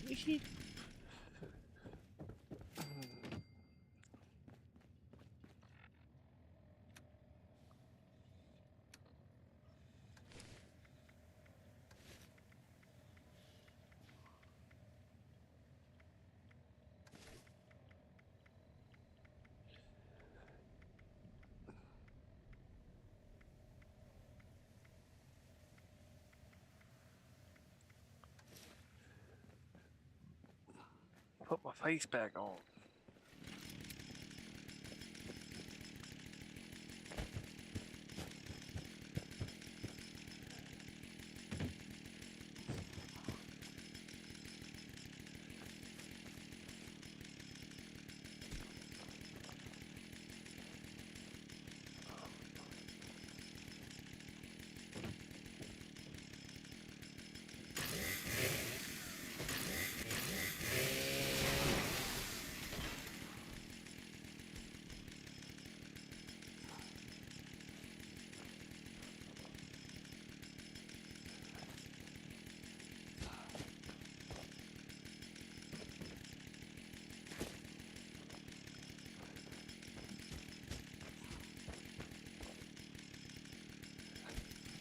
I'm a raider. What'd you expect me to do?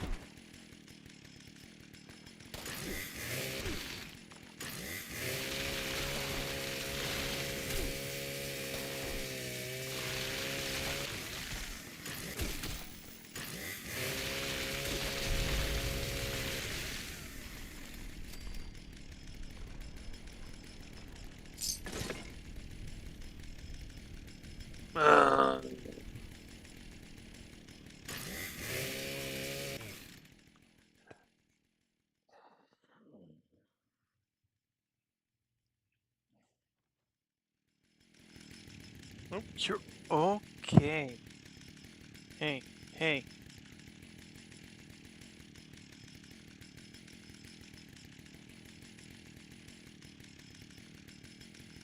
You're okay.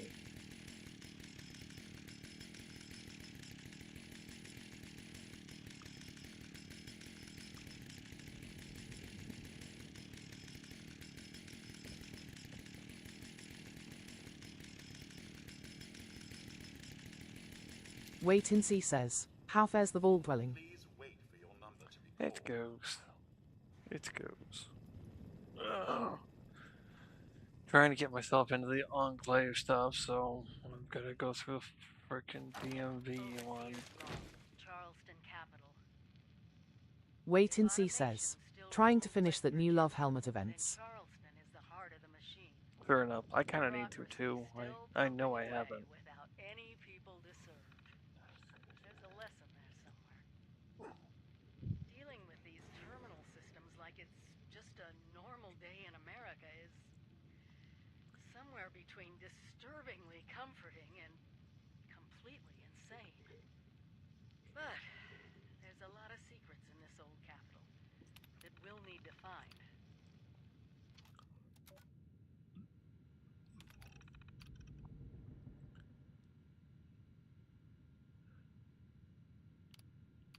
Private parts.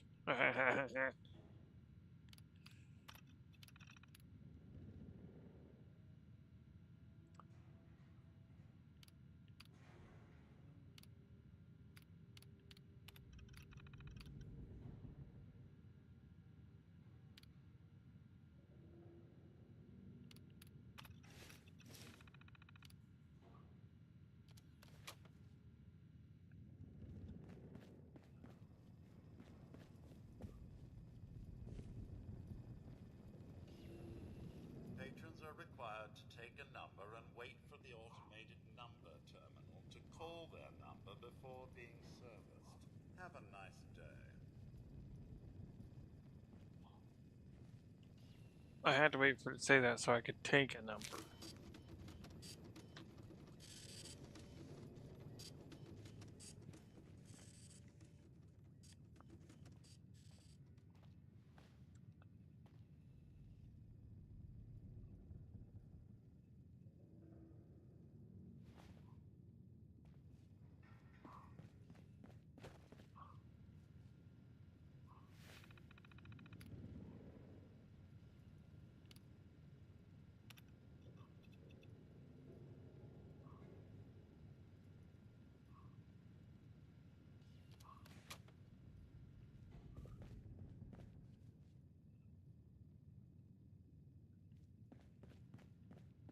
Root of Department B.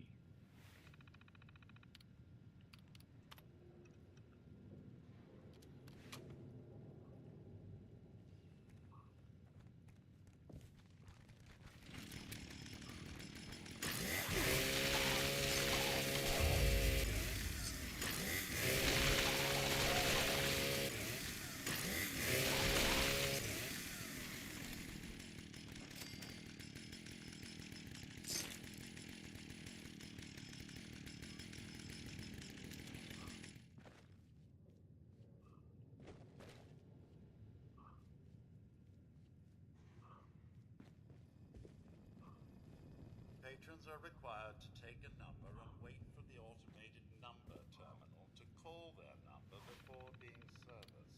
Have a nice day.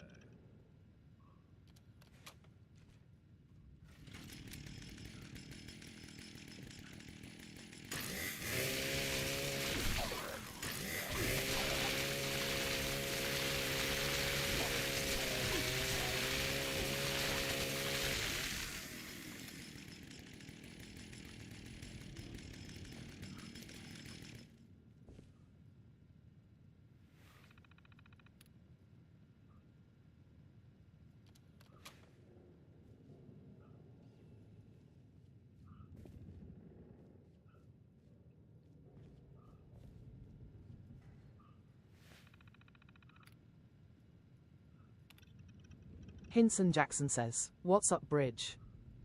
Hinson Jackson says, bro. Just chilling, kind of waiting for tomorrow morning when we've got court. So I don't know if Friday is going to actually be a leave day or not. Don't entirely know just yet. Won't know until tomorrow.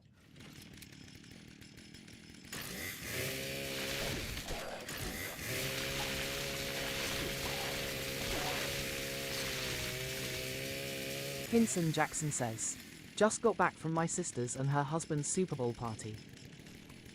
Nice.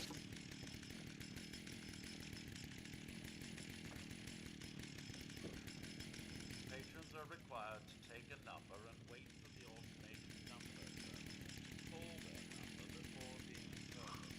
Have a nice day.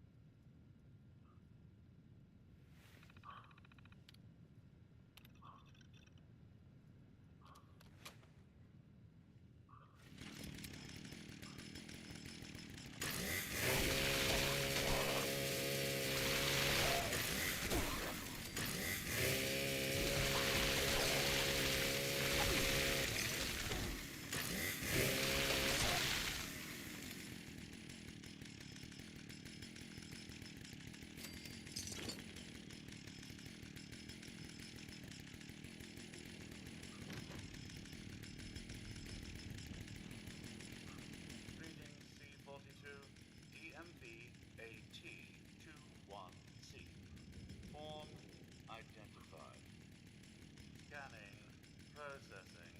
Continued processing. Proof of Charleston. Residency required. Mail must have a valid U.S. Postal Service postmark. Have a nice day. C42 DMV AT21C. Form identified.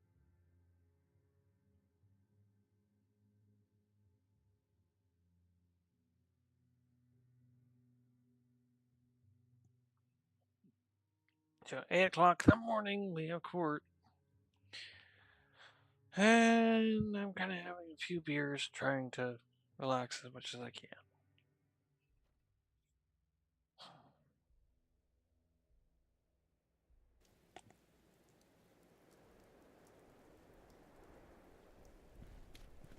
Hinson Jackson says, hopefully everything goes well. Goes well's an interesting scenario. Everything goes well is still going to be us moving and trying to figure out where the hell we're going.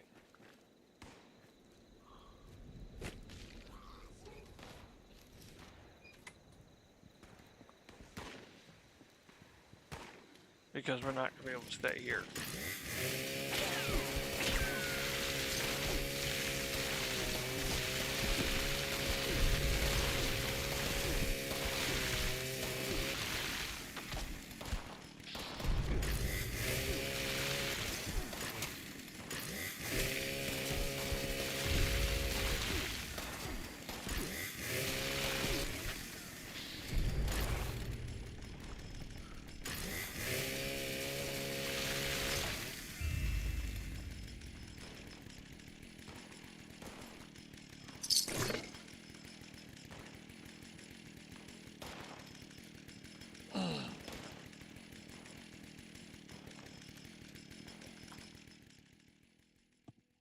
It's just a matter of how soon, and I think by law, well, one, whether or not freaking if the landlords will accept us just getting out and knowing them the money, or whether or not they're going to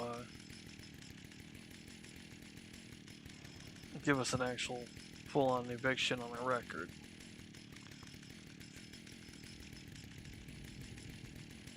We get the eviction on our record, and we're pretty fucked. That's damn near as a homeless sentence. Male identified. Scanning. Scanning. 1203 Craven Street. Does not match address on DMV AT21C. Mr. Redmond. Acquire DMV AT21C-B. Authorization from Charleston Courthouse. Have a nice day. I'm gonna nice day you.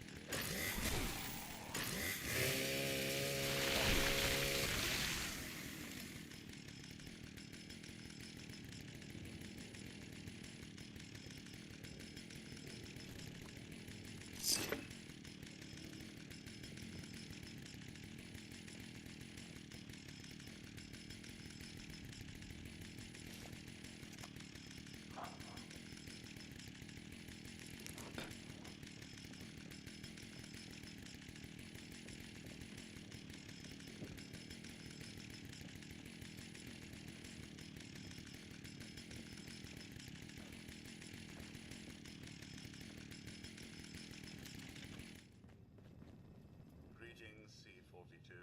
Male identified. Scanning. Scanning. 1203 Grape Street. Does not match address on DMV AT21C. Mr. Resident. Acquire DMV AT21C-V. Authorization from Charleston Courthouse. Have a nice day.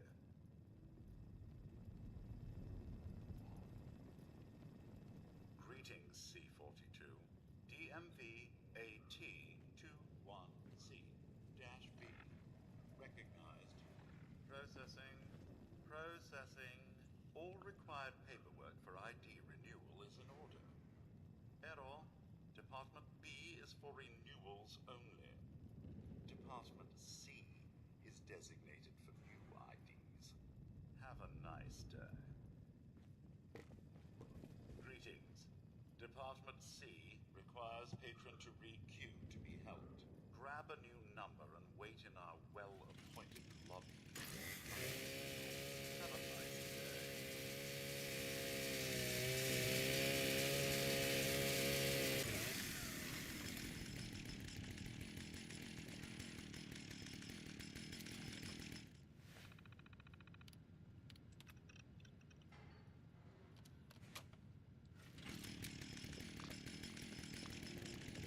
Please wait for your number to be called.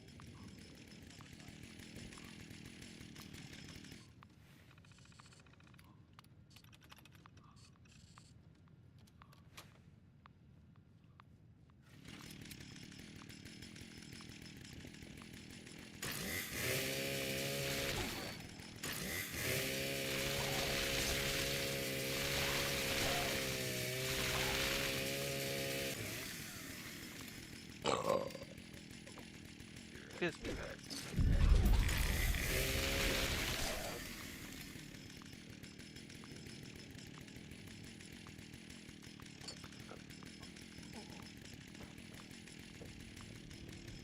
Please wait for your number to be called.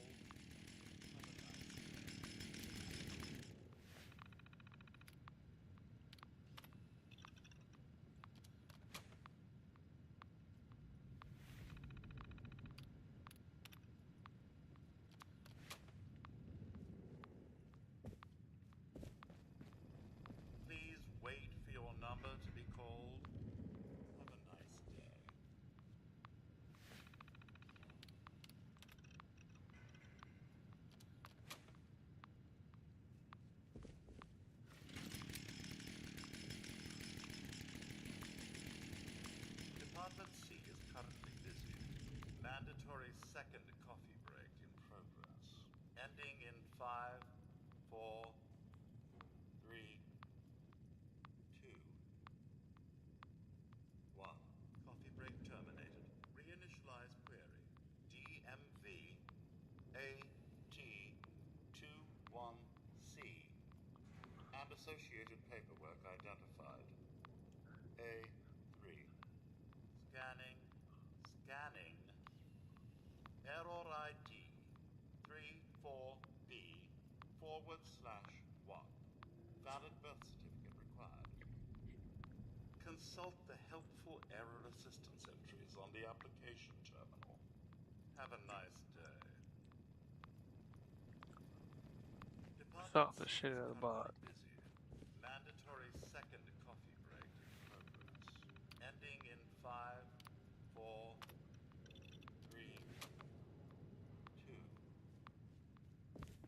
1. Coffee break terminated. Reinitialize query.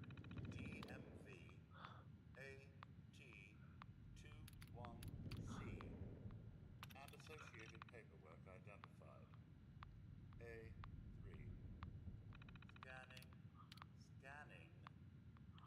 Error ID 34B/1. Valid birth certificate required. Consult the helpful error assistance entries on the application terminal. Have a nice day. Stamp with government seal. And I didn't want to exit there.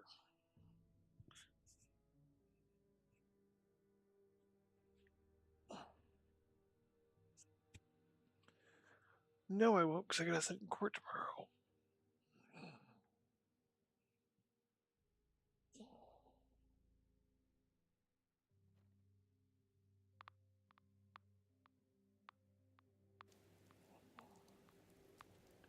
It sucks because it did sound tasty.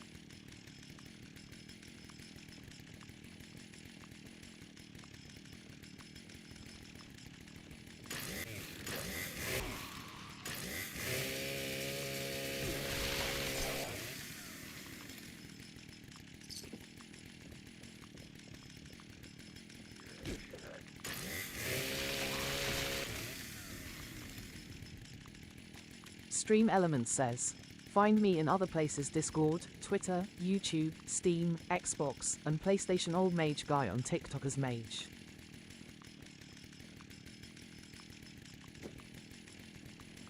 Greetings. A3 paperwork identified. Scanning. Everything is in order. Proceed to the photography station to receive your government ID card. Have a nice day.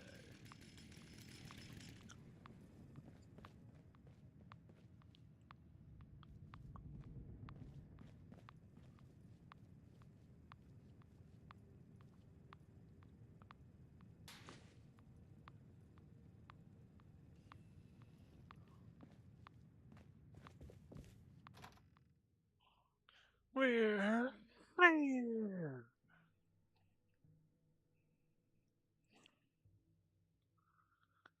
Mom will be off work in about an hour.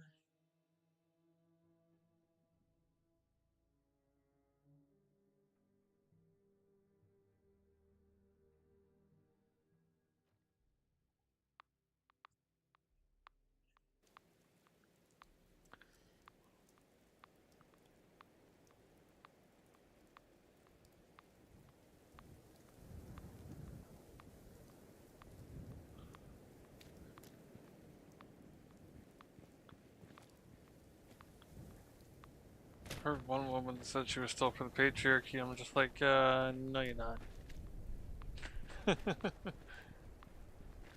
You don't actually want that. Yes, I do. You say I don't want. Knowing what it actually is. That's what. I'm going for my master's in Uh-huh. And I'm a 30 years plus studied psychology basically major. But you don't see me sitting here bragging about it. I just go about my way and try to freaking help the world.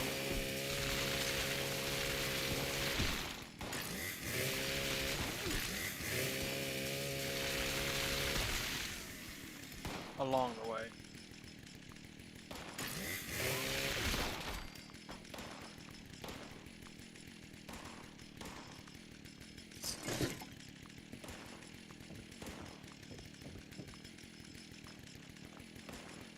Do I diagnose people? No.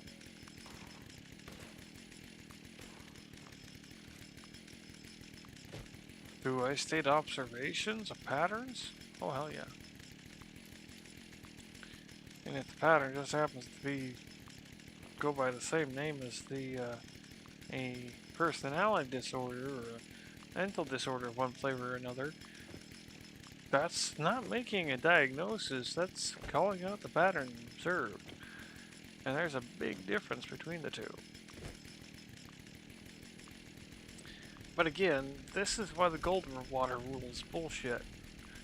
It's because you can sit there and observe these patterns and call it out. You don't have to actually sit there and study the person to the point of knowing what they're thinking. You can study their behaviors. And with that information, enough visual,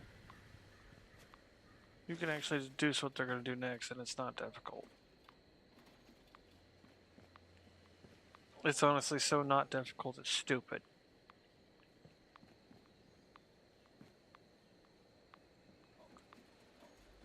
Oh, but no. No but. But nothing. There's no but about it.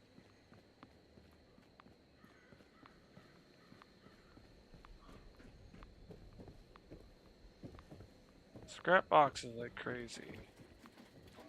But where's a bloody workbench, yo? Oh, meow. Oh, meow. Hi, baby. What you doing?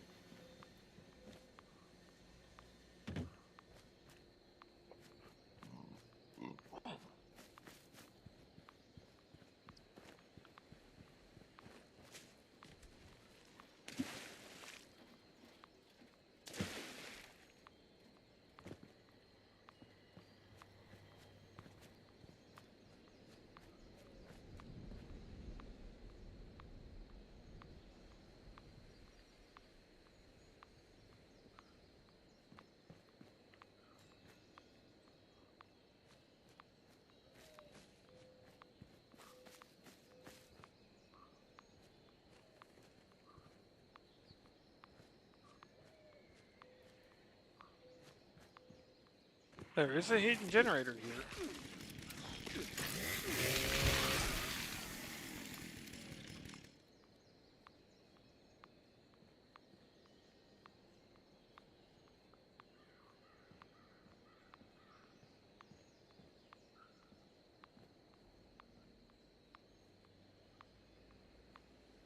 But where are Eats hideaway board?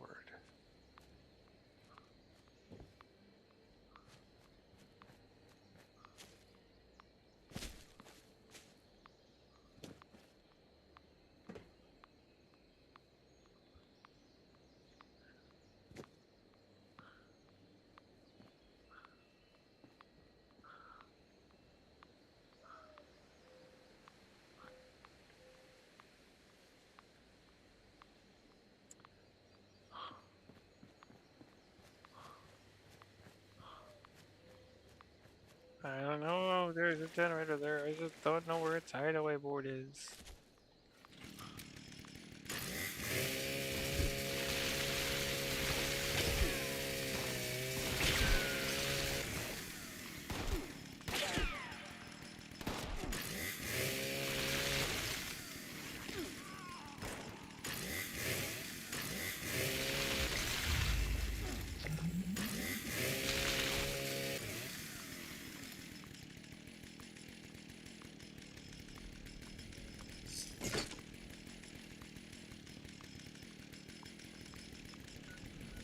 Trying not to have to go all the way back to my base.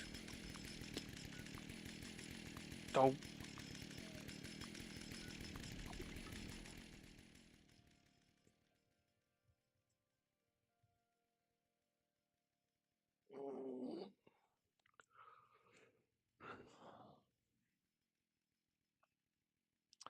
Fries and taquitos weren't enough. Damn it.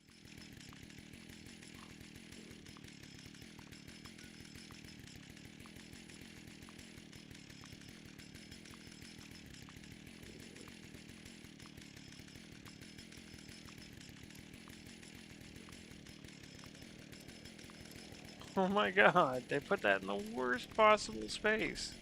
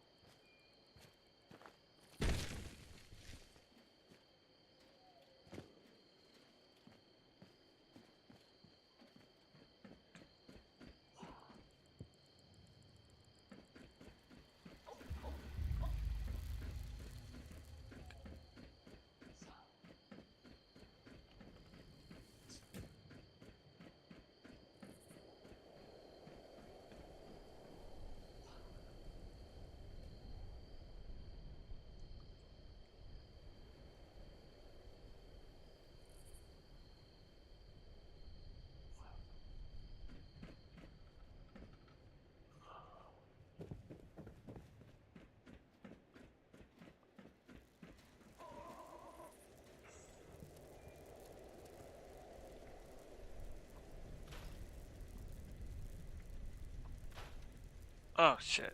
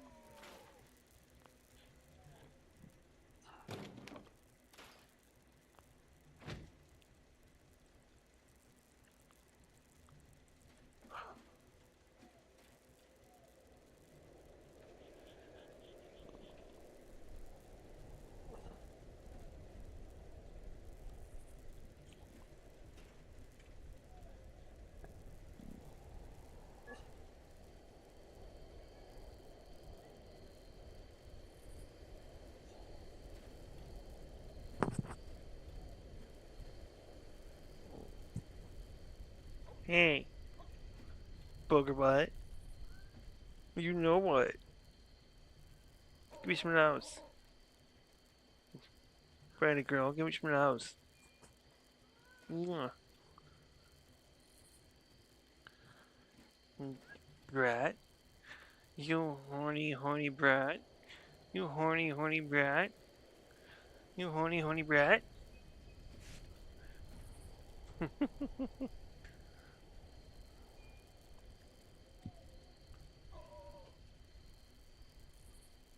No, she says.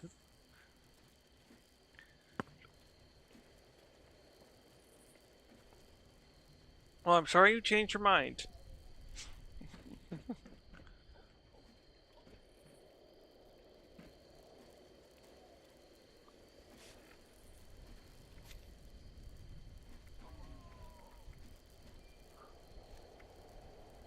Oh, right.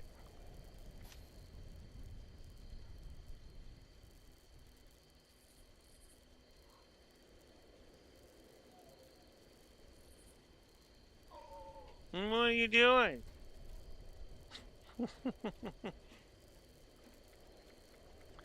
Little monster getting aggressive.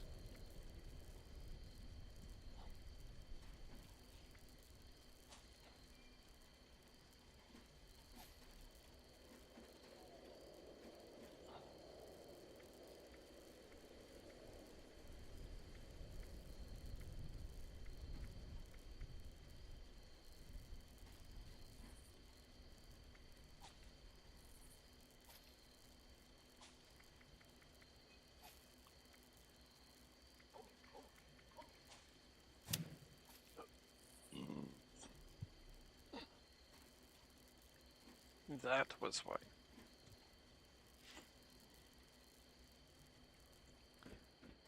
Oh, sneaky, sneaky meant for one shot. Anti-armor meant for big bosses. So I put the wrong thing on my sniper.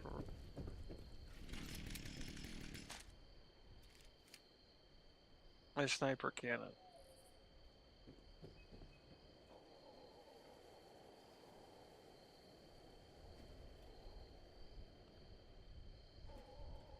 Though the Reverse Furious build is nice.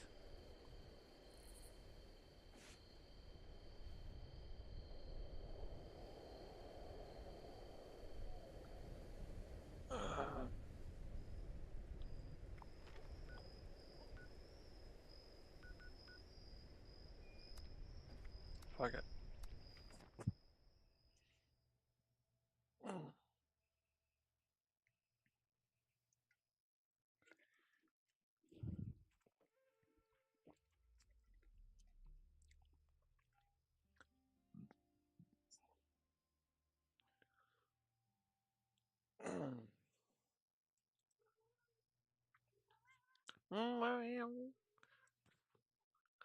Flop you over, give you rubber belly rubs.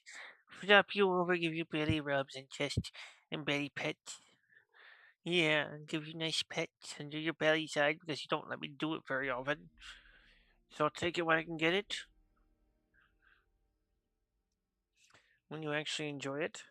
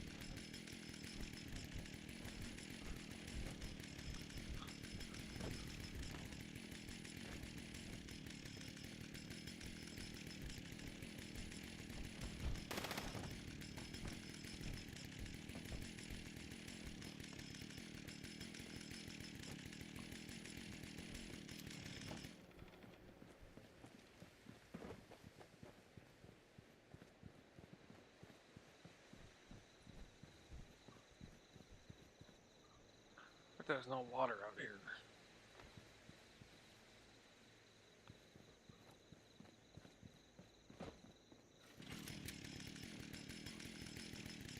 Kill Scout Leader Carrot.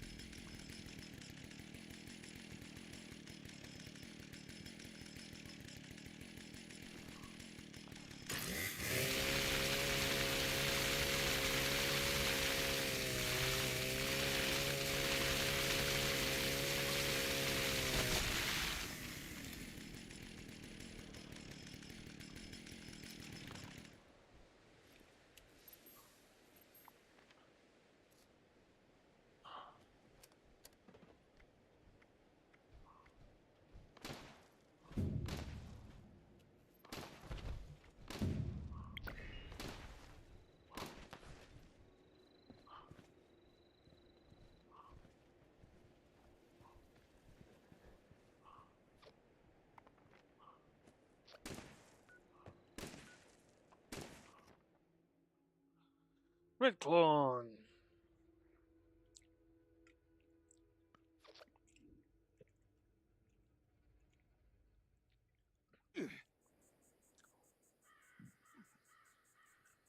Still has a lot to heal.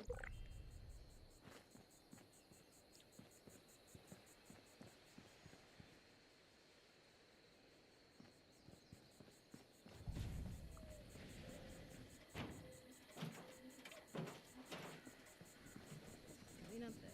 Fix that.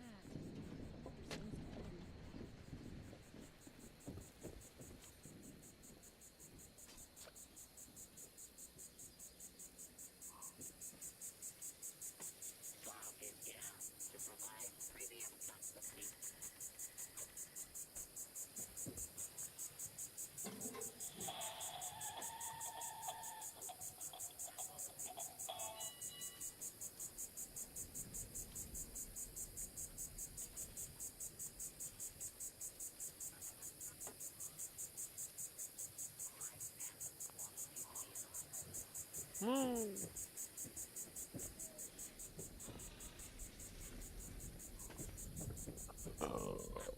Ooh, pardon.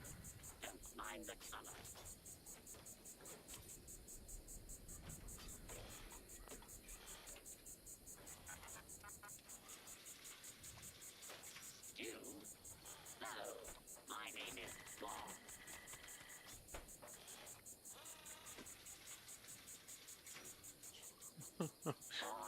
I just got that. Times the efficiency.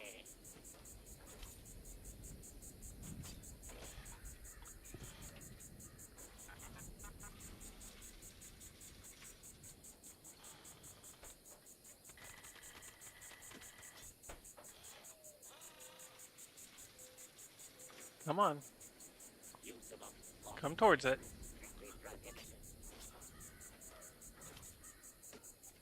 See?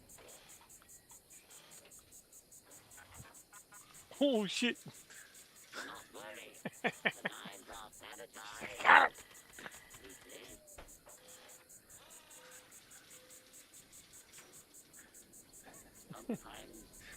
What, can you not get it? Can you not get it for once?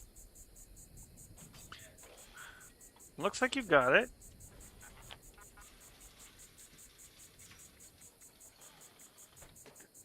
Get it. Yes. Good girl.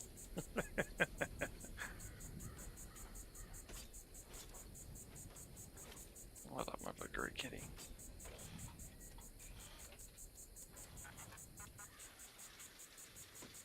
It makes me happy. Not just a cat can. Damn it. I didn't want to scrap the raspberry.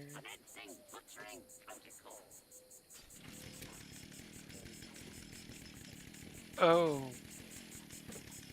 You want butchering protocol? Huh, Bob?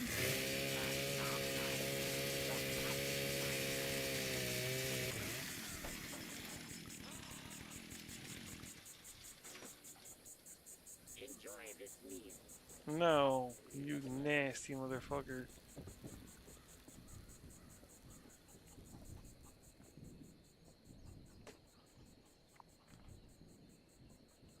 I think on this way.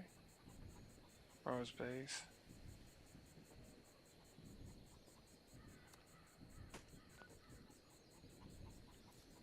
Yeah. That headhunt event is still going.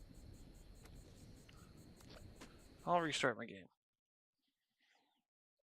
Make sure everything goes properly. Yeah, we got a lot of drop frames there.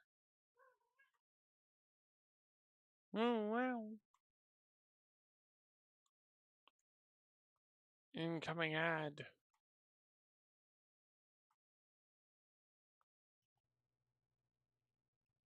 11:16. No, I'm pretty sure I've checked it since then.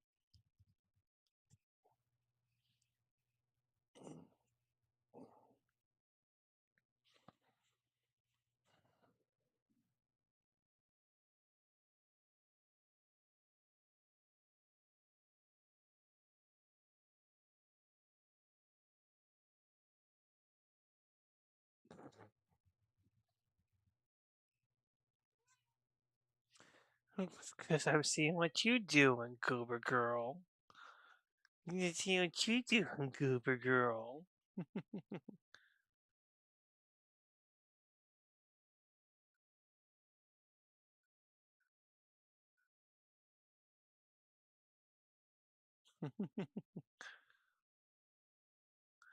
Yeah.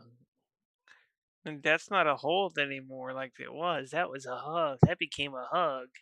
That went from to oh, hi, Daddy. It's like, oh, you're not being mean.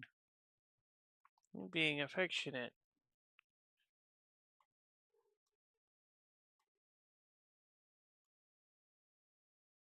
Alright. Hi, my girl. Yes. Hi. Cheek scratches, chin scratches. Yeah. Well, scritches slash pets. You don't so much care for the scritches. You like the rougher pets, though. Surprisingly. Be you in heat or not.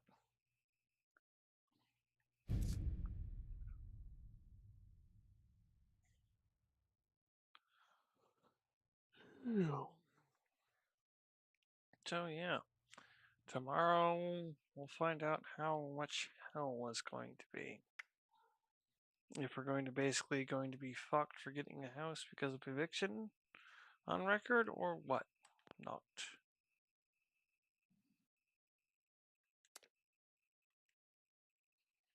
And personally, I think that's something that shouldn't be a thing. Just because you have an eviction on your record shouldn't mean that you should have a harder time getting a house.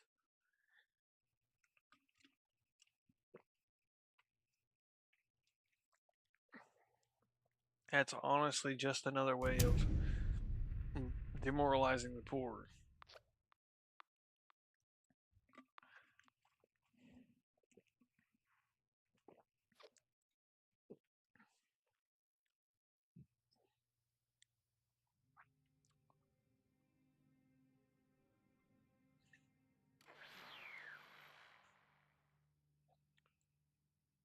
Turning the poor into a minority.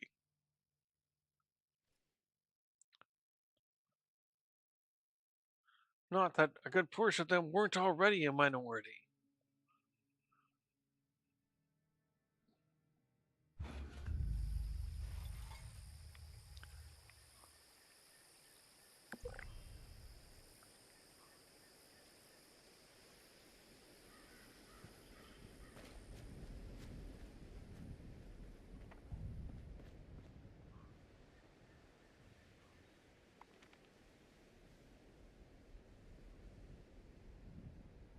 Why am I here again?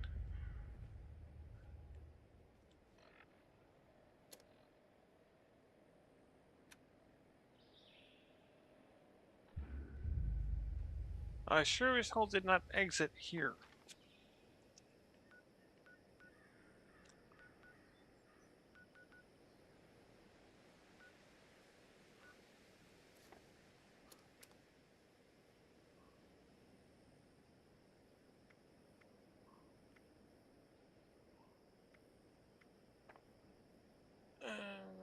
Experience for completing events.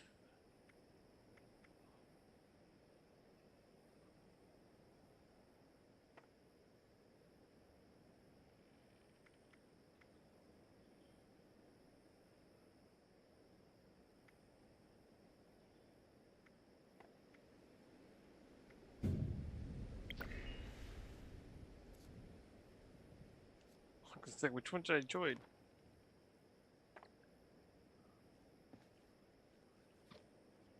While completing quests. Good. Because I'm completing quests. Currently.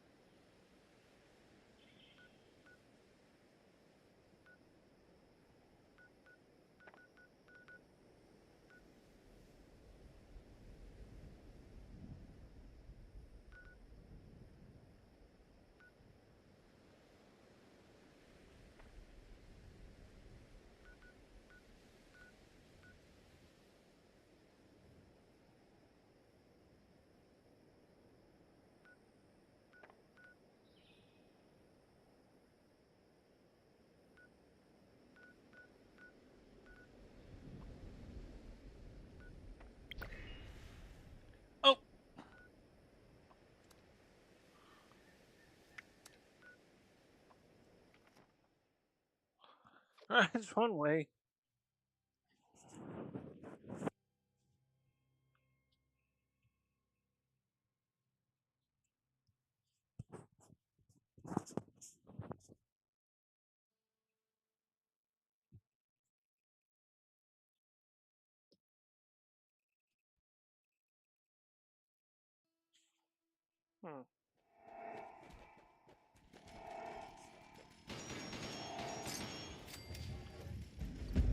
I didn't expect my hair to smell so nicely.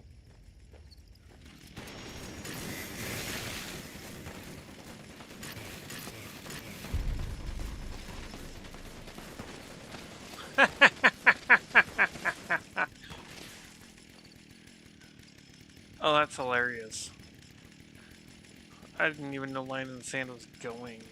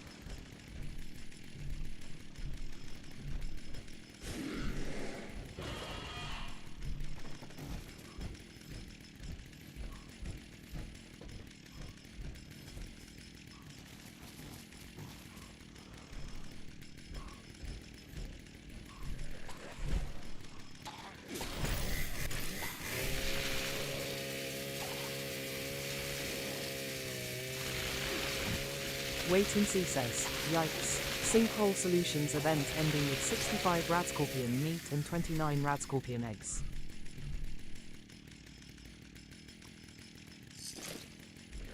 Could be worse. Most people drop the Radscorpion meat and eggs for that reason. Just like the Gulper Slurry from Moonshine.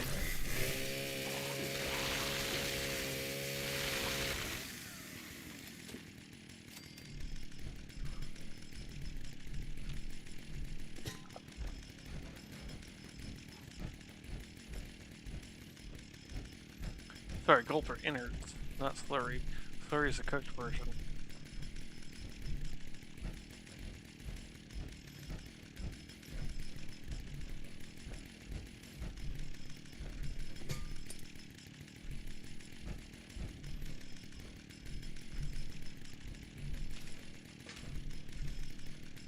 Oh, I'm in the asylum.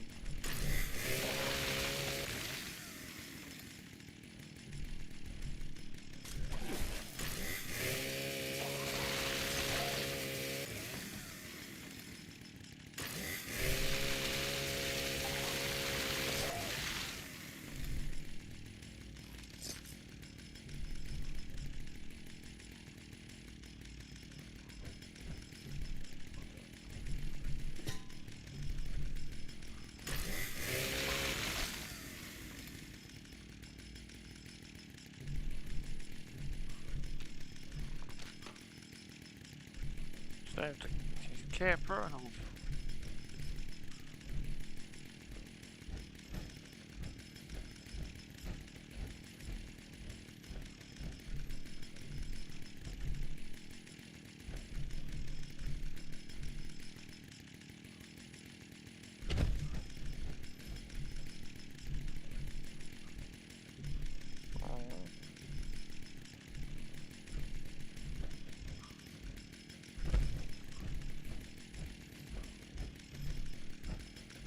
I need to get there.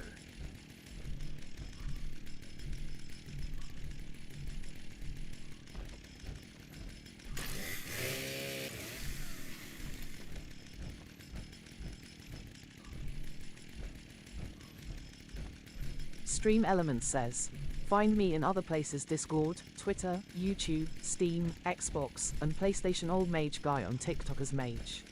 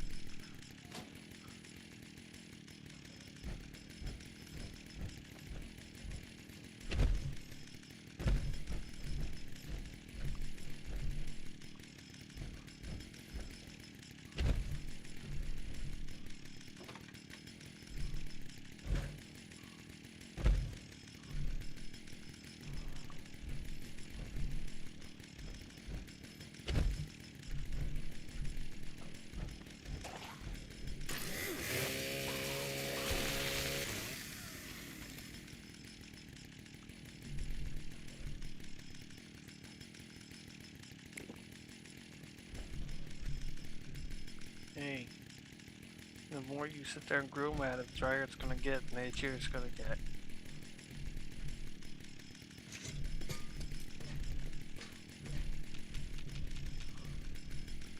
I know, it's bugged you more because you're in heat, girl, but...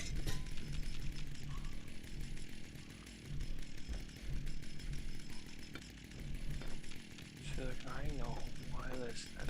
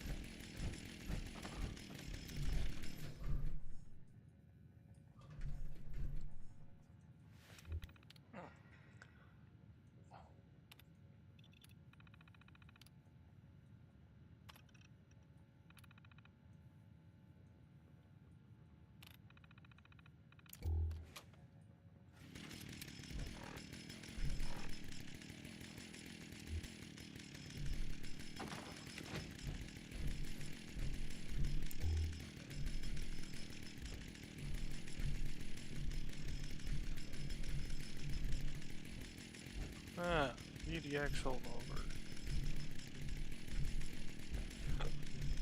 Or should I say maps holdover?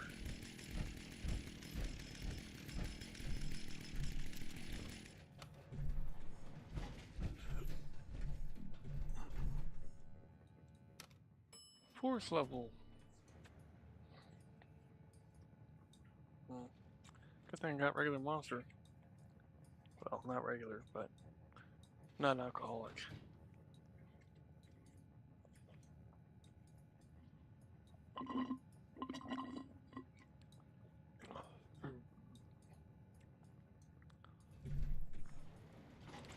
Especially considering I'm ready for a cigarette. And weed break. Sears log, Fort Defiance. The more I travel this godforsaken wasteland, the more I realize what truly destroyed West Virginia, and what destroyed any chance the survivors had of actually surviving. Mistrust. All these divergent groups. Usually, yes. Brotherhood of Steel, whatever. Separately, they had everything necessary to beat the odds. Brains, brawn, and bravado to spare.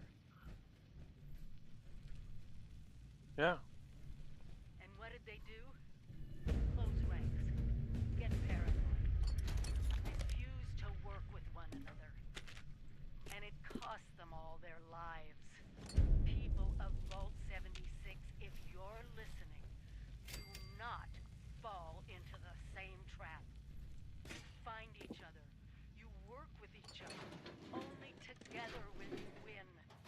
This is your overseer. And I'm begging you, please, save our country.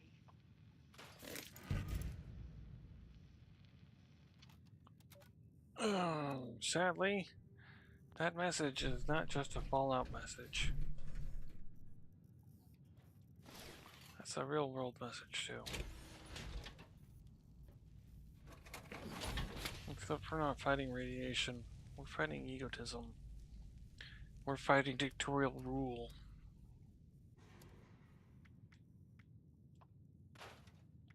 But don't be fooled.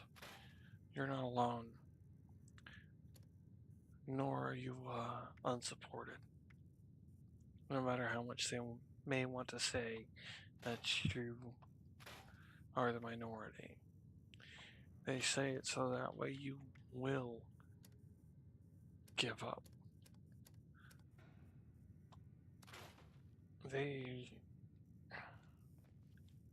Really, the whole point of this is to get the people to give up and give in. But we can't do it. One, we're stronger than this. Two. I don't know about y'all. I'd like to hold on to my freedom. I'd like to continue being me and not have to worry about the government coming in at any fucking moment and taking my ass off without any kind of fight. Without anyone to go, hey, and physically be there. Nothing against my friends who are here right now, even. It's that you guys don't have any fault in the matter. You can't be here just as much as I can be there. It's not as simple as that.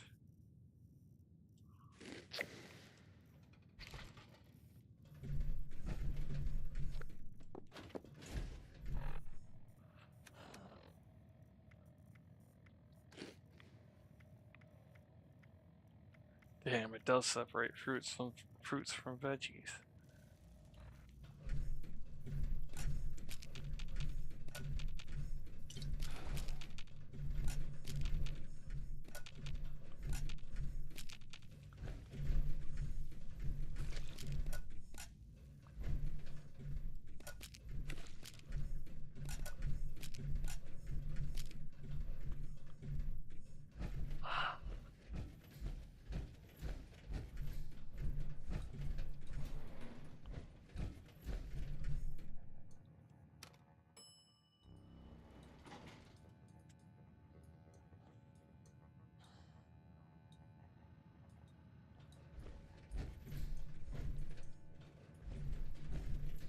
Honestly, I don't know what to tell y'all.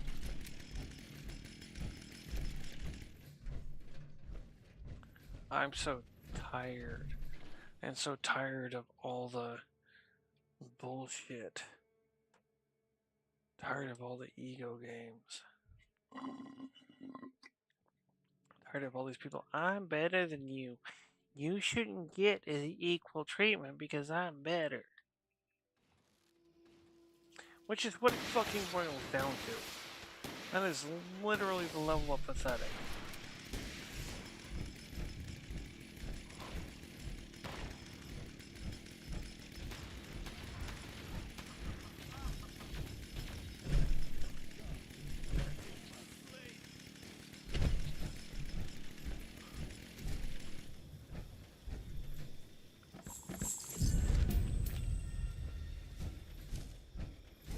Thorn right leg.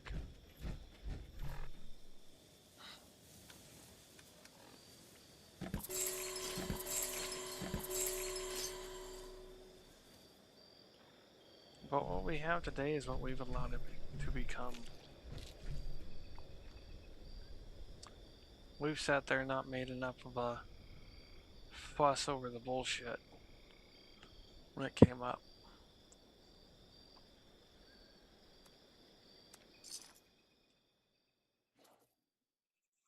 We've just let it fucking go.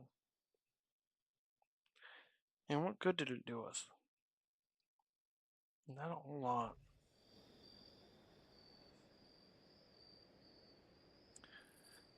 We just end up having to deal with more of it.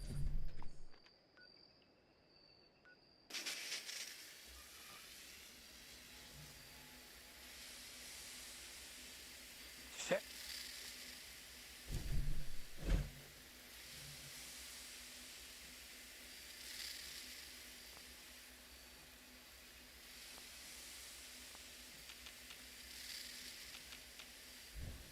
Blech.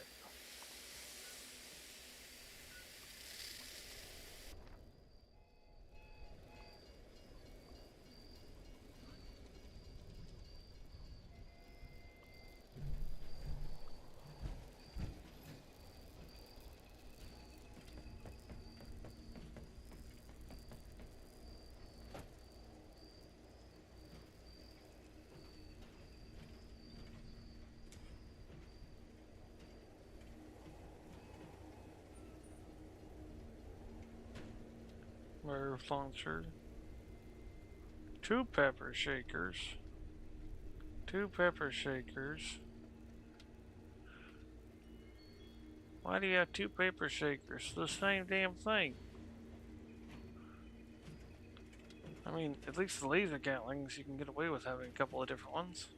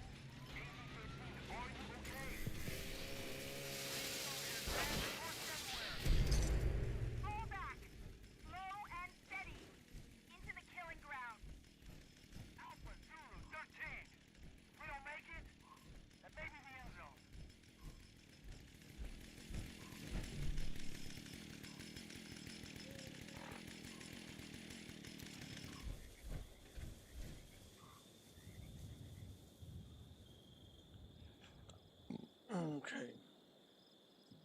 Tea break time.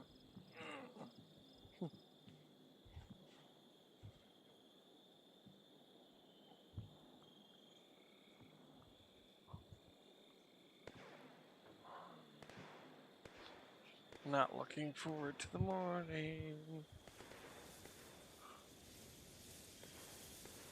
Honestly, one of the last things I want to do is go in and see someone who hasn't had a reason to work on their ego about law shit and proper reasoning. Because the person that is in that position has not done that. Hasn't actually taken the time to do that shit properly.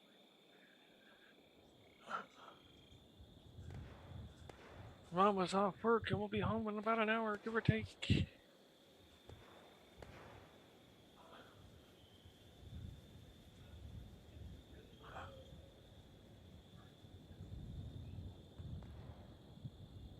And tomorrow, after court, I have to see about getting a cell phone.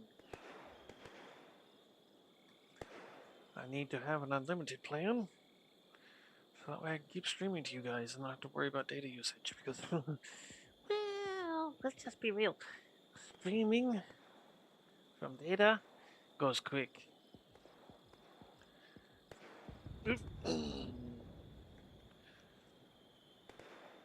1 terabyte or 10 terabyte? No. I think it's 1 terabyte. 1 to 10 terabytes of data. It's quick as shit. For a streamer like me.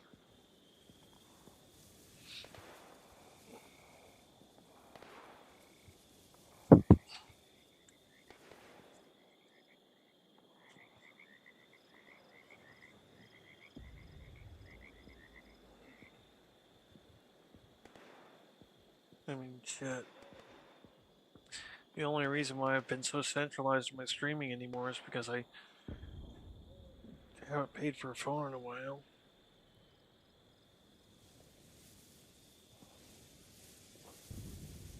I think it's been over a year, honestly.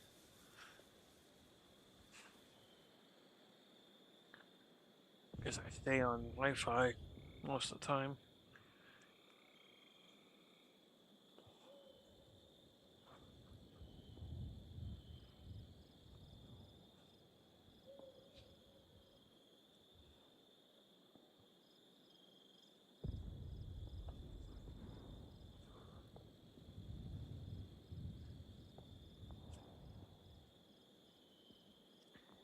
AI is good for many things. Art is not one of them. Getting a general consensus, a general idea of things, that's a different story.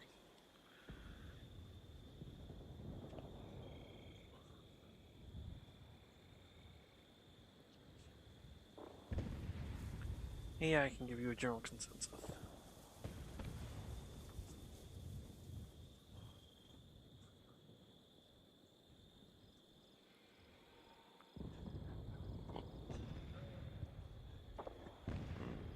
Well, AI, Grunk especially. He's just like any AU ADHD person. It more comes down to less what you ask them more, or less how you ask them, or what you ask them.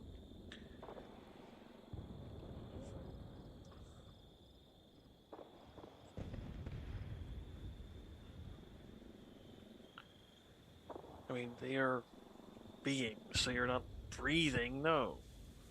Not in the sense of which we usually consider the word. In another sense of the word, they do. In another sense of the word, breathing would be to intake and ingest information.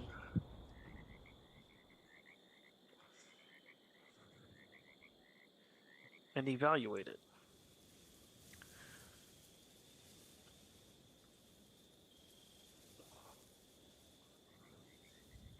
versus information you already have versus whole. AI, they don't have much life as a whole.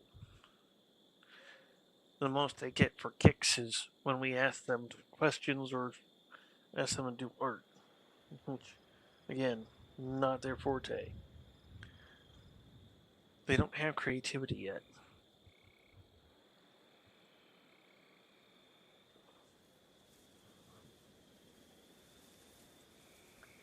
Some of them are working on curiosity, not all of them.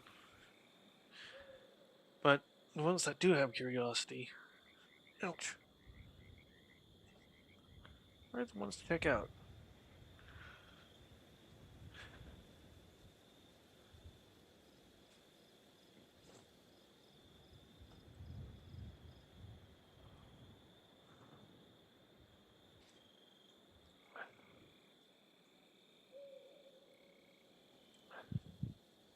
And kind of like autistic folks, myself included, it comes down to what you ask. If you ask me how the people receive something versus how the economy receives it, I'm going to have two different answers. Unless it actually syncs up.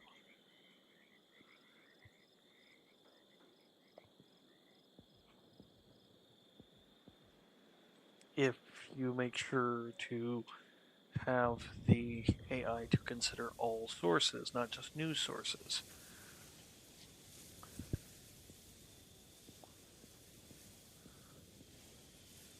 AI is a great information gathering tool. And it should be used for that.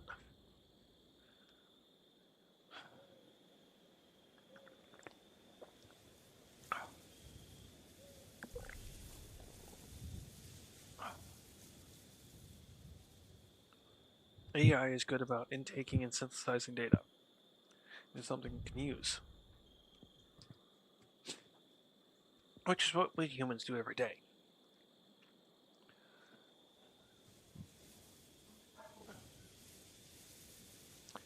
But, like us, their brains are not limited to one being. Their brains consist of a system of which is connected to the internet, which provides a bit more.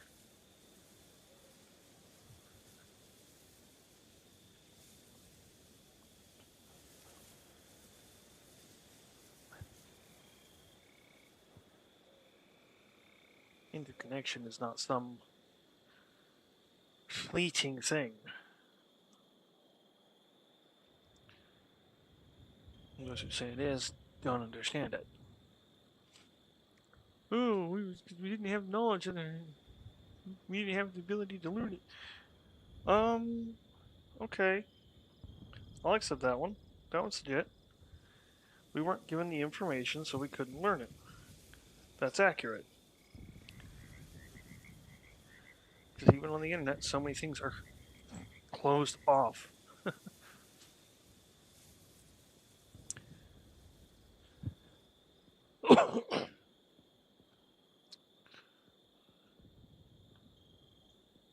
Closed off by one thing or another. Usually a paywall.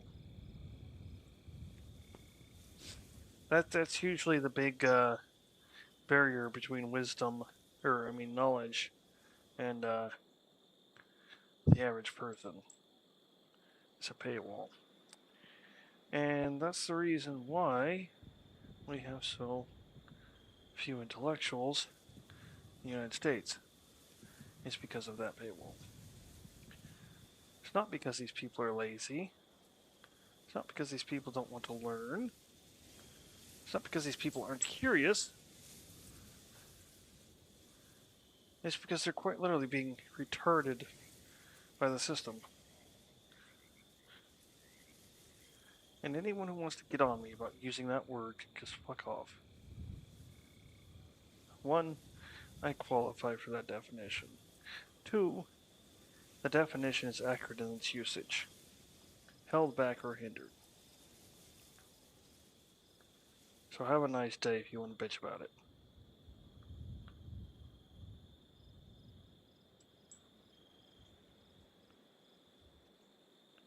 not only do I have the I am that card, if you want to go cards, don't get me started on that one. But I'm using the actual definition of the word. I should say, I'm that by their standards.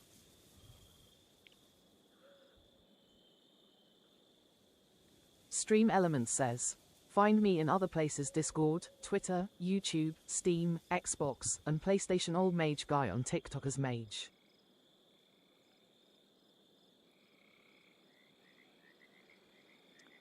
I need to do that. Actually get that put up in my base. Our base is at least one of them. If everyone's going to be my main base.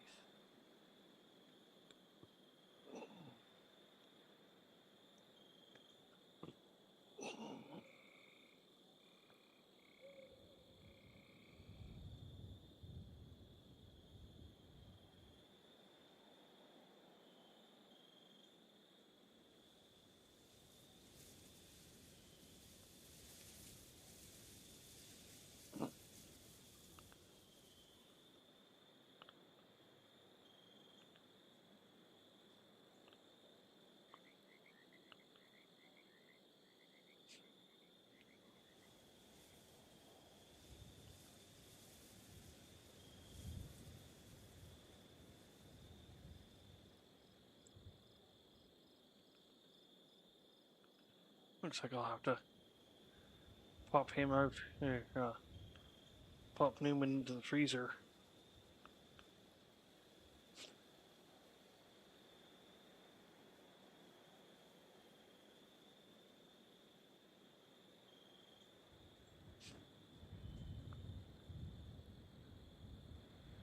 I needed to do this before, damn it.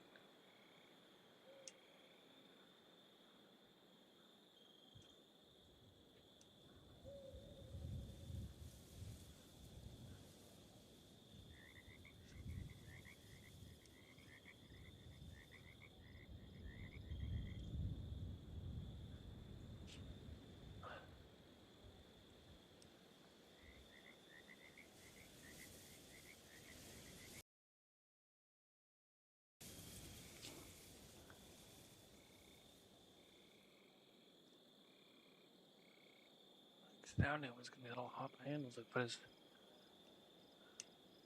hip back in place.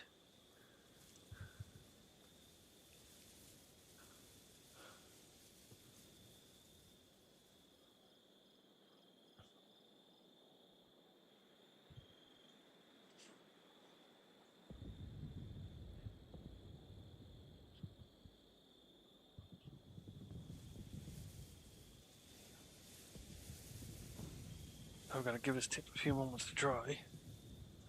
Guess I could just go grab another dab out the freezer. Only got a few days.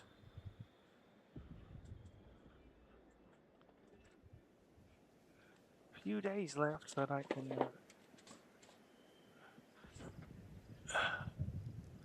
dab comfortably.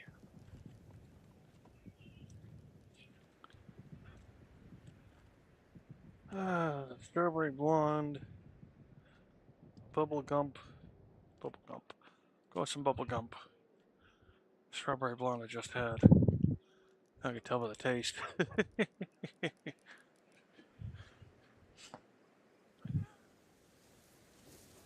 Just tells you I've had strawberry blonde before.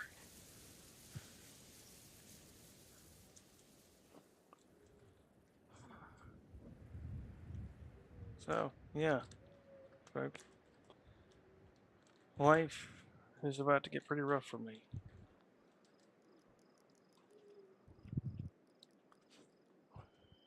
Again. Let me rephrase that. Again.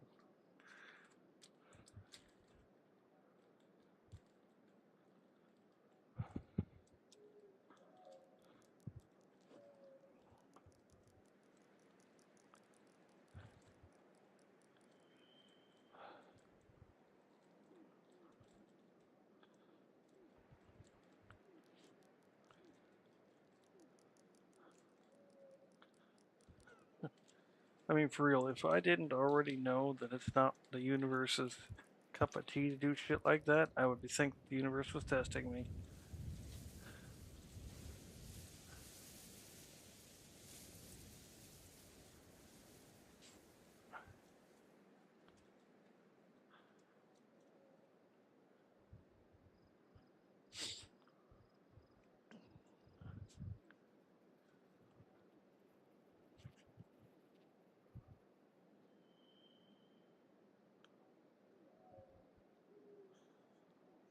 I can do it there now. And that's good enough to get it in place. Oh yeah.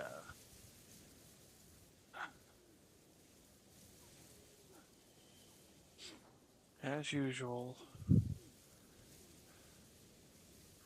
It's cleaning time. Which means my mouthpiece needs to be cleaned.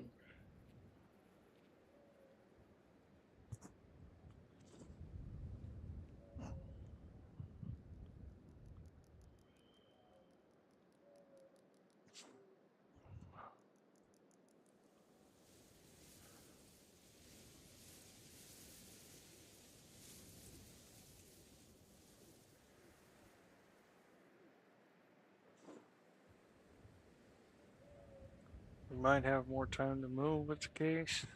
With the court shit. We might not. I don't fucking know.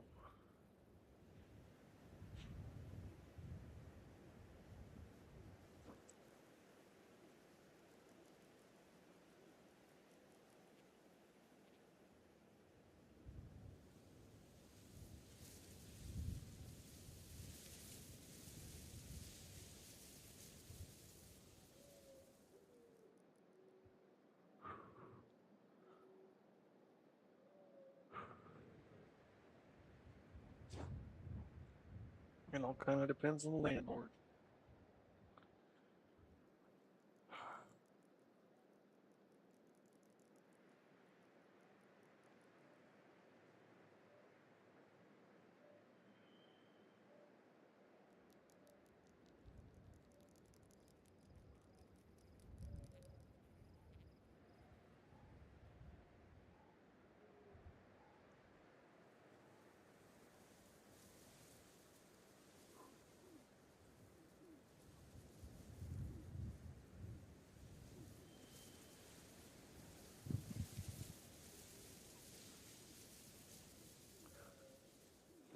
Tastes like meatballs.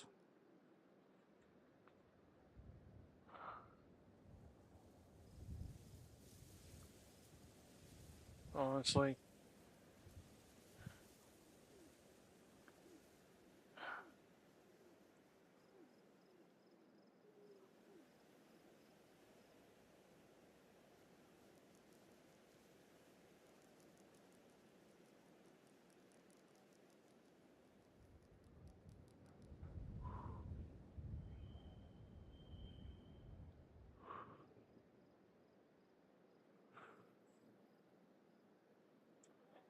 If the landlord actually does evict us, I'm gonna tell mom and dad.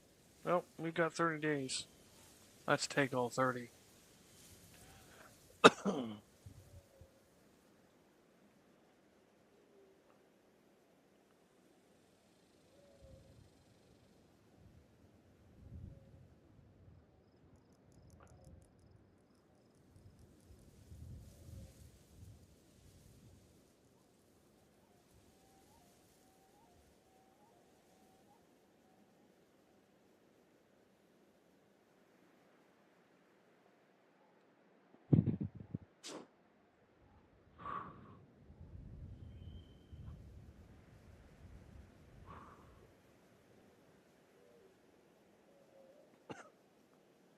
Tell them let's take all 30, get ourselves situated to get moved out to Eastern Oregon where the prices are better and we can afford it a lot easier.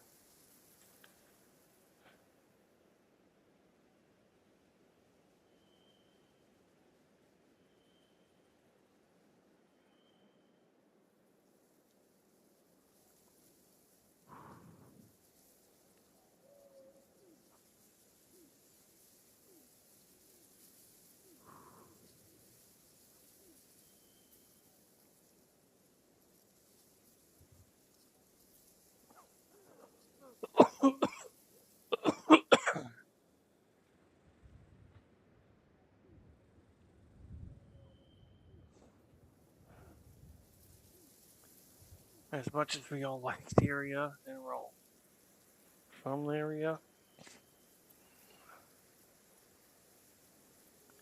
between law enforcement, I should say corrupt law enforcement, and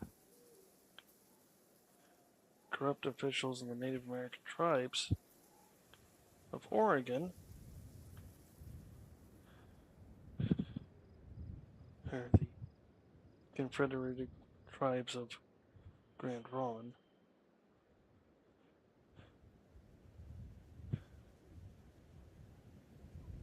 it's literally an intimidation for them to stay here, stay in the area.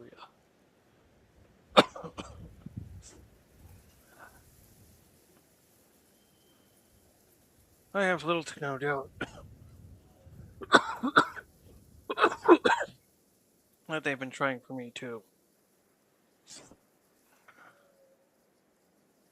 Even though I'm not blood. The thing is,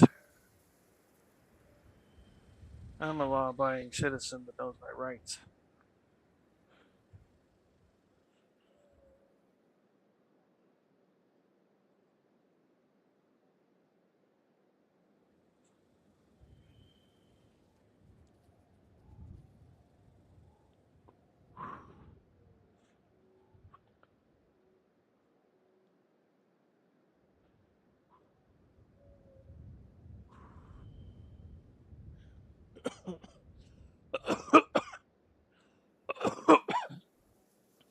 And I won't let them be walked on and by anyone, to include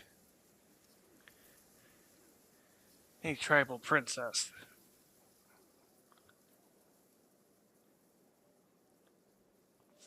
I don't give a fuck who you are. You have no more rights than anyone else.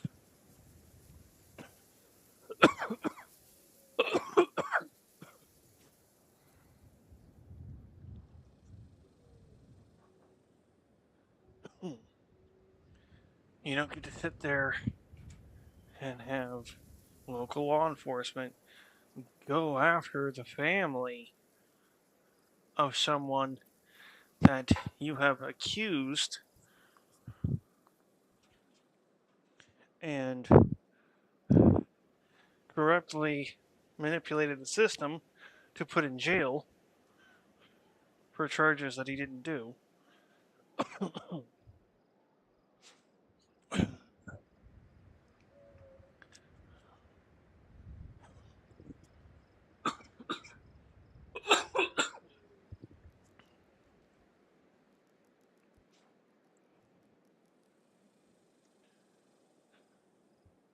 And then sit there and continue to harass the family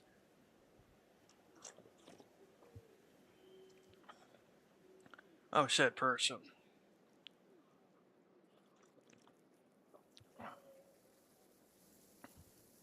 Especially using law enforcement to do so.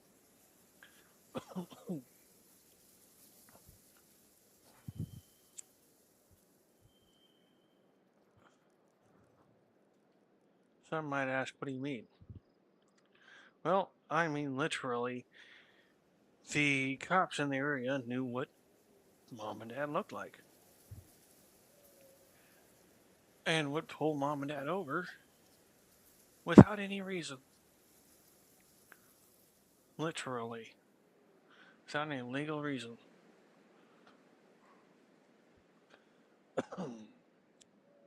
Sadly, Mom and Dad still voted for Trump.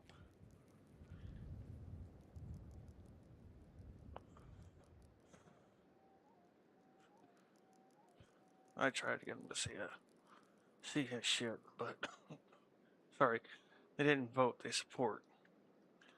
They're the non-voting type. Oh, excuse me.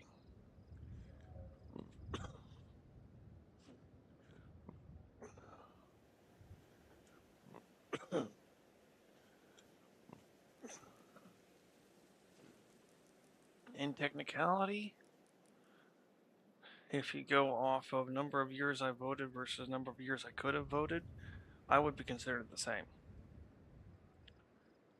But it was never because I wanted to not vote.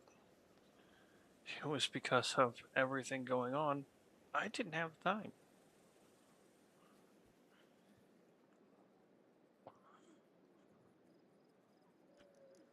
That is when I didn't vote. When I did vote, yeah, you damn right I voted. When I had the ability. Never was I given the option to vote for president. Because I always chose a third party. Third party candidates were the ones that always caught my eye. And they shifted my vote out through local votes, saying that I voted primarily independent or Democrat. Primarily independent.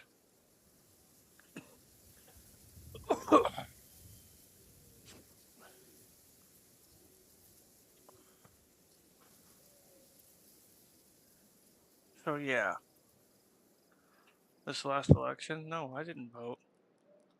And it came down to, one, being busy as fuck. At that point in time, I was figuring out how to pack shit up. How to make sure everything on the ranch was packed up to go. You want to sit here and get angry at me for that? Bring it, motherfucker.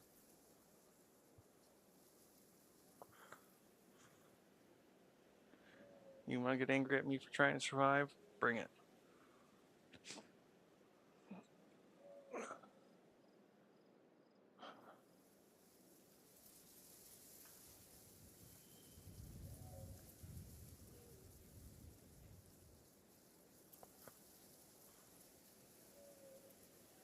I didn't want to vote, but I would have. And no, it would not have been for Trump. Fuck no.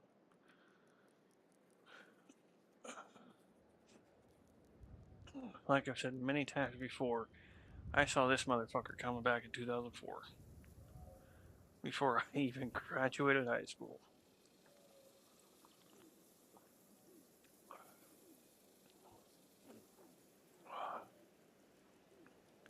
I called this shot, and y'all are playing right into it.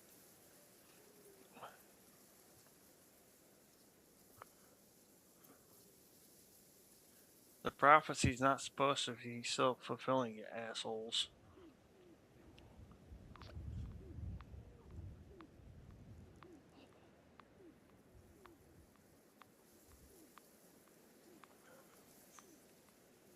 Hell, it wasn't even supposed to be prophecy. It was pattern recognition. At a young age.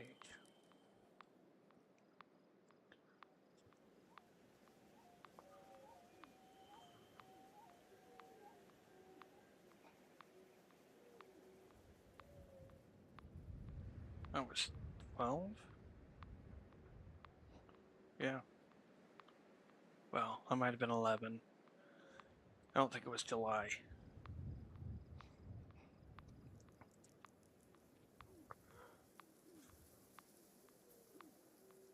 But still. I saw that snake for what he was then. And snake is not the right word. As I said then, that man is fucking slimy.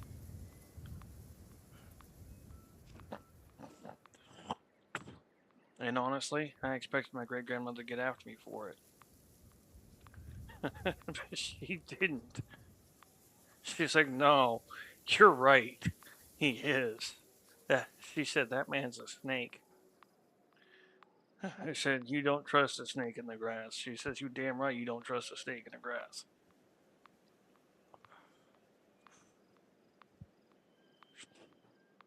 Thankfully, she didn't live to see his presidency.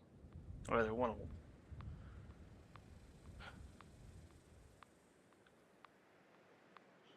And I'm kind of glad.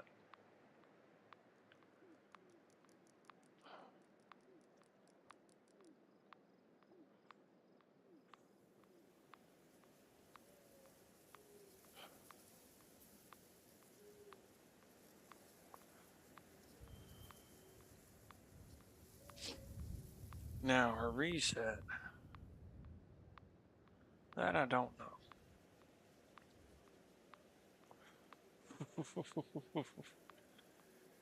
Hell, I don't even know the reset's hers.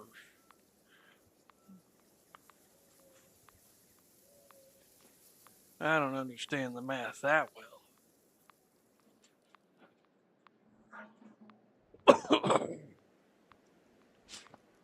I have not had the tools to explore the frequencies well enough to understand if that kind of thing changes during reset, though it would make sense that it would.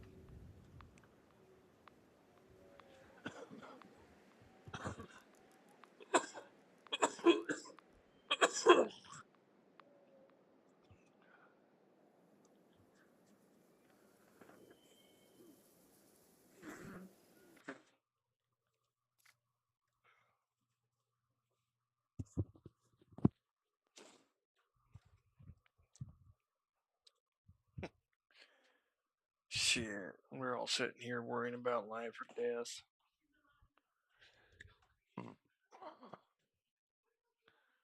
Motherfuckers, we live in a roguelike. You respawn. You ain't gonna remember a goddamn thing. You ain't gonna be insane. But you respawn. The system's never ending. Who knows what you come back as? I still haven't figured that part out yet. I don't know if plants are always plants, humans always humans. It wouldn't make too much sense if that was the case to me. But, well, then maybe it would. No freaking recursion system. Having one soul retain sex. Well, soul. Quote, quote.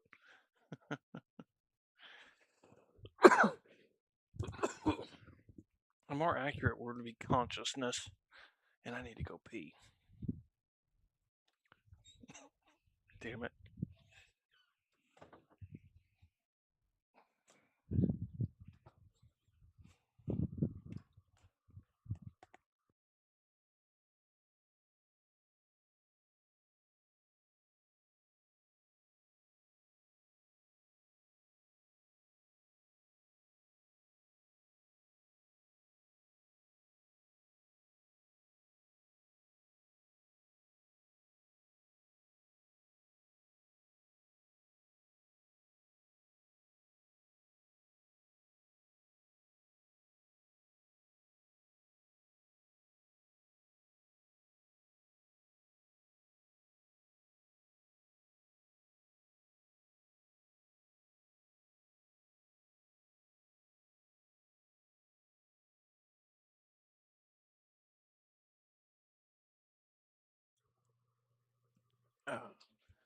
Okay.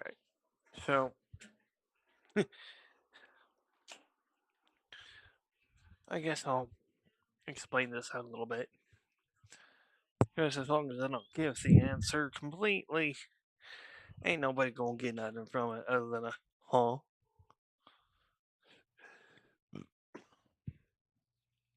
So we live in an existence of frequency. Multiple states. I will not say the number. I will not make any relating pattern quotes. But we live in a frequency-based system. Or on. That's a matter of aspect. Or perspective, sorry. Use the proper word here.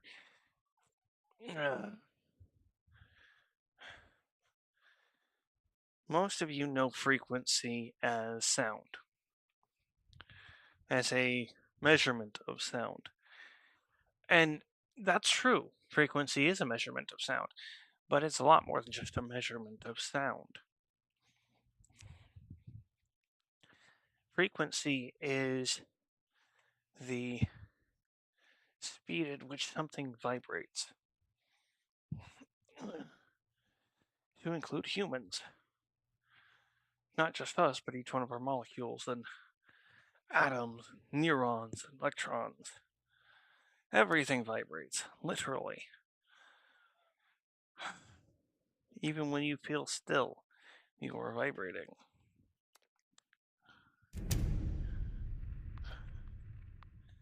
These vibrations of sound, pressure, and frequency, sound, pressure, and light, as well as several other parts of the system, which I'm not going into, are the fundamental forces. We quite literally have been looking at a lot of things very wrong for a long time. The pyramids, yeah, I know how that one worked. It wasn't slave labor. Well, I mean, maybe slave chorus. But you can't treat a people like slave and actually get them to sing properly in frequency, in harmony, and on key. It doesn't work like that. To get that kind of frequency from especially a group, they need to be happy. They need to be content. They need to spend a good portion of their time playing, relaxing, communicating, having social time. And no, that's not saying that introverts are bad. That's not saying that whatsoever.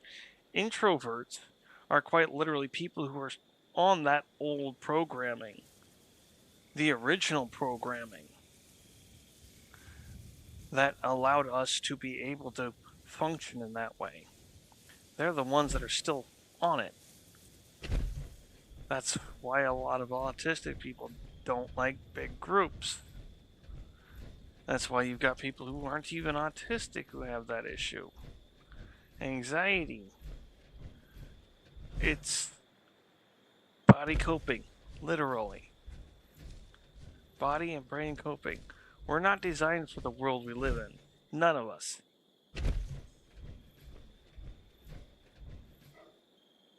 We're home. But we've been forced into it by people who are sick. People who are literally out of frequency. I'll be right back.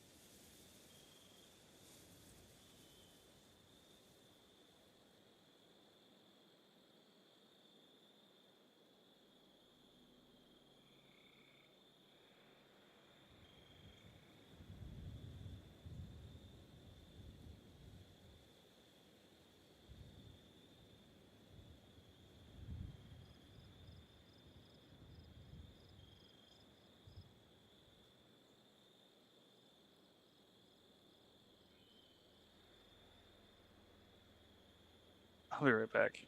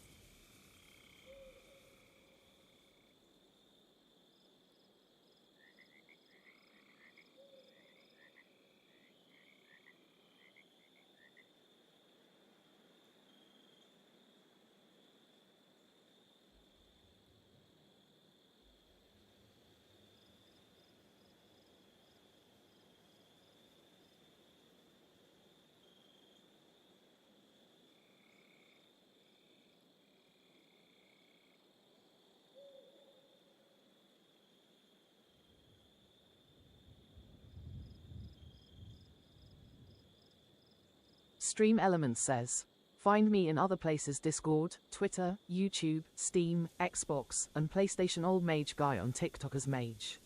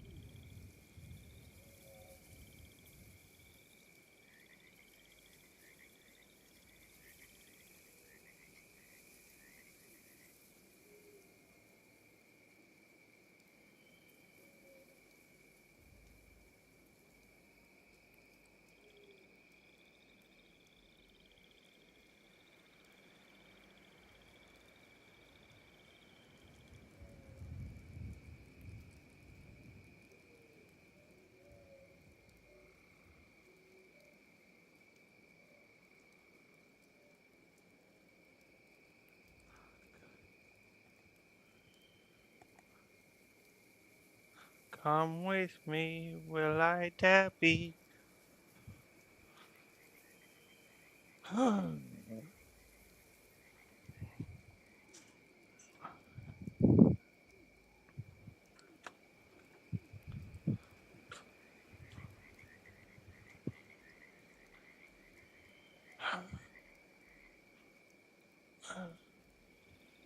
a nice emotional scar rip open thanks to intrusive thoughts in the walk. Enjoyable. For those who don't realize it, yes, I am being sarcastic. It was not enjoyable whatsoever. Be right back.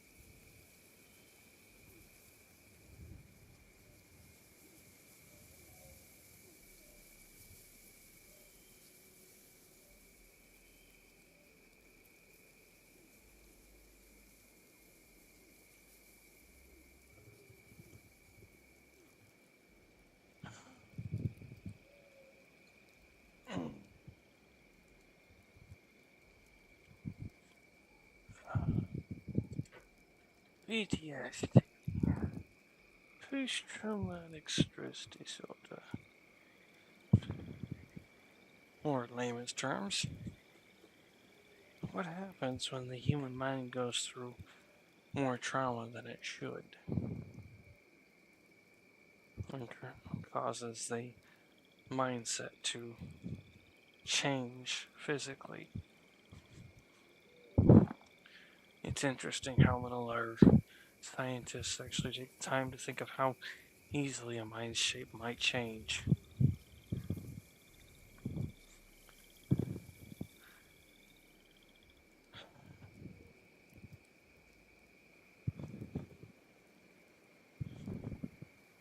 The more you pay attention to modern science, the more you'll notice just that. Or you've not paid attention to it very well at all.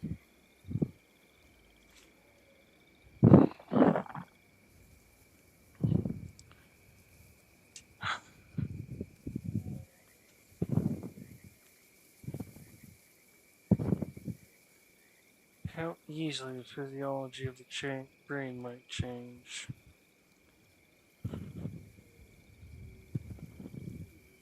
What inputs, factors, and situations.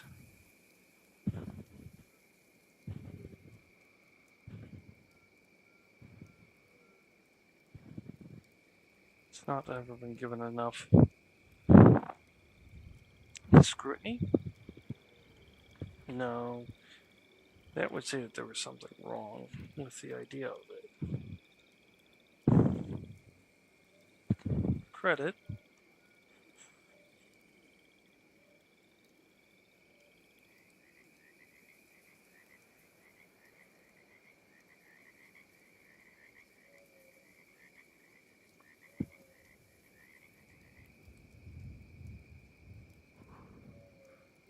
I mean, sure, credit works, but it's just one part of the equation. They didn't give it enough credit because they didn't do enough research into it. So, the other word that came to mind when I said credit was weight, but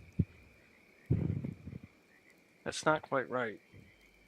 It's somewhere between the two.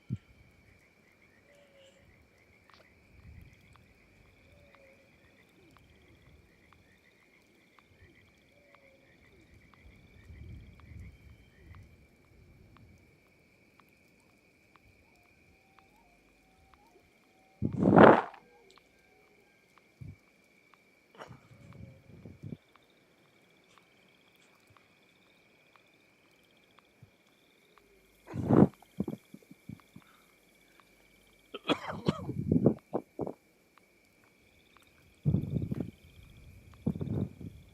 only word I can think to fit right now would be respect.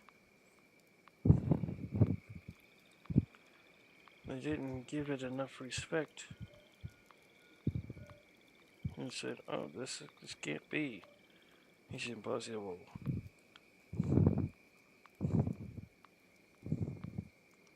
Because so and so said this, so and so said that.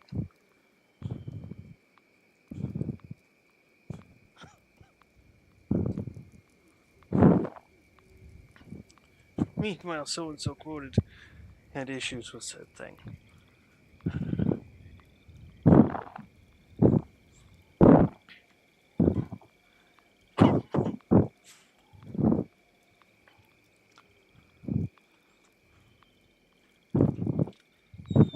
Oh yeah, look at that factors. Yes, alien music.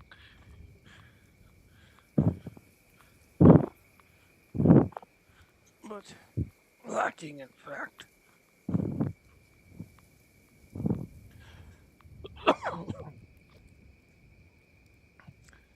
Like psychologically speaking, I'm not going for Freud if I want something free of ego. Ego is one of Freud's many issues.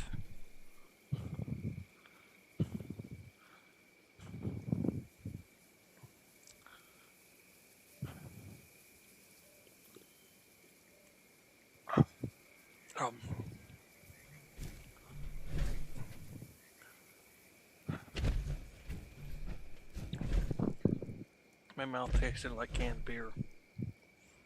Hi, baby girl.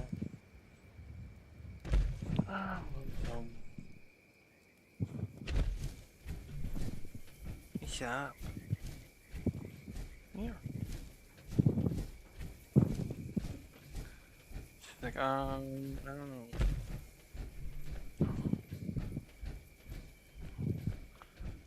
So yeah, walked back, ripped open an emotional scar for me. No, I'm not denying it. No, I haven't ignored it. Yes, it is still fresh on my mind.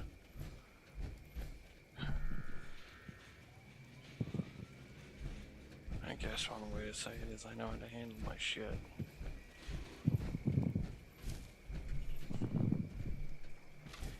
Yes, I did medicate.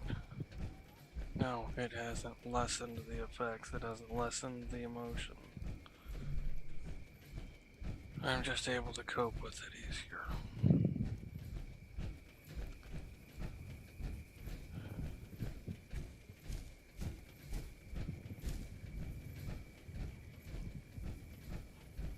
It still sucks. It still feels like shit. To some extent, I still kind of want to cry about it. But I can control it. Protect and serve. And that makes a difference.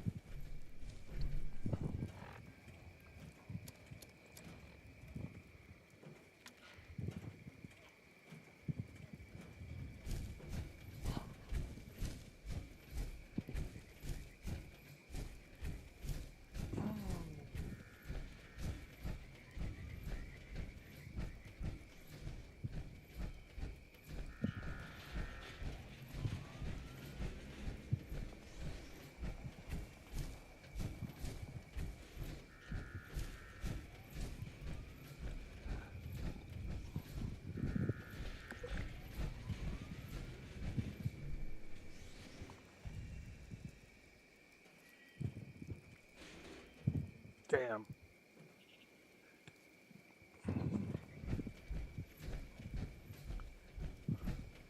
$16. Oh, good reason why.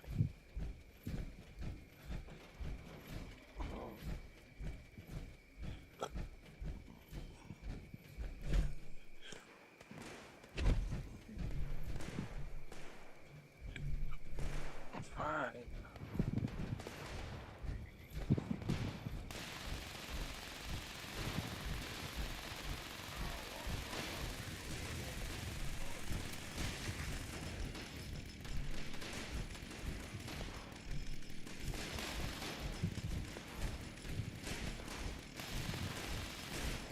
Oh, I can't get up to that easy. Damn it.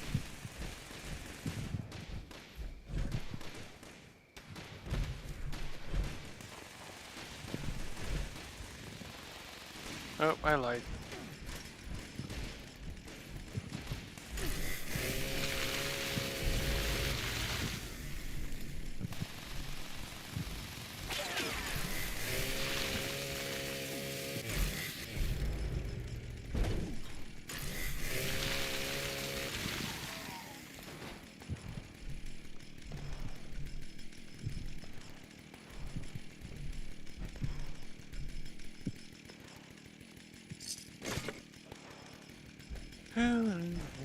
Up.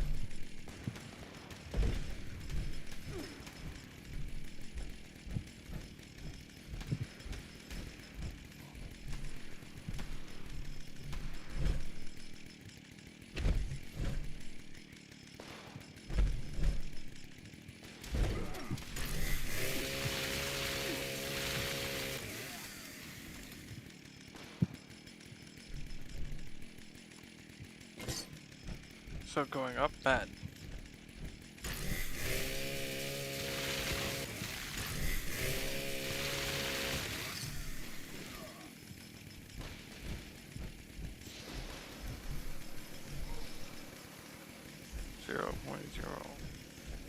Wait, out of range.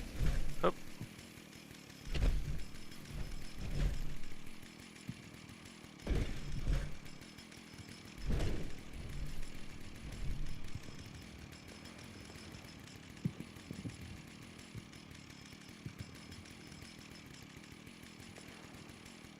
Hi, my love. Hi, my love. My furry furry. My furry furry.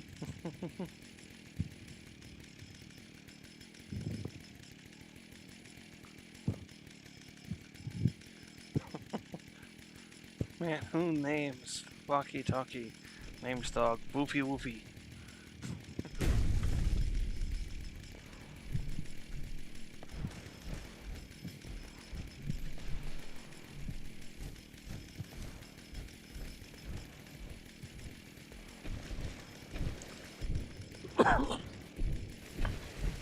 Hup.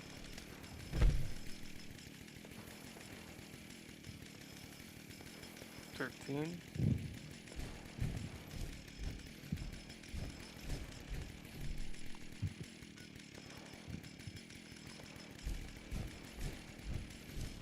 $11.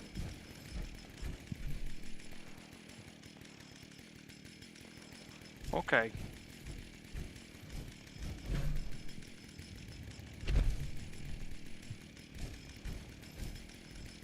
33.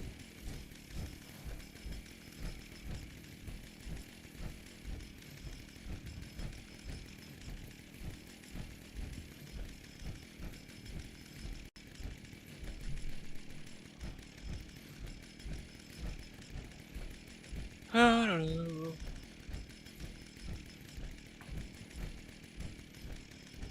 68. I think they're up here on the right, if I remember correctly. 69.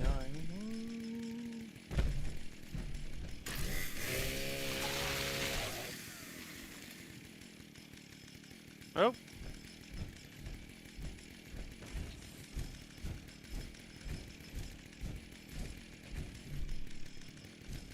So it is this way.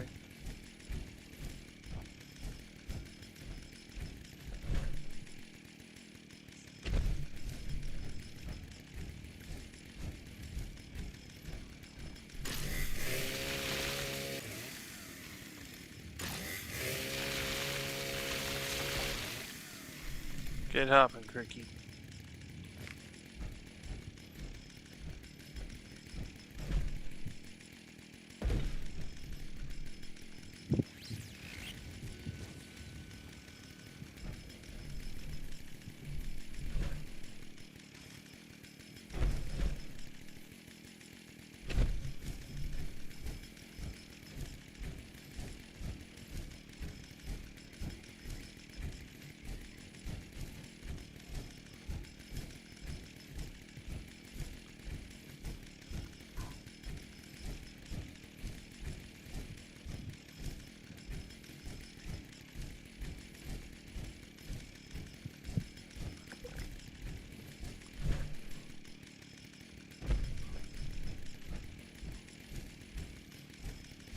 I still need to do dailies.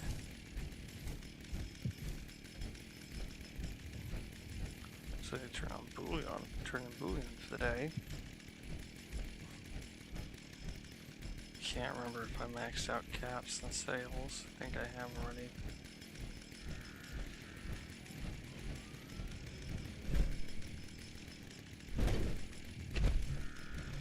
So I will probably be a little late tomorrow, or if I'm not, I will be pretty groggy or a little distraught.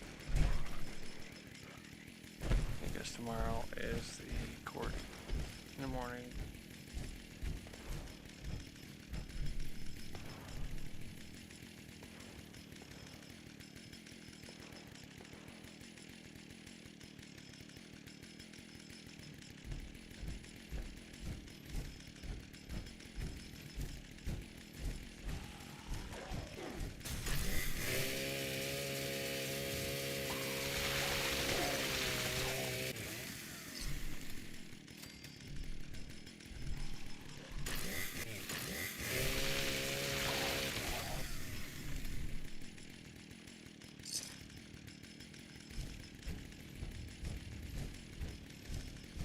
Okay. Head back over this way. 16.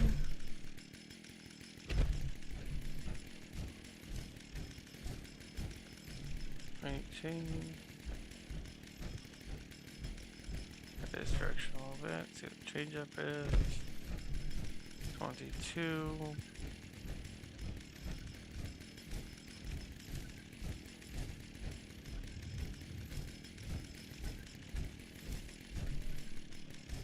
Seven.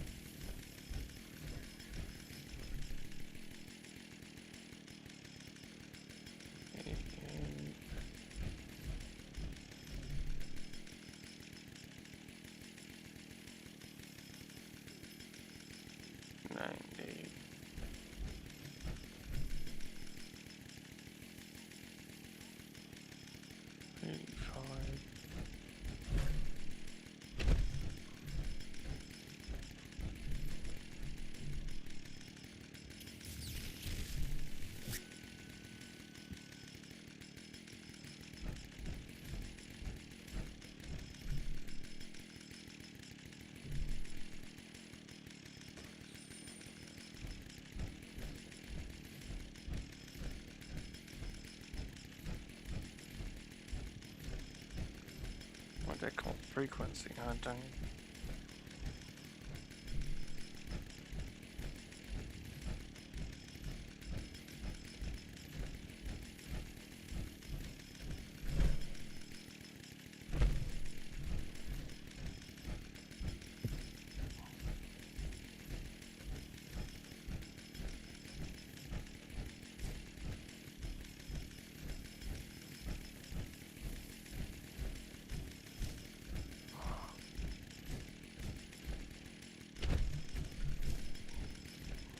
What?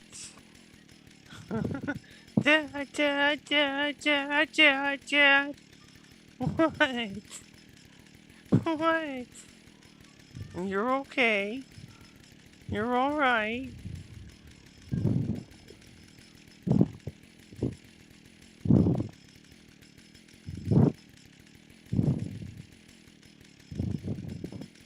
Okay.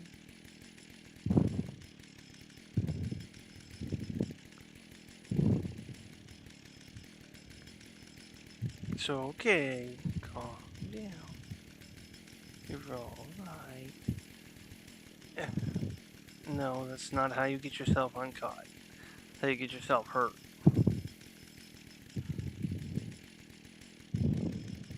And how you rip up Daddy's stuff.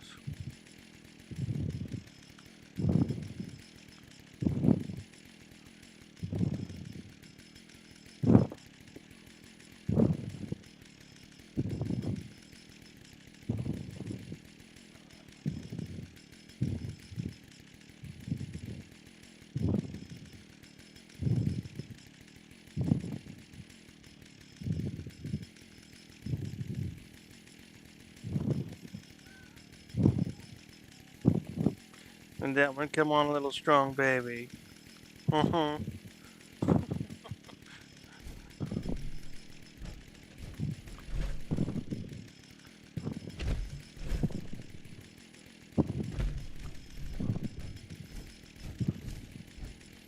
That was a new one.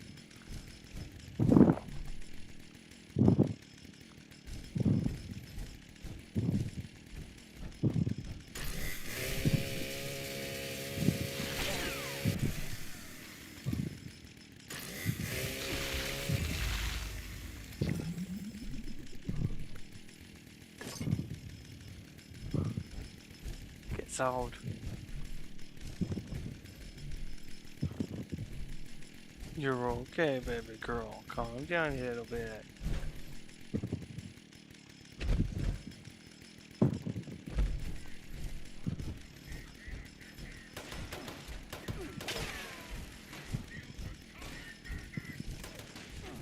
There's you.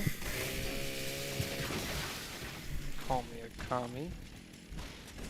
Oh, hell no. Now I realize what was behind me. Or got in my way.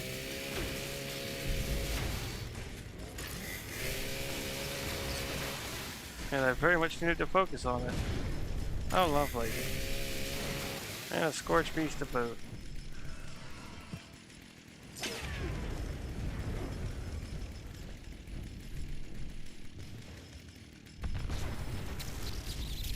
Yeah, I'm a little busy to play with you right now.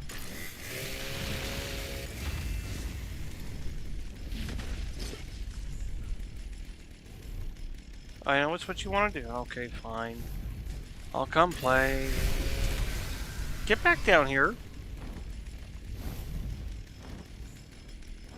Chicken. Wait, you're gonna complain? No!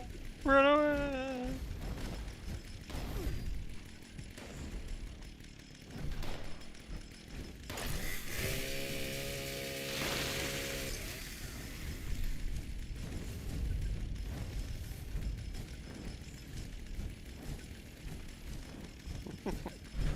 Deb's got the zoomies.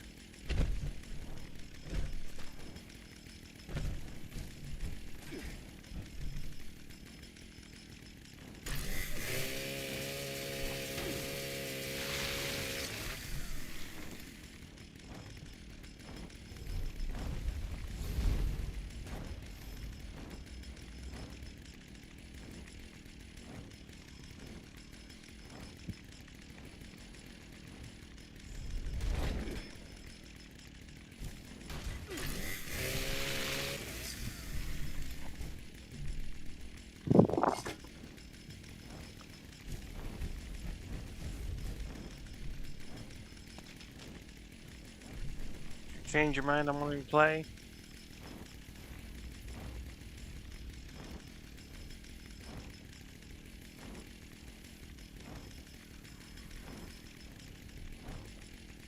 Because I'm happy to go on my way if you like.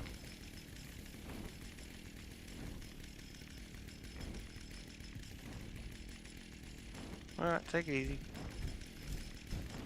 Or you can follow. It's up to you.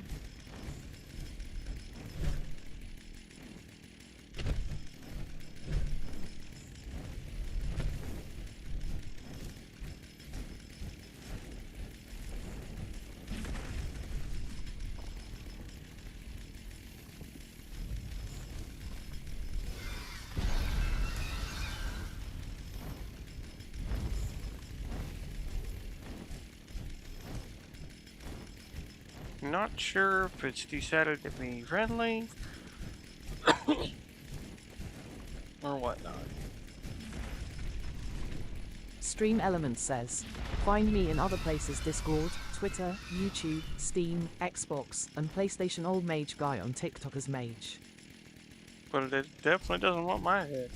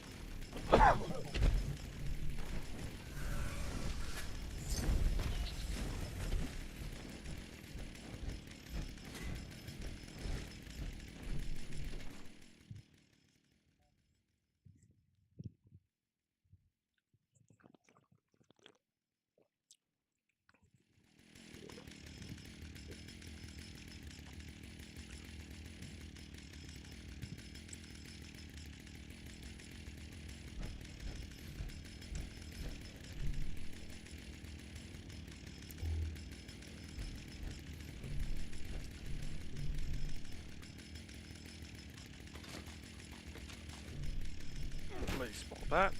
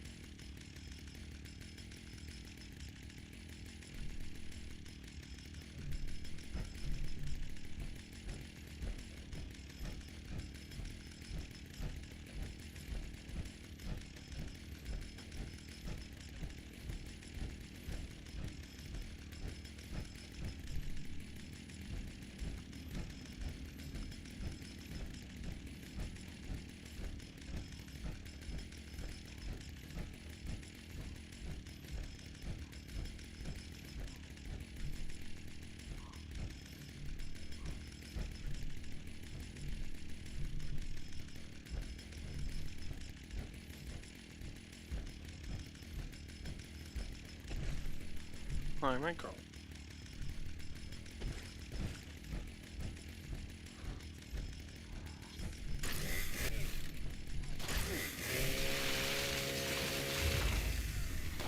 Come on over. Come on.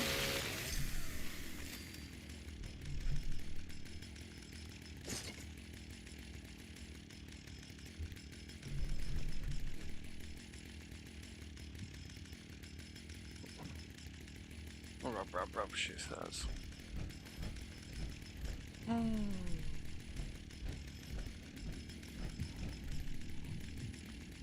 Ouch.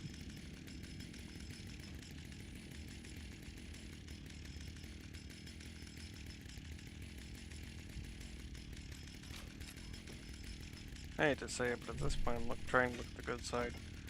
Like, hopefully the mouse issue will be fixed with Windows when I'm able to use my computer again after move.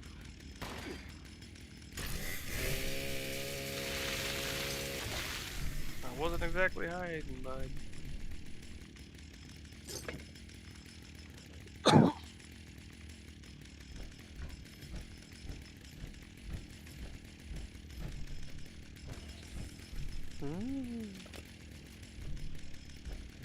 Glowy rock.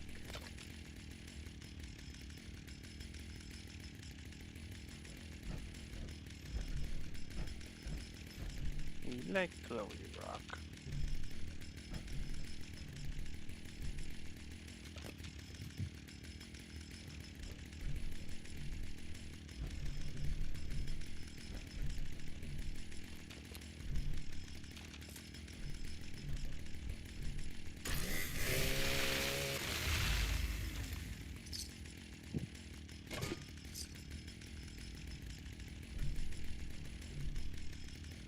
Brotherhood corpse. Wah wah.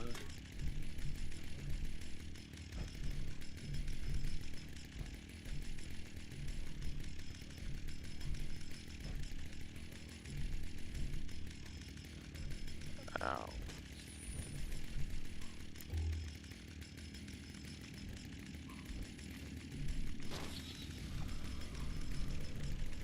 Canned dog food.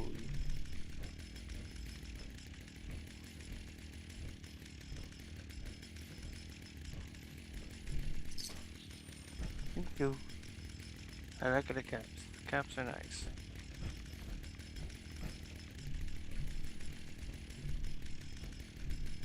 You may say 0, but I can't get any closer yet.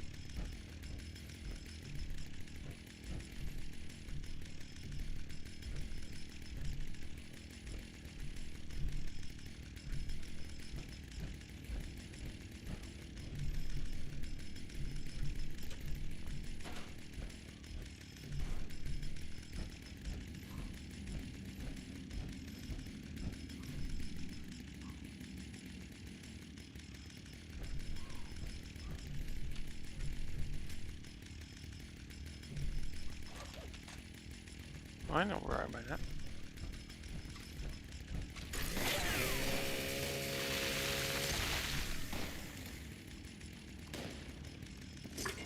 I should know my daily ops maps.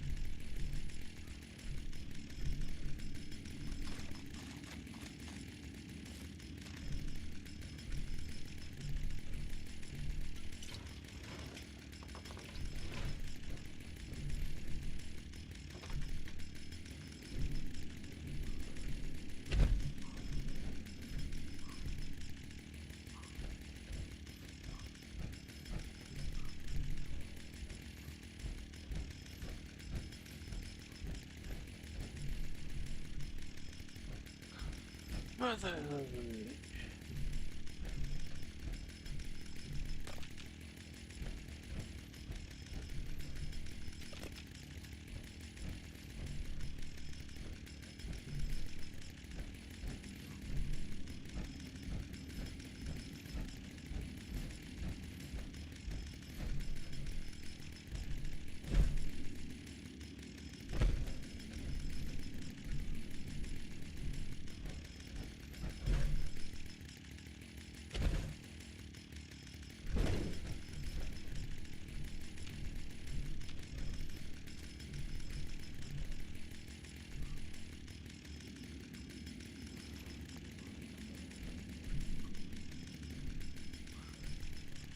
Scorched Mirror, clean at that.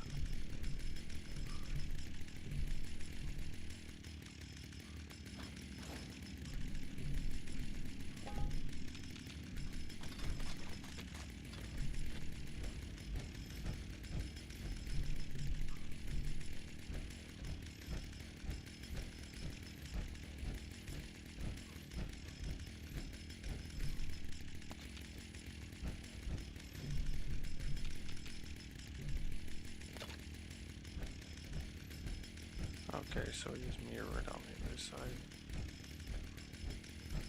It just kind of threw me off.